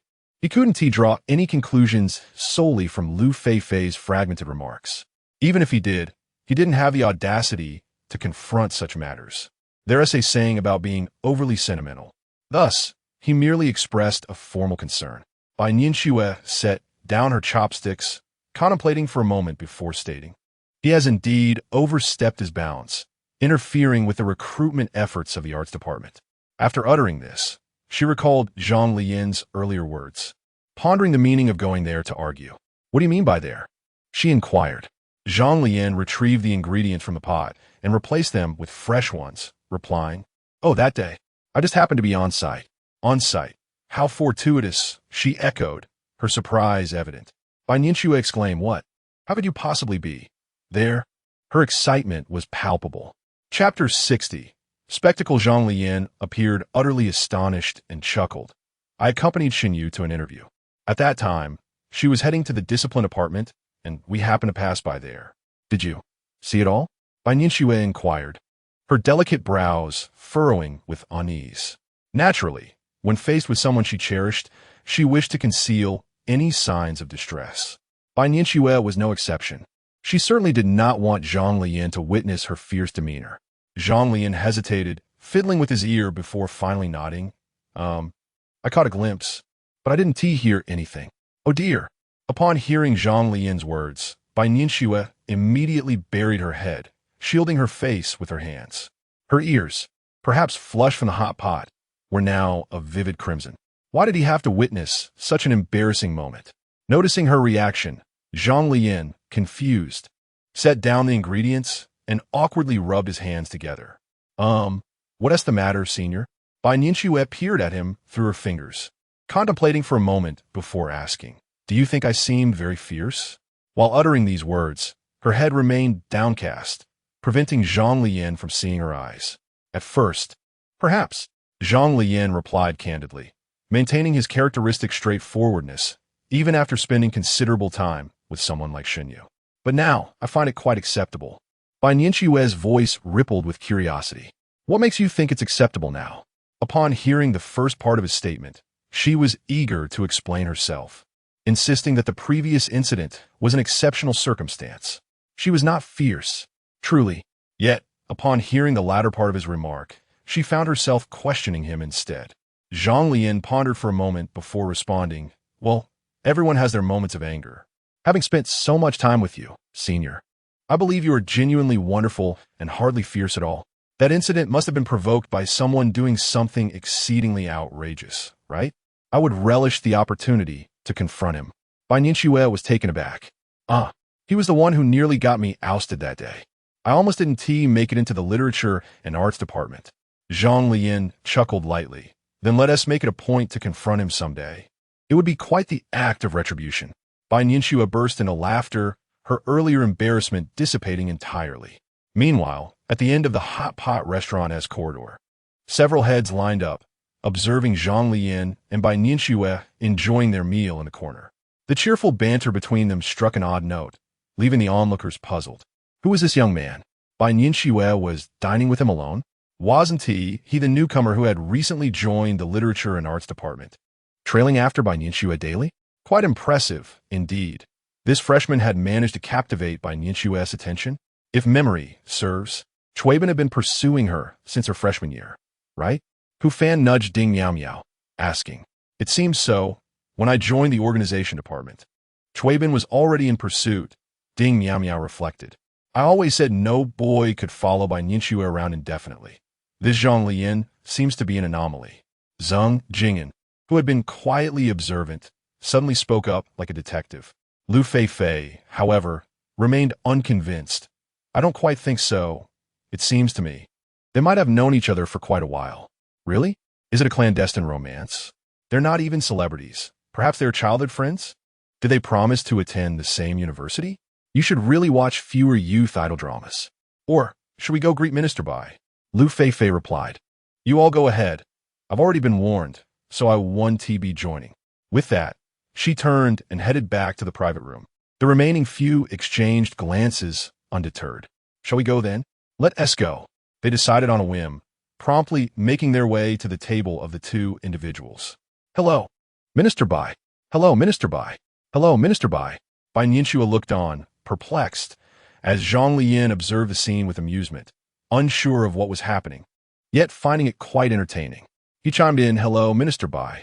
Bai Nianxue glanced back at Zhang Leyan, slightly frowning. Why are you just standing there grinning like a fool? They are here for us, you idiot. Internally scolding Zhang Leyan, Bai Nianxue surveyed the remaining culprits, noticing Lu Feifei's absence. Thus, the instigator of the situation became apparent. All right, I just told you not to spread rumors, and you went ahead and let everyone know. Lu Feifei. After dinner, Zhang Leyan pushed the cart alongside Bai Nianxue as they leisurely strolled back to school. You really are quite popular, senior. Even during dinner, people come to greet you. Bai Nianxue's lips twitched in exasperation as she glanced at Zhang Leyan, saying nothing. Hey, watermelon? As they passed a fruit store, Zhang Leyan hesitated. What's wrong? Do you want some? Bai Nianxue turned to him, intrigued by his query. Yes, senior, do you want some? Zhang Leyan nodded. On a hot summer day, returning to the dormitory, showering, and enjoying watermelon while basking in the air conditioning would indeed be a delightful experience. I'm fine with it. With that, Bai Nianxue stepped ahead of Zhang Leyan. 6 yuan per box. Read the price posted on the refrigerator, with watermelon slices neatly packaged inside. Bai Nianxue mentally calculated how many portions to buy, always considering Zhang Leyan's roommates as well, including her own roommates. It seemed she would need to purchase a substantial amount. While she was still calculating, Zhang Leyan pulled the cart aside and entered the store. Senior, let us buy fresh ones. The ones left in the freezer by evening are usually those that Haven Tea sold throughout the day. After all, with a supermarket and a commercial street within the school, very few students ventured out at night, and the owner would hardly cut fresh watermelons so late. As Bai Nianxue entered the store, she observed Zhang Leyan skillfully selecting watermelons. Just these two, then? Aren't they a bit too large? Bai Nianxue expressed her concern. Not at all. If you can't finish them, you can always share with your roommates, Zhang Leyan replied with a smile, handing the watermelons to the shopkeeper and hastily making the payment, as if fearing that Bai Nianxue might take the opportunity to pay instead. Seeing this, Bai Nianxue found it amusing. However, she appreciated the fact that she was not required to foot the bill, thus saving some money. After purchasing the watermelons, the two decided to ride their bicycles due to the weight of their purchases. Yet, just as they stepped outside the store, a sudden drizzle began, quickly intensifying into a downpour. Oh no! Did you bring an umbrella, senior? Zhang Leyan sighed, clutching the 2 hefty watermelons. Chapter 61. Youth is truly wonderful, yes. There is one, but only one. Bai Nianxue retrieved the previous sunshade from her bag. Excellent. Let us go. Get in the car. Zhang Leyan hung the watermelon on both sides of the handlebars and was the first to hop on. Bai Nianxue looked perplexed. Huh? How can we ride with just one umbrella? Zhang Leyan's thought process was always so unconventional. Just give me a push from behind. We'll pedal back quickly. If it starts pouring, it will be quite vexing. Bai Nianxue found herself momentarily speechless, chuckling softly. Oh, all right. But I can't guarantee I'll push you well. No worries, Zhang Leyan replied with confidence. Even without your help, I'm in good shape. Bai Nianxue, resembling her earlier demeanor, settled into the back seat, instinctively gripping Zhang Leyan's shirt. Hearing his words, she stifled a smile. What does he mean by even without help? Zhang Leyan retorted. Huh? The senior can certainly return to her dormitory alone, or is it that the junior must endure the rain too? Off we go. Before Bai Nianxue could finish her thought, Zhang Leyan interrupted, fervently pedaling the bicycle. He contemplated the implications of his words. He simply spoke without much thought. In truth, as long as he wished to avoid the rain, he could have called for Li Yongwan, the youngest, to pick him up with his little tricycle. Alternatively, he could take the bus back to school or purchase an umbrella from the shop across the street. The choices were plentiful, provided he desired to stay dry. Yet, he chose this rather peculiar option. Equally strange was the fact that the senior did not refuse. Observing Zhang Leyan's proud demeanor, Bai Nianxue secretly laughed. The hand gripping his shirt naturally shifted to support his waist, her right hand lifting the umbrella above their heads. The pace was leisurely due to the rain, which rendered the ground slippery. Zhang Leyan did not wish for his inaugural experience of riding a girl to end in a tumble. More importantly, they had 2 large watermelons on board. A fall would spell disaster, scattering them everywhere. Senior, you're blocking my view, Zhang Leyan suddenly exclaimed from the front, chuckling. Although they had the umbrella, the cold rain still whipped against their faces as they rode. Zhang Leyan was unscathed, yet his face remained drenched. Apologies, huh? Bai Nianxue's voice floated from the back seat, raising the umbrella slightly higher. Senior, please don't lean towards me.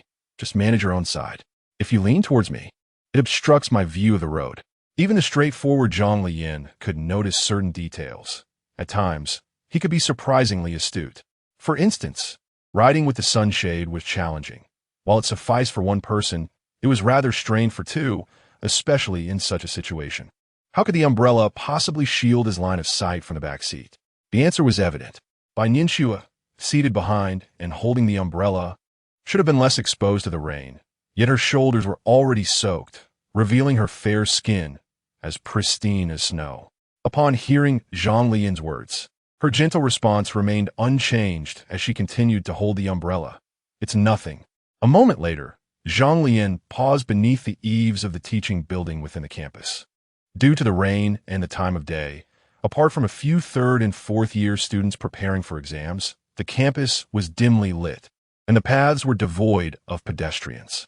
Bai Nianxue inquired, "What's wrong?" She stared blankly as Zhang Leyan alighted from the vehicle. "Your clothes are all wet, senior." Zhang Leyan immediately understood and unfastened the lower part of her shirt that she had tied around her waist. Bai Nianxue's eyes sparkled like black jewels and feigning ignorance. She asked, "What are you doing?" "Put this on, senior. Your shirt is rather stylish." Bai Nianxue remained still, pretending to be oblivious while watching Zhang Leyan. "My mother picked this out for me," Zhang Leyan explained. "She said it can be worn as two different pieces." Noticing that Bai Nianxue did not take the shirt, she assumed her senior was silently declining and continued her explanation. She then brought the shirt to her nose and reassured her, "It doesn't smell, senior. Just bear with it for now." With that, she stepped forward to drape it over Bai Nianxue. Bai Nianxue bit her lip, remaining silent but nodding in agreement, her heart already brimming with joy. "This also has a hood." Zhang Leyan placed the hood over Bai Nianxue's head, declaring, "All right, let us go." "Okay." As Zhang Leyan got into the car, Bai Nianxue pulled her back and whispered, "It doesn't smell." Zhang Leyan replied, "Huh? I said it's not a bother." Bai Nianxue murmured, "What did you say, senior?" "The rain is too loud. I couldn't hear you.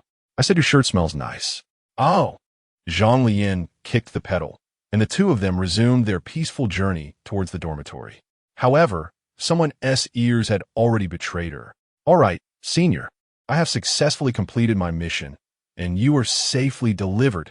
After escorting Bai Nianxue to the entrance of the female dormitory, Zhang Leyan jokingly offered her a watermelon. "I'll take your shirt now, and here's your umbrella." Bai Nianxue, like a girl who had just savored a sweet treat, handed the umbrella to Zhang Leyan with a beaming smile. "I don't need it. It's inconvenient to ride with an umbrella." "Then don't ride back yet. The rain is too heavy," Bai Nianxue advised. "Take the umbrella and leave your bike here. I'll come to pick you up tomorrow." Zhang Leyan scratched the back of her head, contemplating Bai Nianxue's offer to pick her up almost as if compelled. She replied, All right then, senior." Bai Nianxue added, "Be careful not to catch a cold." I'll be off now, senior." "All right." Zhang Leyan turned, hesitating as she glanced back, seemingly wanting to say something. Bai Nianxue watched her intently, asking, "What's the matter?" It's nothing, Bai Nianxue observed him, and with her understanding of him, she knew he had something on his mind. "If there is something, just tell me." Bai Nianxue took 2 steps forward and gazed into Zhang Leyan's eyes. "Well, it's quite late, Zhang Leyan, feeling the heat radiating from his ears, found his vision inexplicably blurred, unable to focus as he shifted his gaze left and right, too timid to meet Bai Nianxue's eyes. Bai Nianxue furrowed her delicate brows, her mind racing. "What does this mean? What does it imply?" Bai Nianxue asked, bewildered. Observing her confusion, Zhang Leyan inwardly chastised himself as he thought, "It's nothing, senior. I'll take my leave now. You should head back quickly to avoid catching a cold in the rain." With that, Zhang Leyan fled like a startled dog, leaving Bai Nianxue unable to reach out to him. She could only stand beneath the eaves, watching his retreating figure vanish into the rain. What does this mean? What was he trying to convey? Bai Nianxue felt utterly perplexed. At that moment, the matron in charge of the girls' dormitory stepped out to urge her, "All right, stop staring. Your young friend has already gone far. Hurry back, it's so cold in this rain, and your hair is all wet." No. Bai Nianxue replied shyly, "Thank you, Annie. Goodbye." With that, she smiled and dashed upstairs. The young couples of today, even on a rainy night, they must linger a little longer. How wonderful it is to be young. Chapter 62, Not Returning. That's acceptable, right? Shue is back. What happened, Shue? Why are you so late today? Whose clothes are these? Why are they so wet? Did you forget your umbrella? If you did, just tell me, and I'll bring it to you.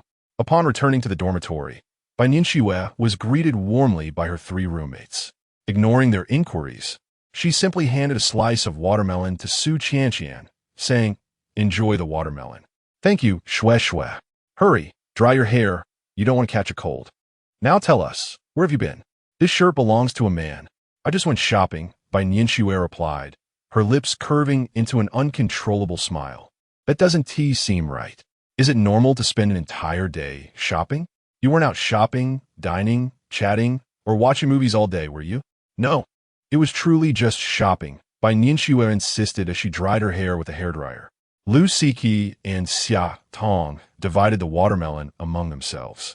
Su Qian, being in the know, understood that Bai Nianxue's cheerful demeanor was likely linked to someone special.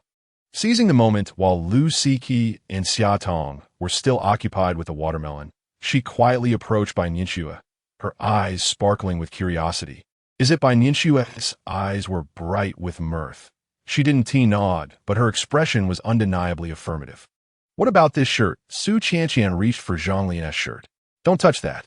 I'll return it after I wash it. Bai Nianxue swiftly snatched it away, tossing it on her bed to hide it. Seeing this, Su Qianqian nearly burst into laughter, teasingly asking, return it? Why do you need to return it? Su Qianqian wore a mischievous grin and leaned closer to Bai Nianxue, inhaling dramatically. It smells so good, Bai Nianxue immediately blushed. I wouldn't tea. I'm going to shower now. Leave me some watermelon. Oh, really? All right. Hurry up, don't catch a cold. Su Qianqian chuckled triumphantly. Bai Nianxue opened her wardrobe, quickly retrieved her pajamas, shot Su Qianqian an exasperated glance before entering the bathroom. However, once inside, she pondered Su Qianqian's earlier words, not returning. That is acceptable, right? The rain outside seemed to intensify. Where could he be now? What was he trying to say? Open up quickly. I know, damn it. You made me come out to pick you up at this hour. Li Yongwen grumbled.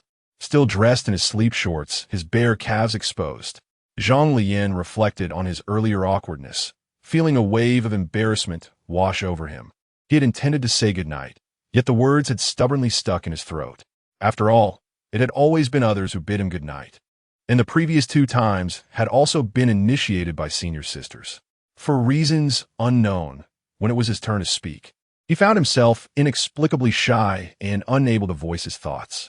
How foolish, Zhang Leyan. What is so difficult about saying goodnight? It is not as if he has never done so before. Are you blushing for your mother? In moments of embarrassment, one often feigns busyness. Thus, he could only transform this awkwardness into madness, directing it towards Li Yongwen to dissipate it. Your senior is truly demanding, working you so late. Li Yongwen remarked on behalf of Zhang Leyan. No, I spent more time eating. Zhang Leyan instinctively defended Bai Nianxue. Oh, did you dine alone with Bai Nianxue? Li Yongwen, while driving, did not dwell on Zhang Leyan's words. Yes, he replied. Wow, then, could it be that Bai Nianxue has feelings for you? Li Yongwen looked at Zhang Leyan incredulously. Huh? Why do you say that? Zhang Leyan gazed out at the torrential rain, his mind replaying various tender gestures from his senior, especially when they rode together. He was not blind and had seen Bai Nianxue thoroughly drenched behind him. His senior certainly harbored some fondness for him. Xinyu had never treated him so kindly. If it came to sharing an umbrella, that fellow would undoubtedly try to snatch it away. Move over this way. I'm already soaked. You're healthy, so just let it go outside. Well, if it were Xinyu, he would definitely do just that. He chuckled. Why do I say this? I heard from someone in my club that recently there's always a certain person by Nianxue's side, which was non-existent in the past. Li Yongwen shook his head as if reciting a nursery rhyme. Who? Zhang Leyan inquired. You. Li Yongwen shot Zhang Leyan a disdainful glance, akin to viewing a fool. I do not know, Zhang Leyan pondered. He was not foolish and could clearly sense that his senior sometimes indeed flirted with him. You don't know? Seriously? Bai Nianxue usually does everything alone. There has never been a boy who consistently accompanies her. That does not mean much. I am simply working with my senior, Zhang Leyan explained. Working? Yet you still dine alone together? Li Yongwen chuckled. What is wrong with having a meal? You all are too nosy. A meal in itself is trivial, but it depends on who it is with, Li Yongwen continued.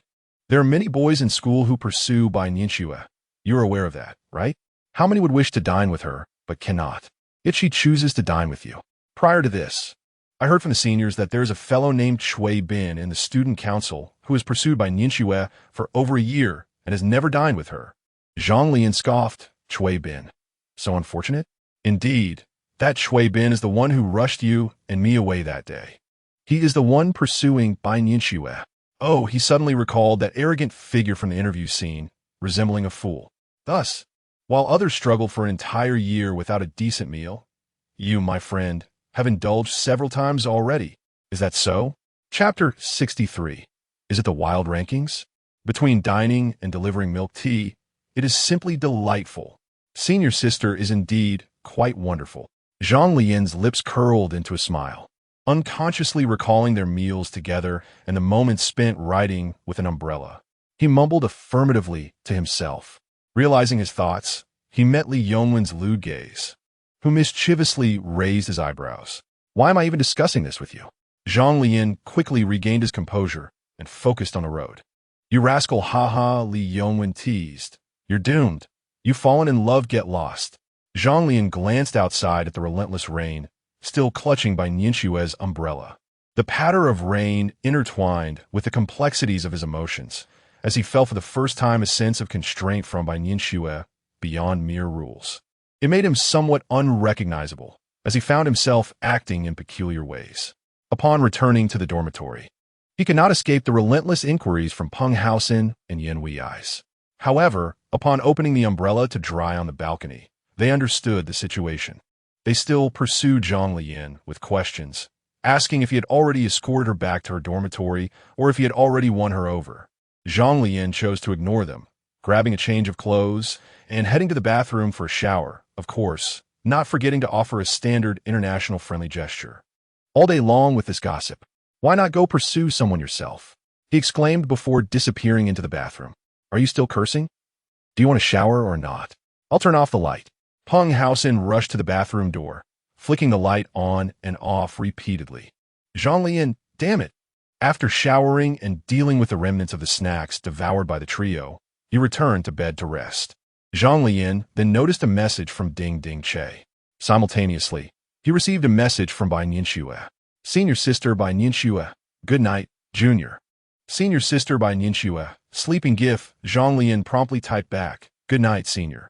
He then scrolled through his collection of abstract emoticons, attempting to emulate Bai Nianxue by sending a cuter good night emoticon. However, the reality was he scrolled through his saved emoticons from top to bottom, finding not a single one that could be described as cute. All were abstract panda figures. Surely, there must be something more normal and adorable. He scoured from bottom to top once more. Zhang Leyan had to concede the unfortunate truth that he possessed no reasonably normal emoticon. Thus, he turned to send a message to someone. Makabaka, you took so long to reply. You owe me emotional damages. Makabaka, do you have any slightly cuter emoticons over there? The girls' dormitory. After sending the message and having taken a refreshing shower while clad in fragrant pajamas, Bai Nianxue stared vacantly at her phone screen, awaiting a response from Zhang Leyan. Xue, would you like some watermelon? Su Qianqian had already sliced the fruit and brought it before Bai Nianxue. Thank you, Qianqian, Bai Nianxue replied as she accepted it. You're welcome. Xue, shall we take a look at this year's selection of campus heartthrobs? Lu Siki and Xia Tong were engrossed in discussing the latest gossip surrounding the Campus Beauty and Heartthrob nominations, naturally including the renowned Campus Beauty of Haida University in their conversation. Has this year's list already been released? Bai Nianxue exclaimed in surprise. Su Qianqian echoed her astonishment, recalling that typically the new students' gala would precede such announcements. Not quite, but don't you have access to my internal group? The rankings have already been shared there. Xia Tong asserted confidently, hands on her hips. More or less, it should be the same list, Su Qianqian remarked. Is that so? May I take a look? I'll pass, Bai Nianxue said, munching on her watermelon while still awaiting Zhang Leyan's reply. Indeed, Xue is bound to retain her position as the reigning campus beauty. I wonder who this year's heartthrob will be, Xia Tong mused dreamily. I believe Ning Xiao from our year is quite impressive, she added. I find last year's Hua Jinyu incredibly handsome. He has such a refined appearance. One could easily underestimate him, Lu Siki gushed. Bai Nianxue merely smiled at their chatter, akin to watching children play. She was indifferent to such superficial accolades. Having experienced such recognition since childhood, she found them rather bland. Moreover, the release of such lists bore little significance. Not long ago, There had been a so-called black stocking list, merely serving as a topic for lively discussion. Bai Nianxue aspired to pursue loftier goals. Where is he? Why hasn't he replied yet? Could it be that he dashed off to play games upon returning to his dorm? Just then, Su Qianqian broke the silence. Why hasn't this junior made the list? She inquired, directing her gaze toward Bai Nianxue. Which junior? Xiaotong asked. This one, Su Qianqian replied with a playful smile, showing Lu Siki a photo of Zhang Leyan. Bai Nianxue caught a glimpse. Feigning indifference as she continued to scroll through her phone while eating watermelon, quietly clicking on the group link to check, her ears remained attuned to the conversation around her. The wild list. Su Qianqian laughed, ostensibly engaging in a dialogue with Lu Siki and Xiaotong. Yet truly teasing Bai Nianxue with looks like that.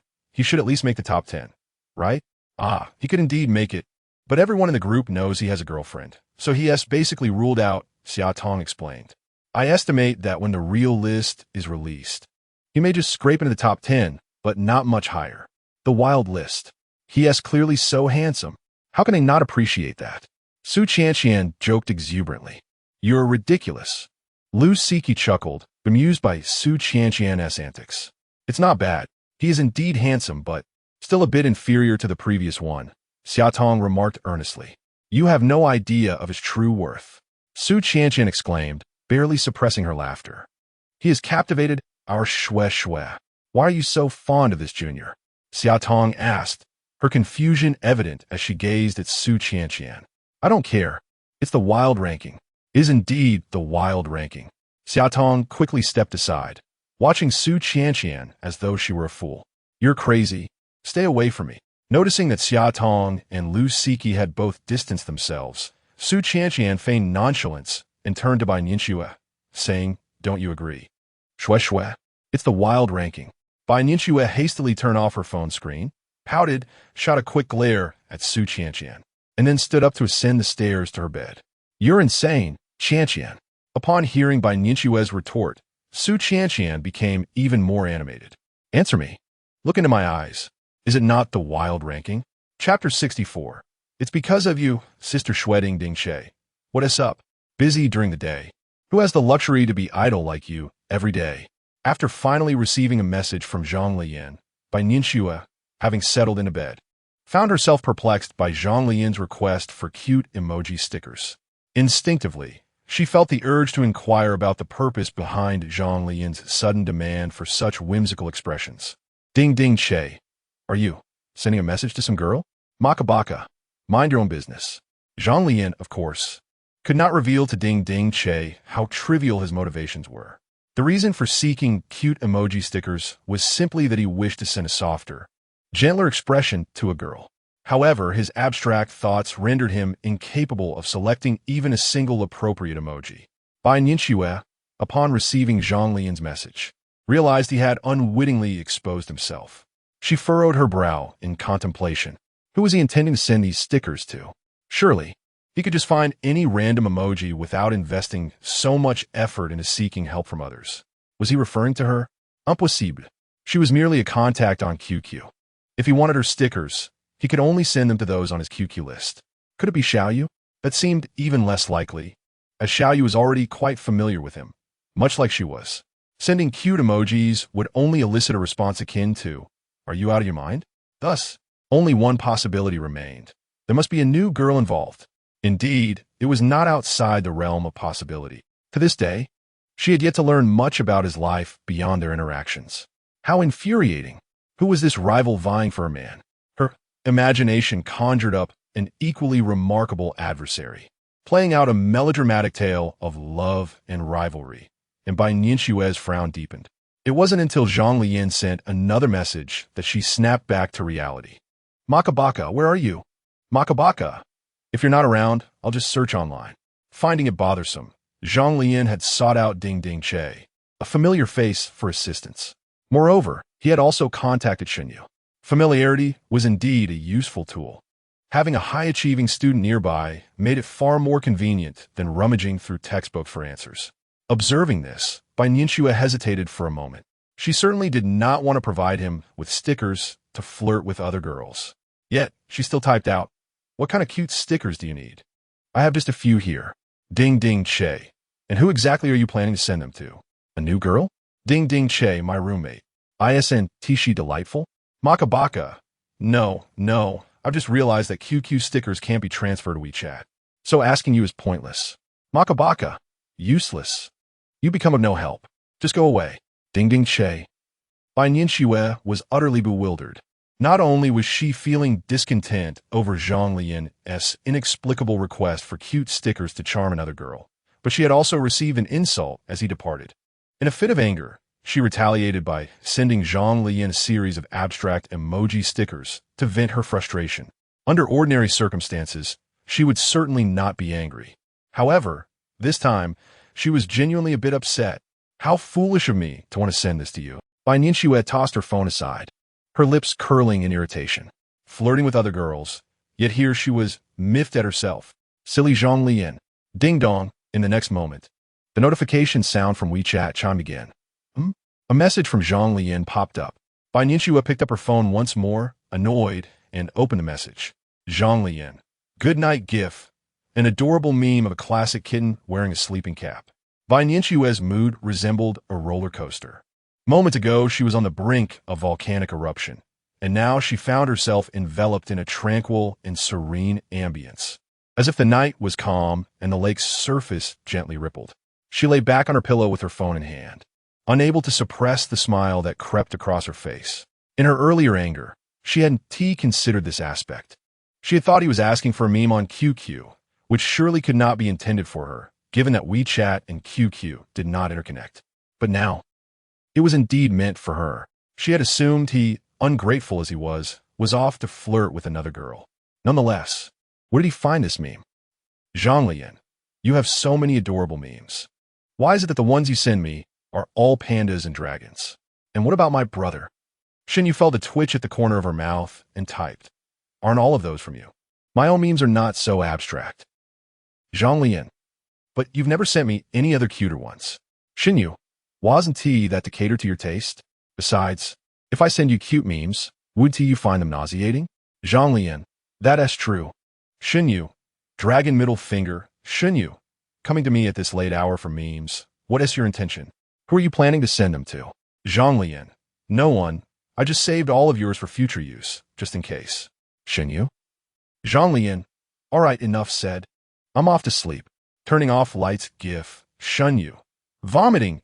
Is this how you repay your benefactor, by using what I gave you? Xinyu, right. Before you sleep, since you're here, I need to tell you something. Zhang Leyan, what is that? Xinyu, it's about what we saw the other day. You know the incident with Sister Schwer arguing, right? Zhang Leyan was somewhat perplexed. He had heard the deputy minister mention it during dinner tonight. Zhang Leyan, what is wrong? Xinyu, I've heard that Sister Schwer got into an argument because of someone. Because of someone? Zhang Leyan recalled that Lu Feifei had mentioned something to that effect, but he had been too preoccupied at the time to inquire further. Nevertheless, now that he heard it, his curiosity was piqued. Although it is true that Shui Bin deserves a reprimand, given the nature of the senior sister, it seems unlikely that she would confront him in front of so many freshmen. If it were a matter related to work, she would likely address it privately, ensuring that it does not interfere with the student union's recruitment efforts. Zhang Leyan, who is that? Such a prominent face? Do you know? Xinyu, would you like to know? Zhang Leyan, don't keep me in suspense. If you know, just say it. If not, then forget it. Xinyu, I heard from Senior Hu Fan in my department that you were maliciously targeted by that Shui Bin, right? Zhang Leyan, oh, and so what? Xinyu, it is precisely because you were targeted by that Shui Bin that Schwer went after him. Chapter 65, The Exchange of Information Among Three Xinyu. It seems that Sister Schwer is quite upset because of you. Zhang Leyan, what? Really? Don't mess with me. And refrain from making baseless claims. Such a wonderful person like Senior Sister should not be spoken of behind her back. Zhang Leyan instinctively resisted. Yet his thoughts wandered to the fierce and angry expression of Bai Nianxue. Somehow, it no longer seemed so terrifying. Xinyu, I'm not speaking out of turn. Xinyu, I heard from the seniors tonight that you and Sister Schwer went out for hot pot together? Zhang Leyan, yes, we went out for groceries, so we dined together. Xinyu, but Sister Schwer doesn't eat spicy food. Zhang Leyan, I know. She is both playful and picky, and when she tried her spicy dip, she stuck out her tongue. Xinyu. Moreover, she usually doesn't attend gatherings, let alone dine with others. Xinyu. So. Sneaky grin, Zhang Leyan. What the heck are you all doing tonight? Sleeping. Xinyu. If you don't believe me, you can always ask. Mischievous grin. Zhang Leyan set his phone down, staring blankly at the ceiling above. Across the bed, Li Yongwen was still rapping about the plot. Zhang Leyan naturally recalled the words Li Yongwen had shared with him earlier on the tricycle. He couldn't help but let out a sigh. What on earth is going on? Could it be that senior sister was truly upset because I had confronted that person? Why would she do such a thing? Is it protective instinct? Or is it because of Ding Ding Che? No, that can't be it, right? Ding Ding Che, despite having a few flaws and being unappealing, still stands by me unconditionally during conflicts in the game, which is quite admirable. It is not impossible that senior sister is concerned for me because of her care.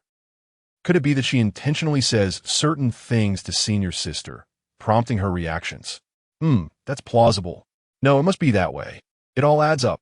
I am indeed a genius. Ding Ding Che has been orchestrating things between me and senior sister from the beginning, without a doubt. Meanwhile, his phone lit up with a series of messages from Xinyu. Xinyu, how about I ask on your behalf? Grinning, Zhang Leyan casually brushed off her comments, not wishing to delve further into that topic with Xinyu. He turned back to interrogate Ding Ding Che, at this moment, oblivious to his own perceived cleverness. Zhang Leyan was unaware that the true Ding Ding Che and Xinyu had already completed an epic meeting behind his back. Xinyu, currently the most knowledgeable witness to their interactions, found herself stifling laughter at Zhang Leyan's double standards. Though she had just claimed she would inquire on Zhang Leyan's behalf, she had already received confirmation directly from the source. From the very moment she heard the gossip, she was certain by Nianqiue's feelings were indeed tied to Zhang Leyan. Yet she could only quietly assist, without directly disrupting her senior's plans. Little fish, so Sister Shui, have you already, with him? By Nianqiue was aware that her series of actions could not remain hidden from Little Fish, and compared to Qianqian, Little Fish was beyond her control, so she could only respond sincerely. Little Fish, but he really is quite foolish. Sister Shui, is he? I find him rather delightful. Little Fish, but when he is with you, you don't burst into laughter, do you? Sister Shui, he usually behaves so stiffly.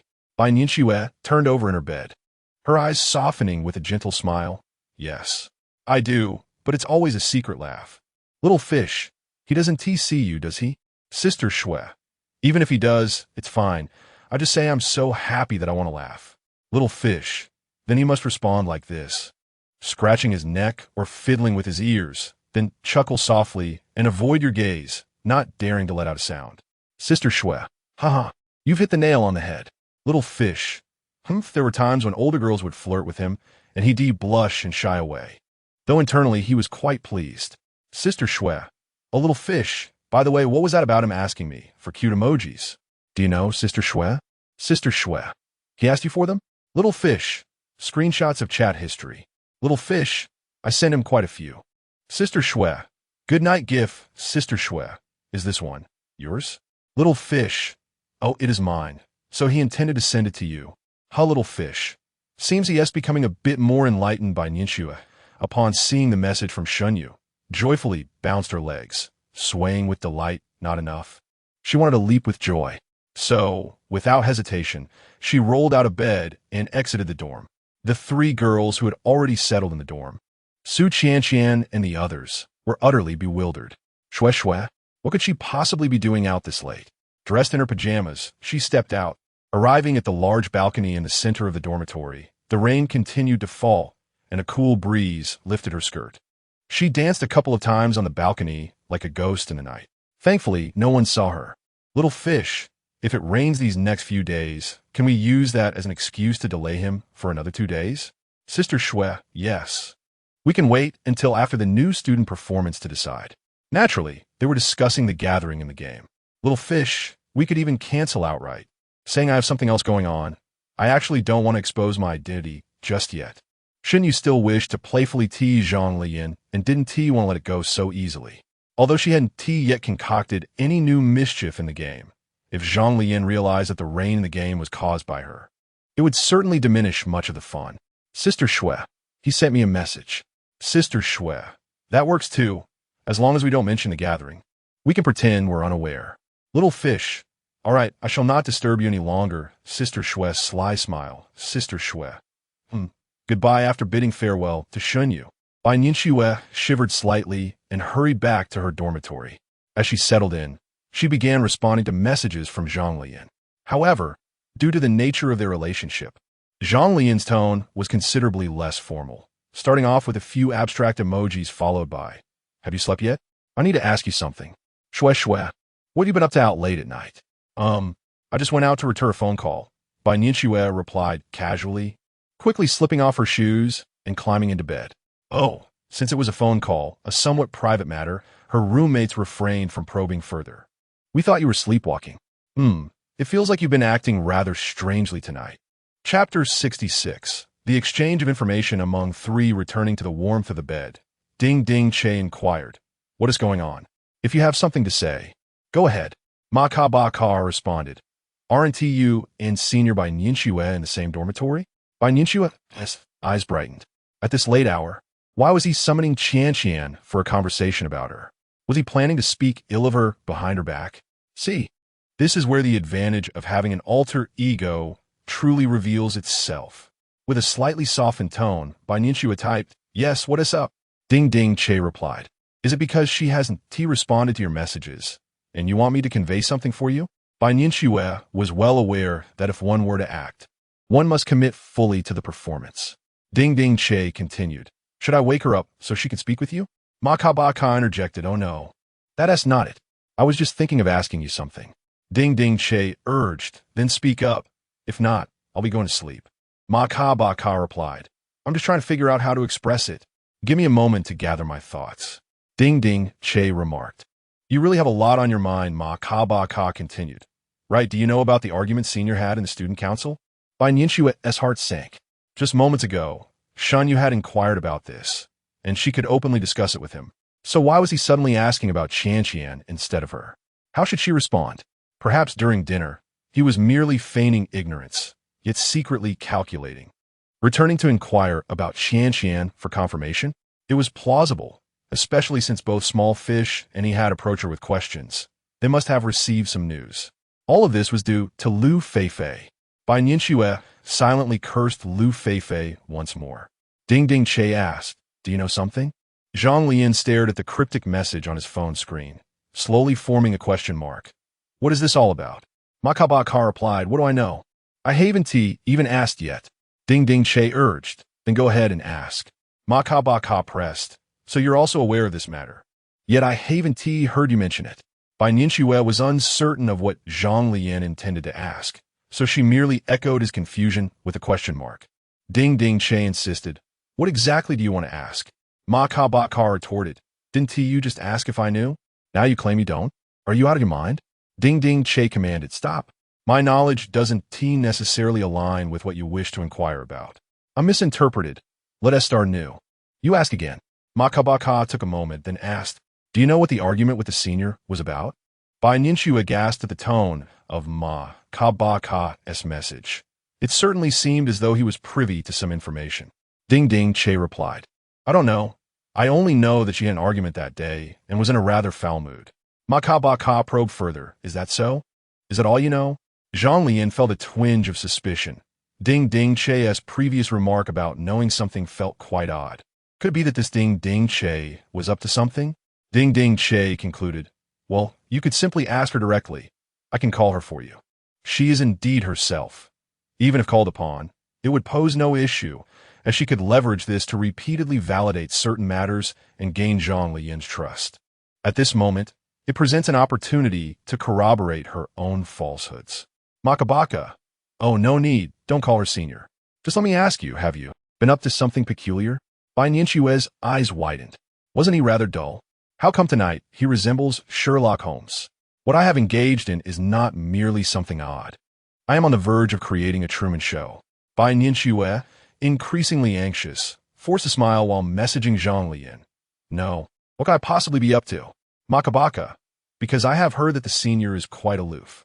I noticed that those who usually interact with her do so with a degree of respect. However, she treats me better than you do. What's the situation? She treats me better than you do. We are the same person. How can such a comparison be made? Bai Nianxue's eyes sparkled with mirth. And had she heard those words in person, she might have approached directly. Really? How well do you think I treat you? Even now, she considered pressing the voice message button to send Zhang Leyan a voice note, startling him. However, she ultimately restrained herself, only indulging in jealousy, responding with 2 question marks. According to their usual interaction pattern, at this juncture, Ding Ding Che should be enlightening the ungrateful Makabaka about gratitude, the importance of kindness, and so forth. Yet, a flash of inspiration struck her, and she thought of another approach to leverage this identity. Ding Ding Che, since that's the case, do you like her? The tone immediately took on a tangible form, conjuring an image of Bai Nianxue playfully teasing Zhang Leyan. The first image that sprang to Zhang Lian's mind was just that. Yet hearing it from Ding Ding, Che only reminded him of her lovely visage and countless virtues. He promptly began to question. Makabaka. Ding Ding Che, are you satisfied? Shouldn't you express your gratitude towards me? Bai Nianxue continued to tease. Makabaka? Are you out of your mind? Ding Ding Ke. Oh. I see. You're not interested in her. All right. I shall clarify this with her. Zhang Leyan observed that tonight, Ding Ding Che seemed like a different person. She typically spoke more combatively, yet today, her tone was almost feminine, as if he were striking a punch into cotton. Nevertheless, he hastily typed an explanation, not wanting the senior to harbor any misunderstandings due to some petty schemer behind the scenes. Makabaka, the senior is wonderful. Makabaka, you better mute yourself. Makabaka, I came here to ask you, and you've taken me off track. Makabaka, considering your comments, it appears that the senior is more attentive to me because of you, right? Makabaka, now I understand. Makabaka, you should refrain from engaging in trivial matters all day long. It is quite irrational. Sending 6 messages at once clearly indicates that Zhang Leyan is genuinely anxious. However, in the next moment, Bai Nianxue swiftly provides an explanation. Ding Ding Che, no, that's not the case. Ding Ding Che, if you believe it is due to my special attention towards you, then you are mistaken. Even I could not gain admission to the literary department at that time. Ding Ding Che, everyone must undergo 1 or 2 rounds of interviews, and you indeed passed. There is no favoritism involved. Ding Ding Che, as for your claim that she has been particularly attentive to you, perhaps it might be attributable to your own circumstances. Ding Ding Che, furthermore, regarding the argument, I only became aware of this matter later on, so it could not have been influenced by me. Chapter 67. A complicated mood after sending the message, Bai Nianxue lay down, breathing heavily as if she had accomplished something monumental. Observing the entire situation from an outsider's perspective allowed her to grasp the nuances more clearly. Had she not assumed this role of a bystander, she would have never comprehended the significance behind his subsequent emoticons or realized that he had pressed Qian for more information about her. From his responses and reactions, though subtle, she could discern a profound sentiment. Her senior was quite admirable. The exclamation mark he used, did it really signify such high regard for her? Clutching her pillow, she concealed her face, her heart racing as if it might leap from her chest. The anticipation and joy coursing through her made her want to leap about in exhilaration. Meanwhile, Zhang Leyan found himself unable to sleep. He scrolled through Bai Nianxue's WeChat moments, noting how pristine her posts were. She rarely shared anything, only occasionally expressing her moods or showcasing beautiful landscapes, alongside a few captivating selfies. He gleaned little insight from this. Yet after a night of relentless mental turmoil instigated by the 3 of them, he felt a certain complexity in his emotions. It wasn't until the morning alarm rang at 8 that Zhang Leyan vaguely realized the gravity of the situation. He had succumbed to insomnia. Outside, the rain continued to pour, having fallen through the night. Peng Hausen was already in the balcony, getting ready. He was always the first to rise in their dormitory, responsible for rousing the other 3. Get up, he urged. Zhang Leyan, still bearing the signs of sleepless night, got out of bed, stored his umbrella, and joined Peng Hausen in line for the washroom. What are we having for breakfast? He yawned, squeezing toothpaste onto his brush. Peng Haosen, rinsing his mouth, replied, "What do you expect to eat this early? Steamed buns, mantou, eggs, I even have a sausage. Want some?" After casually wiping his mouth with a washcloth, he returned to their dormitory. Zhang Leyan was momentarily taken aback. By the time he regained his composure, Peng Haosen had already retreated to the dorm, changing into a pair of bright floral boxers. Yin Wei's was the third to rise. Upon getting out of bed, he was greeted with the rather flamboyant sight of Peng Haosen changing clothes, prompting Matisse, "Oh, you're going for a pure allure look today, huh?" Unfazed, Peng Haosen didn't even bother to adjust his pants as he approached Yin Wei's. "What's wrong? Do you like it?" Yin Wei's retorted. Get lost. Li Yongwen was the last to awaken, often staying up late like Zhang Leyan. As Zhang Leyan finished washing up and got dressed, the three of them were nearly packed when Li Yongwen abruptly sprang up, glancing at the trio already with their backpacks, and asked, "What time is it? What do you think it is?" Zhang Leyan arched an eyebrow at his messy hair. "I thought I wouldn't be able to wake you." Peng Haosen had called Li Yongwen several times, but he had shown no signs of response. "Damn, you're all leaving without me. Wait for me." Li Yongwen swiftly leapt from his bed, slipping on his shoes without even washing his face. "Aren't you going to wash up?" Yin Wei's asked, his tone laced with disdain. It wasn't just him. Zhang Leyan and Peng Haosen wore similar expressions of revulsion. "Keep your distance. Your breath reeks," they remarked. Yet, Li Yongwen merely tidied his hair in front of the mirror and donned a light jacket. "What book?" he inquired. "Your favorite, English," came the reply. "Damn, I wish those foreigners would just vanish." Li Yongwen cursed, grabbing his green university English textbook and trailing after the trio. He approached them with a barrage of sarcastic remarks. "How you, what a pungent smell of chives. Did you sneak some food last night? How can it be this foul? Keep your hands to yourself, it's all fungi. What mess." As the rain poured down, Zhang Leyan mused that the senior might not have an easy time making it over. By afternoon, after finishing his classes, he had yet to receive any messages from Bai Nianxue, nor had he seen her. He pondered the senior's earlier mention of picking him up, but as the day wore on without any word from her, he felt a rare sense of relief that she hadn't contacted him for chores. Just then, his phone screen lit up with a message. "Senior, is there anything you need me to do today?" Just as he hesitated over whether to send it, the three others interrupted his thoughts. "No work today, right, old two?" After a moment's contemplation, Zhang Leyan replied, "It seems they're ISNT. Then let us go play basketball." Yin Wei's proposed, surprised to hear Zhang Leyan not seeking by Nianxue. "But it's raining." Zhang Leyan glanced out the window. "There's an indoor gym. We can just take the youngest S car." "You lot are ridiculous." Li Yongwen gritted his teeth. "This car is practically your means of transport. I need it for supplies." After hearing this, Zhang Leyan glanced at his phone again, gritted his teeth, and revised his message before decisively sending it to Bai Nianxue. He then responded, "All right, let us go. By the way, how is your shop coming along, youngest?" "Still in preparation, but it'll be ready soon. Just a few days," Li Yongwen confidently replied, turning to Zhang Leyan. "You both can skip it, but you must come." I know, Zhang Leyan chuckled. This was part of their agreement that had him braving the downpour last night to be picked up. Li Yongwen's shop would sell tiramisu, a skill he claimed to have learned while working part-time at a bakery in high school. With his average looks, he mused that having a handsome guy like Zhang Leyan involved would certainly boost sales. "What do you mean? A trade?" Peng Haosen's eyes widened. Just previously, Li Yongwen had implored him for assistance, and now it seemed the focus had shifted to old two. "So, you don't need me anymore? Should I leave?" he asked, pointing at himself, staring at Li Yongwen with exaggerated intensity. "Hey, you handle the kitchen. Old two takes care of sales." "What does that even mean?" Peng Haosen slammed the table. "I can't sell? Am I not handsome enough?" Li Yongwen touched his nose, his eyes darting around, revealing everything. "I recall you looking in the mirror every morning, boss." Peng Haosen's nostrils flared with anger. "I'm not going, damn it. Get lost.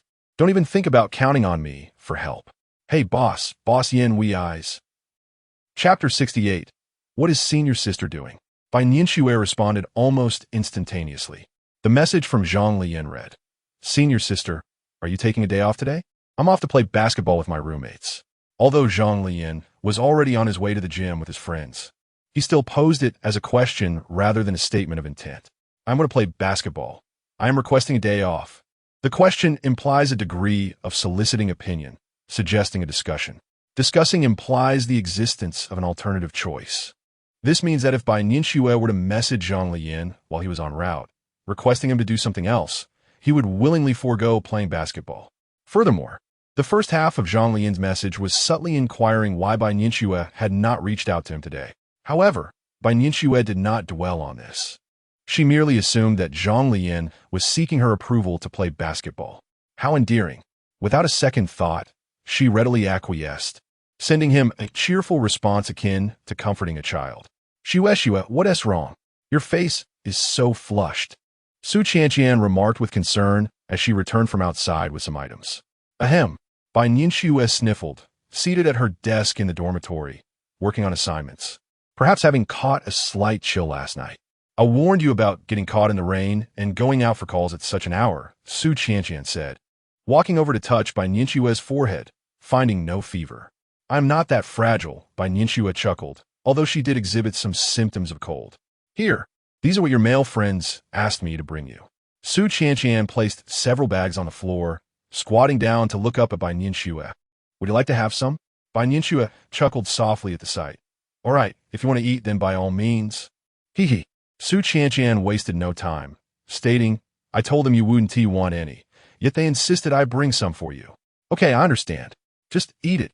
Consider it your reward for the effort of bringing it up, Bai Nianxue said with an open-minded attitude, turning back to her assignments. Su Qianqian relished this. Each day, she could enjoy various meals she hesitated to purchase, thanks to Bai Nianxue. Hey Shue, aren't you going out today? Not to meet him? Su Qianqian suddenly asked with a hint of curiosity. Bai Nianxue sniffed. I'm not feeling well, you see. In truth, she was not only feeling slightly under the weather, but also had relatives visiting, which is why she remained in the dormitory. Oh, Su Qianqian nodded. Has he tried to talk to you? Yes, but also not really, Bai Nianxue pondered for a moment before responding. What do you mean? Yes, but not really? He merely mentioned what he was going to do, Bai Nianxue remarked casually, her gaze fixed on the computer screen. Oh, I have already informed you. However, Su Qianqian is quite different. She contemplates every possible direction and wears a rather lewd and bewildered expression. Bai Nianxue took a deep breath and cast Su Qianqian a warning glance. Does he know that you are unwell today? Su Qianqian, pursing her lips, continued to eat and inquired further. I haven't mentioned it to him. Oh, Su Qian not that Tao Gu Fun. What is the matter? I was just considering that since he has already been informed by you, if you tell him you're not feeling well, might he react in some way? Su Qianqian, with her mischievous eyes, conveyed her speculation to Bai Nianxue. You should really watch fewer of those youth idol dramas, Bai Nianxue replied firmly. Well, after all, it's about gauging his attitude. You are both in the same school now, unlike when you were merely chatting online. If you need help, he can be there in an instant, Su Qianqian argued logically. Bai Nianxue remained silent, choosing not to engage further with Su Qianqian. Pouting slightly, Su Qianqian returned to her seat to attend to her own matters. After completing her assignment, Bai Nianxue found herself reassessing Su Qianqian's words. She was not accustomed to revealing her less favorable side to others, nor did she desire it. She did not require the concern of others, for if she were to reject it, she would feel pressured. Furthermore, the person offering care would also absorb that negative energy. Displaying one's flaws to another inherently imposes negativity upon them. So, what was the point of telling him? What if he was in a perfectly good mood and then became inexplicably worried because she mentioned her discomfort? Wouldn't that ruin his mood? She picked up her phone and discovered that Zhang Leyan had sent her a new message. However, it was not on WeChat, but rather on QQ. It was from him as Makabaka. Do you have a lot of classes today? Makabaka inquired. Why does it seem like you're very busy? You've been offline from the game every day. In truth, from Dingding's perspective, one might not grasp the underlying meaning behind Zhang Leyan's inquiry, and might think he was merely looking for something to do. Yet, just a short while ago, he had sent her a message about playing basketball. Bai Nianxue sensed some implication, but was not entirely sure. Dingding replied, Not really, just regular classes. I simply don't feel like playing the game. Are you looking to play now? She happened to have some free time. While Zhang Leyan was resting and drinking water after playing basketball, his message arrived. I'm playing basketball right now, so I can't. Makabaka continued, by the way. What's the senior doing? I wanted to borrow her car later to visit the literature department, but she hasn't replied to me. When did I not respond to your message? Bai Nianxue exited QQ, doubting herself as she glanced at WeChat. I did reply. That's not good, right? Yet, she soon lowered her brows, a smile gracing her lips. Was she truly staging a performance before me? In such torrential rain, using my car? Bai Nianxue cast a glance outside, the sound of the pouring rain particularly soothing.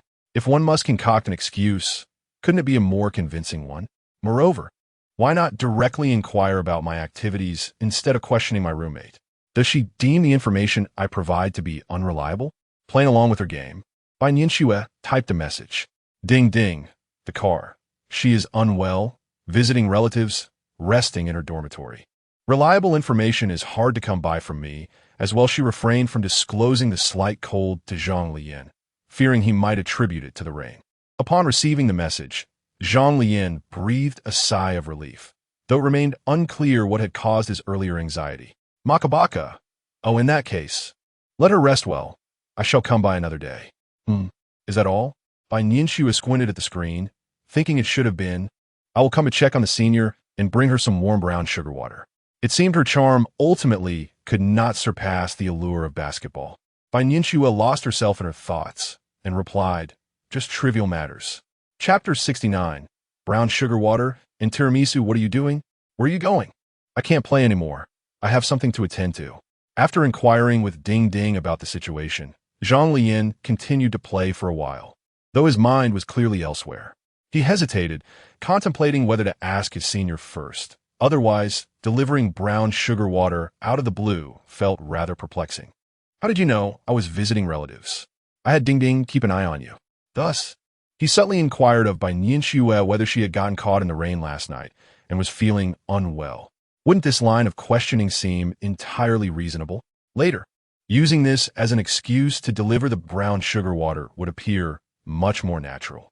Zhang Leyan, in his self-importance, thought to himself, I am truly a genius. The response he received from Bai Nianxue was, as always, affirming, her tone gentle as if soothing a child. Bai Nianxue, how did you know? Her lackluster performance and excuse did not escape Bai Nianxue's keen perception, as she lowered her eyes, easily seeing through his ruse. Since all the information Zhang Leyan possessed was from her, coupled with her understanding of him, she naturally grasped his intentions. Even if there were spirits at home, she would remain oblivious to them. Bai Nianxue's eyes glimmered with softness. She wished for Zhang Leyan not to feel pressured by the knowledge of her catching a chill from the rain. However, since Zhang Leyan was merely creating this excuse without knowing she had indeed fallen ill, it was of no concern. Thus, she could readily play along with his act, for it was only in this manner that he would come to her. This is what one might call having a legitimate reason. If it were someone else, perhaps they would simply smile politely and say no, thank you. Ultimately, both were, in fact, concerned with having a legitimate reason. Due to uncertainty and the lack of intimacy in their relationship, even the desire to present each other with a gift required first extending it to the entire class. Once Zhang Leyan received Bai Nianxue's affirmative response, he promptly turned to retrieve his clothing. Hey, can I borrow the key to your shop? What do you need the key for? Li Yongwen asked, feigning caution while effortlessly pointing Zhang Leyan to the clothes resting on the chair. It's in my jacket pocket. Is there a pot? You need a pot too? Forget it. I'll go check for myself. You all continue playing. With that, Zhang Leyan turned and headed toward the exit of the gym, umbrella in hand. What a lunatic. Ignoring him, they resumed their game. Upon exiting the gym, Zhang Leyan jogged to a pharmacy in the commercial district. Do you have cold medicine? And also, something for girls? Oh, and do you have brown sugar? Yes, we have it, brother. The young man at the pharmacy, likely under 30, beamed at Zhang Leyan, who had approached with such a standard list of items for a girlfriend. Zhang Leyan twitched his mouth. Is this for a girlfriend? The proprietor, running a pharmacy within the school, knew that the best-selling items were not those for treating ailments, but rather cold medicine and brown sugar. Zhang Leyan was already quite familiar with this routine. Oh, have you gone mad, boss? Zhang Leyan, feeling a surge of nervousness, quickly interjected. No, you misunderstand. Boss. Instead, he began to jest like his employer.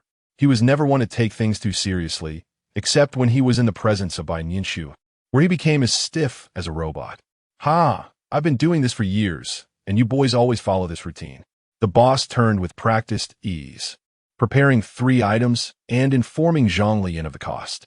Well then, since you've been in this business for so long and are so experienced, do you have anything particularly special? Zhang Leyan suddenly inquired. What do you mean by particularly special? The boss replied, puzzled. I mean, while others can only offer this standard selection, do you have anything fresh? Something that could also assist the ladies while making the gentlemen appear less awkward. Zhang Leyan struggled to articulate his thoughts, fidgeting with his hands, which made the boss chuckle. However, to Zhang Leyan's disappointment, the boss could only smile knowingly at him and said, "This is a pharmacy. Aside from medicine, what else could be special? Or do you have something specific in mind?" "No, boss, that's not what I meant," Zhang Leyan retorted, making a face as he completed his payment. "Ha, young man, this is the first time I've heard someone wanting something extraordinary from a pharmacy for their girlfriend." Zhang Leyan shot the boss a look of exasperation before turning to leave. "Wait a moment." The boss chuckled, raising his chin. "You're not planning to just give her brown sugar, are you?" "Of course not. I do find somewhere to cook it," Zhang Leyan replied. "I can cook it here. Weren't you looking for something special? Let me teach you how to make it." The boss laughed, observing the young man with a knowing smile. Zhang Leyan's gaze wandered, and he didn't respond, but as he stepped out of the store, he quickly hesitated. His eyes widened in disbelief. "Isn't it just about cooking it directly?" "I knew it." The boss clapped his hands on the table, clearly pleased that he had figured Zhang Leyan out, though it was unclear what exactly he found so amusing. "Come on, come inside, and I'll show you how to make it, so you can prepare it for your girlfriend in the future. You really are quite the enthusiast." "Boss," Zhang Leyan laughed. That evening, after dinner, Li Yongwen had just returned to his dormitory when he received a call for help from Zhang Leyan, leading him to his modest shop. The establishment was quite simple, aside from a refrigerator and a hand-washing area in the back. There was only a counter to display the tiramisu. It resembled a small stall, albeit a rented one, with a sign overhead boldly proclaiming tiramisu. "Where on earth did you get that cake? Did you bring what I asked for?"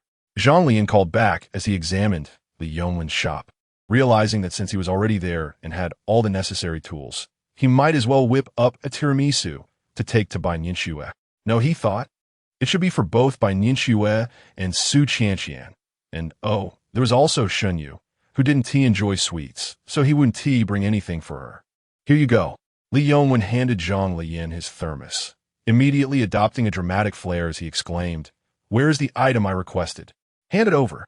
In a manner reminiscent of a theatrical exchange, Zhang Leyan, as if conducting a transaction, offered the key halfway before abruptly retracting it. "Are you attempting to engage in underhanded dealings?" Li Yongwen quickly responded with heightened vigilance. "Can you manage it now?" Zhang Leyan gestured, revealing that he had prepared all the ingredients necessary for the tiramisu. "Now," Li Yongwen glanced at the table, bewildered. "What do you intend to do?" Upon uttering these words, Li Yongwen suddenly realized. "Oh, I see. Who is the recipient? Which senior is it? It wouldn't be senior by Nianxue, would it?" With the guess striking true, Zhang Leyan remained silent. "That 1 tea suffice. Even if you prepare it, she 1 tea accept it." Li Yongwen handed the thermos to Zhang Leyan. "Why not?" Zhang Leyan inquired. "What's their question? One should not accept unwarranted kindness," Li Yongwen replied with a smirk. "However, my friend, I have faith in you. You are exceptional." "Huh?" Li Yongwen rolled up his sleeves. "So, will this be the green grape flavor?" Just something bought casually. Can you manage it?" "I suppose I can manage, albeit with some compromises," Zhang Leyan acknowledged with a nod. "Thank you for your efforts, my brother. I will share Shen Yu's WeChat with you shortly," Zhang Leyan stated earnestly. Clearing his throat, Li Yongwen's expression shifted rapidly. "No pressure, no pressure. This is fantastic. I'm completely satisfied, my friend. Should you need assistance at your shop later, I shall certainly be there." Zhang Leyan continued sincerely. As brothers, we are united in spirit," Li Yongwen declared, patting his chest before washing his hands and commencing the preparation of the tiramisu. Meanwhile, Zhang Leyan poured the afternoon's warm brown sugar water into his thermos. Thankfully, it remained warm. Chapter 70, Are you still planning to deliver this to your senior tonight? Li Yongwen suddenly inquired as they waited, immersed in their tasks. It's only 7:30. I isn't it a bit early? Zhang Leyan glanced at the clock while meticulously arranging the design. What time do you think it will be ready? Hurry up. This isn't even a real tiramisu. A genuine tiramisu would require. Li Yeoman urged, trailing off. It'll be ready shortly. That's good to hear. Should I accompany you later? I could drive. Zhang Leyan offered. I don't want to burst your bubble, but do you genuinely wish to join me, or are you merely curious about the gossip? Li Yeoman retorted with a chuckle, having been caught red-handed. You know, it's disheartening to think that after I drove all this way to assist you, you wouldn't let me look. Fine, I concede. I suppose it's acceptable for you to come along, Zhang Leyan sighed, contemplating how it would be more convenient to return to the dormitory later. Hee, Li Yeoman laughed. But what if you end up looking foolish? Should I record a video? What do you mean by looking foolish? Zhang Leyan questioned. What if your senior won't even come down to see you, let alone discuss your gift? Li Yeoman laughed. You're so dismissive. Care to make a wager? You're that confident? Ridiculous. Your senior is very kind. I have no idea why you all hold such prejudices against her, Zhang Leyan replied earnestly. It's as if people paint her as some aloof figure. She even brought us milk tea during military training. Such an ungrateful attitude. What do you mean by ungrateful? Li Yeoman replied seriously. Yes, you. I have no biases against senior by Nianxue. I'm merely stating facts. He turned back to Zhang Leyan and continued. You're currently seeing her through rose-colored glasses. Or perhaps by Nianxue truly treats you uniquely. I can understand that sentiment. Nevertheless, the majority of people's perceptions are seldom misguided. Bai Nianxue tends to maintain her distance. You still run the risk of rejection. Is it ready now? Zhang Leyan said impatiently, presenting the finished design to Li Yeoman. Quite unsightly, he remarked. How rude. Wrap it up? Wrap it up. It's simply unbearable to behold, Li Yeoman declared as he completed the final packaging. Make sure to prepare a few extra. I need to give some to Shun Yu, Zhang Leyan instructed. Li Yeoman paused mid-pack. You should have mentioned that earlier. I could have made a different one. Zhang Leyan rolled her eyes. You fool. After a brief slumber, Bai Nianxue awoke. The first thing she did was check her phone for messages. Finding none, she sighed and turned over, reassuring herself quietly. As the clock struck 8, the sound of gentle rain pattered against the window. The dormitory lay in darkness, with only her solitary presence filling the void. Due to feeling unwell, she fell asleep when called for dinner, so at this hour, her roommates had not yet returned. Su Qianqian was the first to arrive back at the dormitory. Having nothing pressing to attend to, she planned to keep an eye on Bai Nianxue after a meal, especially since she was unwell. She even brought along a serving of fruit salad for her to enjoy in case she felt hungry later in the evening. However, as she reached the ground floor, she was intercepted by a few familiar boys who requested her assistance. Despite their insistence, she reiterated that Nianxue did not want any of the items they were offering. She earnestly tried to dissuade them, knowing that ultimately, these treats would end up in her own stomach, and she could sense their underlying unease. It's fine, I don't need it, one boy remarked. Su Qianqian recognized him as Wang Jie, who always brought her favorite snacks. This time he had brought grapes, which would be delightful to snack on while binge-watching her show later. Although she thought about it, she maintained her refusal verbally. No need, I have fruit salad. Come on, help us out, will you? They insisted. Yeah, you always take some. Qianjie, she chuckled, playfully covering her mouth. Individually, these boys might have felt shy, but together, they certainly had the audacity to band together. All right, I'll help, but I must make it clear that if Nianxue doesn't want it, I want to eat it, she stated. That's fine, they replied. Just then, Zhang Leyan and Li Yeoman arrived, driving to the dormitory entrance. It was still early, and the area was bustling with activity, but due to the rain, there were no couples cuddling beneath the building. Have you seen the senior? Li Yeoman leaned out, scanning the surroundings. Zhang Leyan, with keen eyesight, quickly spotted Ding Ding's car. Initially planning to message the senior to come down, he immediately dashed toward the vehicle. Hey, Li Yeoman was caught off guard and hurriedly pulled out the car keys. All right, you all go ahead. I'm heading upstairs, Su Qianqian said to the group of boys as she turned towards the building. Suddenly, from a distance, someone called out, Ding Ding's car? Wait. Su Qianqian and the others curiously turned their attention to Zhang Leyan. Why is he here? Is he looking for Nianxue? Here, take this. Chapter 71 has its share of delightful moments. Approaching Su Qianqian, Zhang Leyan promptly extended his pocket toward her. "For you," Su Qianqian exclaimed, her eyes wide with surprise. "This is not meant for me. You belong to Shui Shui. I cannot betray her. It's for you and the senior." Along with some ginger syrup and cold medicine, Zhang Leyan feigned indifference, though internally he was flustered, having never gifted a girl before. "By the way, I rode off with the bike. Please inform the senior." Oh, really?" Su Qianqian, though perplexed, discerned an underlying meaning in Zhang Leyan's latter words. "If you're delivering to Shui Shui, just do that." "You startle me," she thought. Su Qianqian, will not take the blame. Moreover, noticing the rain, she asked, "Are you certain you wish to ride in this weather?" As she sought confirmation, Li Yongwan sauntered over behind Zhang Leyan. "Don't worry about it. I can manage," Zhang Leyan replied, frowning slightly. "Perhaps?" Su Qianqian glanced at the other boys nearby, signaling for Zhang Leyan to lean closer for a whispered conversation. Zhang Leyan, noticing the other boys and the items Su Qianqian held, thought, "The senior truly is impressive. So many things, then, beyond their view." He spotted a familiar figure across the street, Cui Bin, with his gold-rimmed glasses, strutting with an air of arrogance. He had sent someone to deliver gifts and was now approaching, having noticed Zhang Leyan's presence. Zhang Leyan chose to bow his head and listen to Su Qianqian's words, utterly oblivious to Wang Jie, one of the boys delivering gifts, who was fixated on him. "Should I call Shui down?" Su Qianqian whispered mysteriously. "If he wishes." I am quite certain she would leap from her bed to meet him. Meals can be skipped, but people must be seen. Coughing lightly, Zhang Leyan rubbed his nose and straightened his posture, grappling with self-doubt. "Am I that obvious?" he mused. "This bothersome bike is rather perceptive in a jesting tone," he added. "No, it's just a coincidence. I'm delivering this cake to Shunyu, and since you mentioned the senior wasn't feeling well, it's just a matter of convenience." "Did I say that?" Su Qianqian's mind momentarily faltered, yet she swiftly grasped the subtleties of the situation, her lips curling into a smile that nearly ascended to the heavens. She clapped her hands in delight, exclaiming, "Oh right, yes indeed, well done."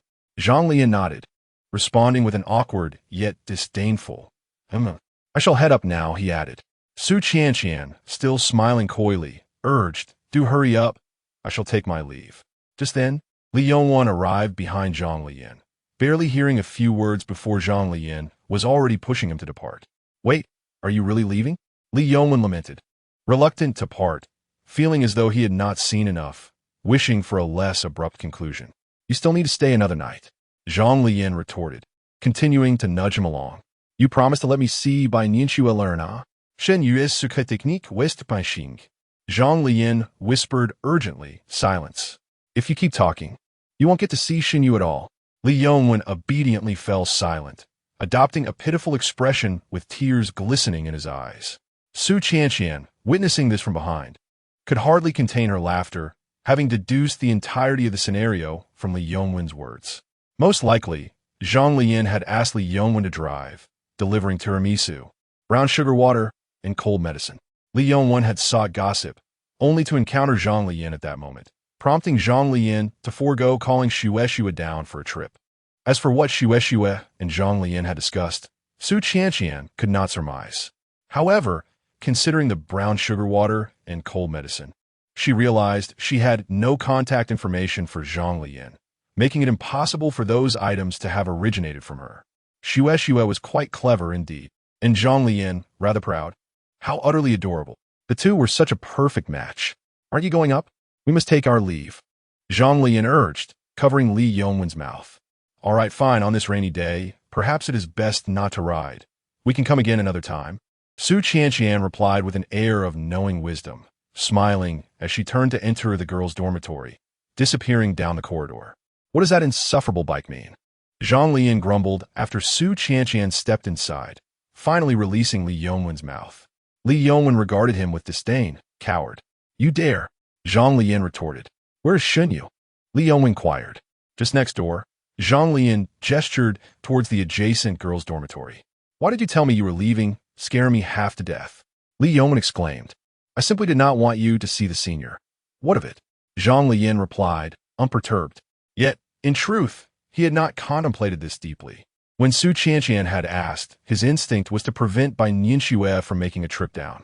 After all, one could easily detect the flaw in his words. As he was still holding another tiramisu intended for Shunyu, which he had yet to deliver. Shunyu was right next door. Where could he possibly go?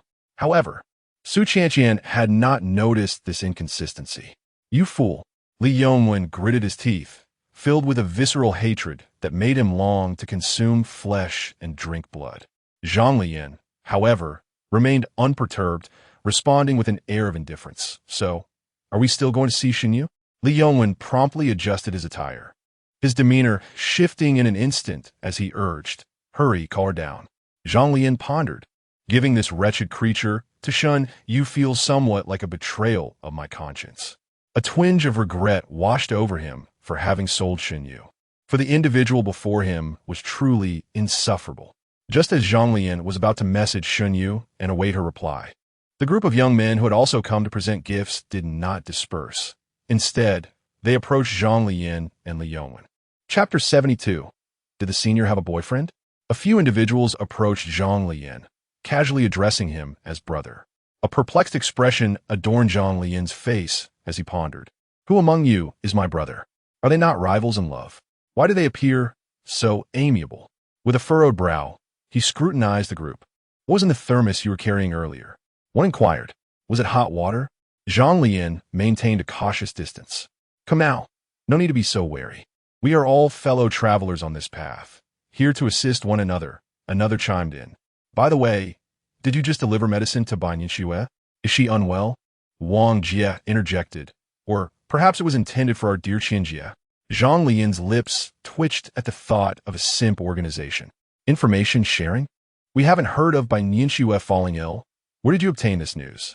Do share it with us. We are willing to pay. Initially indifferent, Zhang Leyan's interest peaked at the mention of payment. He muttered under his breath, Goodness, even Ding Ding Che command a price. Yet, something felt amiss. Were they not familiar with Ding Ding Che? Why had she not shared first-hand information with them? Where did you source your information?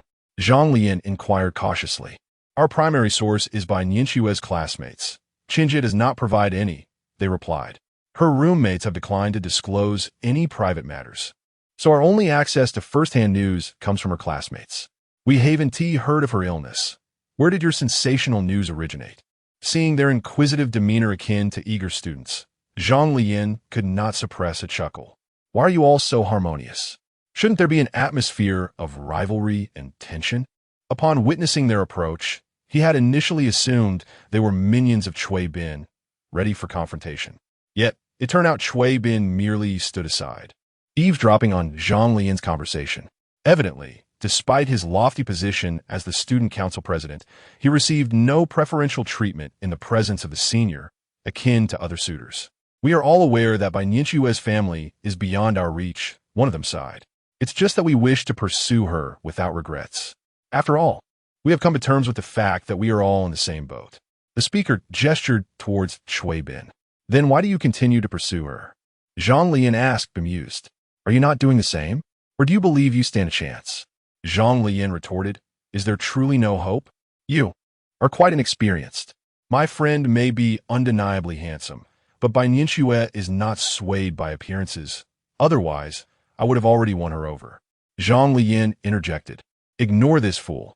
He's new here and still brimming with confidence. As your senior, let me enlighten you. During my senior year, there was someone even more handsome and affluent than you, who drove a Maybach. A senior pursued by Nianxue, and, at one point, they were practically inseparable, holding hands and seemingly on the verge of an official announcement. He appeared to have the best chance, yet ultimately it did not succeed. Zhang Leyan did not doubt the authenticity of his friend's accounts. Indeed, it seems Bai Nianxue was unwilling to engage in a long-distance relationship, hence their separation. It is now said that she has yet to move on, which is why she has not started dating again. Is that so? Zhang Leyan, as if awakening from a dream, nodded absent-mindedly. Individuals like her have never lacked admirers. That is simply the norm. He had always been aware of this fact, yet he never anticipated learning about it from a group of infatuated admirers. Zhang Leyan continued. So, I was unaware of this matter. What about you all? Were you aware of this? Oh, it's merely a form of spiritual solace for me. I genuinely enjoy being a devoted admirer, relishing the sensation of being ignored by the goddess. What? Zhang Leyan gazed incredulously at the boy's words, while a yeoman beside him was equally taken aback. Ugh, how nauseating. Get lost. What other reason could there be? Clearly, it is affection. I cannot contain my feelings. Ha ha. The boys laughed in unison. But Zhang Leyan noticed one individual remained unfazed. Wang Jie remarked, I am not. Zhang Leyan replied, Huh? You're not pursuing by Nianxue? Wang Jie glared at Zhang Leyan. Then what is your relationship with Su Qianqian? Zhang Leyan exclaimed, What do you mean?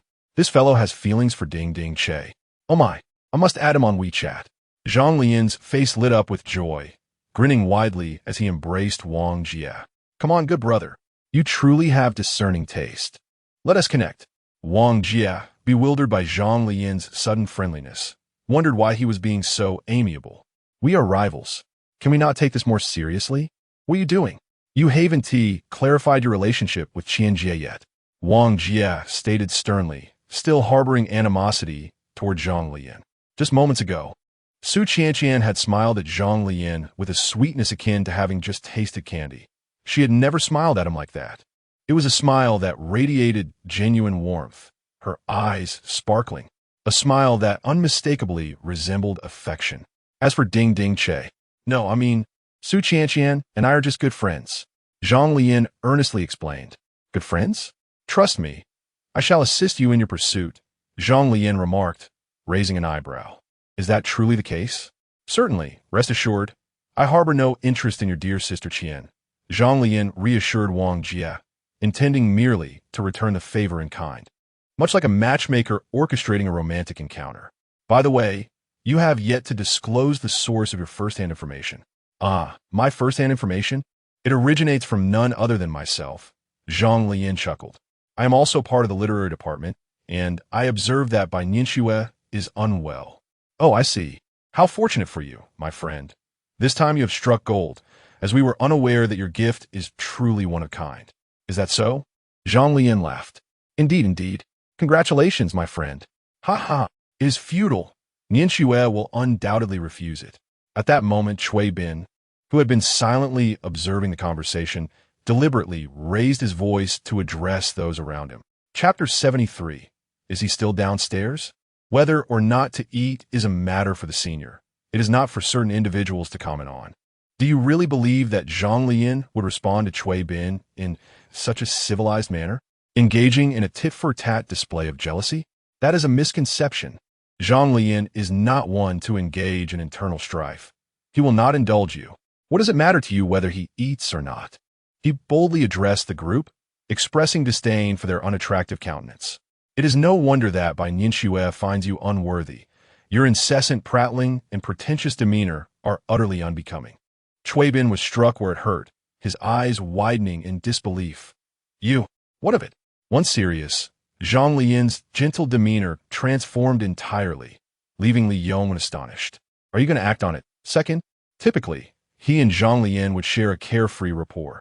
He never anticipated such ferocity from him. Facing several individuals, Zhang Leyan unleashed his words without hesitation. Li Yongwen's mind raced with anxiety, recalling the incident when he inadvertently tossed a foul sock on his second's bed. He was relieved he had forgotten to mention it, for otherwise, he could already envision himself being whipped and made to wash the sheets. All right, second. Li Yongwen consoled. What merit is there in arguing with fools? Those who cannot reach the grapes will merely declare them sour. Given the number of opponents and the fact that they were at the girls' dormitory, despite the sparse attendance due to the rain, a physical altercation was out of the question. Zhang Leyan was well aware. He had long abandoned violence as a means of resolution. His current approach stemmed from a realization that only through confrontation could a fool like Cui Bin be compelled to engage in a civil dialogue. With no valid excuse to confront him, and with Cui Bin audaciously provoking him, Zhang Leyan felt no obligation to relent. This was not solely due to the previous targeting he had endured during the interview. It was a matter of personal grievance. The animosity between them was palpable, intensified by the fact that his senior had cleaned up Cui Bin's mess and had clashed with this individual before. Furthermore, what right did such a fool have to pursue his senior? Bah! Old grudges and new enmities were like thorns in his side. After summoning Xinyu down and escorting her back, Li Yongwen added, pulling Zhang Leyan's arm, while Cui Bin and his group hastily departed. They were unwilling to linger with someone as volatile as Zhang Leyan. Should a real fight ensue, even with their numbers, it would be dishonorable to engage in such a cowardly act. Thus, as they left, they muttered amongst themselves, unwilling to ignite conflict beneath the girls' dormitory. Yet, their words lacked the sharpness of Zhang Leyan's retorts. Such a lack of decorum. Ignore him. He is merely a jester. He must be irked because he knows he has been struck where it counts. They were acutely aware that Bai Nianxue would never have him. It was all in vain. After all, he was concerned about his own image, unlike Zhang Leyan, who was unrestrained. Even when swallowing his pride, he felt compelled to maintain an appearance of indifference toward Zhang Leyan. In truth, he could not match him in wit. Fearing both embarrassment and the potential of being labeled a failure, unable to compete in strength or in words, he could only let out a low, resentful growl like a dog on the street. As Zhang Leyan observed a few individuals fleeing in a disheveled manner, the inflated aura surrounding him dissipated, returning him to his carefree demeanor from earlier. Li Yongwen could almost physically perceive the notable reduction in Zhang Leyan's stature, which seemed to diminish before his very eyes. Is he shrinking on the spot? Goodness! Li Yongwen exclaimed. Zhang Leyan retorted, who is relieving themselves indiscriminately. Goodness, your previous demeanor was quite off-kilter. Could you revert to that state? Li Yongwen inquired incredulously. This is true metamorphosis, a textbook example. Even the aura can shift. Get lost, Xinyu is coming down. Zhang Leyan replied curtly, pushing Li Yongwen aside as he made his way toward the entrance of the adjacent dormitory. Meanwhile, on the other side, Su Qianqian returned to their room and turned on the light, stealthily approaching Bai Nianxue's bed like a thief. Xue, she whispered softly a couple of times, until Bai Nianxue's gentle voice drifted from behind the bed curtain. Aren't you feeling well? Su Qianqian raised her right hand, holding Zhang Leyan's bag, her lips curving into a smile, the heavy bag filled with the affections of her junior. Much better, Bai Nianxue replied, still drowsy, utterly unaware of Su Qianqian's mischievous intentions. I brought you some fruit salad. You can have a bit if you feel hungry tonight. Thank you, Qianqian. And just downstairs, a bunch of boys came to deliver gifts for you. Do you want them? Su Qianqian asked playfully. Not interested. You can have them, Bai Nianxue replied nonchalantly. Are you really not going to take any? Su Qianqian teased again. Bai Nianxue reiterated, really truly genuinely not interested?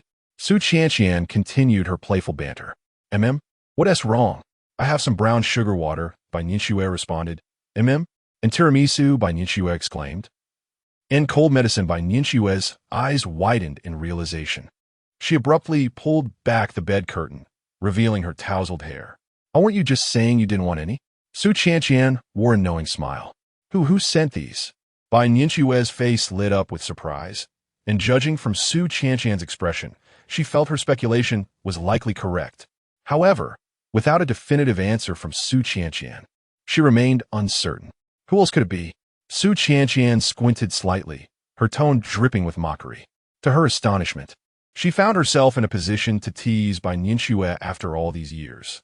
She wondered who had taken the blame for her, claiming to be unwell, causing someone to brave the rain to deliver gifts. Though Su Qianqian's teasing carried a hint of genuine joy for Bai Nianxue's situation.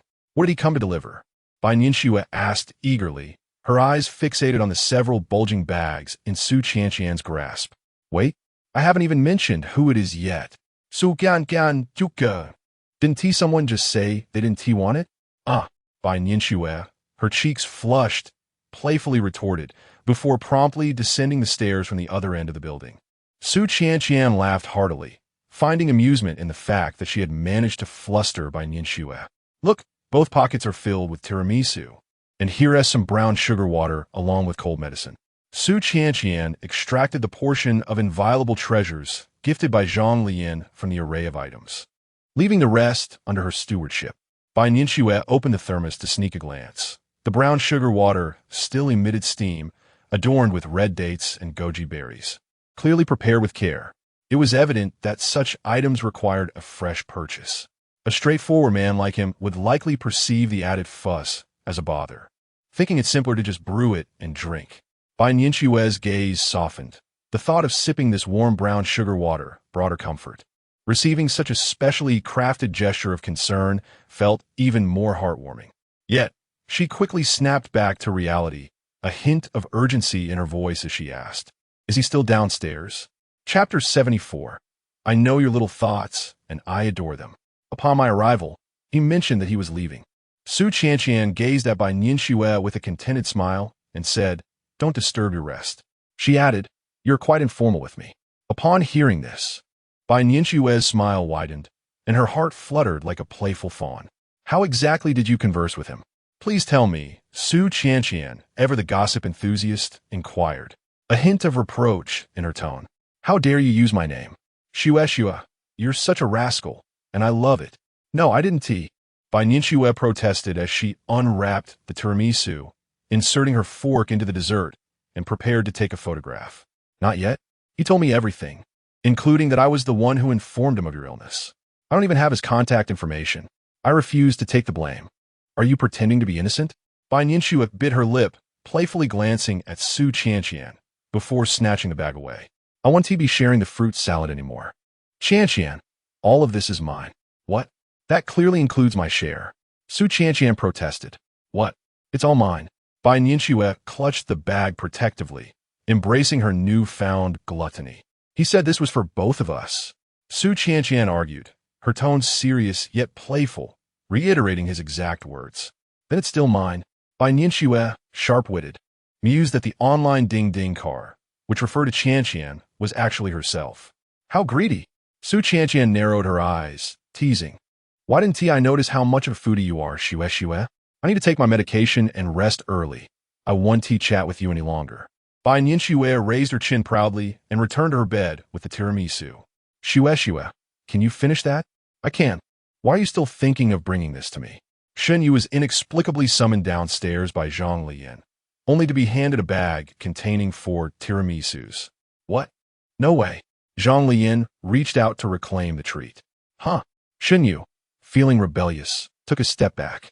Dressed casually in a short-sleeved top and shorts, her fair, delicate thighs were exposed. It seemed she had hastily thrown on her pajamas in a rush to meet Zhang Leyan. Once something is given away, how can it be taken back? Zhang Leyan pouted, and out of the corner of her eye, she noticed Li Yongwen staring in a daze.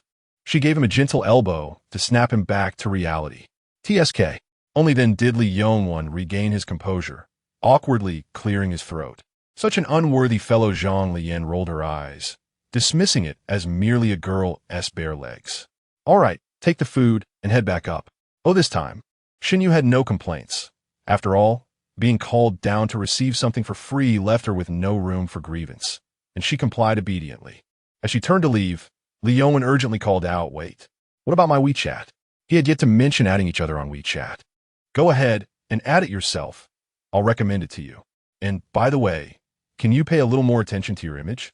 Perhaps aspire to something greater?" Zhang Leyan remarked, fulfilling his promise by forwarding Shen Yu's business card to Li Yongwen. "What's wrong with me?" Li Yongwen responded, perplexed. "Didn't I merely glance at her thighs? What man doesn't enjoy a sight like that? Besides, Shen Yu possesses undeniable beauty, and her legs are indeed attractive. Is it not entirely natural for a man to steal a glance? If it were Peng Yuyan, would you not take a look as well? They say the first glance is an instinct for a man, while not taking a second glance reflects his character." Zhang Leyan shot a sideways glance at Li Yongwen. "So, is it that you only dared to glance once, while lingering is where you draw the line?" Li Yongwen shrugged nonchalantly. "It's all the same to me." He then added Shen Yu on WeChat, as Zhang Leyan had suggested, explaining his background. "What should I say first?" Zhang Leyan observed Li Yongwen and shook his head. "Hey, just watch my lips." S.B. Li Yongwen replied, "I thought you were quite adept at charming girls. Why not teach me a thing or two?" "That is not the point," Zhang Leyan said, narcissistically flicking his hair. "The essence lies in the core outfit." "Fine, S.B. Now, let us get moving. We need to return to the dormitory." "Understood. It's raining. The roads are slippery, so drive slowly. I really don't want to engage in a space emergency stop with you. Ding dong. On the way back to the dormitory, Zhang Leyan, seated in the passenger seat, swiftly received a WeChat message from Bai Nianxue. Thank you for the medicine, Junior. She sent a photo displaying several pills cradled in her palm. In the brown sugar water, Zhang Leyan pondered why she did not inquire about the reason behind the gifts, instead opting for a straightforward expression of gratitude. All the grandiose words he had meticulously prepared suddenly felt futile in that moment. The senior didn't even ask. She simply accepted it. Was he left with no choice but to acknowledge it? If he forcefully explained, wouldn't that make the senior awkward? Thus, Zhang Leyan reluctantly accepted the implicit acknowledgement. He then typed out a message. What about the tiramisu? Didn't he receive it? I hope that ding-ding didn't he hoard it for himself. He had crafted a colossal green grape pudding tiramisu that simply could not be overshadowed by ding-ding. Bai Nianxue replied, I received it. Check my moments. What? Zhang Leyan's mind short-circuited momentarily as he promptly clicked into Bai Nianxue's moments. Latest update. A picture of the enormous green grape pudding tiramisu. Thank you, Junior. It's delicious. Bai Nianxue added, the brown sugar water with red dates is also quite delightful. Zhang Leyan's CPU rapidly heated up. How did she see through all his subtle intentions without him uttering a single word? Although one claims to desire uniqueness, being gently informed that one's actions are fully understood and appreciated is rather perplexing. Shouldn't it be the recipient of a gift who feels the thrill of surprise? Why is it now? Second brother? Second brother? Do not frighten me. While driving, Li Yongwen noticed something amiss with Zhang Leyan. Zhang Leyan, huh? Why is smoke rising from your head? Chapter 75. Senior, are you playing too? Shue. Why not let me have a taste? Absolutely not. It's all mine. But that's enough for 6 people. 6 servings. Shue. Don't you feel any guilt after indulging all by yourself? In the dormitory, only Su Qianqian and Bai Nianxue were present, and Su Qianqian, feeling idle, naturally wanted to play with Bai Nianxue. Not all. Bai Nianxue lazily swatted her head like a cat, refusing. Just before dinner, someone was sprawled on the bed saying, I have no appetite. I don't want to eat. Su Qianqian pouted, mimicking the casual tone. And now you can devour 6 servings all by yourself. Bai Nianxue shot Su Qianqian a shy glare, playfully sticking out her tongue. Heartless, Su Qianqian said cutely, then jumped off the bed. Meanwhile, Bai Nianxue continued to savor her tiramisu, glancing at her phone, the corners of her mouth curving gently. The latest like on her social media, Zhang Leyan. The message had been sent over 10 minutes ago. At this hour, he should have returned to the dorm, right? He didn't invite me to join the game. Nor is he playing. What could he possibly be doing? Meanwhile, in the male dormitory 404, a scene worthy of a cinematic masterpiece was unfolding. Hands up. No one move. Hands. Raise them. Don't fidget. I'm telling you, among us, there's definitely a traitor. For boys were pointing at each other with slippers, water bottles, and clothes hangers, the atmosphere nearly frozen. Zhang Leyan held a clothes hanger. Peng Haosen wielded a slipper. Yin Wei's had a water bottle, while Li Yongwen, empty-handed, gestured like a gun. I refuse to let any distorted feelings arise among us, all right, brothers? Peng Haosen said, his face covered in despair as he realized he was holding his own stinky slipper, and halfway through, he chose to give up. Don't look at me. You all know me. I never asked for help, Yin Wei's said with utmost seriousness. Then it was Zhang Leyan's turn to speak. Brothers, I would rather be stabbed in the back than face this, all right? Zhang Leyan chuckled, bemused by how the situation had escalated. It all began so innocently when he and Li Yongwen returned to the dorm, with Peng Haosen lamenting about his missing red underwear. And somehow it spiraled into the accusation that one among them was gay. This is beyond unacceptable. It's more terrifying than an undercover agent. Finally, it was Li Yongwen's turn to speak, who nearly howled in exasperation. But they're meant for pooping, you fools. Ha ha ha, Peng Haosen declared. I don't care. I want to sleep tonight until we find and deal with this person. How could a ghost have invaded our home? Even taking the leader's red underwear. Who knows? All I know is something is on my underwear. Damn it. Peng Haosen was incredulous that one day someone would dare use his underwear for such purposes. Speak. Is it you, Li Yongwen? It's you. Zhang Leyan directly accused. Get lost. I must say, if I were to engage in any activity, it would certainly be with you, not the leader. Li Yongwen rationally analyzed. You still wish to? How dare you? Zhang Leyan widened his eyes, casting a glance at the balcony. I don't seem to have any underwear up there, do I? Offending two individuals with a single remark, Peng Haosen swiftly approached and executed a throw on Li Yongwen. How could you? This is intolerable. We must bind the youngest one for sleep. He is truly terrifying. However, binding him would be futile, for he can still access your clothes. What the hell? This dog is truly perverse, Li Yongwen exclaimed. Why is it automatically assumed to be me? Expelled from the dormitory. Male companions. What exactly is on top of the underwear? Sticky, what else could it be? Is there an odor? Do I need to smell it for you outside? I refuse to smell it. Li Yongwen, hand it over, I shall smell it. Damn, this dog truly has evidence. Pervert. Li Yongwen, oh, great heavens. I must prove my innocence. Afterward, when Li Yongwen took a whiff, it was fragrant. Goodness, how disgusting. No, it genuinely smells delightful. It's the scent of laundry detergent. Li Yongwen defended himself. Li Yongwen, oh, I recall now. It was indeed my doing. I accidentally dropped it while hanging clothes during the day, and it got mixed with the detergent. What nonsense. Damn, you've made me anxious. If you pull this kind of trick again, you better watch out. The day of the freshman party arrived swiftly.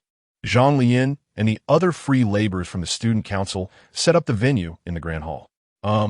Group leader, where should I place this chair? Zhang Leyan inquired. Just put it there. You don't need to do that, go. Find the minister instead, replied the group leader, a girl, with a gentle smile at Zhang Leyan. Oh, all right. For some reason, ever since that day when he went shopping and had hot pot with the senior, Zhang Leyan felt the demeanor of everyone in the student council had turned peculiarly strange towards him. It was as if they were afraid of exhausting him. They would let him do any tasks and kept insisting he go find the senior. What business does a tall young man, standing at 185 meters, have following a girl? Finding a corner, Zhang Leyan sat down and took out his phone. If they don't want me to work, then I shan't. The senior is quite busy as well. I might as well indulge in some leisure time. Timmy opened the farm. Where is Zhang Leyan?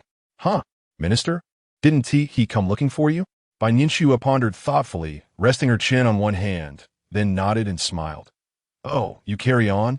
I'll find him myself. All right.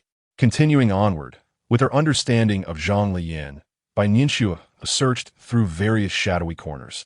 Soon, she discovered a figure nestled beneath the curtain beside the last row of seats in the grand auditorium, passionately engrossed in a game, partially concealed by the drapery.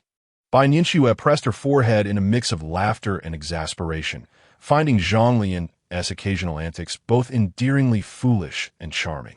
She first took out her phone to capture the moment before gently lifting the curtain.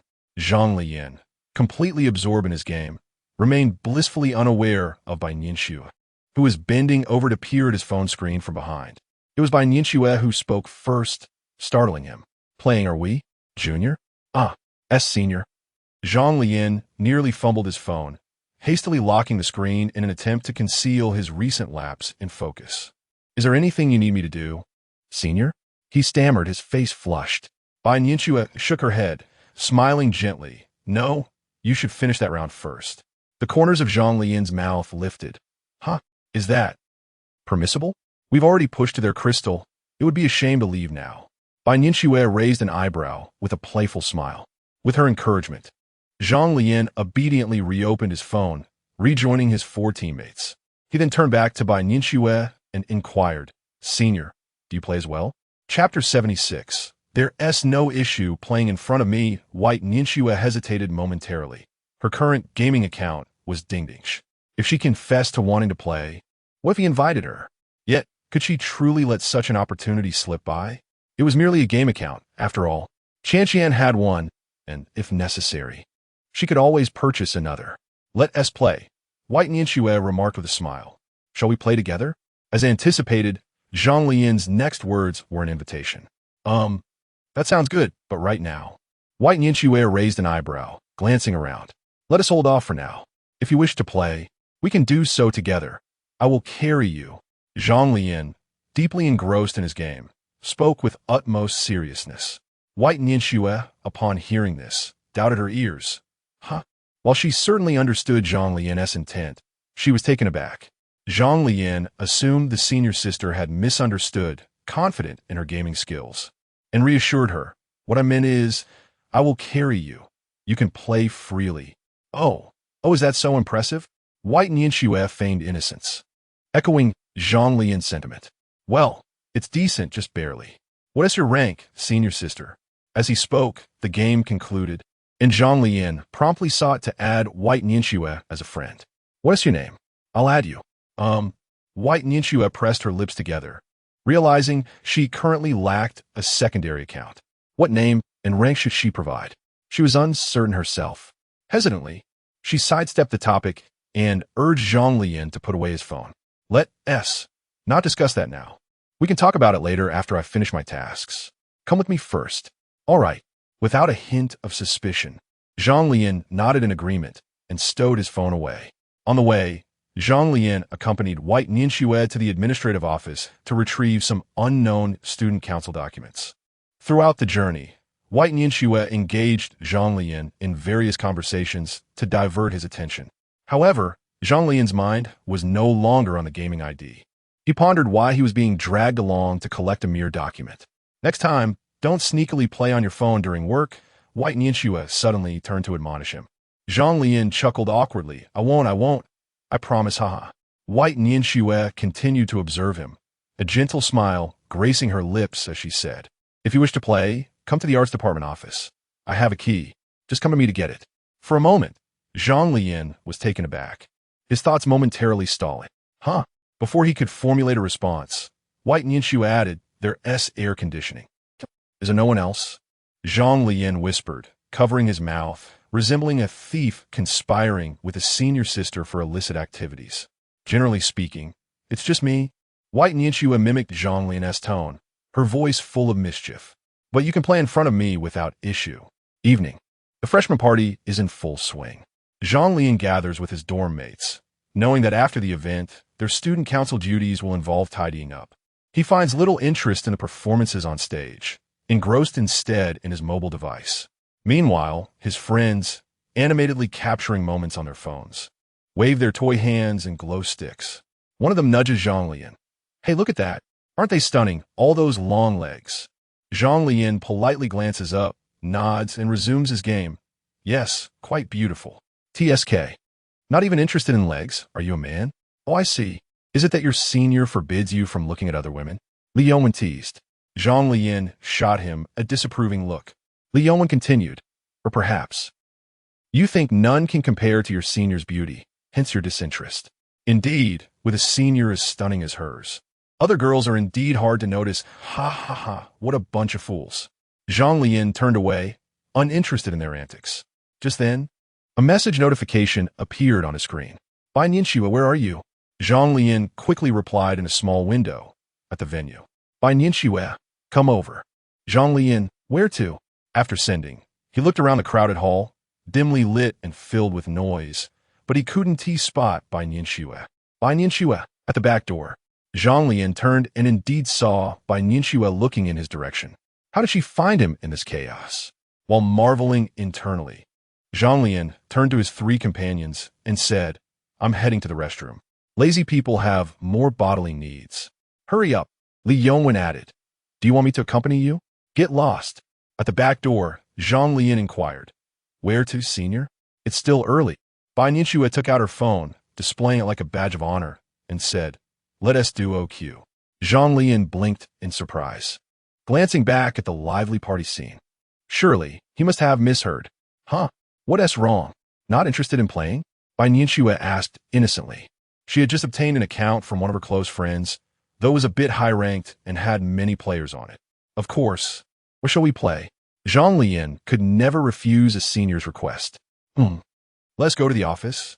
Bai Nianxue mischievously blinked. Are we going to sneak in some arcade games at school? Zhang Leyan stifled a laugh, and the two shared a moment reminiscent of the playful banter between the Jade Emperor and the Monkey King. Soon, with a nudge, Zhang Leyan commanded, and the two exited through the back door, heading toward the office of the arts department. Chapter 77. Solo queue with a female companion. Has the second one fallen into the toilet? It's been over half an hour, and he still hasn't returned? He online in the game, probably hiding in some corner to play. Hung Haosin, while simultaneously gaming and watching the evening gala on his phone, remarked, "Damn, just leave like that, what a betrayal." Li Yongwen responded indignantly, declaring that he wouldn't let him back into the dormitory. Yin Wei's added, "What if he is playing while squatting?" Meanwhile, in the office of the literary department, the tightly shut room was illuminated by bright lights, housing a lone male and female. Faint, peculiar sounds drifted from a room into the quiet corridor. "Sister, you're quite fierce. I could be even fiercer." "No, I can't quite keep up with your rhythm." "It's all right, I'll slow down." A couple, seized by a sudden whim to find a secluded spot for a rendezvous, passed through the corridor and immediately blushed upon hearing the sounds. "Did you hear that noise? Did you hear it? Perhaps we should change locations." "All right, inside the office. Take it down." "Oh my goodness. Sister, you're incredible. I still want to take you to lie down." Zhang Leyan praised without exaggeration. She is not only beautiful, but also remarkably skilled at gaming. This made him feel even more embarrassed. Watching the sister effortlessly secure 5 kills in the enemy jungle with a level 4 Dian Wei. He could only manage to bully his own Kuan at level 3 in his own jungle. "Is that so? Did you initially think I was a noob?" Bai Nianxue smiled with satisfaction, gazing at him with keen interest. Previously, when she played as Dingdingch with Zhang Leyan, also using Dian Wei, he could only remark on her being a girl playing Dian Wei, questioning the difference between invading the enemy jungle and robbery. What a face. No, I thought you would be playing something like mid or support." Zhang Leyan sighed in exasperation, wondering why it was the same as Dingdingch, both playing jungle. Was he the only male playing mid lane? Of course, he could do it all. "Sister, you're a bit too strong.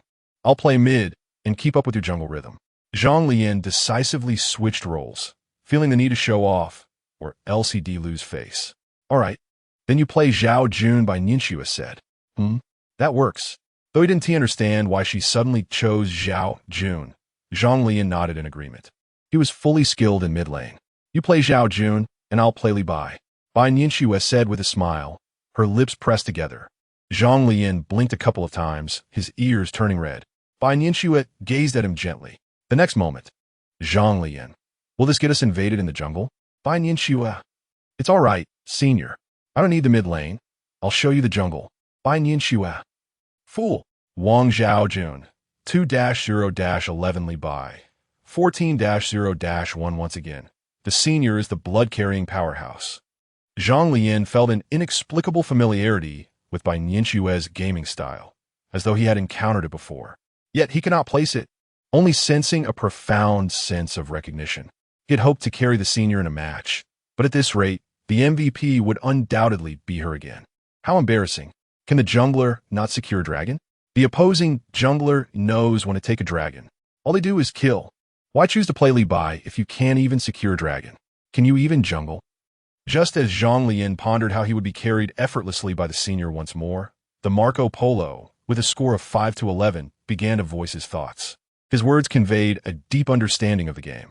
Zhang Leyan turned to the senior, only to find her expressionless, quietly focused on her own gameplay. Can she really endure this? Zhang Leyan frowned slightly. Isn't the senior as performance worthy of criticism?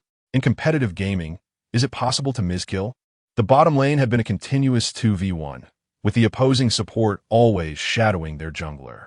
The senior had managed to perform admirably in a 1v2, yet the bottom lane still ended up with a negative score. If he hadn't been assisting the senior, her jungle would have been thoroughly ravaged by the enemy jungler and support. If you can't win against fewer opponents, how can you possibly secure a dragon? You're just a few hundred damage away from eliminating the enemy and rectifying your score. Thankfully, he encountered her in solo queue. If he had been criticized while carrying, he would have directly taken the mic to express his displeasure, although the senior remained silent. Zhang Leyan felt compelled to type a retort to Marco Polo. "How about you fix your score before you start complaining, all right?" Little did he know that this single retort would provoke Marco Polo to compose an extensive tirade. "Do you really regard this score so seriously? Shouldn't you consider what has been accomplished instead? My negative score isn't T from dying while attempting to secure a dragon, without me weakening the enemy. Could your lead by have reaped the rewards? And now you're focused solely on the score? How many times has the enemy jungler come my lane? You, as the mid laner, Haven T appeared once. And you dare lecture me? Our bottom lane has been completely suppressing their marksmen. Do you understand? My main account peaked at 2300, with a stellar battle power of 16,000 as Ho-E. Steven, do you think you could discuss understanding with me? You're not worthy. Zhang Leyan stared incredulously as Marco Polo sluggishly harvested his own jungle, even stealing Li Bai's blue buff, then began executing a series of frustrating maneuvers with his ultimate. Had he not been playing with the senior, Zhang Leyan would have directly taken a mic. Otherwise, he would have already engaged in a spirited exchange with this Marco Polo. He maintained his composure as he attempted to reason with this individual. You're in a 2v1 at the bottom lane. If you can't exert pressure, at least retreat to the fountain, all right? Did you think your skills were exceptional? Is it not deserved to be caught when one presses too deeply? How can we seize the opportunity when the pressure is so intense? Bai Nianxue remained silent, yet it was evident that she had been influenced by Marco Bairo, compounded by the absence of blue buff, leading to a misstep and ultimately a death. The same reason that plagued Zhang Leyan. Had she not been duo queuing with him, she would have already engaged in a fervent lane battle with this celestial marksman. However, she felt the need to maintain her composure and poise, observing how Zhang Leyan silently spoke on her behalf in the game, defending her honor. The anger within her was swiftly overshadowed by a wave of sweetness. It was merely a game. In reality, she would not even spare a glance at someone like Marco Bairo, so why bother discussing reason with him? Thus, she chose silence, disinterested in the trivialities. Yet, upon witnessing Li Bai's misstep, Marco Bairo could hardly resist the opportunity to flaunt. How did you die? After securing so many kills, you can still meet your demise? What use is it to have Li Bai, besides collecting some kills? Why am I always matched with such low-ranked players? Bai Nianxue remained unfazed. But Zhang Leyan was palpably irritated. It was utterly absurd. A high-ranked player descending to the ranks only to achieve a dismal record. A 2,300 ranked player struggling through dozens of matches with a 5-11 scoreline. Such an understanding. So formidable. How could one be this powerful? Even teammates sacrificing themselves could not yield results. It was astonishing. Do you know what your QQ farm messages say? They declare your incompetence. This was Zhang Leyan's near-explosive sarcasm, barely restrained from erupting in expletives. At the same time, Bai Nianxue noticed the game messages Zhang Leyan had sent and glanced at him sitting on the sofa, visibly flustered, like a blushing Yusak, truly endearing. What does anger feel like? She was uncertain. All she knew was that her heart felt warm. In the past, during gameplay, when she was insulted, he would retaliate on her behalf with equally fierce language. While girls may not appreciate boys who use foul language, if a boy curses in her defense, it is a different matter entirely. Imagine disliking boisterous girls, yet in real life, she is anything but. But one day, during a disagreement, she suddenly transforms, standing protectively in front of you, preventing you from acting rashly, her demeanor sharp as she argues with others. Afterwards, you gaze at her tenderly, and she diverts her eyes, blushing as she asks, "What? Why are you looking at me like that?" And now, Bai Nianxue experienced this firsthand, albeit in a somewhat more civilized manner. Chapter 78.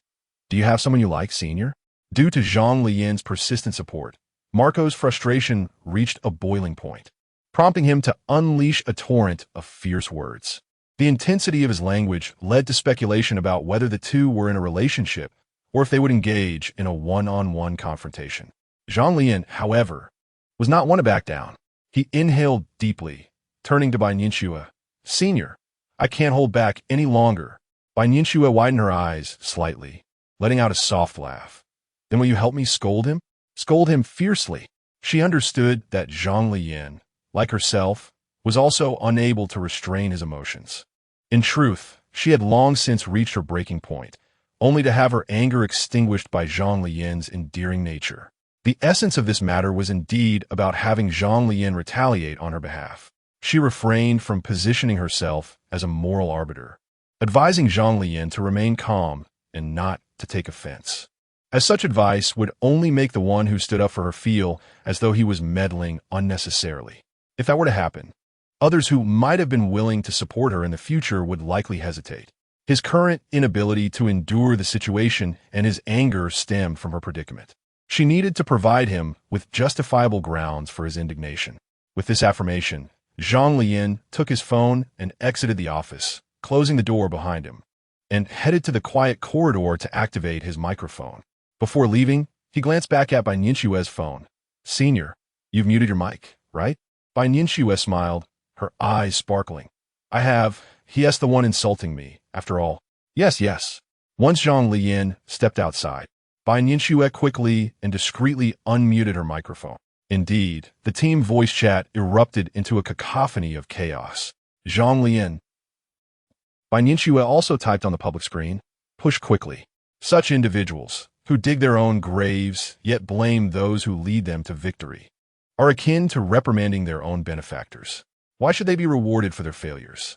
Consequently, with Zhang Leyan and Bai Nianxue absent from the battlefield, under Marco's leadership, the opposing team swiftly pushed to the high ground, culminating in a swift game conclusion just 1 minute later. As for the other two teammates, they remained silent throughout. If blame were to be assigned, it could only fall upon Marco.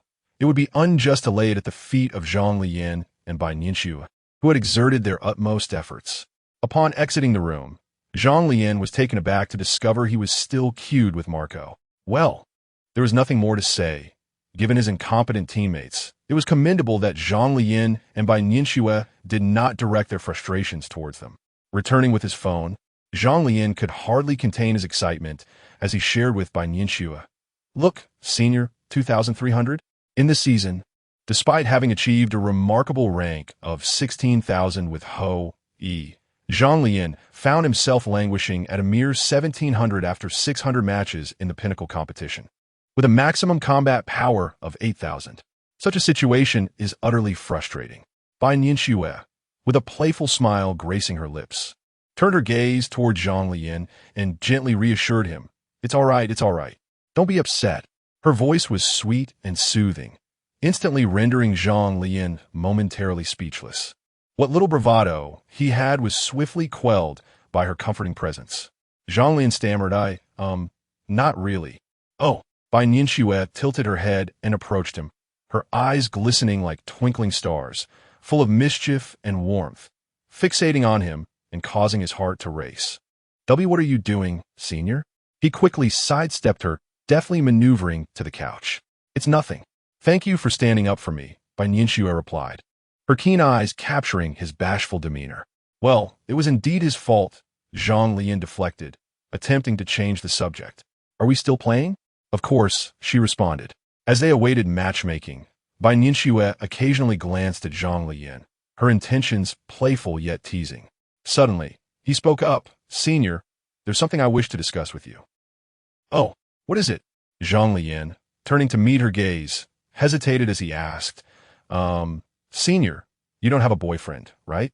"That question was asked before, wasn't it?" Bai Nianxue replied. "Then, do you have someone you like?" Zhang Leyan inquired, feeling an inexplicable sense of unease as he met her eyes. Chapter 79.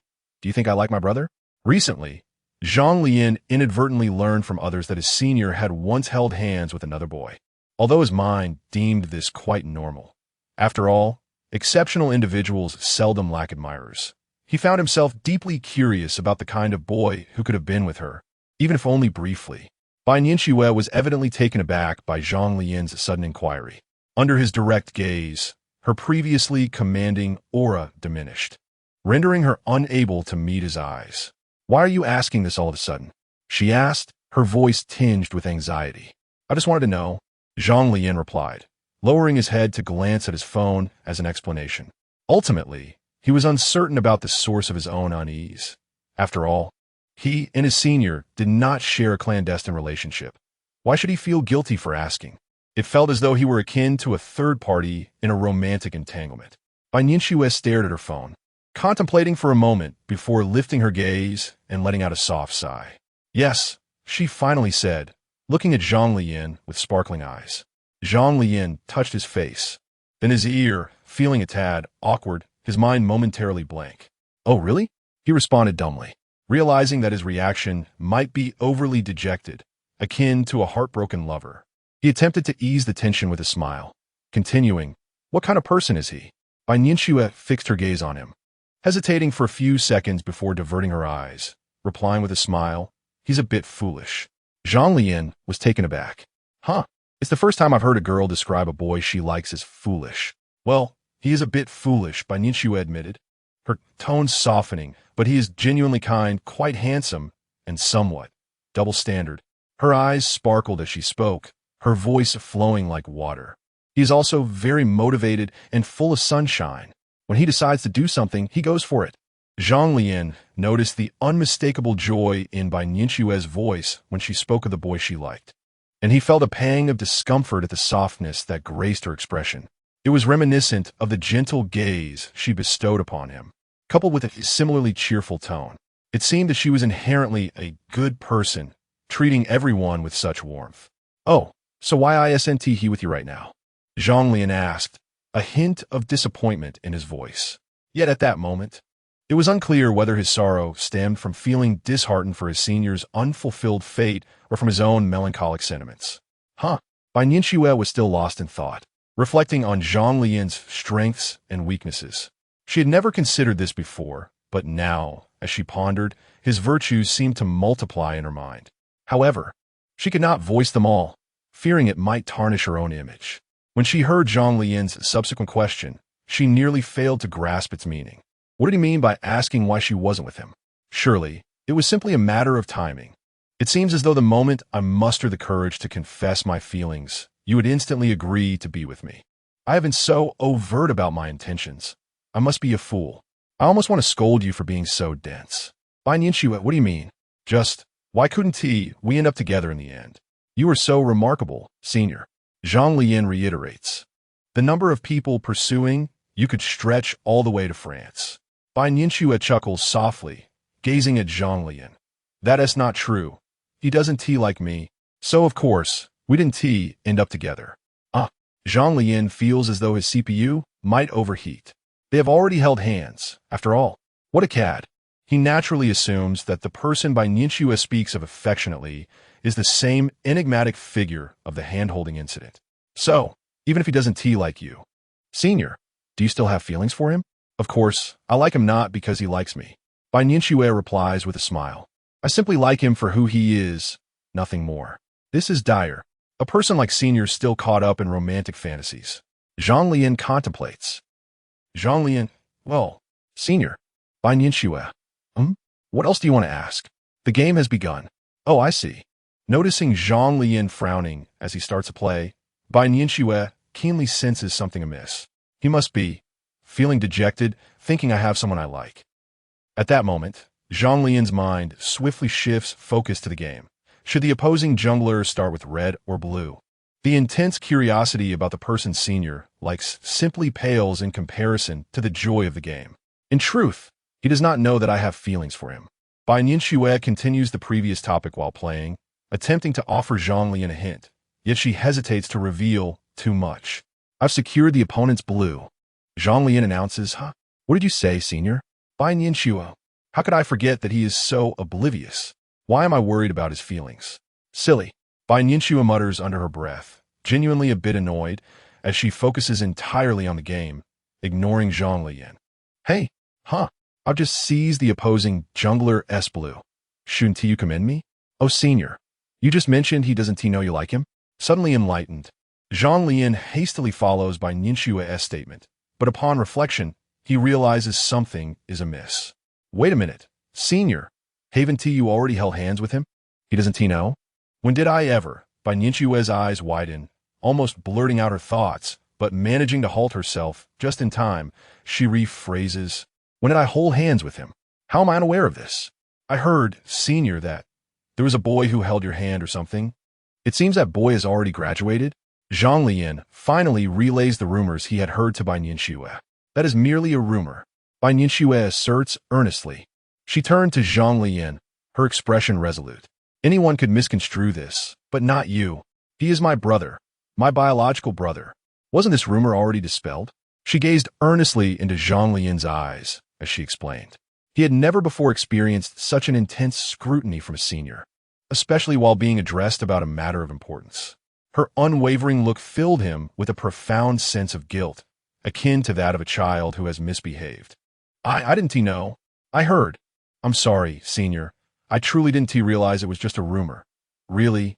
Upon witnessing his reaction, Bai Nianxue felt a mix of anger and helplessness wash over her. So, had she been speaking to a wall? Were her thoughts entirely misaligned?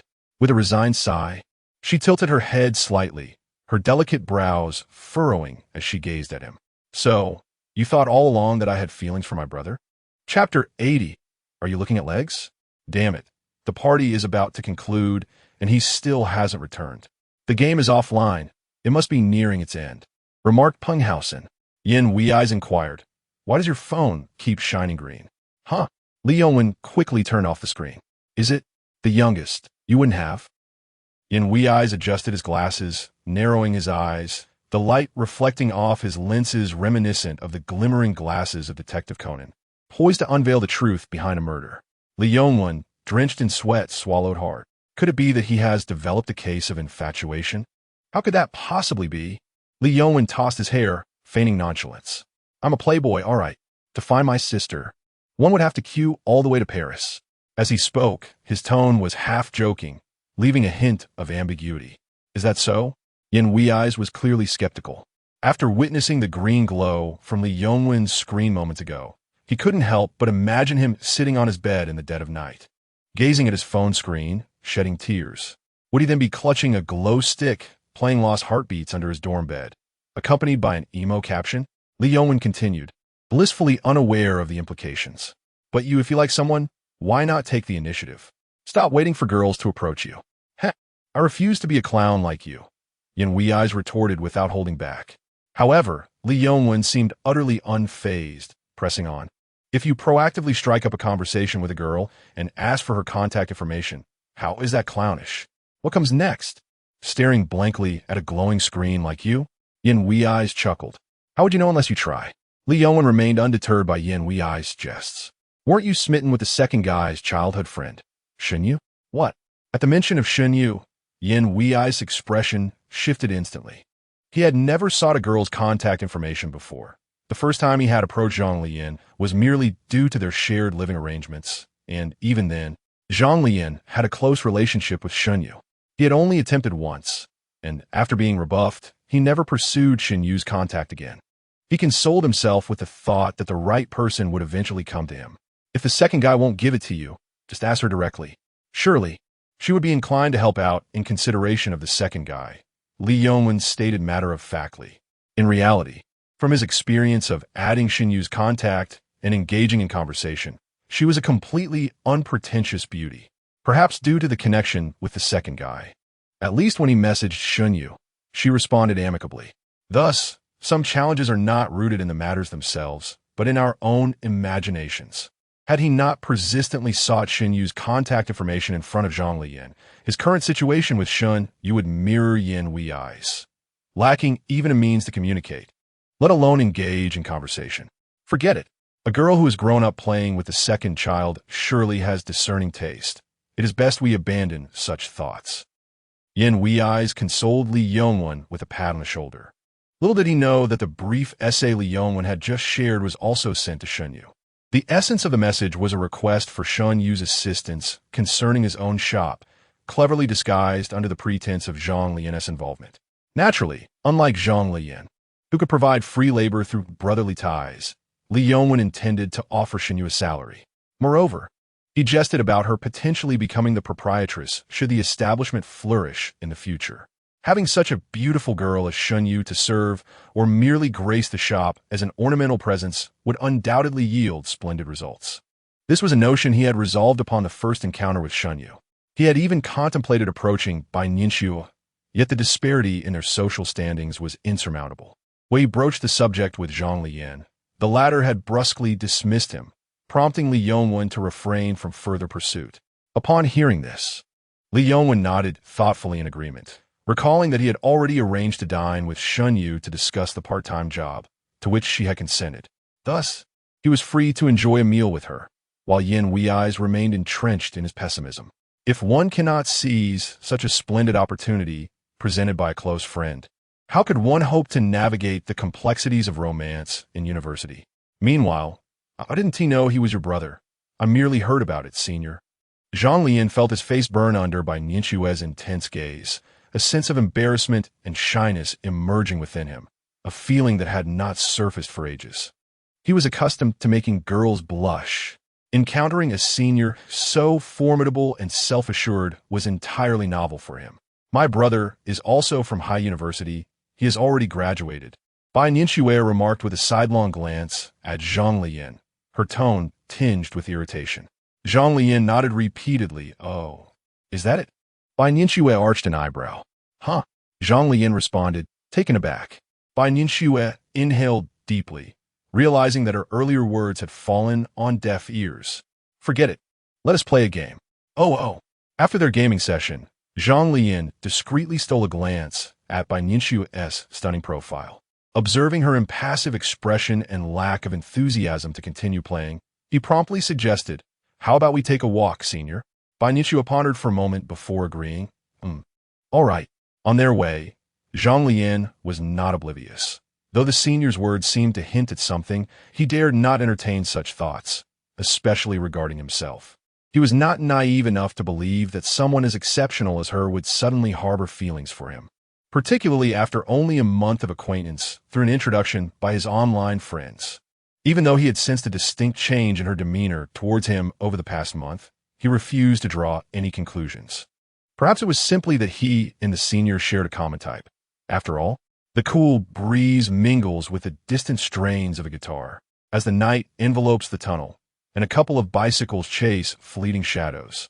Bai Nianxue remains oblivious to the thoughts swirling in Zhang Leyan's mind, just as Zhang Leyan is unaware of the musings occupying Bai Nianxue's.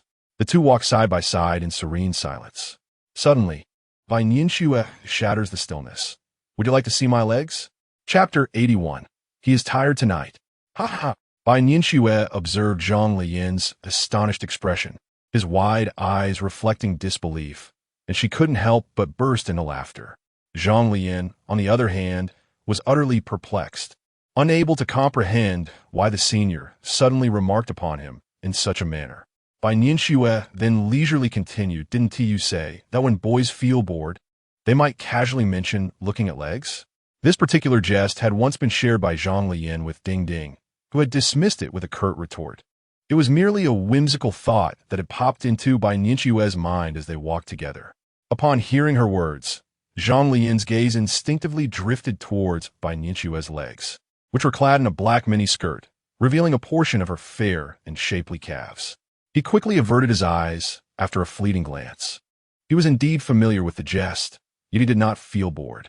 As an avid homebody and gamer, he found activities like strolling around as tedious as being compelled to accompany his mother on shopping sprees during the festive season.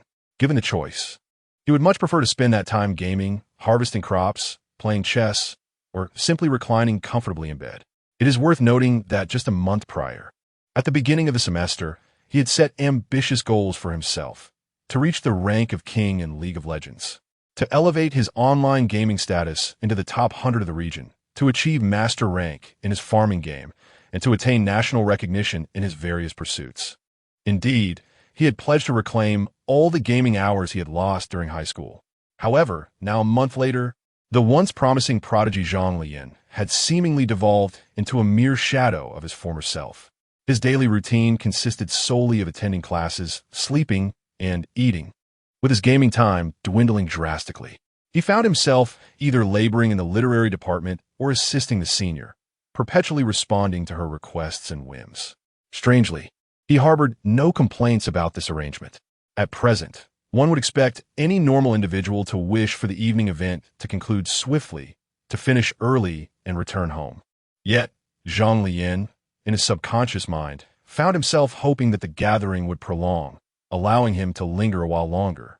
He dreaded the thought of the event ending, leading to the inevitable return to their dorms and the end of their time together. As they traversed the pathway, which had seemed interminable during class, He pondered how they had already covered half the distance so quickly. Bai Nianxue, noticing his furtive glances and his overly serious demeanor, felt a playful urge to tease him. After all, he had been so audacious online. Little did he realize that in reality, he was the one being bashful. Observing his silence, Bai Nianxue tilted her head and moved closer to Zhang Leyan, causing his heart to race unexpectedly. "Why so quiet?" she inquired with a playful smile, clearly enjoying his discomfort. No, I don't feel bored," Zhang Leyan finally admitted, revealing his inner thoughts. "Not feeling bored?" Bai Nianxue repeated, fluttering her eyelashes as she gazed at him, deliberately stating. "So, you find it quite amusing to be with me?" Zhang Leyan replied. "Huh? Senior, what are you trying to do?" "I'm not doing anything. Didn't you say you weren't bored?" Bai Nianxue clasped her hands behind her back and walked in front of Zhang Leyan, intentionally presenting her back to him, allowing him to gaze freely without burden. "Well, I suppose so," Zhang Leyan answered awkwardly. That strange sensation was returning. "I suppose. It feels rather forced." Bai Nianxue chuckled at his response. "So, are you still looking at my legs?" Zhang Leyan stammered, puffed. "You still don't like looking at legs? Would you prefer to see something else?" Bai Nianxue continued to walk ahead, facing Zhang Leyan, retreating while smiling at him. "Senior, please don't tease me like that." Zhang Leyan blushed slightly. His mind was inexplicably flooded with the voice of a character, warning him. Warning. "Tease you?" Bai Nianxue narrowed her eyes slightly, halting her steps, prompting Zhang Leyan to stop as well. "So will you look or not?" With that, Bai Nianxue bashfully grasped the hem of her skirt and lifted it. Warning. SSS catastrophic level alert. In that instant, Zhang Leyan's mind went completely blank, as if his consciousness had traversed from the ancient times of gorillas through the cosmic explosion, experiencing the extinction of dinosaurs, and finally returning to human society. The sensation of that moment was indescribable for him. He knew that such a feeling would never occur again in his lifetime. It felt as though a door to a new world had swung open. The series of peculiar things he had previously seen online seemed trivial in comparison to reality. They were merely child's play. The subsequent events confirmed this truth. Zhang Leyan's aging CPU was entirely overwhelmed by Bai Nianxue at that moment, rendering him indistinguishable from a mere automaton throughout the journey. Bai Nianxue felt that if she were to lead him away, he would obediently follow her. Eventually, she returned Zhang Leyan to the party venue and safely handed him over to his roommates, relieving him of the responsibilities of tidying up after the event. Bai Nianxue remarked, "He has worked hard tonight. Let him rest well." Upon hearing this, Peng Haoxin, Li Yongwan, and Yin Wei's were struck as if by a bolt from the blue, their minds racing with thoughts. "What on earth did you and the senior do tonight?" "No, what did you do to the senior?" "You scoundrel." Chapter 82. The senior sister is quite generous. On the way back to the dormitory, Yin Wei's drove while Li Yongwan and Peng Haoxin sat on either side of Zhang Leyan, fixating their gaze upon him. Zhang Leyan's face was flushed, akin to the effects of alcohol, and his mind was in a heated state, reluctant to emerge from it. Thus, when Bai Nianxue suggested he leave, he complied without protest. Peng Haoxin playfully touched Zhang Leyan's face, questioning, "Had you been drinking? You're burning up." Zhang Leyan brushed away Peng Haoxin's hand, expressing his annoyance with a huff. "Let me see. Have you lost your senses?" Li Yongwan then leaned in, his face almost touching Zhang Leyan's. This only served to infuriate Zhang Leyan further, as he delivered a sharp slap to Li Yongwan's right cheek with a resounding smack. "Get lost. You're the one acting foolishly." Rubbing his reddened cheek, Li Yongwan smirked. "Seems like there's nothing wrong with you. Have you truly been drained? Feeling weak?" Peng Haoxin teased, inquiring about the specifics. "Where's that little grove?" "Get away," Zhang Leyan retorted, clicking his tongue in disapproval of their crude banter. "All right, I won't mention that. But what is going on with you? You seem like you've had some bad liquor." Peng Haoxin continued, his curiosity unabated. Li Yongwen joined in, persistently poking Zhang Leyan's side in agreement. With a sigh, Zhang Leyan retaliated with another slap to Li Yongwen's ear. "Stop poking me, it hurts."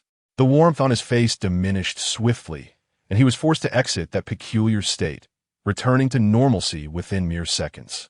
If given the choice, he would have preferred to remain in that delightful state and drift off to sleep.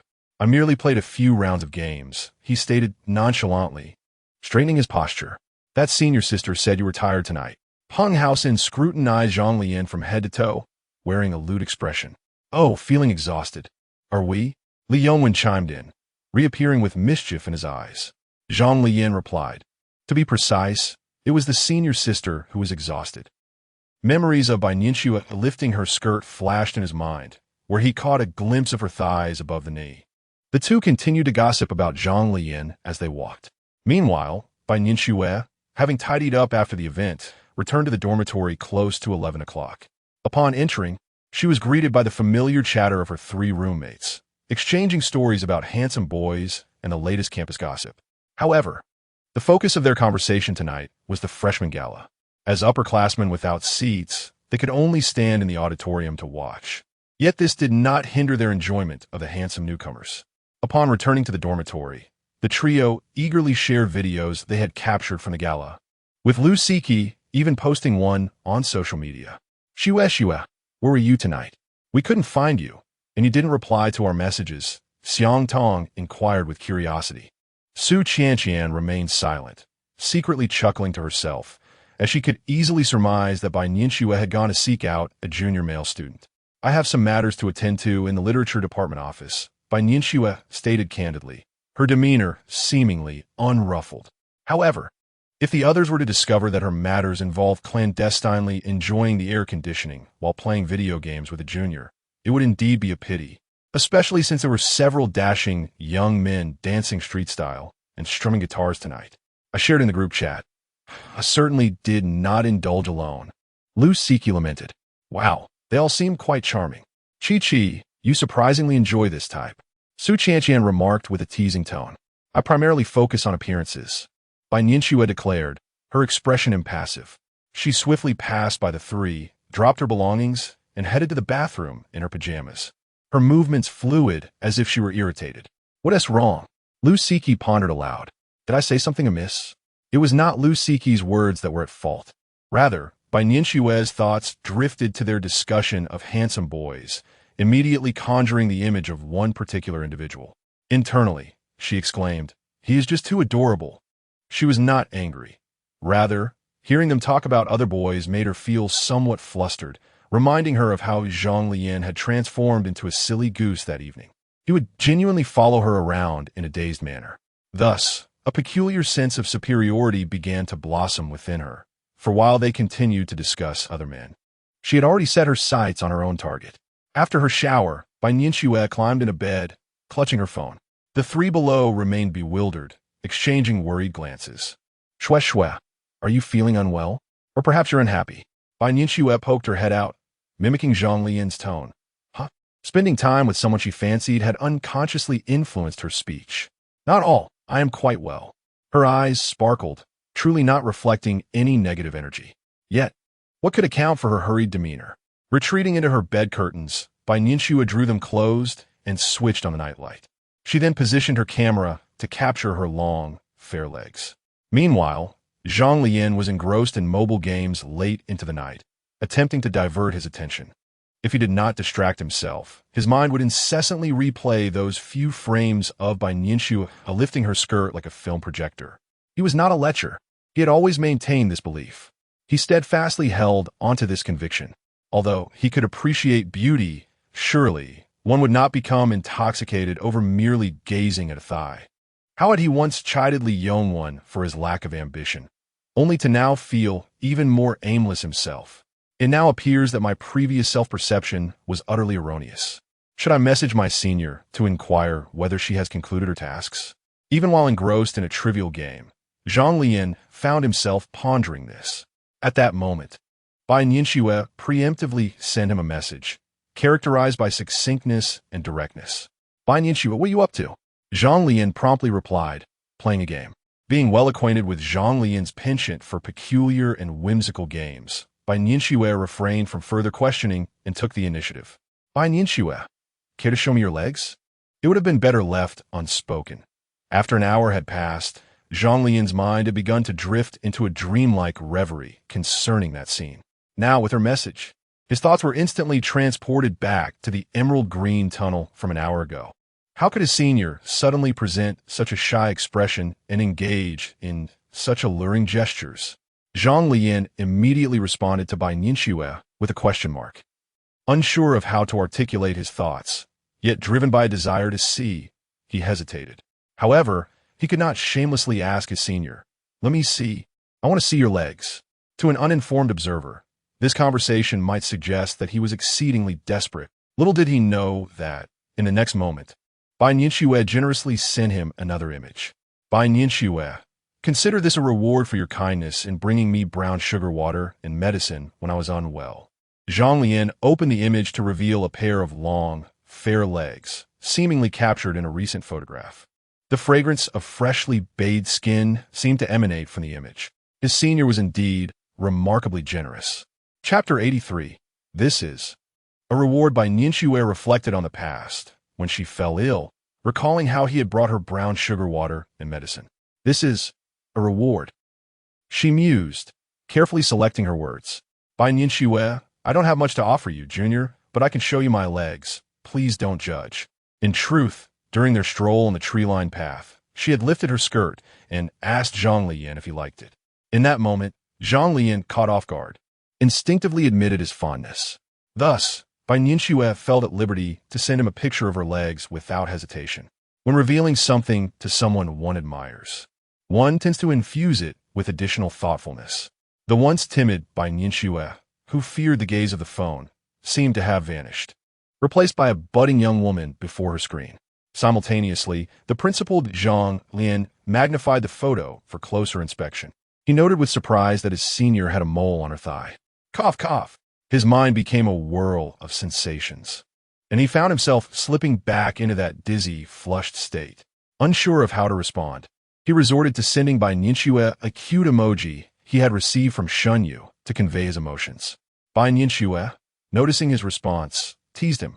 How perfunctory, Junior. Bai Nianxue, do you not like it? With that, she attempted to strike a pose, taking another picture to send to Zhang Leyan. Despite her deep understanding of him, being physically apart meant she could not entirely gauge his real-time reactions from mere text or emojis. Although she sensed that Zhang Leyan's response was not entirely dismissive, the absence of his facial expressions and tone left her feeling a disconnect from her expectations. Yet, faced with Bai Nianxue's question, Zhang Leyan felt even more at a loss. Dislike? What ist? His nose felt warm, as if he might bleed at any moment. But to express his fondness, how could he allow himself to be so shallowly fallen? In the next moment, another photo of Bai Nianxue's legs arrived, still pristine and unedited, though with a different pose. Zhang Leyan was convinced that she had indeed taken this one just now. No, he couldn't look any further, otherwise he would not sleep well tonight. He had seen his fair share of suggestive content on Douyin and had never shied away from liking them. But now, Zhang Leyan sent Bai Nianxue an abstract monkey emoji. Stop. Stop. Zhang Leyan. Senior, I'm going to bed. It's quite late. Zhang Leyan. Thank you, Senior. Good night. His tone was resolute, as if he had just entered a sage-like state. After sending the messages, he tossed his phone onto the bedside table, ensuring it was charging, and resolved not to look at it again. Sleep was imperative. What the heck? Am I the first to sleep tonight? Peng Haosen's bed is situated opposite Zhang Leyan's, allowing him to see the glimmer of light emanating from Zhang's bed curtain. When Zhang Leyan turns off his phone's light, it becomes immediately apparent to him. Upon hearing Peng Haosen's words, Li Yongwen turns over in bed, rises, and gazes toward Zhang Leyan. His own bed lacks a curtain, furnished only with a thin blanket and a bundle of straw mats. In the initial days of the semester, when everyone had yet to set up their bed curtains, he could easily toss his pillow on his Zhang Leyan's bed. During that time, while he was in the restroom, Zhang Leyan took the opportunity to strip his bed down to the bare board, all the while taunting, "Sleep, sleep, sleep. I'll ensure you don't get a moment's rest. Come, come, let us share some of my bed too." Hand over the straw mat.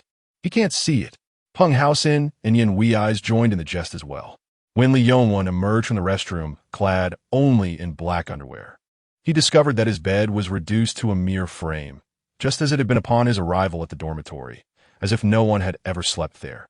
Li Yongwen stood wide-eyed, staring intently at Zhang Leyan's bed curtain, as if to bore a hole through it, incredulously exclaiming, "What the hell?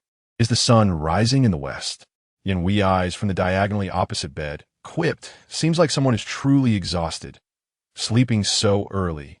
The absence of light within the bed curtain rendered Li Yongwen unable to see inside. Yet Zhang Leyan could clearly discern the foolish expression on Li Yongwen's face. With a muttered insult, "Fool!" Zhang Leyan turned away and fell asleep. "How dare he insult me?" Li Yongwen declared, and without hesitation. He descended from his bed and made his way over to Zhang Leyan's side. However, Zhang Leyan remained unperturbed. In a male dormitory, it was customary for boys to climb into each other's beds almost every night. There always exists that one mischievous character who, rather than merely claiming to want to sleep with this or that brother, boldly pursues such intentions. Li Yongwen, in his obliviousness, embodied this very role, which was precisely why he was immediately implicated in the previous incident involving Peng Haosen's underwear. Yet, the bed curtains were equipped with zippers, and Zhang Leyan had securely locked his curtain, rendering Li Yongwen unable to enter.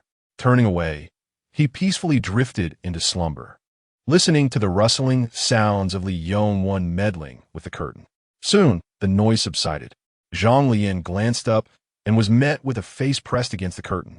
The entirety of the face was buried within, leaving Zhang Leyan to see merely the silhouette of a head, which would surely startle him if he awoke to such a sight in the dead of night. Zhang Leyan raised his hand and delivered a sharp slap. "What the hell?" He sent Li Yongwen tumbling to the floor. If you dare to disturb my rest again, I'll make you regret it." Chapter 84. I will wait for you to finish work. After the conclusion of the freshman gala, the activities of the arts department dwindled significantly. Zhang Leyan no longer felt the necessity to attend daily meetings and engage in departmental affairs. Ironically, this newfound leisure began to feel rather monotonous. What was once an ideal existence now seemed to lack the fervor and ambition he had initially harbored for his pursuits. With fewer obligations in the arts department, Li Yongwen's tiramisu shop officially commenced its operations. As per their initial agreement, Zhang Leyan was expected to assist Li Yongwen. Peng Haosen also wished to join in the excitement, while Yin Wee Eyes found an excuse to abstain, merely hoping that Li Yongwen's establishment would endure longer than a mere month. The trio understood his reticence and chose not to dwell on it. In truth, the business of Li Yongwen's shop exceeded all expectations, particularly when Zhang Leyan lent a hand. The sales figures soared, doubling in volume. The reasons for this remarkable success eluded the three friends. During this period, Xinyu had also fulfilled her commitment to assist Li Yongwen. Though she was no longer the belle of Haida, she still held the title of the most charming freshman in her department. Clad in an apron, with a mask and cap adorning her head, she stood by, her voice sweetly calling out. Logically, her presence should have been far more effective than Zhang Leyan's. Yet astonishingly, the results paled in comparison to those achieved by Zhang Leyan, who merely donned a mask to assist with packaging without the fervor of Shun Yu's enthusiastic greetings to customers. Could it be that the fabled beauty economy truly meant women paying for men's indulgences? Li Yongwen began to question the validity of his previous studies. Unbeknownst to them, the source of this phenomenon was none other than Baijinshu. "What flavor shall we indulge in today?" Su Qianqian inquired with a smile, observing the long queue and addressing Baijinshu. She had been enjoying complimentary tiramisu courtesy of Baijinshu for several days. Daily, she would approach Zhang Leyan directly at the shop to collect her treat. Each time Zhang Leyan was scheduled to assist Li Yongwen, he would inform Baijinshu, allowing her to request that he reserve a flavor in advance. However, she used her alter ego, Ding Ding Che, to make the request, as she suspected that if she approached him under her true identity, he might feel awkward about asking her for money. This arrangement was not a one-time occurrence. Whenever Zhang Leyan planned to visit the shop, she would ensure he set aside 2 portions, later requesting that he send her the payment code. This clever tactic allowed her to discreetly send Su Qianqian to collect the treats. Consequently, Baijinshu's innate charm drew the attention of classmates along the way, who couldn't help but notice the exquisite tiramisu she carried. Furthermore, Baijinshu had publicly expressed her gratitude on social media for a certain junior's tiramisu, which inadvertently contributed to the thriving business of Li Yongwen's little shop. "I shall go collect it today," Baijinshu mused, eyeing the long line and spotting Zhang Leyan diligently at work inside. She felt the moment had arrived, and it was time for her to take action. After all, she couldn't rely on Qianqian to fetch her treats every day.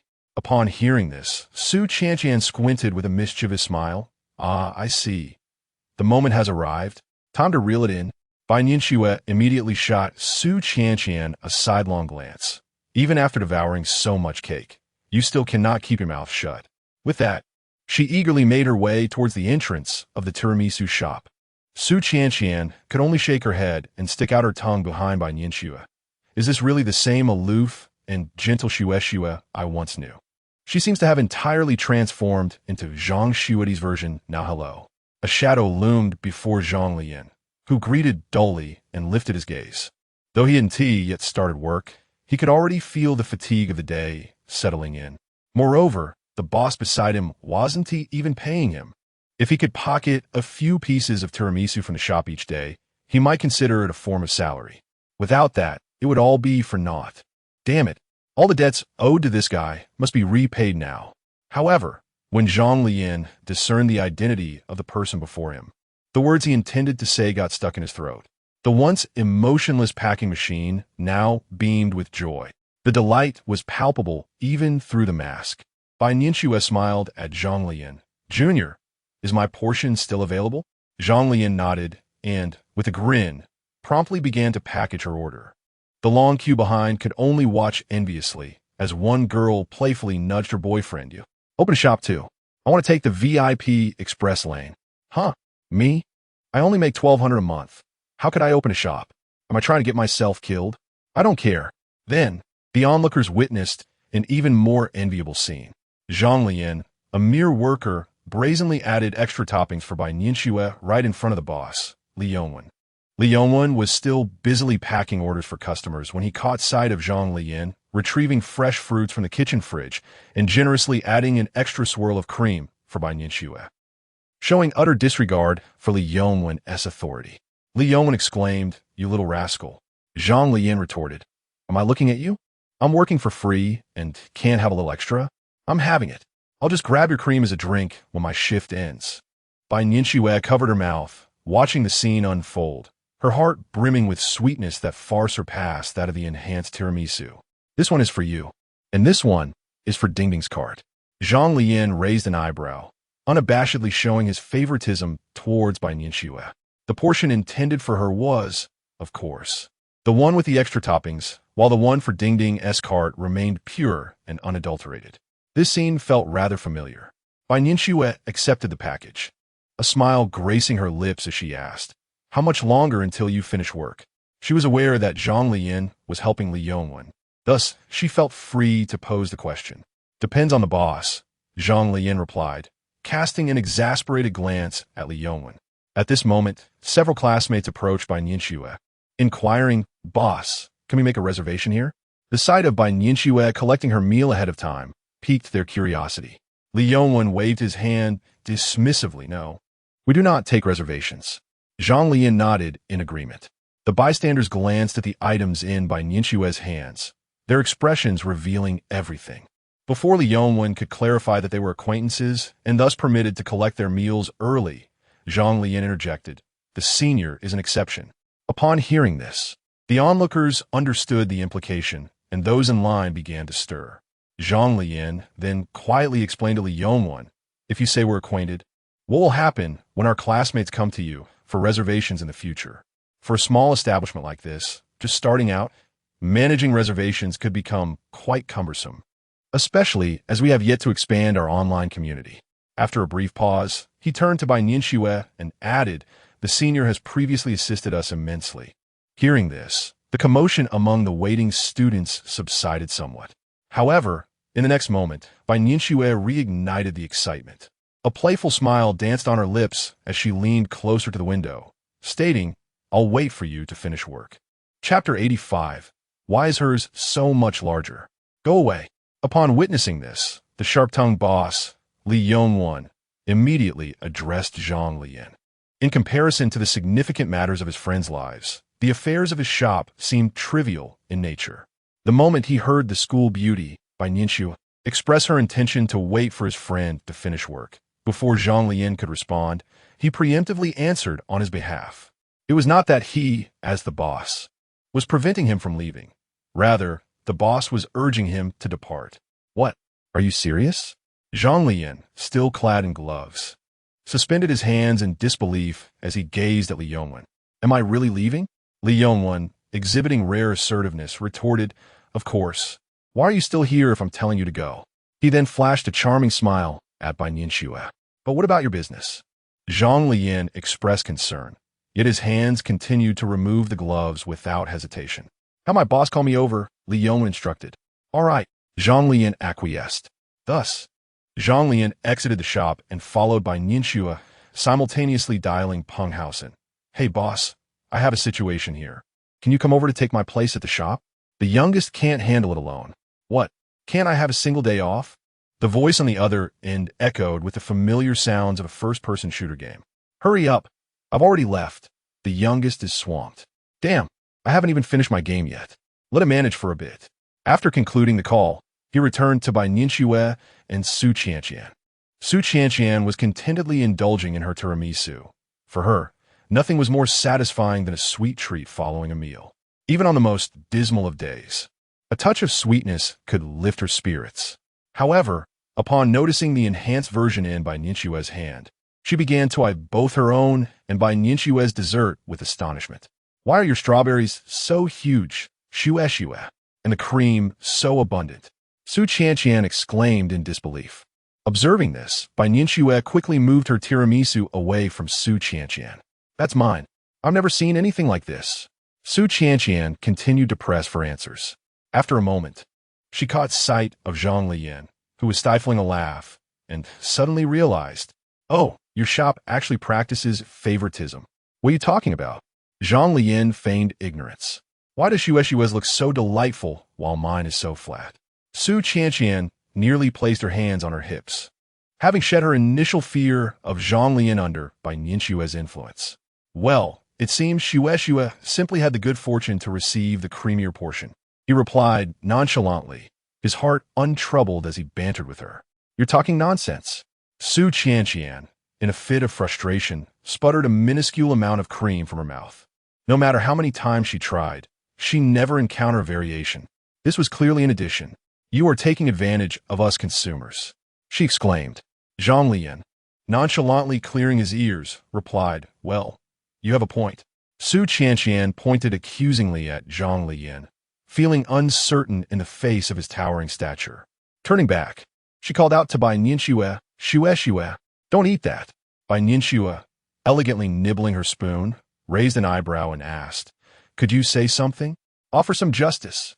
With a playful glance at Zhang Leyan, she softly remarked, I believe Junior must have his reasons for doing this. Zhang Leyan chuckled softly, while Su Qianqian looked at Bai Nianxue with an expression of deep grievance, muttering under her breath, so quickly, siding with your man against your best friend. Bai Nianxue, hearing this, did not refute and gazed at her with a sense of satisfaction. Su Qianqian then turned her attention back to Zhang Leyan, dramatically declaring, You colluding wolf. All right, I'll make it up to you next time. Zhang Leyan shrugged, then turned to Bai Nianxue, pondering what she needed from him. But she had yet to voice it. He took the initiative to ask, Senior, are you waiting for me to finish work for something? In reality, Bai Nianxue had merely been indulging in idle chatter, thinking that Zhang Leyan would be working late, allowing her to justifiably ask him to walk her back to the dormitory for a stroll. She and T considered that Li Yongwen was a variable, and in such a high-pressure business environment, she had essentially let Zhang Leyan off the hook. After a moment of contemplation, Bai Nianxue tentatively asked, How about playing games? Upon hearing this, Zhang Leyan's eyes lit up, and Su Qianqian was equally electrified. Yes. Su Qianqian exclaimed. What is your excitement about? Zhang Leyan frowned, thinking it should have been his line. A dedicated gaming enthusiast like him had not even spoken, yet this girl was all riled up. What does it matter to you? Su Qianqian instinctively shot back, then realized her mistake and timidly edged closer to Bai Nianxue. Zhang Leyan sensed this shift, feeling it was rather odd, yet he chose not to dwell on it. What game should we play? Su Qianqian inquired. What else could it be? Of course, the thrilling and exhilarating arena of valor. Zhang Leyan replied. Su Qianqian nodded eagerly. That sounds great. Frankly, her excitement stemmed from never having witnessed Bai Nianxue play a game while being competitive. Was this finally her chance? However, Bai Nianxue suddenly had an epiphany, grasping Su Qianqian's arm and whispering something into her ear. Then, turning to Zhang Leyan, she suggested, How about we play League of Legends? Huh? Zhang Leyan exclaimed in classic surprise. At an internet CAF? Such a clean and beautiful girl like her. Venturing into a place reeking of smoke like an internet CAF? Well, an esports hotel could be acceptable as well, Bai Nianxue remarked. Zhang Leyan scratched his ear, replying, I am fine with anything. During his final year of high school, he seldom interacted with computers, as the dormitory allowed for the concealment of mobile phones. But one cannot possibly hide a computer, can they? Just then, Su Qianqian suddenly clapped her hands and exclaimed, I just remembered. I think I forgot to collect my clothes from the dormitory. I must return to fetch them.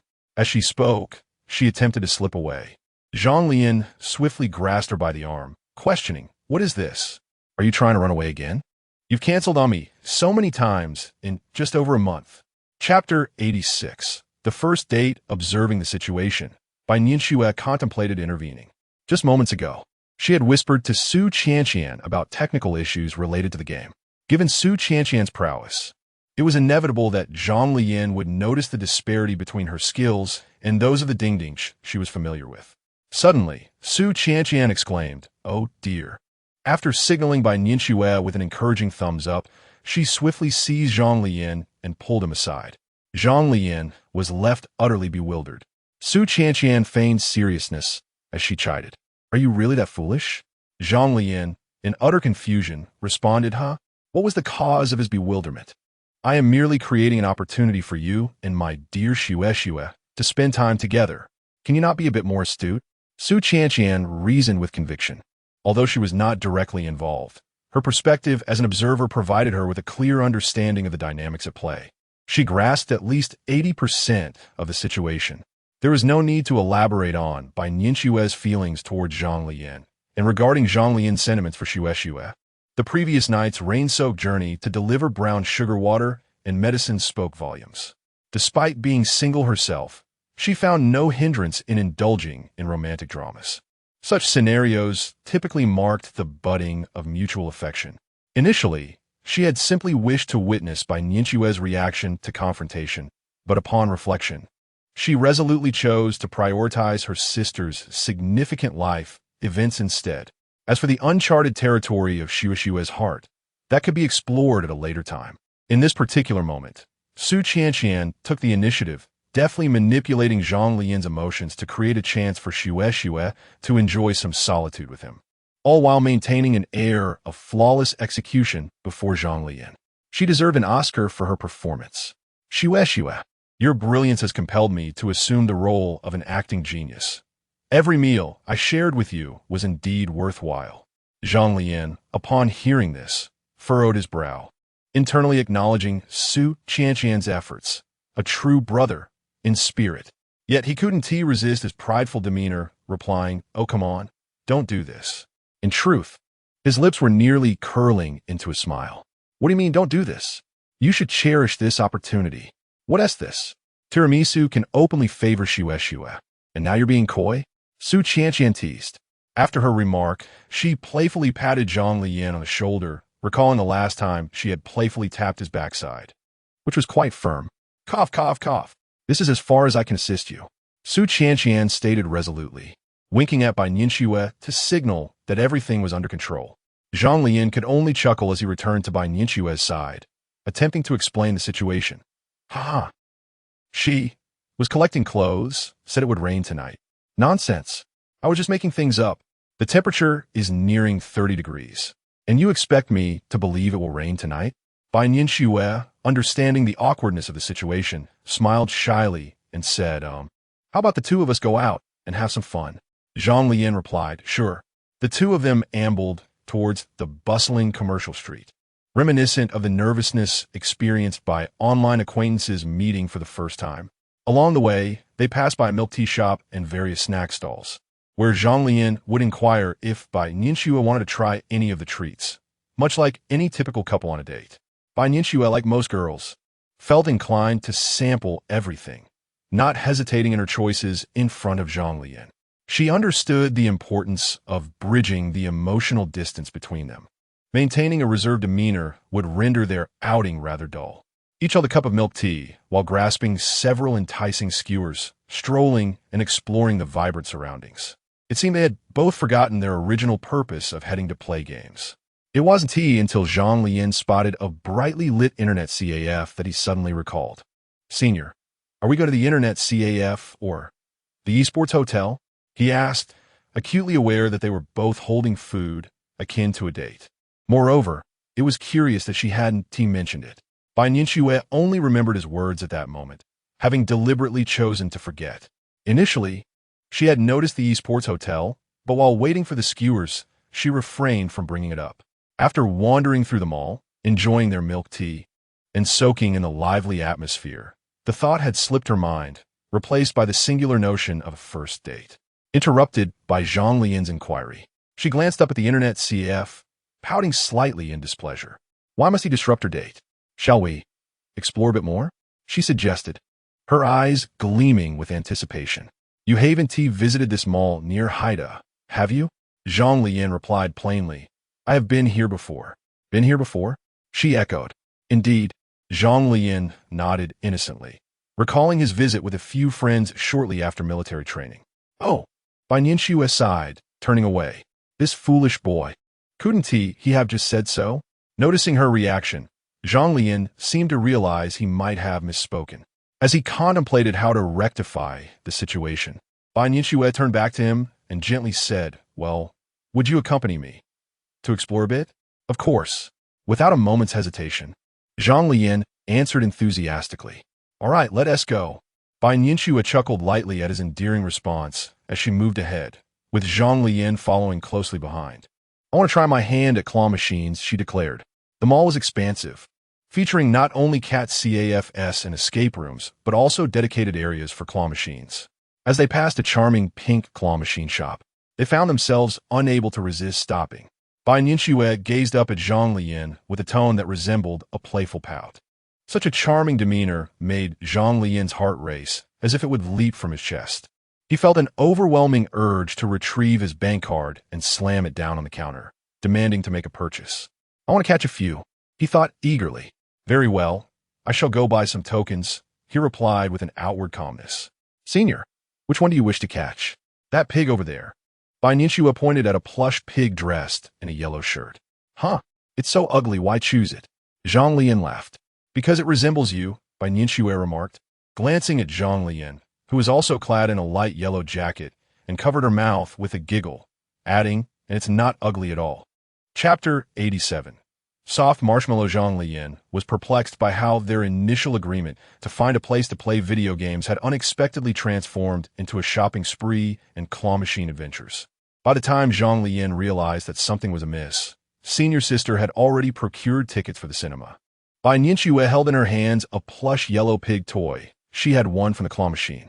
"Let us go," Bai Nianxue said with a smile, waving the 2 tickets at the entrance, encouraging Zhang Leyan to follow her. Despite sensing that he had unwittingly fallen into a trap, Zhang Leyan felt powerless to refuse. They had already arrived, and the tickets were purchased. "Would you like some popcorn?" Zhang Leyan asked as he approached Bai Nianxue, who gently inquired. "Not interested?" He instinctively dismissed anything that seemed troublesome. "It's free." Bai Nianxue fluttered her eyelashes, explaining that with the couple's tickets, they could claim a complimentary large bucket. "Free?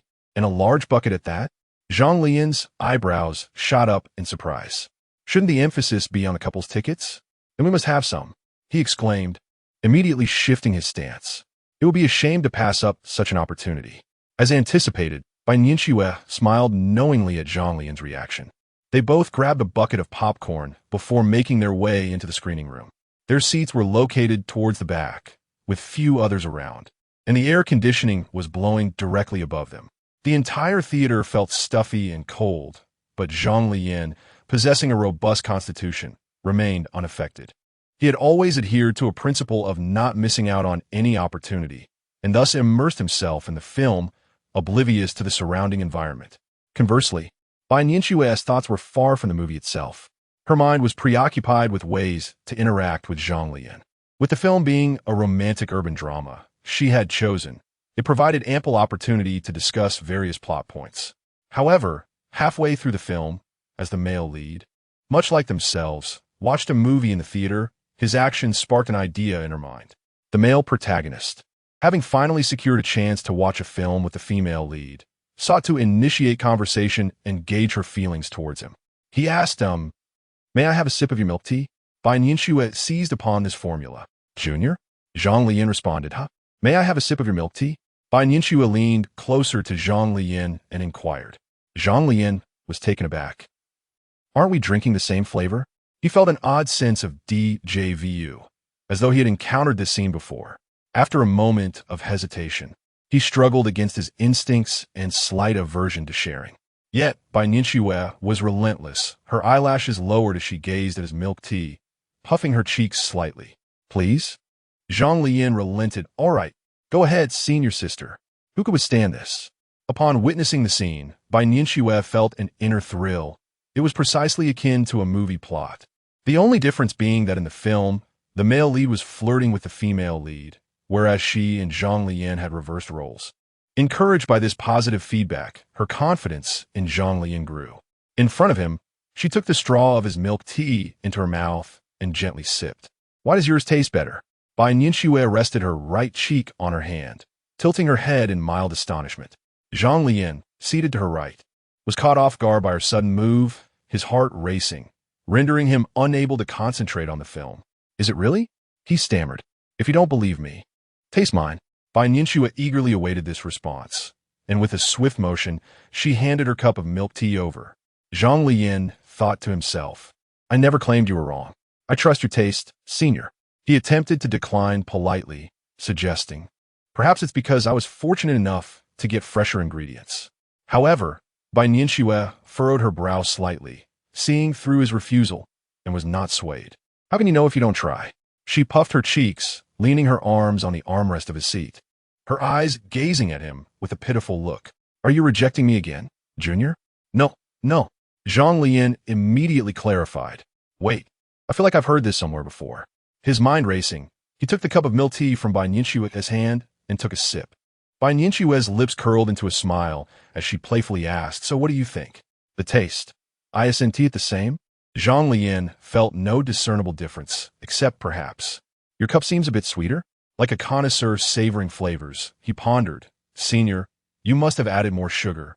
If you aren't fond of sweetness, it might not taste as good." Bai Nianxue's eyes widened slightly as she repeated, "Mine is sweeter?" Surprised that it matched her own perception. "Yes, it seems that way to me," Zhang Leyan replied.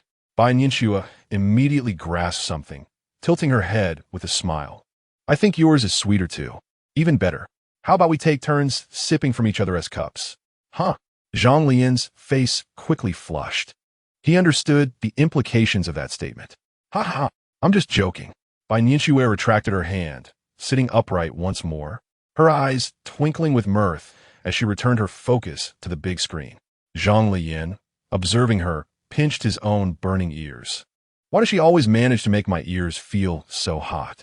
Without further ado, he resumed his serious viewing of the film. After a while, as the movie neared its climax, Zhang Leyan was engrossed when suddenly a fragrant weight pressed down on his left shoulder. Bai Nianxue had leaned against him. "Senior?" Bai Nianxue. Upon hearing this, Zhang Leyan endeavored to maintain his position, stretching his neck to gaze at Bai Nianxue's profile.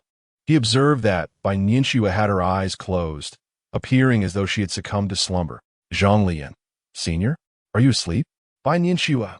Silence ensued, and Zhang Leyan dared not to stir. However, his thoughts naturally shifted from the film to the person beside him. The attentive Zhang Leyan noticed that the armrest between them was somewhat uncomfortable for Bai Nianxue, so he gently removed the oversized bucket of popcorn that lay between them. He then cautiously pressed down the armrest, allowing Bai Nianxue to lean closer to him, like a soft cotton candy nestled against his left side. Chapter 88. A moment more he then picked up the coat that he had removed at the onset and naturally draped it over Bai Nianxue's legs and hands. This was not an act of warmth stemming from Zhang Leyan's keen observation that Bai Nianxue felt a chill. Rather, it was an innate understanding that throughout history, one must cover themselves while sleeping to ward off the cold. Whether the senior was cold or not was beyond his knowledge. What mattered was that one must always keep their abdomen covered while slumbering. Even if there was but a single leaf left on the last tree in the world, it would still serve as a blanket for the belly. Otherwise, one would surely catch a chill by morning. After completing this gesture, Zhang Leyan's thoughts drifted, divided between the film and the presence of Bai Nianxue beside him. Subconsciously, he hoped that she would remain asleep a while longer. Unbeknownst to him, Bai Nianxue's eyelashes fluttered gently, a smile gracing her lips. As the film concluded, the audience began to exit in an orderly fashion, filling the auditorium with a cacophony of sounds. Bai Nianxue continued to rest against Zhang Leyan's shoulder, prompting him to softly awaken her. Did I fall asleep? She inquired, her expression that of someone just emerging from slumber, her eyes still heavy with sleep. Rubbing her eyes, she noticed the coat he had draped over her legs and asked directly, "Did you cover me with this, Junior?" What question? If not for me, who else could it be? Did my coat sprout legs and wander over to your lap? Zhang Leyan retrieved the coat and responded with a quiet hum. You truly are warm-hearted, Junior, Bai Nianxue remarked. Zhang Leyan could only respond with silence. As they exited the cinema, the clock struck 10 in the evening, and it was nearly time to return to the dormitory. Return to the dorm? But tomorrow is Saturday, Bai Nianxue questioned. Do you have classes? No, not at all. Zhang Leyan replied, equally puzzled. What does this mean? Is she suggesting she wishes to spend the night out with me? Then why the rush? Let us enjoy a little more time, Bai Nianxue said, her eyes sparkling with enthusiasm. Huh? But didn't you just doze off in the cinema? Zhang Leyan's lips twitched. While he enjoyed her company, witnessing her drowsiness made him consider returning to campus. Bai Nianxue faltered, quickly retorting I wasn't dozing off. Zhang Leyan raised an eyebrow, questioning her. Well, I took a short nap, and now I feel quite refreshed, she quickly amended. Seeing Zhang Leyan still wearing a skeptical expression, she swiftly changed the subject. Do you want to head back? Upon hearing this, Zhang Leyan promptly denied it. Not at all. The movie was quite enjoyable, and I remained quite alert. Unlike you, who snoozed away. Then let us explore a bit more, Bai Nianxue declared, taking charge and leading Zhang Leyan into various clothing stores. Meanwhile, all right, hurry up and clear out. Peng Haosin grumbled, tidying up the aftermath with annoyance. Li Yongwen, however, merely chuckled, expressing his affection for his elder brother while deftly removing his apron. The reason for his haste lay in the fact that Shen Yu was already waiting at the door. Unlike Zhang Leyan and Peng Haosin, who were merely assisting, Shen Yu was engaged in a formal part-time job. Consequently, Li Yongwen had to instruct her on how to prepare tiramisu and select the necessary ingredients. What the devil? When did this rascal cultivate ties with the second brother's childhood companion behind his back? As he watched the figures of Li Yongwen and Shen Yu gradually fade into the distance, Peng Haosin squinted, lost in contemplation. Ladyfingers. Freeze for 10 minutes. Animal cream. Shen Yu is always diligent in her tasks, meticulously recording the assignments Li Yongwen entrusted to her. Although her family circumstances did not necessitate a part-time job, she sought to enrich her university experience. In contrast to joining clubs or student organizations, she found herself more drawn to the prospect of earning money through part-time work after her first-hand encounters. Moreover, since Li Yongwen was also a freshman, both being newcomers, his remarkable initiative to establish a small shop and hone his craft in their first year was admirable. One could always learn a great deal from outstanding individuals, especially considering how many upperclassmen lacked the foresight that Li Yongwen possessed, still feeling lost about their futures as graduation approached. Therefore, she held a genuine admiration for him, at least surpassing Zhang Leyan in certain aspects of execution.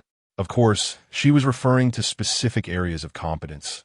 When it came to gaming, Zhang Leyan's execution skills were likely commendable as well. What? Gaming? Login. In truth, when Li Yongwen became serious, he transformed entirely, shedding his usual carefree demeanor. Throughout their excursion, he guided Shen Yu in selecting quality ingredients and meticulously explained the entire process of making tiramisu, ensuring that she grasped even the easily overlooked details.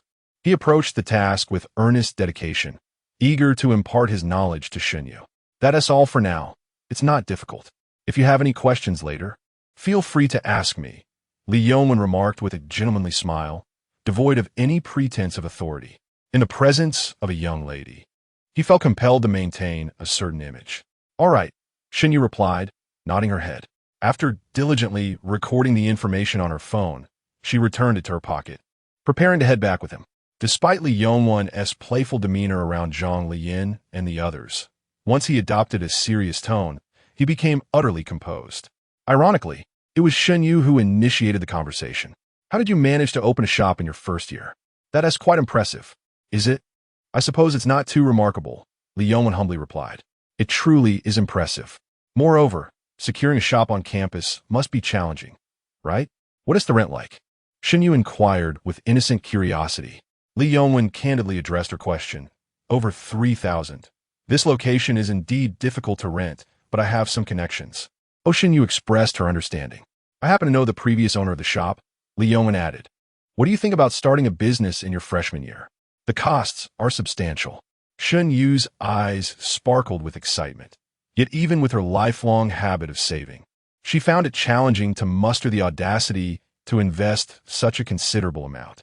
As this topic arose, Li Yongwen's previously cheerful expression dimmed noticeably, as if he were reminded of something unpleasant. Chapter 89. School bullying? This outfit is quite appealing, and this one seems rather fitting as well. Senior, why have you brought me here to try on clothes? Zhang Leyan, as innocent as a Barbie doll, was led by Nianxue into a clothing store where she enthusiastically styled him.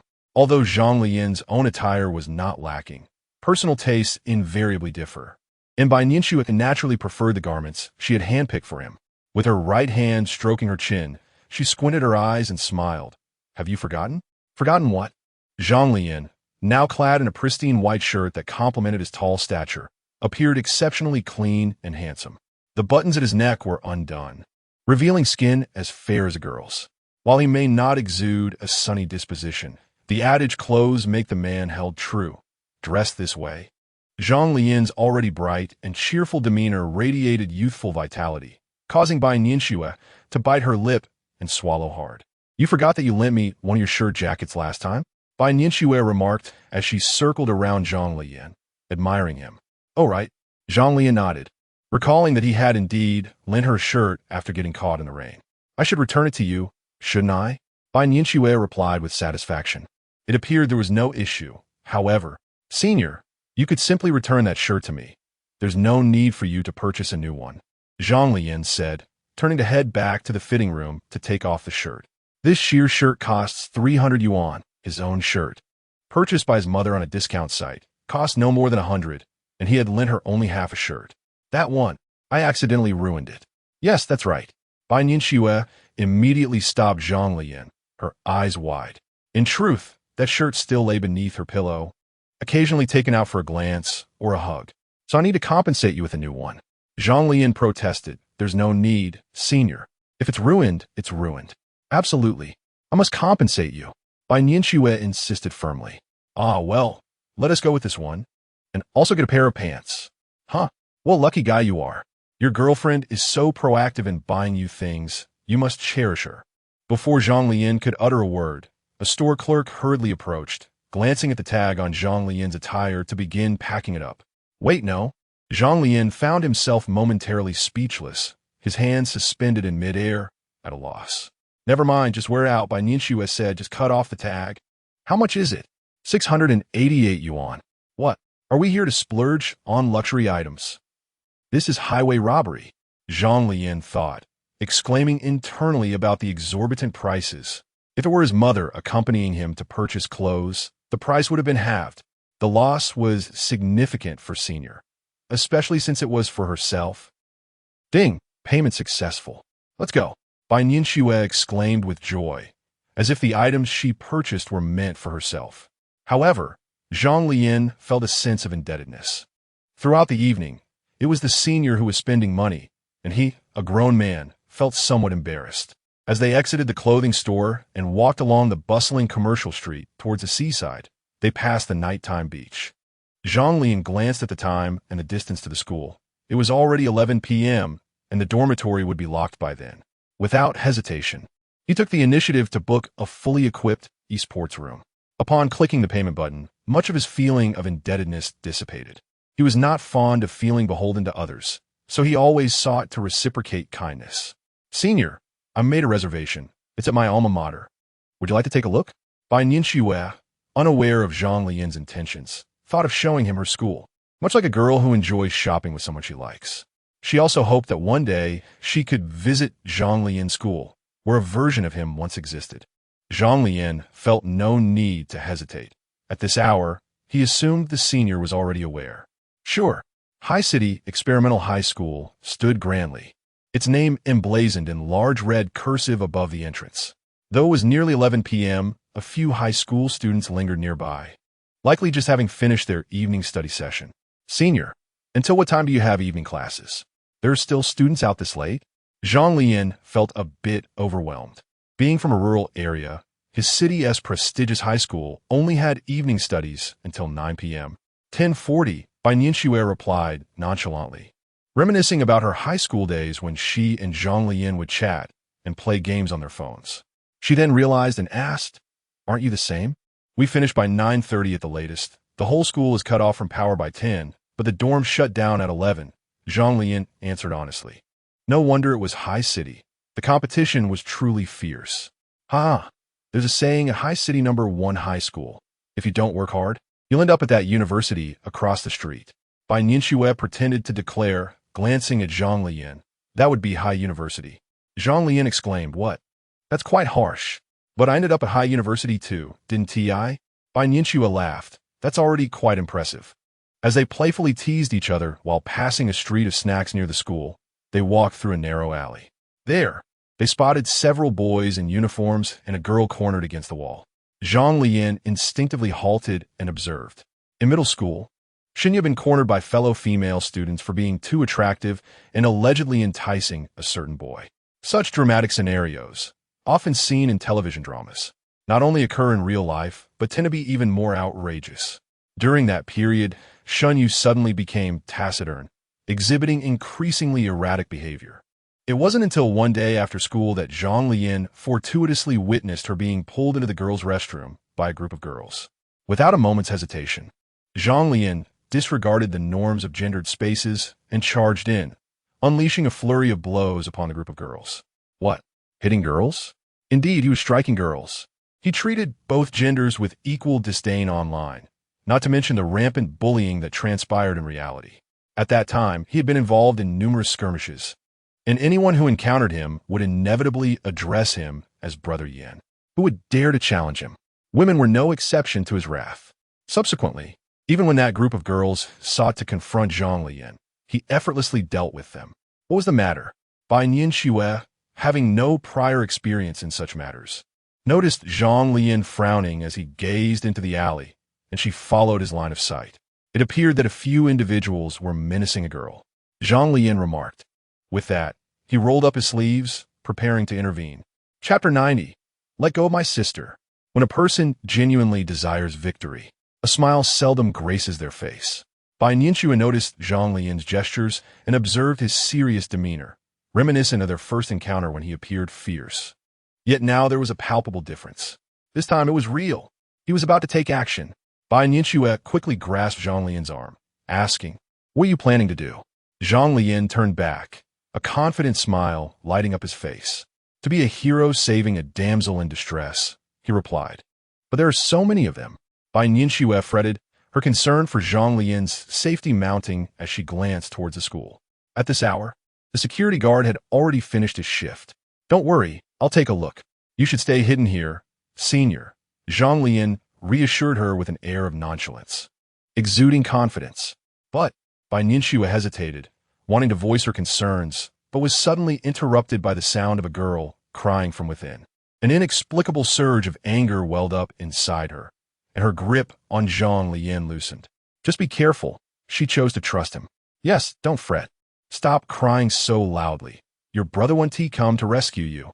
A voice taunted from the shadows. Cry louder. You worthless orphan. Call your dear brother to save you.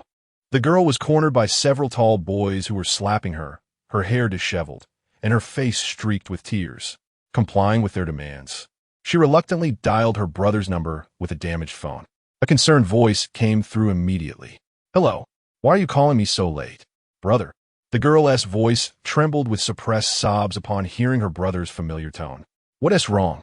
What happened?" "Your sister is waiting for you to save her. Hurry. We're in the alley by the school gate." The leader of the group, a stout boy, snatched the girl's phone, speaking provocatively into it before abruptly hanging up. He then resumed tormenting her. "It turned out that you were a local from Haicheng." After finishing their shopping for tiramisu ingredients, Shun Yu and Li Yongwen took the subway, hoping to return to their dormitory before the school closed for the night. "Yes, before my parents divorced. My sister and I lived in Haicheng," Li Yongwen recounted. "But later, my mother had an affair, and my so-called father discovered that my sister and I were not related to him by blood. After their divorce, my mother discarded my sister and me, leaving us with my uncle. Fortunately, she perhaps retained a semblance of conscience and left us a bit of money. At that time, I was merely 7 years old, and my sister was only 5. Before she left, she urged me to take good care of my sister, and I foolishly promised." A self-deprecating smile played on Li Yongwen's lips. Upon hearing this, Shinyu felt a surge of sympathy and yearned to offer some comfort, yet found herself at a loss for words. Li Yongwen took a deep breath and continued. "Only later did I comprehend that she truly wanted nothing to do with my sister and me. That sum of money was merely a final severance. Fortunately, my uncle is decent enough. Though he does not express it overtly, he has genuinely raised both my sister and me. This year, I was accepted into Shanghai University, and thus brought my sister back to Haicheng. She is excelling academically and is now studying at Haicheng No. 1 High School. Therefore, I must earn a living to support her. It is all a matter of necessity, not as dramatic as you might think." As they reminisced about the past, they had already exited the subway and returned to the school's entrance, just as the gates were about to close. "Hurry up," Li Yongwen urged as he began to run. At that moment, a phone call abruptly interrupted him. It was his sister. "Hello, what are you all doing?" Zhang Leyan called out as she approached the group from several meters away. From a distance, some had noticed her arrival, with her fearless stride into the light. She exuded an intimidating presence, her thin shirt revealing her toned physique. However, the group of bullies, relying on their numbers, was determined to maintain their bravado. The lead chubby boy shouted, "What's it to you? Get lost." Yet, Zhang Leyan continued to advance toward them, undeterred by the chubby boy's words. Observing this, another bully piped up, "So you're her brother?" "Yes, that's right. Is there a problem?" Zhang Leyan replied, now standing before them. The others instinctively grasped nearby objects that could serve as weapons, ready for a potential altercation. However, she stood tall, casting a glance at the trembling girl in the corner, and softly beckoned, "Come here." The girl hesitantly lifted her gaze, fear evident in her eyes as she looked at this unfamiliar stranger. Despite their lack of acquaintance, and his intimidating demeanor akin to that of the boys surrounding her, she felt an overwhelming sense of safety emanating from him, especially given his assertive declaration of being her brother. "Don't be afraid. Come here," Zhang Leyan said gently, completely disregarding the boys. The bullies, momentarily taken aback by the distinct aura surrounding her, hesitated. They awaited the chubby boy's lead, as he was essential for their collective bravado. The girl cast a fearful glance at the boys encircling her, slowly rising to her feet, genuinely preparing to approach Zhang Leyan. Just then, one of the boys exclaimed, "Hey, fatty?" The chubby boy regained his confidence. Although he led the group, he needed their support. He realized that the stance of the person before him was formidable. In a one-on-one confrontation, he knew he would be outmatched. "You just say you want her to follow you, and she should just go." He immediately glared at Zhang Leyan and shouted, then turned back to seize the girl's arm. "What do you intend to do? A group of big boys bullying a girl?" Zhang Leyan clenched his fists. Had he not been concerned that striking might inadvertently harm the girl, he would have already engaged in combat, relishing the opportunity. "Your sister is quite inconsiderate at school. Do you know that?" "In what way is she inconsiderate?" "She ignores people, puts on airs, refuses to lend money, and constantly boasts about having an older brother. Whatever amount you need, I can provide it. Just let my sister go." Just as Zhang Leyan's words were uncompleted, a shadow rushed in. A kick landed squarely on the stout boy's belly. Li Fan, Chapter 91. the god of war, Zhang Leyan in a flash. Before Zhang Leyan could fully discern the figure, Leyan had already dispatched the portly man who was clutching his sister to the ground with a swift kick. Li Fan, after knocking him down, he swiftly pulled the frozen Li Han behind him with concern. "Are you all right?" Upon seeing her elder brother finally arrive, tears of grievance streamed down Li Han's cheeks as she lowered her head in silence. Observing this, Li Yongwen's fury surged, and he shielded Li Han protectively. "How dare you bully my sister?" As he spoke, his gaze swept across the surroundings, abruptly recognizing the identity of the person who had just passed by him. However, he had no time for pleasantries with Zhang Leyan at that moment.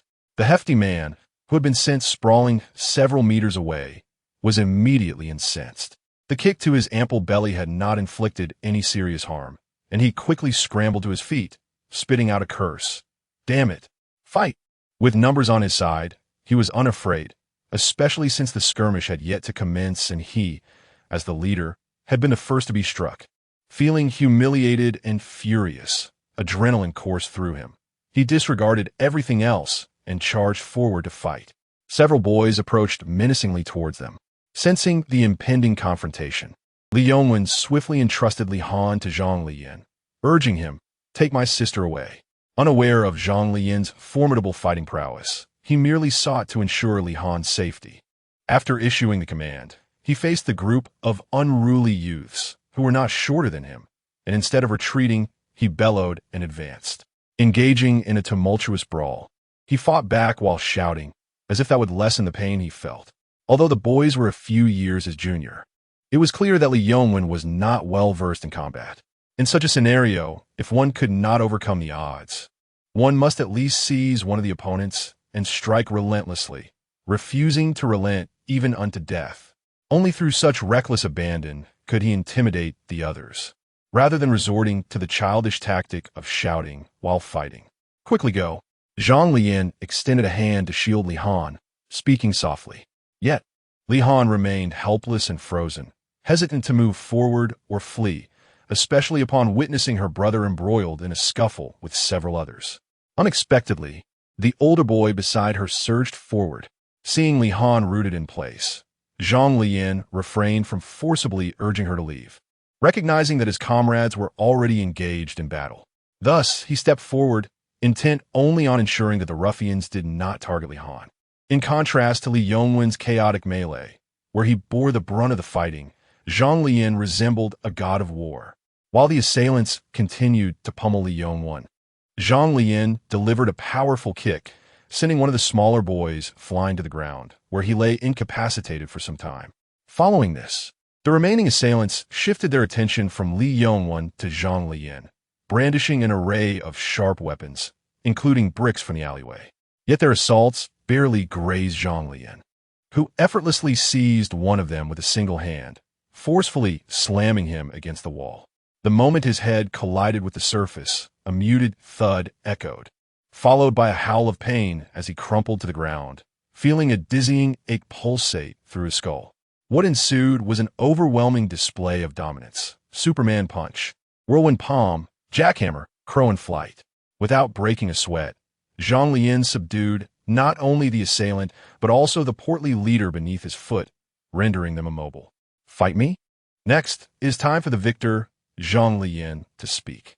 He had begun training at the tender age of 3, vanquishing all contenders in his kindergarten by 5, and challenging middle schoolers when he was merely 7. Li Yongwen launched into the fray with such rapidity that Zhang Leyan was momentarily caught off guard, sustaining a blow that drew blood on his face.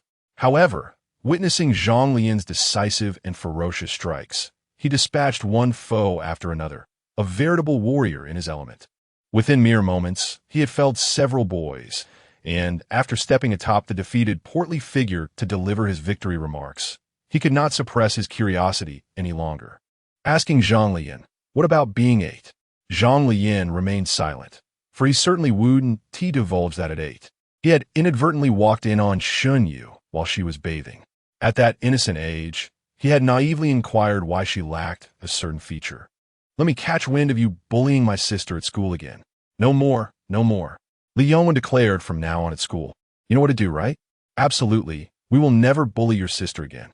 What? Li Yongwan, emboldened by his authority, raised his hand to reprimand the portly leader. From here on, you are to protect my sister diligently at school, should she suffer any grievances. Zhang Leyan crossed his arms, his demeanor icy as he addressed the group with an unmistakable air of intimidation. Not as a suggestion, but with the same menacing tone of a bully. The implication was clear. If Li Han were to face any bullying at school, Zhang Leyan would hold them accountable. At that point, he would not hesitate to confront them outside Haicheng No. 1 high school after classes. He was nothing short of a demon. The portly leader, recognizing the gravity of the situation, had no choice but to acquiesce, realizing that refusal could very well lead to a night spent in torment. Once they all trembled in agreement to Zhang Leyan and Li Yongwen's demands, Zhang Leyan finally released them, signaling that he would be watching their every move. This action appeared utterly terrifying to several bullies, as it marked their first experience of the fear felt by those they tormented. Conversely, for the perpetually terrified Li Han, this same action instilled an overwhelming sense of security. He seemed like a prince, supporting his injured older brother while stealing several glances at Zhang Leyan. "Brother, are you all right?" he inquired. "It's nothing, just a minor injury. Those individuals won't dare to bully you again," Li Yongwen replied nonchalantly. "I understand," Li Han said, gazing at his brother with concern, his tone tinged with mild reproach. "Why must you always act so foolishly? Or was I foolish?" Li Yongwen raturta. "You charged forward even when you couldn't win. You did the same when we were younger." Li Han expressed his grievance. "Who told you to be my sister? They bully you." Li Yongwen felt no remorse for protecting his sister. "You could have just pulled me away," Li Han complained. "What would you do at school? Can you truly avoid them? If you can't fight them there, they would still be a problem." Li Han began to voice his thoughts, but suddenly fell silent. Li Yongwen understood, yet as an elder brother, he could not tolerate those who bullied his sister going unpunished. He would fight, regardless of the odds. Zhang Leyan quietly listened to their conversation as the trio gradually made their way out of the alley. Bai Nianxue, having seen a few delinquents emerge from within, hurried into the alley. Upon spotting Zhang Leyan, she approached him with concern. "Are you hurt? Let me see." Chapter 92. Is this the girlfriend of that brother? Senior. I'm fine. It's this guy who has the problem. Faced with Bai Nianxue's evident concern, Zhang Leyan felt a mix of surprise and flattery, as though a rabbit were bouncing within his heart. Bai Nianxue was wholly preoccupied with checking if Zhang Leyan was injured, paying no heed to those around her. Meanwhile, Li Yongwen and Li Han observed the scene with entirely contrasting expressions, even though Li Yongwen bore visible bruises. Witnessing Bai Nianxue's anxious attention toward Zhang Leyan made him disregard his own discomfort, and a sly, gratified grin spread across his face. The unspoken sentiment was clear. Oh, how caring. If the two were to return to the dormitory at that moment, he would undoubtedly exaggerate his injuries, theatrically grasping Zhang Leyan's hand while mimicking Bai Nianxue's tone, exclaiming, "Junior, let me see if you're hurt." This would surely provoke Zhang Leyan's ire. On the other hand, Li Han regarded Bai Nianxue thoughtfully, pondering, "Is this brother-esque girlfriend? How beautiful." Naturally, it made sense that such a capable and handsome individual would have a stunning girlfriend. Yet, an inexplicable emptiness stirred within her. After ensuring Zhang Leyan was indeed uninjured, save for a few stains on his white shirt, she felt relieved. It was only then that she noticed Li Yongwen and Li Han beside her, particularly upon seeing Li Yongwen's battered visage and Li Han's disheveled hair. She turned back to Zhang Leyan and mused about the stark contrast in their appearances. Suddenly, a voice echoed in her mind. Is he truly that formidable in a fight? Will he ever resort to domestic violence against me? I cannot match his strength. It dawned on her that his earlier assertion of being genuine was not mere bravado. He indeed possessed that capability. In an instant, Bai Nianxue took a cautious step back, feeling a twinge of trepidation and guilt towards the tall, handsome young man before her. After all, she was still deceiving him. Abruptly, Li Yong interjected, "Oh no, I forgot about Shunyu." Zhang Leyan exclaimed, "What? What's going on? Shunyu is still out with you at this hour?" His eyes widened as he grasped Li Yongwen's shirt, genuinely intent on assisting the lad, having already shared Shunyu's WeChat details with him. Yet, this fellow's progress was far too rapid. Such haste could not be sincere, as Shunyu's childhood companion. He felt an obligation to safeguard her from the predatory intentions of low-quality men, unwilling to watch her fall victim to a scoundrel and become emotionally scarred. Moreover, this scoundrel had passed through his own scrutiny. Upon witnessing Zhang Leyan's rapid change in demeanor, Li Yongwen hastily clarified, "It's not as you imagine, my dear second brother." "Not as I imagine? What the hell?" Zhang Leyan effortlessly lifted Li Yongwen as if he were a mere chick. "What are you doing out so late with her? What are your intentions?" Bai Nianxue blinked in surprise, quietly taking a step back. This sounded a bit as if it were directed at her. "Allow me to explain. First, let me return my sister to the dormitory, then we can find Shunyu, and I will elaborate." Li Yongwen spoke clearly, despite the haze in his mind. Thankfully, he still retained his faculties. "Very well, let us first escort your sister back to her dorm." Upon hearing this, Zhang Leyan glanced at Li Han, whose hair remained in disarray, and felt a pang of sympathy. He then introduced himself to Li Han. "Your brother and I are classmates, sharing the same dormitory." Li Han obediently nodded, responding softly with an O. At this moment, Li Yongwen shamelessly remarked, "You may call him brother directly. It's not a matter of seniority. He's the youngest in the dorm." Zhang Leyan. Li Han pouted slightly, trying to suppress a laugh. "Huh. Zhang Leyan, who is the youngest? Surely it is you? You are the second brother. I am the first." Li Yongwen argued, since the term youngest can also imply first. How ridiculous! Zhang Leyan was left speechless, thoroughly defeated by Li Yongwen's audacity. Haicheng No. 1 High School's dormitory is situated adjacent to the school, not within its confines. Hence the trio escorted Li Han directly to the entrance of the girls' dormitory.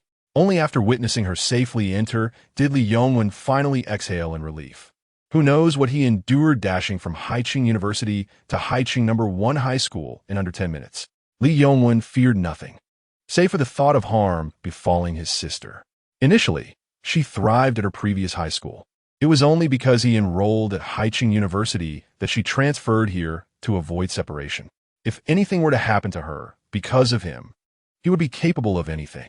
This was why, despite his usual carefree demeanor and amicable nature in the dorm, he was quicker to act than Zhang Leyan, launching into a furious scuffle at the first opportunity. "Didn't he see that coming? You fight quite fiercely?" Zhang Leyan teased as they bid farewell to Li Han. Li Yongwen immediately clung to Zhang Leyan's shoulder, feigning pain. "Oh no, it hurts too much. I can hardly walk." Bai Nianxue stifled a laugh at the sight, but then felt a twinge of envy. He could directly touch Zhang Leyan. Isn't it impressive, taking on several at once? Zhang Leyan was not about to let him off easily, elbowing him while continuing his jest. "You can really fight. From now on, you protect me." Brother Yin Li Yongwen, recognizing the situation, acknowledged his predicament. He found it difficult to walk without Zhang Leyan's support. "Enough. Where is Shunyu? Hurry up and get in touch," Zhang Leyan said irritably. Chapter 93. "You won't be as flustered as last time, will you? Allow me." Upon witnessing Li Yongwen's disheveled state as he leaned against Zhang Leyan, Bai Nianxue stepped forward, stating that she had Xiaoyu's WeChat. Zhang Leyan was taken aback. It seemed that the relationship between the senior and Xiaoyu had grown quite close. He pondered whether Shun Yu might be venting to Bai Nianxue about his shortcomings late at night. This was troublesome. It appeared that Ding Ding Che also had a significant rapport with Bai Nianxue, which meant they might be privy to his embarrassing moments. "Oh no, my persona." A wave of anxiety washed over him, yet he maintained a facade of calm. The two followed Bai Nianxue's lead to meet Xinyu. Eventually, the trio successfully rendezvoused on a pedestrian bridge near Haicheng No. 1 High School. Upon their meeting, Shunyu was startled to see Zhang Leyan, her eyes widening in surprise. Bai Nianxue had not elaborated much in their messages, merely indicating they should discuss matters in person. Thus, Shunyu's reaction upon encountering Zhang Leyan, who was not supposed to be there, was understandably intense. Zhang Leyan was here, and the senior was looking for her. Could it be that they were on a late-night date? Shunyu's mind conjured up an awkward scenario involving Zhang Leyan's attempts at romance. "What are you doing here?" they exclaimed in unison, one voice filled with astonishment, the other with inquiry. "I just came out for something." "Look, I bought ingredients to make tiramisu," Shunyu replied nonchalantly, holding up 2 bags of supplies as evidence. Initially, she and Li Yongwen had returned to school, But upon hearing Li Yongwen's phone call, which hinted at some troubling news, coupled with his anxious demeanor, her compassion was stirred. After listening to his stories from childhood, she decided to follow him out of school, hoping to be of assistance. However, Li Yongwen moved swiftly, and, as it was her first time near Haicheng No. 1 High School, even with navigation, she missed the entrance multiple times, ultimately arriving at the pedestrian bridge. Zhang Leyan squinted slightly, skeptical. Is that so? Li Yongwen nodded vigorously, yes. I assure you that Shun Yu and I merely went out to buy ingredients. He had already recounted the situation to Zhang Leyan during their journey. I didn't ask you to speak. Zhang Leyan elbowed Li Yongwen, urging him to be quiet. What are you doing out so late, running around with this idiot? Is he looking for a fight? Why are you following him? Zhang Leyan remarked with a hint of irritation, masking her concern for Shun Yu's safety. Fighting? Shun Yu, seeing Li Yongwen, who had been elbowed and was now wearing a pained expression, clung to Zhang Leyan like a sloth. She assumed this was merely their unique way of interacting. Are they fighting? She gazed at Bai Nianxue, filled with confusion. Upon noticing, Bai Nianxue nodded affirmatively. I don't know, Shun Yu replied honestly, acknowledging that her rabbit-like legs and claw-like hands were only sufficient to deal with Zhang Leyan. If she were to confront other boys, she wouldn't have needed Zhang Leyan's rescue from being bullied in middle school.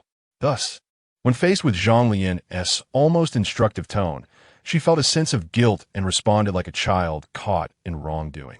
She understood that his words stemmed from concern, for the plight of others was of no consequence to him. Observing her honest reaction, Zhang Leyan's complaints softened considerably. He then inquired with genuine concern, It's quite late. Where are you staying? Casting a glance at Li Yongwen, he wondered if she was with that fellow. Shun Yu and Li Yongwen immediately exchanged reassurances. Absolutely not. How could that be? I'll just find a hotel. Zhang Leyan shot a sharp glance at Li Yongwen, retorting with irritation, You better not. If you dare to mess around. With that, he mimicked the fierce demeanor of a character from a Stephen Chow film, cracking his knuckles ominously. Li Yongwen quickly buried his head into Zhang Leyan's shoulder, awkwardly exclaiming, Oh, Brother Yin, how could I dare? I've seen your prowess before. Zhang Leyan, visibly displeased, replied, Get lost, you weirdo. Bai Nianxue couldn't help but stifle a laugh at the exchange. After discussing Shun Yu's matters, it was naturally time for Zhang Leyan and Bai Nianxue to be questioned by the others. They headed towards the esports hotel that Zhang Leyan had booked. He carefully took charge of the 2 large bags of ingredients, while Shun Yu and Bai Nianxue walked closely together, resembling long-lost sisters. Li Yongwen remained draped over Zhang Leyan. Passerby A remarked, They truly are a match made in heaven. Passerby B retorted, What makes you think they are 2 pairs? Passerby A insisted, Isn't it obvious? Those 2 guys are practically about to kiss. Passerby B, struck by disbelief, exclaimed, Are you implying they are 2 pairs of homosexuals? Passerby A confirmed. What else could it be? Naturally, Shun Yu would not pressure Bai Nianxue. After sharing a glance with Bai Nianxue, she pursed her lips and directed her question to Zhang Leyan. Why are you still out here so late? Zhang Leyan was taken aback. And with a senior? Do you have something going on? Although the topic was originally aimed at Zhang Leyan and Bai Nianxue, Shun Yu deliberately addressed only Zhang Leyan, eager to see how he would respond. Zhang Leyan turned to sneak a glance at Bai Nianxue, hoping to synchronize their stories.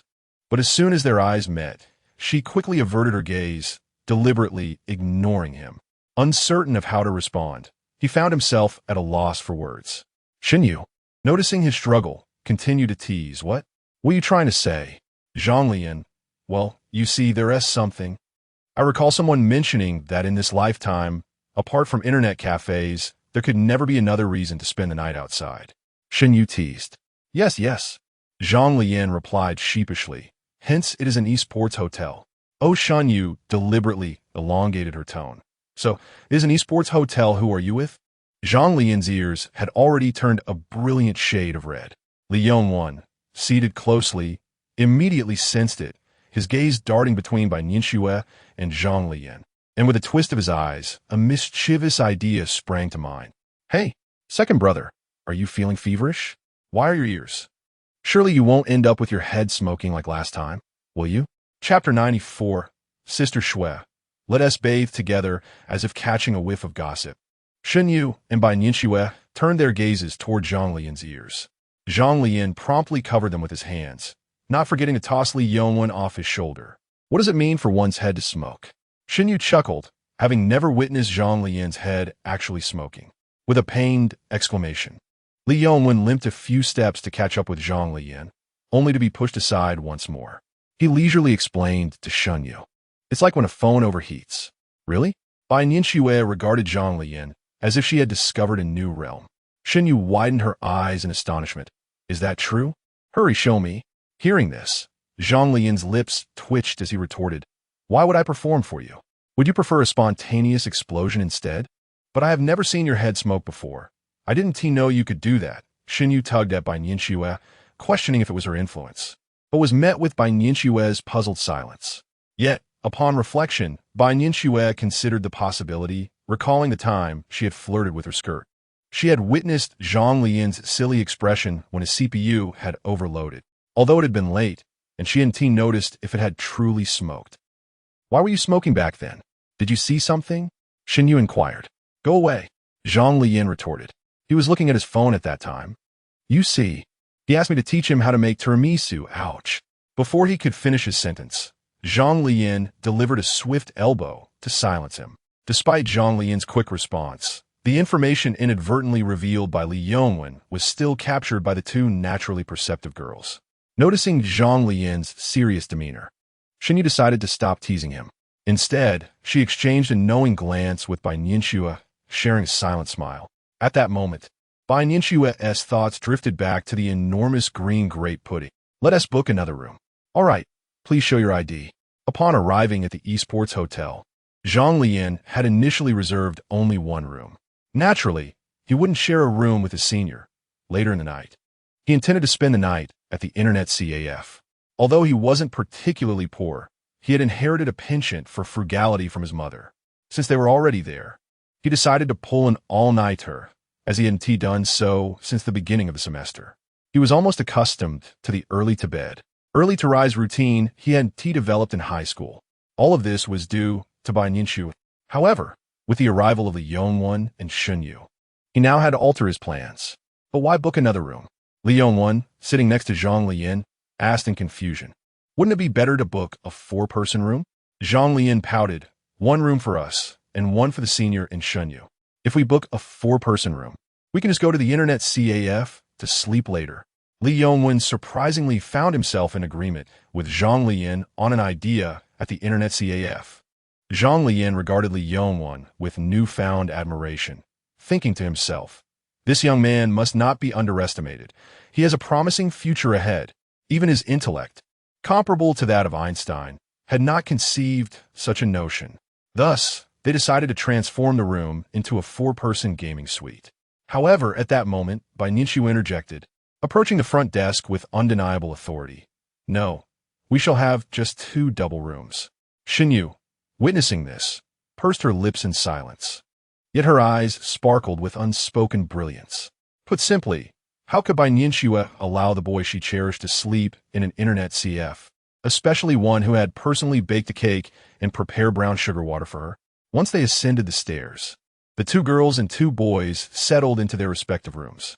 Li Yongwen surveyed the computer setup and felt a surge of excitement. "Time to log in." Zhang Leyan, who had been indecisive just moments ago, now sank into the comfortable gaming chair, retrieving standard snacks and beverages from the mini fridge nearby, ready to indulge in the experience. The internet CAF could never replicate this ambience, albeit it was a tad expensive. The 2 boys quickly immersed themselves in their gaming territory, immediately leveraging their geographical advantage to commence a first-person shooter without wasting a moment. Meanwhile, the 2 girls took a moment to reflect on their earlier conversations. "Should we take a shower first?" Bai Nianxue inquired. Shen Yu's eyes sparkled as she looked at Bai Nianxue. "Shall we go together?" Bai Nianxue. She had no particular inclination in that regard. Shen Yu quickly clarified, "I didn't mean it like that, Sister Schwer. We could discuss our strategies while showering." Having previously rejected Bai Nianxue's suggestion, she had made it clear she was not interested, but she had no qualms about sharing a shower with a stunning beauty. Moreover, she could even offer Bai Nianxue a back massage. She was quite skilled. The boys, however, were a different matter. No matter how handsome you are, stay away. And do not drop the soap. Upon hearing this, Bai Nianxue found no objection to Shun Yu's proposal and nodded in agreement. Thus, the two girls entered the shower room together. Soon, the bathroom was enveloped in steam, with two indistinct figures inside lost in boundless fantasies. Laughter, as melodious as silver bells, echoed from within, accompanied by mutual compliments on each other as figures. Sister Schwer, how is your skin so fair, like milk? It's so smooth. How do you achieve this? Bai Nianxue, feeling ticklish, replied. I'll send you the link later. Shinyu giggled, her hands continuing to massage Bai Nianxue. How does this pressure feel? Quite pleasant. Bai Nianxue closed her eyes, savoring the moment, as Shun Yu's hands glided gently across her back. He, Zistak It was indeed I who took the initiative. Shin Yu teased while rubbing, and the implication was understood by both. It meant that Zhang Leyan had yet to touch, but she had already done so. Bai Nianxue's face flushed, uncertain whether it was due to the heat or the novelty of bathing with another girl for the first time. She could only smile helplessly. Chapter 95, I'll return early. School, your mother's kiss? Zhang Leyan gazed at the disheartening words failure on the screen, then glanced at his own record, having eliminated 17 opponents, yet still not emerging victorious. Meanwhile, Li Yongwen's score stood at a staggering 3-22. He tossed aside his headphones, grabbed a pillow from the bed, and confronted Li Yongwen with an unrelenting barrage of complaints. How could you possibly let in 22 kills in a single match? Are you a poet or something? Ow, please stop hitting me. Yingguo, I'm injured, it's affecting my gameplay, Li Yongwen protested. Indeed, he bore an injury that somewhat hindered his gaming performance. Damn it, you've ruined us, Zhang Leyan exclaimed, discarding the pillow and retaking his seat.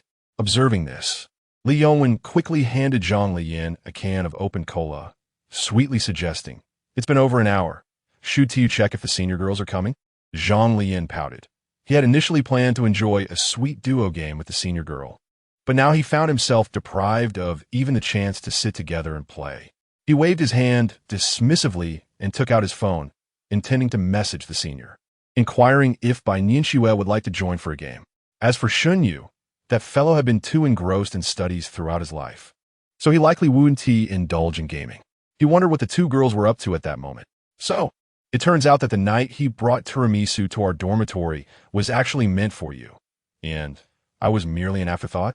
Shin Yu had been conversing with Bai Nianxue since their shower, thoroughly grasping their progress while providing a detailed analysis of Zhang Leyan's subtle behaviors to Bai Nianxue. I was puzzled as to why he would bring me tiramisu that night. Shin Yu mused, adjusting his position on the bed, his fair legs elegantly crossed. Suddenly, a realization struck him. That moment on the bridge, Li Yongwen mentioned he was teaching Zhang Leyan how to make tiramisu. This guy, when did he become so astutely observant? As everything clicked into place, Shun Yu exclaimed in awe, listening to Shun Yu's analysis. Bai Nianxue's eyes sparkled like the bright moon in the sky. Her heart, akin to a piece of candy she had previously savored, suddenly experienced a richer, more delightful flavor. He has never acted this way before, I can assure you. I think. Shin Yu puffed his cheeks, pinching his delicate chin. Choosing his words cautiously, he just stubborn. Deep down, he already. Upon hearing this, Bai Nianxue immediately buried her head in the esports desk. Her voice muffled as she murmured, well, he never explicitly said, so I can't be certain. Just stubborn. Shin Yu rose and approached Bai Nianxue, understanding that what truly mattered was not what he said, but what he did. Bai Nianxue slowly lifted her head, her eyes sparkling as she cast a sidelong glance at Shin Yu. Shin Yu pressed her lips together, utterly charmed by Bai Nianxue's demeanor, and couldn't help but think about how this senior would actually be fond of Zhang Leyan. She leaned back slightly and remarked, that guy really has it easy. If I were a boy, I would definitely like you, Sister Xue. Bai Nianxue straightened her posture, playfully tossing her hair to one side. Her head tilted as she smiled brightly at Shin Yu. But you didn't say that last time. When we first met, you insisted that it was impossible. She teased, giggling. Shin Yu leaned her head on Bai Nianxue's shoulder, playfully retorting, fair is fair. It's about time. I'm going to invite him to play games. Would you like to join? Bai Nianxue gently patted Shin Yu's head and inquired. Sure, but I'm not very good at it, Shin Yu replied. No worries. What games do you play? The most important thing is to have fun, Bai Nianxue said with a nurturing tone, like an older sister. Plants vs. Zombies. And that online game. Eventually, as Shun Yu truly struggled with gaming, and it was getting quite late, she was not one to stay up late. She was the first to retreat from the battlefield, opting for sleep. The remaining trio engaged in a fierce three-player match for a while. However, due to Li Yongwen's inability to keep up with the technical prowess of the other two, he felt immense pressure from Zhang Leyan, as if he were being deliberately urged to leave. Ultimately, he resorted to playing his own game for a bit before lying down to play on his phone. Meanwhile, it was the sweet duo time for Zhang Leyan and Bai Nianxue. Nice kick. Great catch. So big. Awesome. Their rare synergy was truly remarkable, as it was Zhang Leyan's first time playing with someone other than Dingding and achieving such harmony. Next time, sister, you and Dingding should join us for a trio match. We'll definitely score big. Zhang Leyan exclaimed into the microphone. Huh. Bai Nianxue chuckled awkwardly in response, noting that this was still a rented account. And who knew what the next account would be? It was quite late, and Zhang Leyan, glancing at the time, which had already surpassed 3 in the morning, expressed his concern. Sister, shouldn't you get some rest? While he himself was indifferent. He understood that girls generally care about their appearance and tend to maintain more regular routines than boys. However, the truth was that Bai Nianxue had managed to play games with Zhang Leyan online for so many years, and her schedule was not necessarily better than his. Yet, she still maintained her fair, smooth skin without blemishes, a testament to her innate beauty, unlike those who break out at the mere thought of milk tea. To put it plainly, wasn't Zhang Leyan the same? His irregular habits did not detract from his handsome appearance. Without rest, Bai Nianxue softly uttered, her voice laced with a hint of breathiness, as the late hour rendered her speech considerably gentler. Zhang Leyan found it difficult to articulate his thoughts, yet he was captivated by the melodious quality of her voice. Shall I initiate? She continued, perhaps we could partake in another game. Bai Nianxue proposed unexpectedly. Another game? Which one? Let us first connect our microphones. You go ahead. She dialed Zhang Leyan through WeChat, subsequently exiting the gaming room. Zhang Leyan answered promptly, his cursor poised in the center of the game lobby, awaiting Bai Nianxue's next command. Which game shall we play? He possessed accounts for nearly all the popular games on the market. What are your plans for the National Day holiday? Your plans for the National Day holiday? Zhang Leyan repeated to himself, searching the inquiry in the search bar, only to find no such game. Oh, are you asking me? I should return home for a visit. He responded earnestly to Bai Nianxue, inexplicably compelled to answer every question. Oh. Zhang Leyan's tone softened. What's the matter?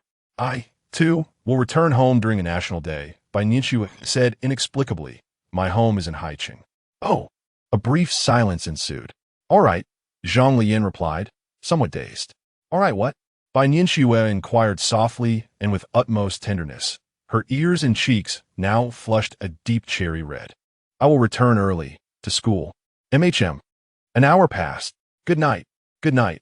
Chapter 96, when he becomes number 1. Ever since that night, for reasons unbeknownst to them, Li Yongwen and Shun Yu have sensed an unusual change in Zhang Leyan and Bai Nianxue. Although they still appeared together as before, the delightful sense of voyeuristic amusement they once felt had inexplicably vanished. In its place was an ineffable feeling akin to being a third wheel. Previously, observing the two was akin to watching two stubborn ducks, particularly Zhang Leyan, whose resemblance to the monk Tang Sung had always invited playful teasing. However, now, any attempt at jesting felt inappropriate, as if they were inadvertently caught in a flirtation, rendering them akin to clowns in their own performance while still single before the duo. Could it be that they had become a couple? Yet, their interactions had not significantly altered. Was it possible that their frequent banter had led to a form of resistance? Alongside Shen Yu and Li Yongwen, the only other person privy to this sentiment was Su Qianqian, the sole confidant in Bai Nianxue's dormitory. The rankings are out. Upon returning to the dormitory, Xia Tong promptly shared this news, prompting Su Qianqian and Lu Siki to eagerly click on a link to see if any of their admired icons graced the list. Xia Tong teased, glancing at Bai Nianxue, whose lips curled into a subtle smile. Shueshu, what are you looking at? Bai Nianxue hastily shut her phone, clearly displaying a chat window. Nothing, nothing. What is up? She replied nervously. With a slight squint, Xia Tong feigned ignorance, playfully suggesting she might be chatting with some handsome fellow. Respecting the privacy of others, she quickly returned to the topic at hand. Our university's top flower, still reigning as Xue, has amassed over 13,000 votes. She has captivated everyone from senior students to freshmen. Applause erupted, filling the room. Bai Nianxue remained unresponsive, eliciting envy from Lu Siki. Look at that. Xue doesn't even seem to care. Is this what extreme composure looks like? How infuriating. Su Qianqian chimed in, her lips curving into a barely contained smile. Of course, seeing the list would not evoke any reaction from Xue. I believe she would respond if she were shown pictures of handsome guys. Bai Nianxue felt an inexplicable sense of foreboding, leaning back as she fixed her gaze on Su Qianqian. Indeed, as a girl, she was likely to have an affinity for attractive men.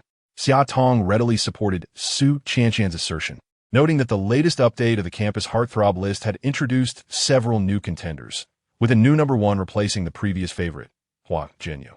You'll never guess who it is. Lu Siki quickly clicked to see Wu Hao, a sophomore, a rather cute boy. What? I want a handsome guy. Not this. Lu Siki furrowed her brows, despite her usual penchant for mischievous smiles akin to those of the goddess Shurji, and her tendency to squeal at handsome boys or adorable kittens and puppies. The type of puppy she desired was not one who was cuter than herself.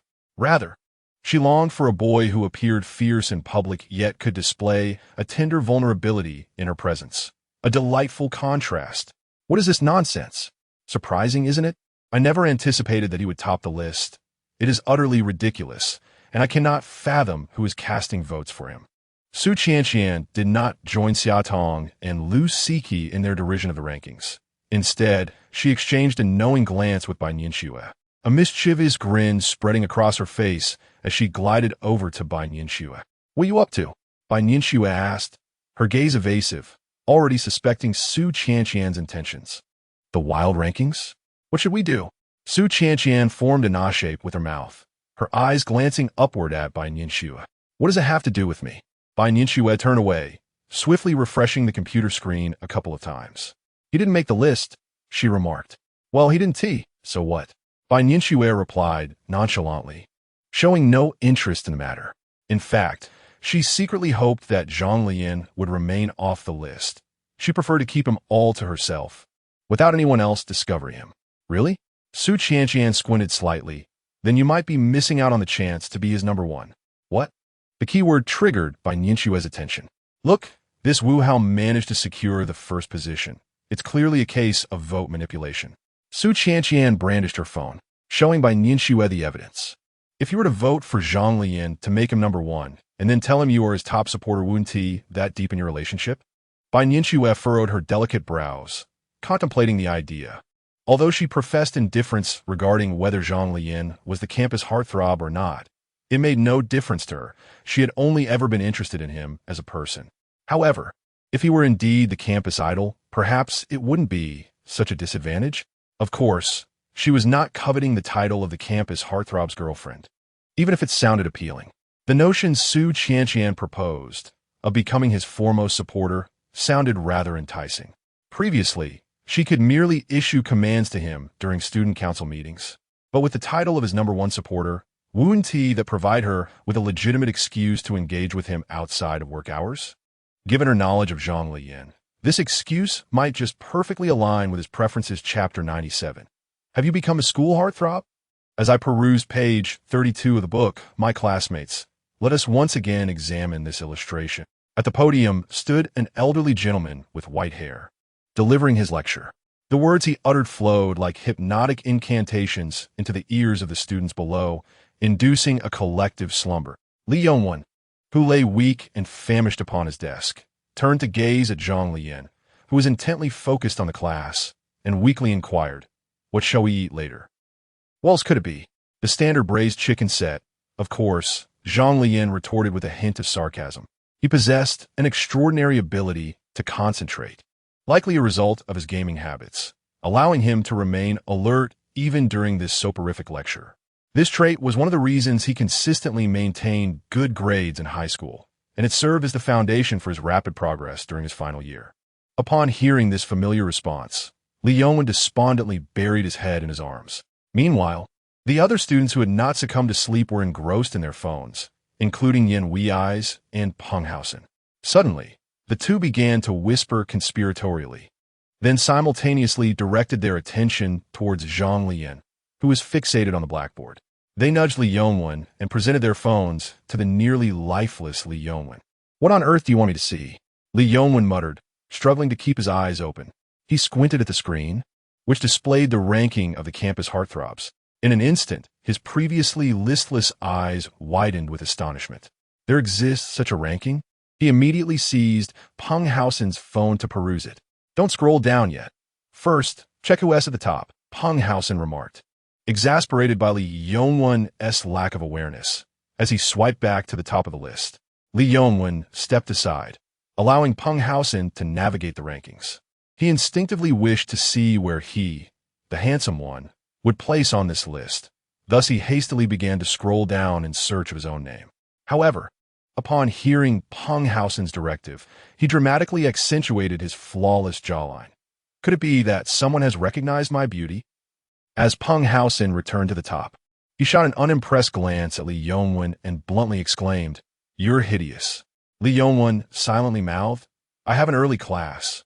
He then focused his gaze on the top position of the ranking. He was eager to discover which unfortunate soul held the title of number one. Upon viewing the name and photograph of the individual listed, he slowly articulated, "Zhang Leyan? What do you want, father?" Zhang Leyan, who had been attentively listening to the lecture, turned around, his eyebrows arched in confusion, one eye wide and the other narrowed, fixating on Li Yongwen.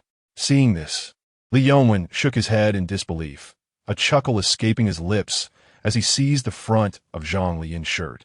His eyes widening in fury. "You mean to tell me you've been named the school heartthrob? You truly deserve to be punished." "Huh?" Zhang Leyan appeared utterly bewildered, gazing at Li Yongwen as if he were a mere fool. "What gave you the right? Are you more handsome than I am?" Li Yongwen remarked, a smirk curling at the corners of his mouth. Uninterested in engaging with someone he deemed foolish, Zhang Leyan shifted his position to the empty space beside him, dismissively stating, No, I am quite ugly." "What does that even mean? Then why on earth were you selected as the school's heartthrob?" Li Yongwen retorted, following closely behind. Zhang Leyan replied, "Just leave me alone. My mother doesn't allow me to play with fools." "See for yourself," Li Yongwen insisted, handing Zhang Leyan Peng Haosen's phone. Displayed prominently on the screen was a photo of Zhang Leyan himself, clad in military training attire, languidly reclining beneath a tree. Fortunately, the lighting was superb, illuminating his fair, flawless complexion, rendering him quite dashing and vibrant. The photograph encapsulated both the youthful exuberance of a boy and a charmingly humorous essence. "Who took this? I must sue for infringement of my personal image rights." Zhang Leyan was more concerned about the identity of the person who had captured his unflattering moment while he was resting on a lounge chair than the fact that he was ranked first on the list. Could he not focus on something more sensible? Li Yongwen remarked with an exasperated grin. Zhang Leyan continued to scroll through the images, discovering not only the cover photo, but several others featuring him. There were pictures of him riding a bike, playing basketball, and even one with a senior student, all seemingly captured from a bystander's perspective. Yet, there was one particular image, also of him in military training attire, but taken from a remarkably close distance. How could he have not noticed it being taken? When was this photo shot? It could only have been taken by someone familiar. Surely, it wasn't these three. They would bother taking pictures of him for no reason. So who else could it be? Shen Yu? She was also undergoing military training at the time. But had she even been around? Ding Ding Che. He had indeed come with a senior during military training. Wait, the senior. Zhang Leyan's thoughts suddenly drifted back to that afternoon when Bai Nianxue first delivered milk tea to them.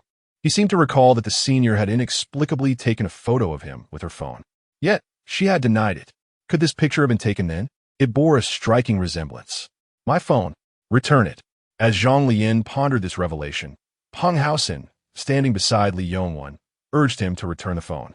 Zhang Leyan promptly handed it back. "Thank you, school heartthrob." Immediately, he was bestowed with a fresh title, the The mighty school heartthrob Zhang Leyan furrowed his brow, thinking, "What nonsense is this? We dare not presume. We are merely common folk. How can we possibly contend with the esteemed school prince? When the school prince is enraged, countless souls may fall, and rivers may run red with blood. One cannot fathom how many young admirers will rise to condemn us. Zhang Leyan, school prince, brother prince, oh prince, away with you." Such troublesome friends can be quite exasperating. Not only do we refrain from posting recklessly on social media, but even when others do, we must endure a torrent of ridicule. Zhang Leyan is solely eager to uncover who enrolled him in this so-called school prince ranking. He is determined to exact his revenge. Chapter 98, The Campus Heartthrob, by Nianxue, Senior by Nianxue sent a message. "Congratulations, Junior. You have become our school's heartthrob." As she bitterly pondered which foolish person had the audacity to nominate him for this heartthrob selection event, the notification chimed on his phone. The accompanying image was the very cover photo that Zhang Leyan had just seen, indicating he ranked first. Zhang Leyan, feeling a mix of embarrassment and exasperation, replied, "I wonder who voted for me. If I ever find out, they shall experience the nightmare of their life." He continued to type, sharing his grievances with Bai Nianxue. Bai Nianxue responded, "I was the one who voted for you. I'm still your #1 supporter," just as she hit send. Zhang Leyan swiftly pressed and retracted the message. Yet, in that fleeting second, Bai Nianxue, clutching her phone, had already seen it. Zhang Leyan quickly composed another message. "So it was you, Senior," he added. "I thought someone was playing a prank on me. Haha," after sending it. He received a cute emoji of a blushing cat, but no further messages followed. Feeling a chill run down his spine, Zhang Leyan changed the topic, asking, "Senior, why did you nominate me?" Almost instantaneously, she replied, "Because I think you're quite handsome." As Zhang Leyan read her message, he discreetly set down his phone and turned to Li Yongwen, who was hanging around with a devil-may-care attitude. Noticing Zhang Leyan's gaze, Li Yongwen slowly shifted his eyes towards him, raising an eyebrow in curiosity. "Are you laughing at your own mother?" Clearly, there was a vast chasm between receiving compliment from a brother and from a girl one admires. In response to Li Yongwen's taunt, Zhang Leyan chose to ignore him, picking up his phone once more with an air of nonchalance. "Damn it," the irritating voice of Li Yongwen echoed again. "Are you going to keep calling me?" Zhang Leyan's smile faltered, and he swiftly retaliated with a playful jab aimed at Li Yongwen's side. "Enough already," Zhang Leyan exclaimed, shaking off the annoyance. Bai Nianxue's sweet words had spared Li Yongwen from a harsh fate this time, but should he continue his antics, he would not be shown mercy. Checking his phone again, Zhang Leyan saw that Bai Nianxue had sent him another message, informing him of her tasks at the literature club that afternoon. He promptly acknowledged her note and returned to his studies. After indulging in a classic dish of braised chicken for lunch, the group stopped by a fruit shop to purchase some refreshing fruit before retreating to their cramped dormitory for a much-needed afternoon rest. Apart from Zhang Leyan being called away by Bai Nianxue during lunch in the office of the literary department, the air conditioning was humming softly, and a man sat comfortably in a leather chair, relishing his fresh meal. "How is it? Is it delicious?" Bai Nianxue inquired, her chin propped on one hand, her eyes sparkling as she gazed at Zhang Leyan. "It's incredibly fragrant." Zhang Leyan devoured his food without hesitation. Since enrolling in school, aside from dining out occasionally, he had mostly subsisted on the school's Huangmin chicken and prepackaged meals. It had been ages since he had savored such delightful home-cooked flavors. "If you enjoy it, we should visit the restaurant together next time. I guess you were from southern Sichuan and would relish this type of cuisine," Bai Nianxue remarked, nudging the dishes closer to him, although she herself hardly touched them. Observing this, Zhang Leyan caught her intent gaze and met her eyes. "You should try some too."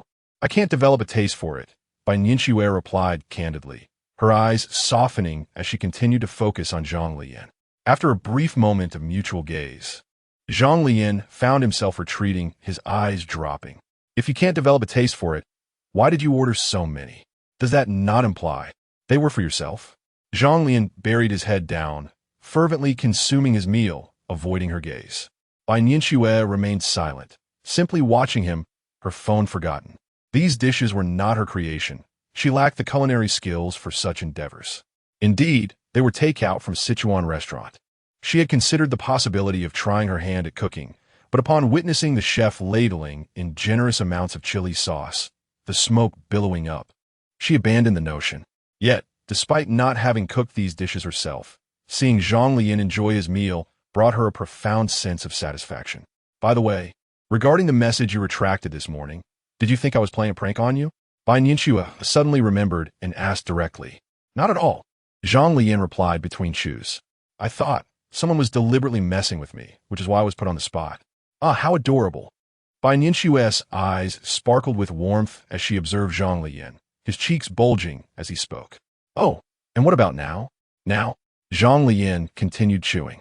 Senior, your actions must hold some reasoning. What reasoning could I possibly have? Bai Nianxue pressed, seeking clarity. Well, you would harm me, he replied, returning to his feast, unperturbed by the contents of his meal. Bai Nianxue's lips curled into a satisfied smile upon hearing his response. She then posed another question to him. So, what do you make of me being your number one? Coughing slightly, Zhang Leyan nearly choked, his face flushing crimson. Slow down, Bai Nianxue said leisurely, handing him a tissue. What do you mean by number one? Zhang Leyan took a tissue to wipe his mouth and inquired. How could I be ranked first when I haven't received any money? Where is it? It's from the votes I cast for you. I supported you generously, and that is how you ascended to the top of the campus heartthrob list. Bai Nianxue replied with a twinkle in her eyes and a bright smile. Dear campus heartthrob, you can't just abandon the sister who helped you reach this pinnacle. With a playful chuckle, she continued, Oh, campus heartthrob? Coughing lightly, he realized that just this morning he had been bestowed with numerous titles, starting with campus heartthrob from several admirers, and now a new one had emerged from a senior. Seeing his reaction, Bai Nianxue's laughter deepened as she pulled out a tissue, stood up from her seat, and bent over to offer it to Zhang Leyan, saying, Let me help you, dear campus heartthrob. Chapter 99. An additional charge. Zhang Leyan found himself blushing furiously, for he was indeed a novice in matters of romance. It was impossible for him to remain entirely unresponsive when a beautiful girl like Bai Nianxue flirted with him. However, he was not entirely lost in thought. He neither shied away nor acted like a timid child caught in the allure of an older sister's charm. He gazed directly at Bai Nianxue as she leaned closer, skillfully maintaining his composure, his expression perfectly reflecting a blend of reluctance and the remnants of his dignity as he remarked, Sister, this incurs an additional fee. Bai Nianxue paused mid-action, her hand with the tissue suspended in the air, her eyes wide with surprise. Her fingers had almost brushed against his lips. Zhang Leyan's unexpected response had evoked a laugh from her. Yet, having initiated the touch, she had no intention of withdrawing. Gently, she wiped the corner of his mouth and, with a playful smile, inquired, So, what shall we do now, Junior? Zhang Leyan fell silent, his mind racing faster than it ever had during an intense gaming session. Throughout his life, from the moment he was born, no girl aside from his mother had ever wiped his mouth. True, there were those who had harbored affection for him since childhood, yet he had instinctively repelled them. Thus, he found himself in uncharted territory, desperately searching for a suitable response or strategy to navigate this unforeseen scenario. Alas, the knowledge he sought existed only within the realms of novels and anime. Just as he was floundering in confusion, the door to the literature department office swung open, shattering the moment's tension. Lu Feifei, having hurried over after lunch to collect a seal, stumbled upon the sight of Bai Nianxue bending over, tissue in hand. Seemingly engaged in the act of wiping Zhang Leyan's mouth, her hand poised midair. Observing their initial reactions, Lu Feifei's mind momentarily short-circuited before she lowered her head. A playful smile gracing her face as she sheepishly apologized. My apologies, Minister. I didn't mean to interrupt. Please, carry on. In her imaginative mind, the scene unfolded vividly. Zhang Leyan appeared bashful and awkward, his expression morphing into one of surprise and daze upon noticing her presence.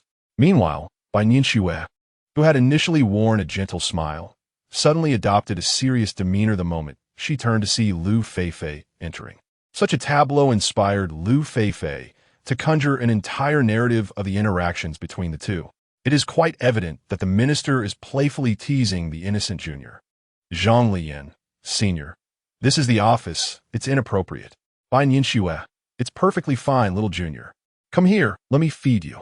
Is it delicious? Oh, it is. Look at you. You've got food all over your mouth. Come here, allow me to wipe it for you. Liu Feifei had already envisioned the entire storyline and imagery in her mind. Little did she expect that the minister harbored such inclinations and indulged in office play. Stop. The moment Liu Feifei's words fell, Bai Nianxue abruptly called out coldly. Wow, such a swift change of demeanor. The unwholesome images in Liu Feifei's mind were shattered by Bai Nianxue's icy indifference, prompting her to mutter softly. She then looked up at Bai Nianxue. What's wrong, minister? Do you wish for me to close the door for you? Or shall I stand guard outside? As she spoke, Liu Feifei bit her lip to stifle a laugh, casting a slightly expectant glance at Zhang Leyan. Zhang Leyan was already accustomed to this, having been teased by the deputy minister since their last meal together. Clearly, the deputy minister had assumed that he was entangled in some improper relationship with the senior. Hence, he found no need to rise and clarify the matter. He vividly recalled how the senior had reprimanded him during their last hot pot outing. It was best left for her to handle. Moreover, he did not wish to appear overly eager to distance himself from Bai Nianxue amid such misunderstandings. However, Bai Nianxue offered no explanation. Instead, she turned towards Liu Feifei, her back to Zhang Leyan, obscuring her expression. All that could be heard was her calmly instructing Liu Feifei, "Come with me." She then glanced at Zhang Leyan, her expression devoid of any hints, yet filled with tenderness. "You enjoy your meal." "Oh, all right." Zhang Leyan, feeling at ease, resumed his meal. Unbeknownst to him, when Bai Nianxue turned back to face Liu Feifei, her demeanor immediately transformed into one radiating a menacing smile. The two stepped into the corridor outside the office and closed the door behind them. Maintaining her smile, Bai Nianxue's tone inexplicably carried an air of threat. "Feifei, what did you just witness?" Liu Feifei pressed her lips together. The last time she had seen Bai Nianxue in such a manner was at the hot pot restaurant, after which she had been inundated with tasks. "No, minister, I saw nothing at all," Liu Feifei replied, stifling her laughter as she looked at Bai Nianxue. "Really?" Liu Feifei nodded vigorously. Recalling the previous lesson, Bai Nianxue's tone softened slightly. "Please, do not engage in any unnecessary actions." Liu Feifei continued nodding. Yes. I assure you, I will not mention that you were on a date with Zhang Leyan in the office." Upon hearing this, Bai Nianxue was left utterly speechless. "Feifei, I believe the position of deputy minister may be somewhat beyond your capabilities. Please, minister, I was wrong. I promise to behave. It's too late." Bai Nianxue replied calmly. Minister Liu Feifei pouted and acted coyly, but suddenly a spark of realization crossed her mind. "Wait a minute, shouldn't I be the one threatening you?" Bai Nianxue raised an eyebrow. Liu Feifei's eyes glinted mischievously as she remarked, "Minister, surely you wouldn't want anyone to discover your little rendezvous with Zhang, would you? You even helped him wipe his mouth, didn't you?" Bai Nianxue gasped in disbelief. "How dare you threaten me?" Liu Feifei covered her mouth, playfully gazing at Bai Nianxue. "It appears that the facts align quite closely, don't they? Minister, if you prefer I remain silent, I could do so, but I would rather not work this afternoon. The last task you assigned was exceedingly exhausting. What would you like to do instead?" Bai Nianxue's enchanting eyes were fixed intently on Liu Feifei. "I too wish to indulge in leisure. Perhaps play some games?" Liu Feifei replied with a wicked grin. Chapter 100. The Harmony of Husband and Wife. Bai Nianxue's favoritism was perceptible to all. For instance, during the last gathering, when Zhang Leyan was caught indulging in frivolity behind the curtains of the Grand Hall, many student council members were present. Naturally, some witnessed this. Yet Bai Nianxue chose to ignore it. At the freshman gala, while everyone returned to tidy up the venue, Bai Nianxue too made an appearance. But she claimed that Zhang Leyan was unwell and had left early, subsequently ensuring his credits were fully awarded. It was no surprise, then, that Liu Feifei made such remarks. However, Zhang Leyan, being oblivious to these dynamics, remained unaware. At 2 o'clock in the afternoon, everyone convened at the school's performance hall to attend to their duties. As they neared completion, Liu Feifei, the vice minister, took the lead in initiating a game. Observing this, Bai Nianxue reluctantly turned a blind eye. Though it was indeed a distraction, It occurred only when their tasks were nearly finished, thus rendering it not entirely inappropriate. Lu Feifei upheld her promise, refraining from sharing the office gossip from noon with the other student council members. With Lu Feifei leading the way, students from other departments soon gathered around to observe her gameplay. Before long, a crowd had formed. "Well done, Minister Lu. Come play with me." Hu Fan, present everywhere, called out. Although affiliated with the disciplinary committee, he frequently participated in student council activities that offered credit opportunities. "What skills do you possess?" Lu Feifei retorted with a laugh, stating she would not play with novices. "I'm the carry," Hu Fan declared confidently, boasting of his prowess as the top Marco Polo in Haida University. "Oh, it's you." Lu Feifei recognized him from her own school's hero rankings. Currently, a top player from her school, known as Dingdingch, was a national server jungler, while another, named Makabaka, was a national server laner. Their names suggested an abstract couple. Meanwhile, Hu Fan, in her memory, was a lesser-known player. "Isn't there a competition at the gaming club at 4 o'clock? Shall we form a team?" Someone promptly suggested. "You can't even reach the ranks. How can you compete?" Came the retort. "ISNT, there's someone to lead us? Let us just have some fun," they replied. Whenever the subject of gaming arose, Zhang Leyan would inexplicably reappear. Just moments ago, he was conversing with Bai Nianxue, and in the blink of an eye, he vanished. "We seem to be short of players. We need one for the jungler and another for mid lane." Hu Fan, naturally the strongest among them, assumed the role of captain for this impromptu team. Among the group, aside from those who were truly inept, the rest were merely there to enjoy themselves without contributing. However, as soon as Zhang Leyan reappeared, Hu Fan swiftly spotted him amidst the crowd. "I remember you play farm too, right?" Hu Fan exclaimed enthusiastically, seizing Zhang Leyan. "What are you all talking about?" Zhang Leyan inquired, confused. "In a moment, a competition is set to take place, and we should form a team to participate right at the gaming club across the way. For a bit of fun." Hu Fan exuded confidence. Although his skills were not among the elite, he ranked prominently in the pinnacle leaderboard at Haida University. In the dormitory, his friends affectionately referred to him as their guiding father, requesting his assistance. Thus, the idea of casually teaming up amused him. However, he instinctively excluded the 3 friends from his dorm, as they were rather inept, unable to keep up even with him, a national server Marco player. Upon hearing this, Zhang Leyan promptly responded with assurance. Sure, if he had any doubts about his own abilities, he might have added a disclaimer about his performance, but he did not. "What is your rank?" he asked. "I haven't played much this season, so I haven't touched the pinnacle. I've just been focusing on ranked matches." Zhang Leyan modestly replied. "Oh, that's fine. Glory is sufficient," Hu Fan said, not probing further, and promptly invited Zhang Leyan into his team. After all, he would be the main carry. As long as the other roles didn't throw the game, they would be fine. "Now, we still need a mid laner," Lu Feifei remarked. Hu Fan pondered, contemplating that he might have to recruit one of his less skilled friends to fill the gap. At that moment, Bai Nianxue approached Zhang Leyan with an air of determination, tapping him on the shoulder. Zhang Leyan turned around to find Bai Nianxue's face illuminated with a smile. "What are you up to?" she teased, playfully, feigning ignorance. Her light reprimand stemmed not from Zhang Leyan's distraction, but rather from his abrupt departure without a word. "Hey, I just came to check things out," Zhang Leyan quickly explained, his tone instinctively harmonizing with Bai Nianxue's. This explanation dissipated her light reproach. Suddenly, Zhang Leyan recalled something. Last time he had glimpsed Bai Nianxue's account, it appeared she played mid lane, and she was quite formidable. "Senior, you play mid lane, right?" he inquired. Although in their previous duo queue, she had primarily played jungle, it was not her main role, especially considering the formidable character she had piloted into the enemy jungle. If she was so skilled in a less frequently played role, one could only imagine her prowess in her primary position. Bai Nianxue hesitated slightly, her gaze drifting elsewhere as she casually replied, "Ah, yes. Perfect, we're in need of a mid laner," Zhang Leyan exclaimed. "How about you join us?" "A competition?" Bai Nianxue inquired. "Yes, the one at the gaming club," Zhang Leyan confirmed, his eyes sparkling with anticipation.